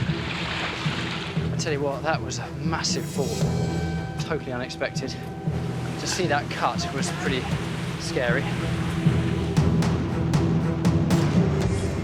Okay, well. Well, dude. It's actually quite serious. Yeah, nice. Oh shit. Dr. Piers can finally make a proper assessment. What is that you can see underneath it? Is that muscle or is that bone? I think he's severed one of his tendons. It's bad. I mean, I wouldn't be happy just to patch that up here. That needs a surgical exploration in an operating theatre.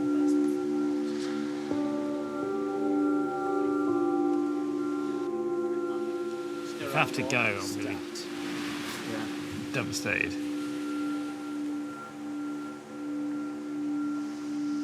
And at the end of the day, Will, remember you're right-handed. It's your livelihood. And we've got to be sensible and realistic.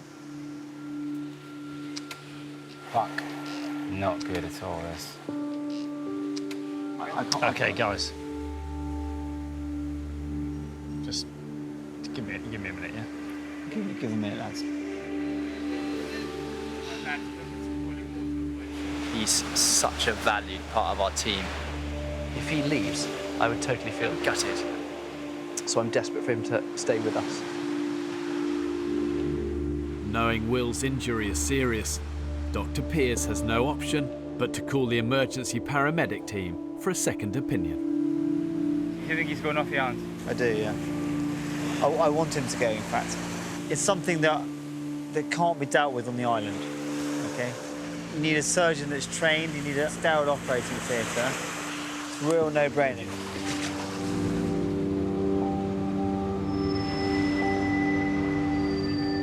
It's gone quite deep. If it goes there, okay. injury is muscular and not just superficial, so he needs to be evacuated. We'll get him on board ASAP. Over. Right. Get your stuff together, okay? Yeah. All right, fantastic. Keep Brilliant. those for you guys.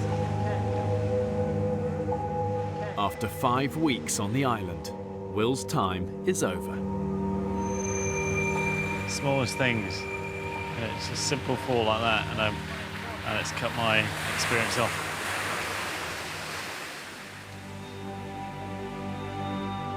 Oh mate, I'm so fucking sorry. You've been a fucking hero, mate, you really have. Guys, we need to go right now. I don't care what anyone says. We've effectively had a leader out here and it's been Will. He's led by example. He's led by inspiration. When people can't be asked or don't want to do something, he's done it himself. And he's filmed the whole thing as well. The man's been a machine. I think we'll regress to kind of ape men when now he's gone. See you soon, Will. Oh, he's got a sob on, hasn't he? Bless him. Yeah, I think he's upset. See you soon. Good luck, Will. Good luck. All right, fella? Yeah? No, listen, it's how it works. You did your best, that's how it works. I never imagined that I'd be so gutted, so disappointed, so kind of upset with one of us leaving. Especially in the last few days, I've got on with him so well, and I've really made a really good friend there.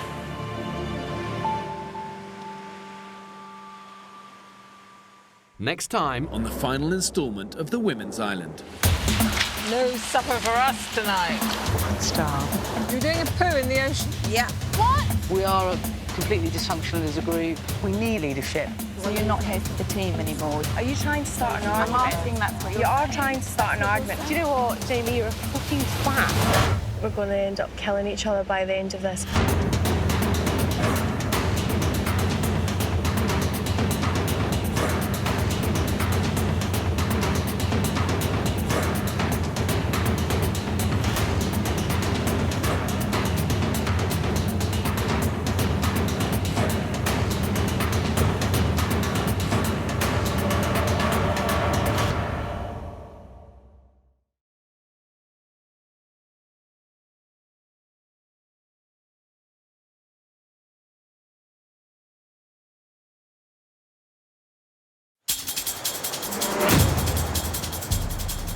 Two uninhabited Pacific islands. More than 5,000 miles from the UK. One has been inhabited by 14 British men, while a separate island was home to 14 British women. They've been utterly alone. Oh, shit! With only the clothes they stand up in and a handful of basic tools. Bitch it, big fella! Ooh, snap it! Filming everything themselves. The women have made it off alive. Tonight it's the final instalment of The Men's Island. You lazy bunch of bone idle bastards! Survival will be harder than ever. They'll have to endure the height of the harsh tropical storm season. This island either wants to decompose you or eat you alive. It's a scorpion, guys. They'll have to find their own water and hunt for their own food. With the finishing line in sight, Have these modern-day men got what it takes to survive? I'm gonna go to hell for this. Come on, boys! Son! Hi-yo!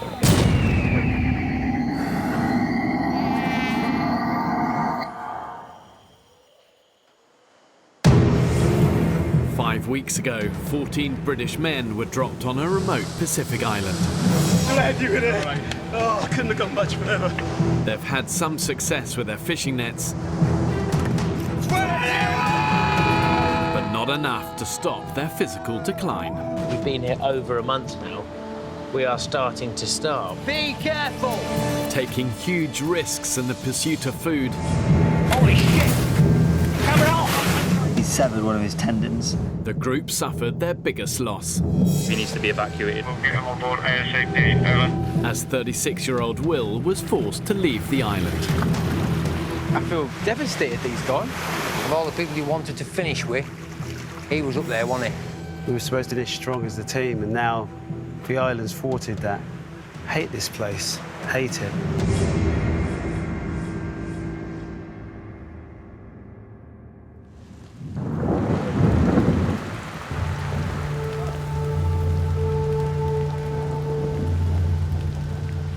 Rain again. No respite for us, man. Look at that thunder. We're getting screwed again.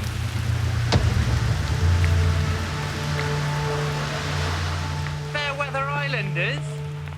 What's going on here? Whoa. I've got a flipping... It's a scorpion. Shit! Right, don't move. I do not want to get stung. Of course you don't. Right. Please be quick about it. Whoa, let me get that way. Don't flick cut it on off me. there. Don't throw it off on his foot. Take it off. Take it off. Oh! Give it a bit of a shock, yeah. Woo. Ain't that the thing with this island? 1 minute it's all calm, and then boom, there's a scorpion on my leg! I'll eat him. Horrible little thing. Take him. Yeah. Take him down. Well done, big fella.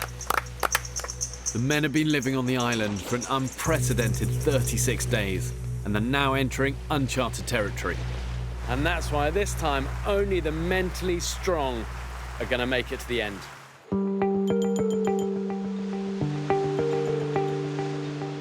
Living for 5 weeks on an extreme low-calorie diet, consisting mainly of fish, limpets and coconuts, the men have been getting weaker by the day. Pounds just keep dropping off, gentlemen. To make sure their physical decline doesn't become life-threatening, Dr. Piers has been monitoring their weight using scales from his medical kit. Come on, you big streak of piss. That puts me just under 10 stone. My bollocks weigh more than that. Jesus. 28-inch waist. 28-inch waist. Jesus Christ. You could just buy boys' clothes when you get home now. Save a fat suit, pack it. Baby gap, mate. You get baby gap. Since arriving on the island, the men have shed nearly 30 stone between them. The weight loss was always going to be dramatic, but I was not expecting it to be as severe as it was. And maybe, just maybe, the storm has been kind and dropped us a fresh coconut. Determined to halt the decline, the men redouble their efforts to find food. We're going to go and check the shit out of these nets. Good luck, fellas. Oh, my legs, it's not working today. I had that yesterday. Just, have you worn your boots recently? No. God, dude, Too heavy. do not try putting them on, I tell you now. Oh, it's a bit weightier than last time, isn't it? The fishing nets have been a lifeline for the men, but as they get weaker, taking the raft out to check them has become an increasingly difficult task. Come on now, let's have just one or two. Oh, bollocks. It's all snagged. Oh, this is getting annoying now. Today, there isn't a single fish to reward Charlie and Piers for their efforts. You all right? I think it's dangerous now, actually, living in his nets, in all honesty. All of us are just skin and bone, and it's not really, I think it's safe anymore.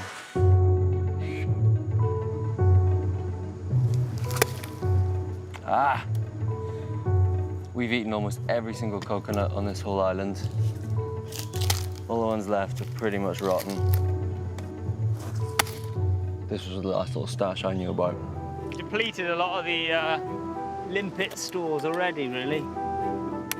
Even the men's once reliable food sources appear to be running dry. We have truly decimated the fish within 3 meters of the boundary of this island, haven't we?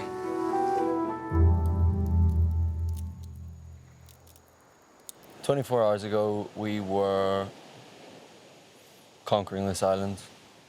Nets were full of fish. 24 hours later, we're in tatters. This could go from bad to worse very easily." Every single one of these guys is going to have mega low moments. It's just the reality of being out in the wild, being tired, being bitten to death, being hungry. You just have those moments. And one of the key lessons I've learned is that the pain, the discomfort, it never lasts forever. Keep your eyes on the light.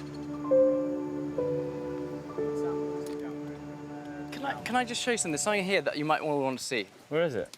Come with me. It's not very far. Worth it, Sam. Is it edible? It's good. I'm taking my knife just in case. It's Bear Grylls, isn't it? And it's a hope as well. Look at this. Oh, yeah. Oh, baby turtle. Oh. It's alive, and it's making its way to the beach. And if there's one, there's probably a few more. Isn't that amazing? That's incredible. There's the others, look. The other one. Oh, yeah. Can you see the two of them? Yeah. Oh. It's gorgeous, isn't it? Privilege. It's a real privilege, isn't it?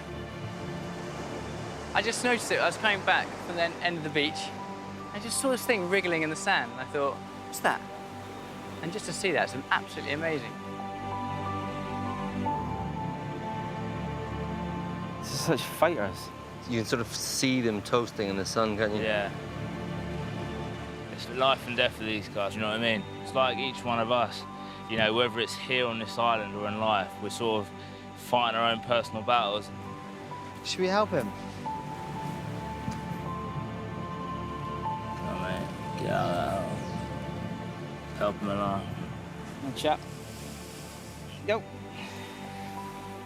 And maybe I'm doing completely the wrong thing and shoot me down, but if there's a chance of this little dude living rather than dying, I want him to live.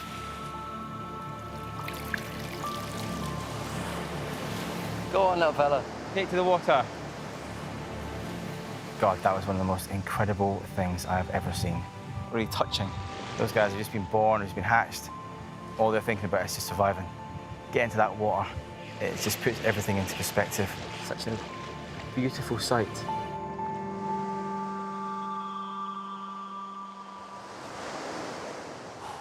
You okay? Yeah, tired, that's all. Late afternoon. The turtles have been a welcome distraction, but after more than 5 weeks on a starvation diet and no sign of their next meal, the men are in bad shape. God, tired. Just tired. I've usually got lots of energy, and I like being enthusiastic about things. I like doing things, but I've been so tired. I'm sort of starving, wasting away, and I know my body is just like, you need fuel, but there's no escaping it. You're so aware that you're going downhill fast.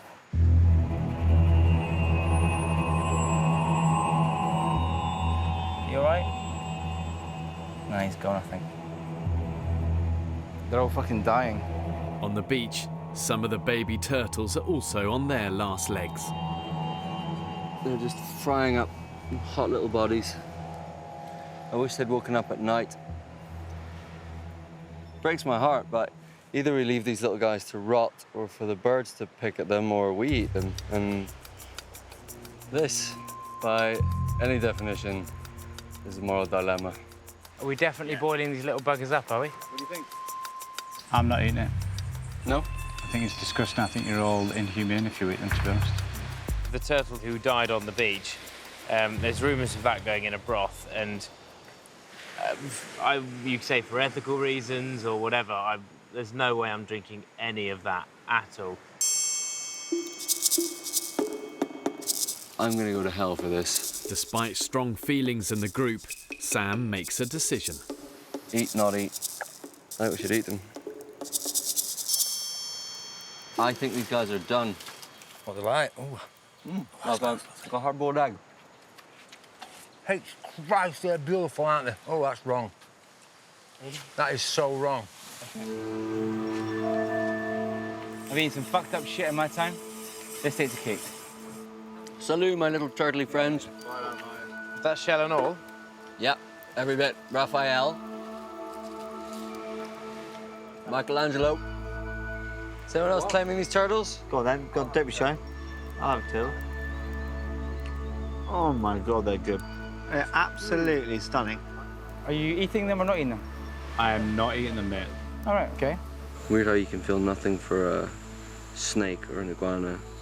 And baby turtle has died anyway. It's weird, difficult to eat. But I scoffed them down. It is quite delicious. I'm sure it is, but a bizarre principle that I'm sticking to now. With only half the group able to bring themselves to eat the baby turtles, they bring little relief to the malnourished men. It's becoming an experiment in starvation. It's really tough to keep going when you're so hungry. And the future looks pretty bleak when it comes to food. The men have now been living alone on the island for more than 5 weeks. It doesn't smell too good. Ah! Fuck! Ah! Since the demise of their fishing nets, the food situation has become critical. Resources on our back doorstep have run out.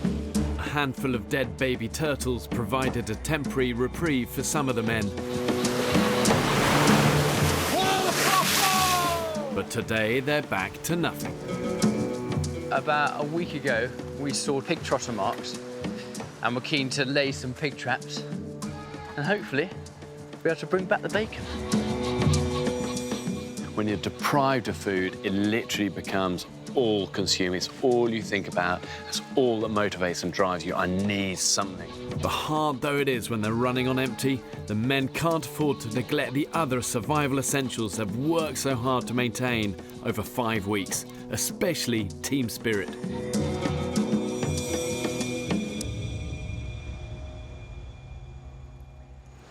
Well done, chefs. Well, that, chaps, is delicious. Is that the obligatory pubic hair?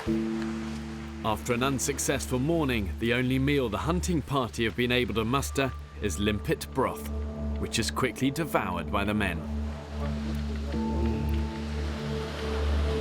What are you eating?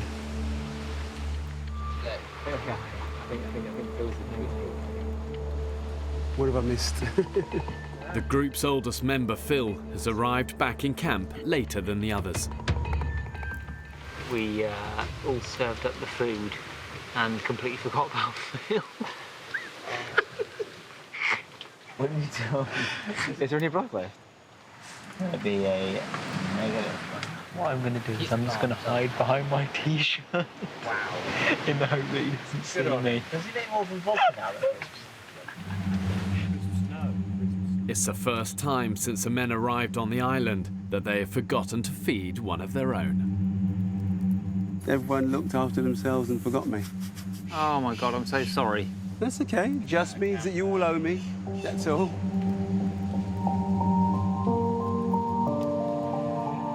So we weren't acting like this 4 weeks into the experiment, but now we are coming up to 5.5 weeks, and a lot of people are starting to fray around the edges.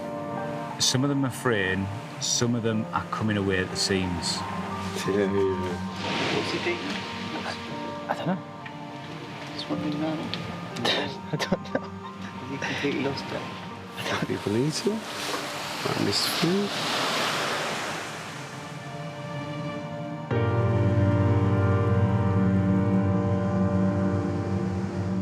Okay, finally, let's get the fuck out of here. That's it. We'll see you later on, mate. Desperate for a decent meal and having exhausted the resources close to camp, Sam Brown and Kyle head off to look further afield. Now we can go get some coconuts. Fingers crossed. For the first time, they're heading to the unexplored south side of the island, an arduous 5-kilometre round trip across unforgiving terrain. Having set off at 4 p.m, they have just 2 hours to make it there and back before nightfall. We might have left this slightly late. Guys, there's an iguana here. Where is it? In the remaining hours of daylight, the other men are doing their best to find a meal closer to home. Where is it? It's in the fucking tree here. I'm pointing We're in a fucking forest. 12 o'clock, 11 o'clock, where are you standing? Wow. Fractures occurring in the group. We arguments, bickering. And that's got to be down to the hunger and the tiredness. We haven't got a fucking clue where it is. I mean, can everyone see me? If you can see me, I'm pointing at it. Well, where is it? It's landed towards you, Barney. It's gone that way, it's gone that way. Yeah, no, he's gone that way. gone. Back. bollocks.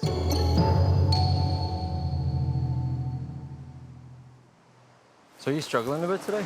Yeah, today's been a tough day, actually.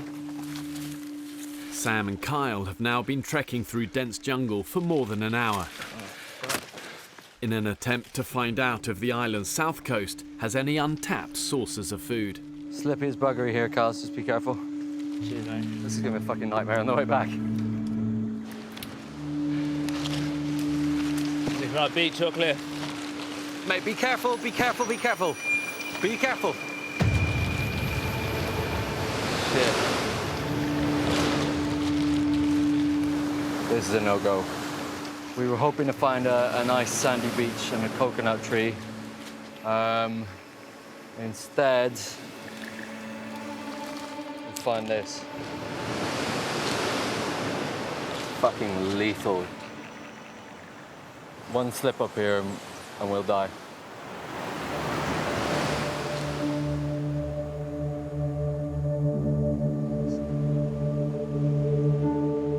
On the other side of the island, farmer Charlie is the first to return to camp after a fruitless day's hunting.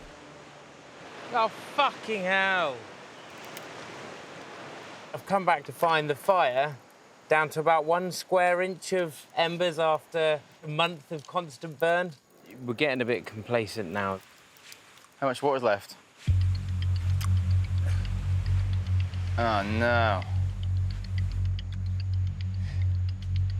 You can see the standards of the camp are going lower and lower and lower because people are just starting not to give a shit anymore. Kept this fire going for a month now. There was no smoke coming out of that whatsoever. There was an ember about 1 inch square.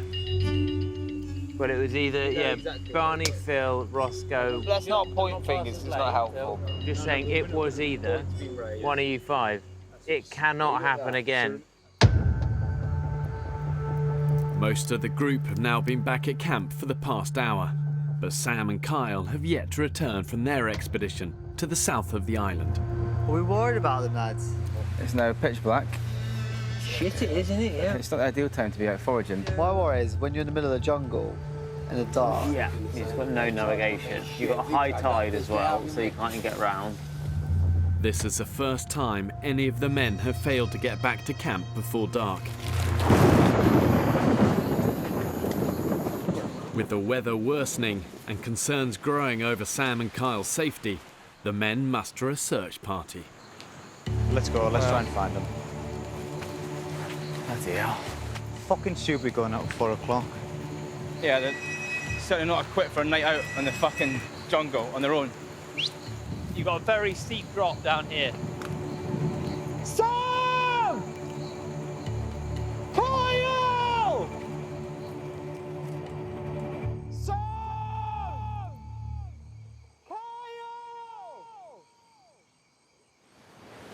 Oh, it's not looking good, man. They would not find us here. Not a chance.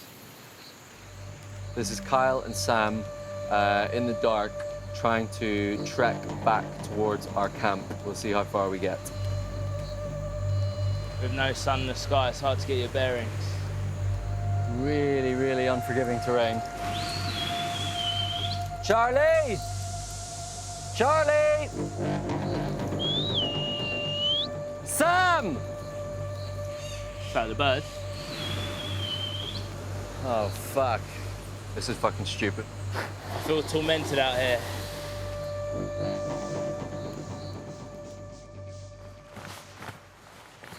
Come on, boys! Sam! Kyle! Having searched for an hour with no sign of the missing pair, the group reluctantly head back to camp.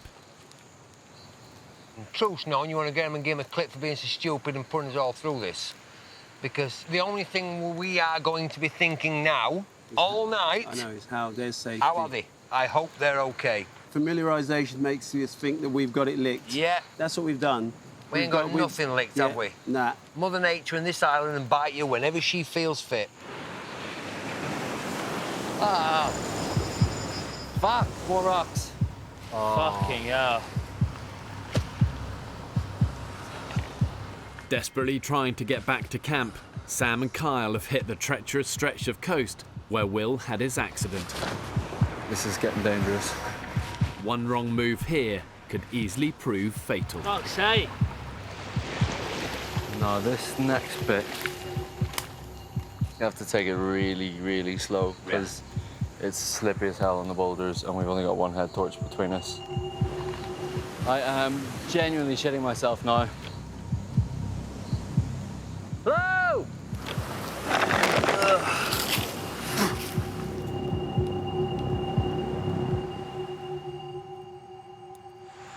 I genuinely don't think that they know where they are. It's a bit eerie, actually, sometimes. Maybe I've seen one too many horror films. I didn't think I was scared of the dark, but out here, you have to sort of steel yourself that you're not scared of the dark. Hello! I see a light. Boys! Hello!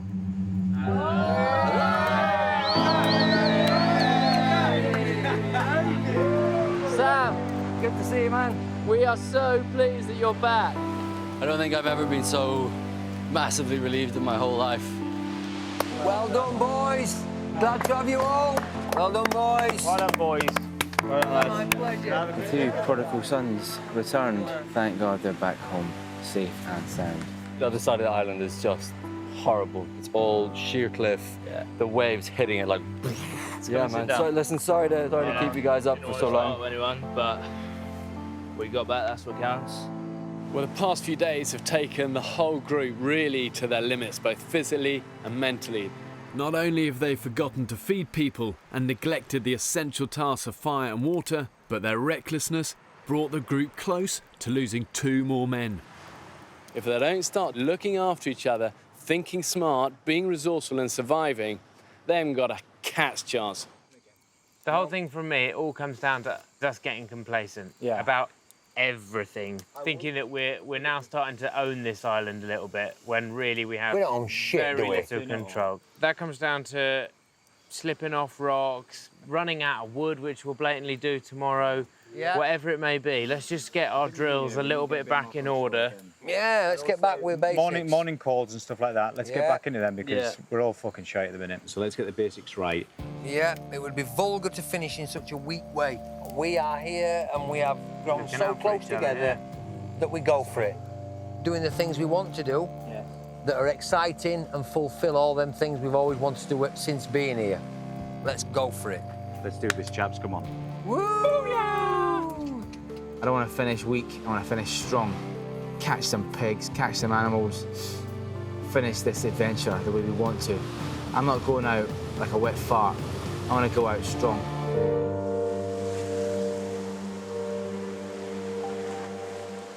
Mum and Dad, there's so much I want to tell you. Because I just wanted to say, being here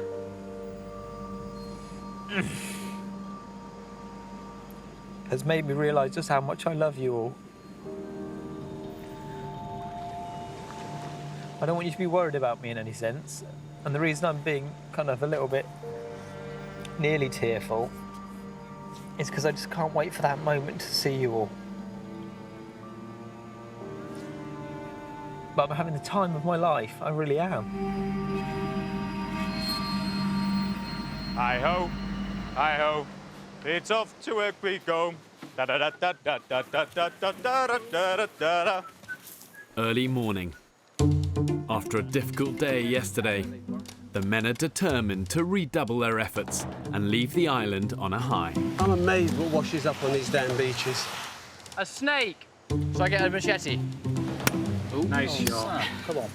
It's so funny because on day 1 we would be like, oh shit, there's a snake.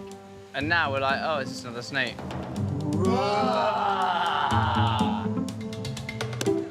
Today I really got a sense that our teamwork, our team ethic really came back. It just seems to be a real pulling together today. Woo! Man, it got a whopper. We've got fish! Holy shit! Hello. Oh, what a nice. Oh, that is a beauty as well. Never in my life have I made my own sashimi before. I've gone from eating one fish maybe every 6 months to now having it raw on a beach, on a home whittled table, and loving it. Dig in. To you, sir. To many more days like this. Oh. Mm. That is just so...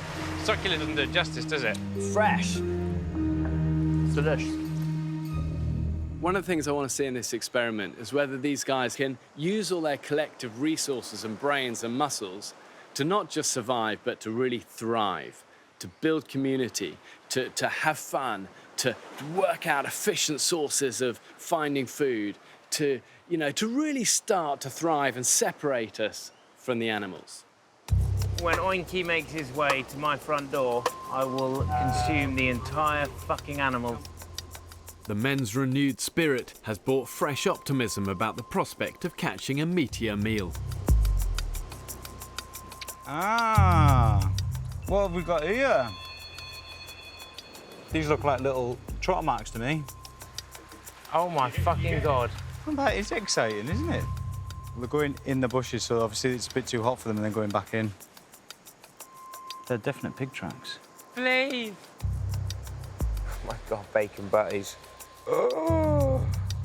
We're all fantasising the other day about what we're going to do to Oinky. Delusions of grandeur of smoking him and putting him on a spit and having crackling and God knows all sorts. What we'd give for that. Damn, it's warm, Barney. It's getting hot, mate, isn't it, eh? Yeah. Further down the beach, Vic, Barney and the two Sams are also on the hunt for a decent supper. Shit the dog. Shit the dog. What? Look at that, look at that. There's something there. Stop, stop, stop. Don't move, don't move. Where, There is where? a pig. Okay, stop. There's a Yeah, pig black in pig, there. black There is a pig. pig in there. No way. Don't move, don't move. Vic, Vic, don't move. Let's have a think about this. Okay. And he was just having a little snooze in the shade. So we need to get behind him, because that is going to disappear straight in there. I'll go up the sand, all right? I'll go with you then, yeah? Yeah? Don't you worry. We'll hold him down. If I'm eating pig tonight, I'll fight the bastard. Just keep very calm. When cornered, pigs can be incredibly aggressive animals. This thing is going to run like stink. They've got razor-sharp tusks and a vicious bite.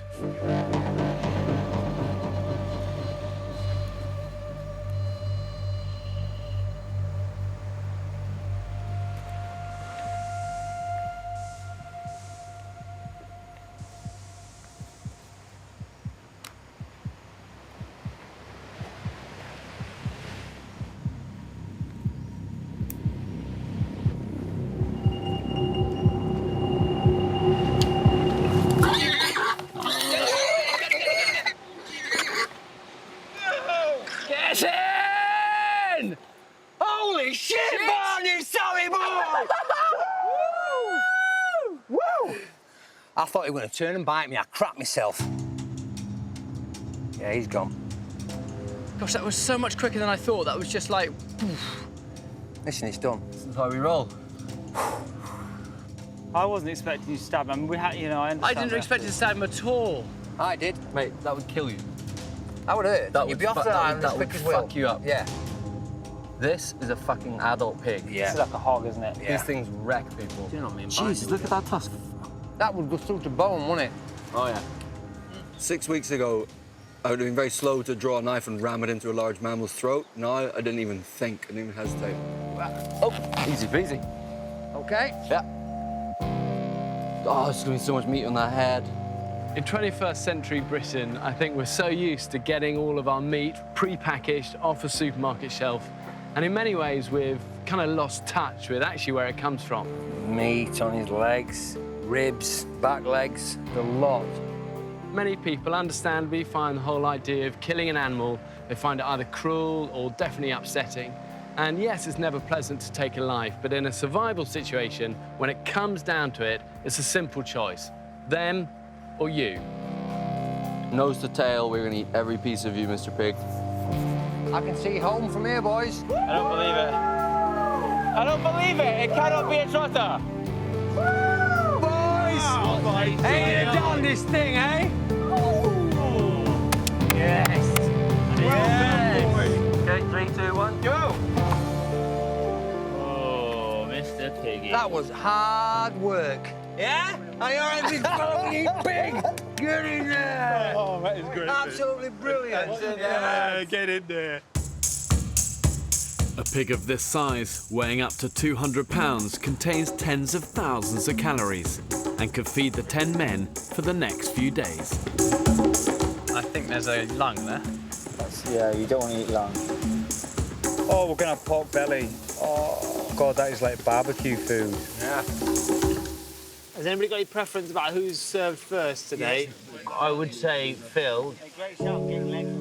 After the group forgot to feed Phil yesterday, by way of an apology, they give him first dibs on the spoils.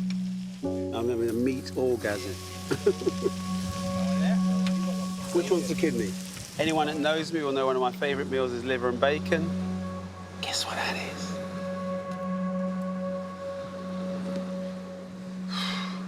Liver. Oh.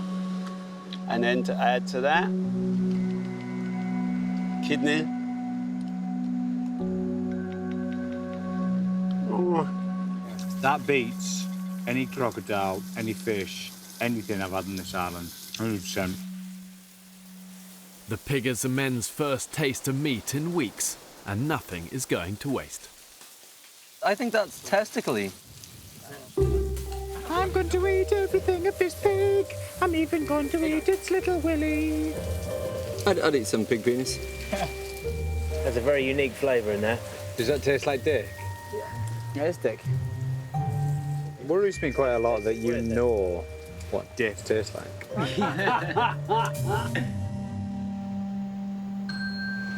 Vic! Yeah? I think we're raising the sign, mate. After surviving on the island for almost 6 weeks, the men have decided to make a tribute to their achievement. Gentlemen, by the power invested in me, I name this camp the Croc and Trotter. The Croc and Trotter!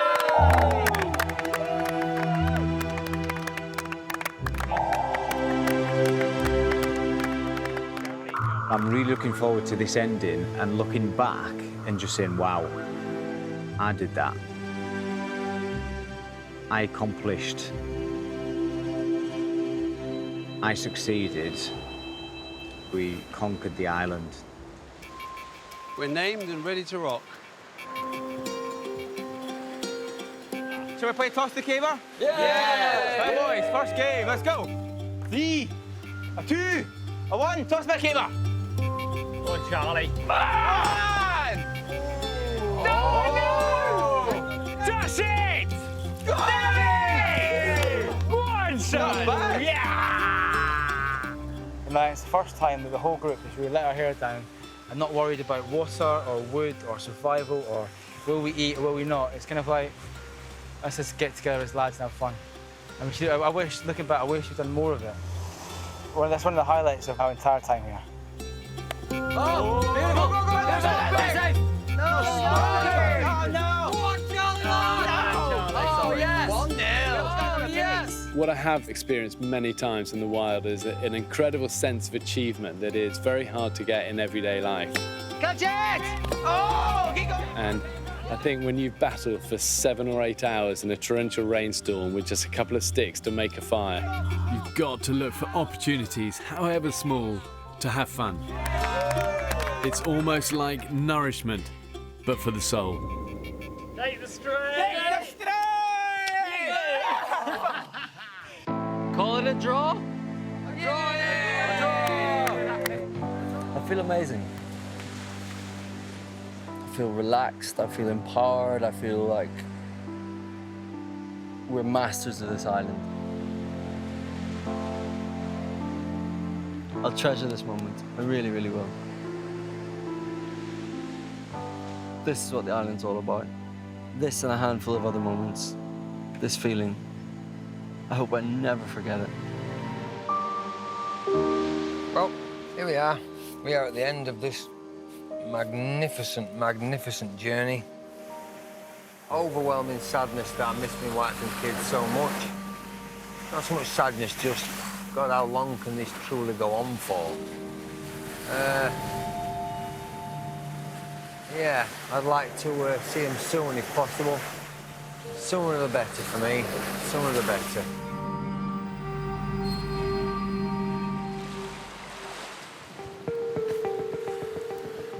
What do you think of that, beauty? Shit. Here it goes. Look, look, look. Ooh, there's some heat off this bad boy. Look at that!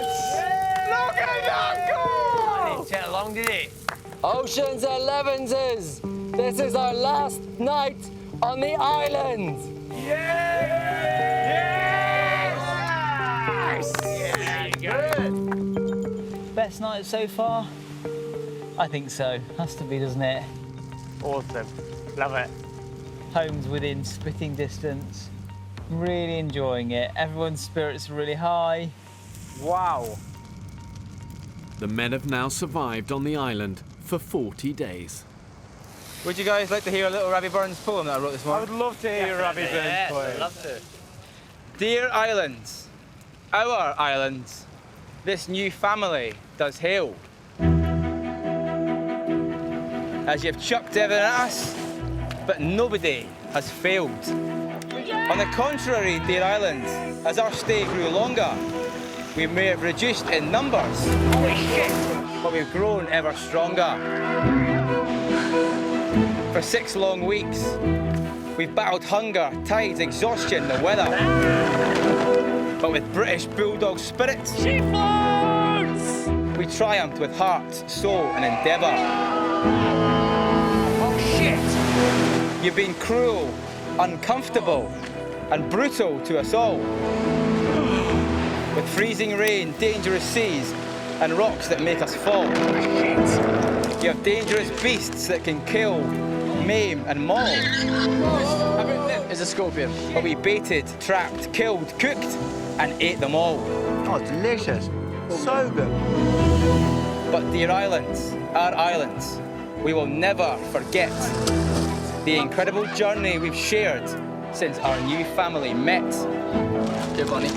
So the question is, our islands, can British blokes survive? Get the fucking camera off! The answer is no. Dear islands, we didn't just survive, but thrive.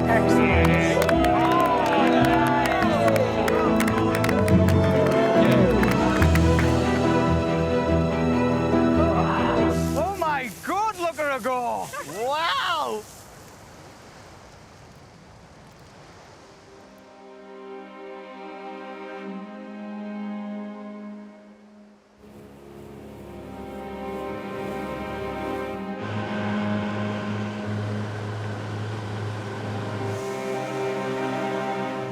So I'm on my way to pick up the men after 6 weeks, you know, and to be honest, I'm pretty nervous just about what I'm going to find. You know, are they going to be emaciated wrecks or are they going to look pretty healthy?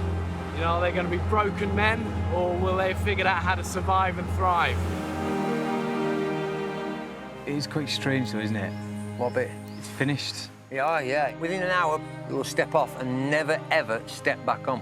Brett, it's been an honour serving with you, gentlemen. Yes, here, here. Ditto. Here, here. Good effort, gents. I feel quite proud of our little gang. The island has taught me an incredible sense of unity. And we've shared everything that we've had here on this island. Doesn't matter if it was the smallest fish, we've shared it between everyone.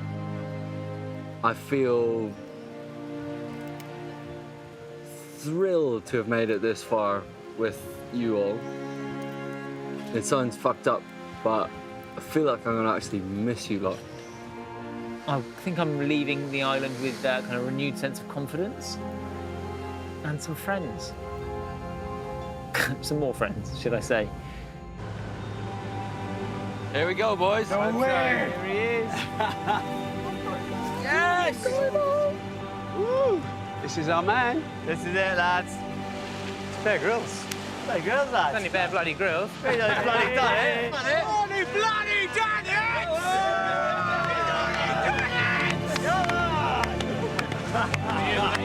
Wow.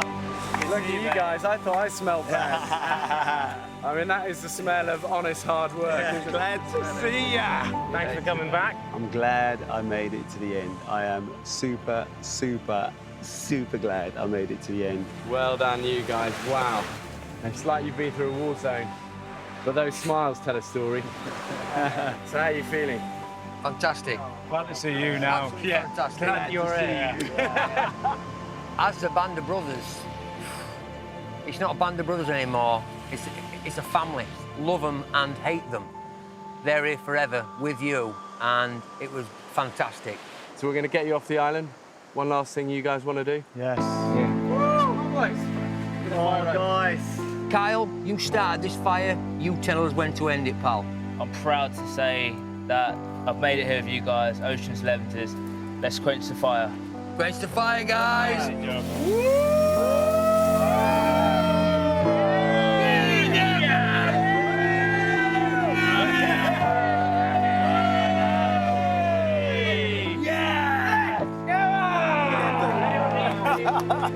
Get in there, yes? I think what's interesting is that you realise they've actually become a really tight unit. You know, that's why there's emotion at the end when they're hugging each other, because they've been through the fire together and they've come out of it stronger. Well done, boys. Let's grab us tackle and get out of here, yeah? Fuck out of here, come on. Fuck out of here.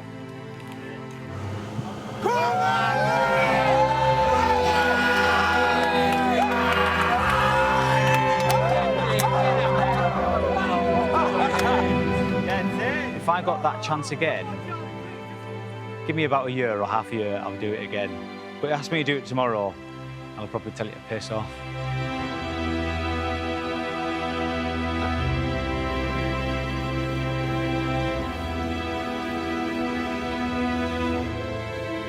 Just because you're over 40, just because you're over 50, just because you're almost 60, doesn't mean you're spent.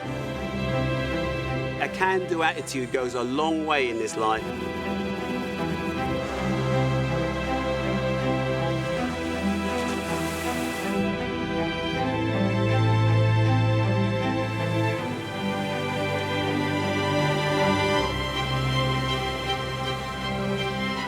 So Will, it's Will. Yes, William. What's happening, boys?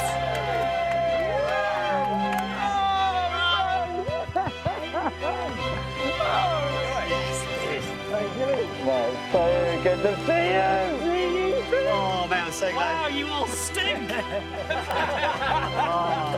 Oh, no, it's good. I couldn't let you guys get to the end without me.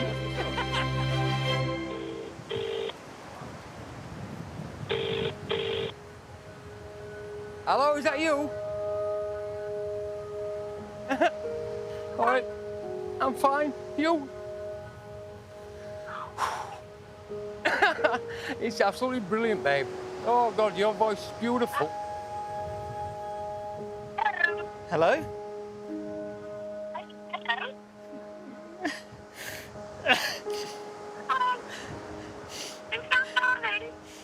Yeah.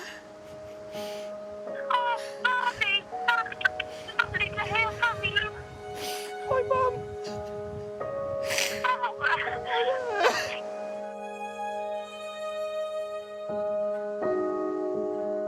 So if I had a look at it overall, you know, they've built community.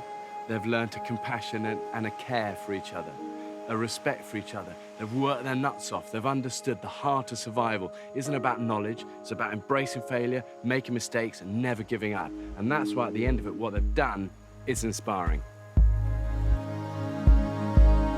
They've gone through a journey together and come out of it stronger, tighter, and it's why they've learned the beginning of a mastery over this environment. They can call themselves survivors. They've earned it the hard way.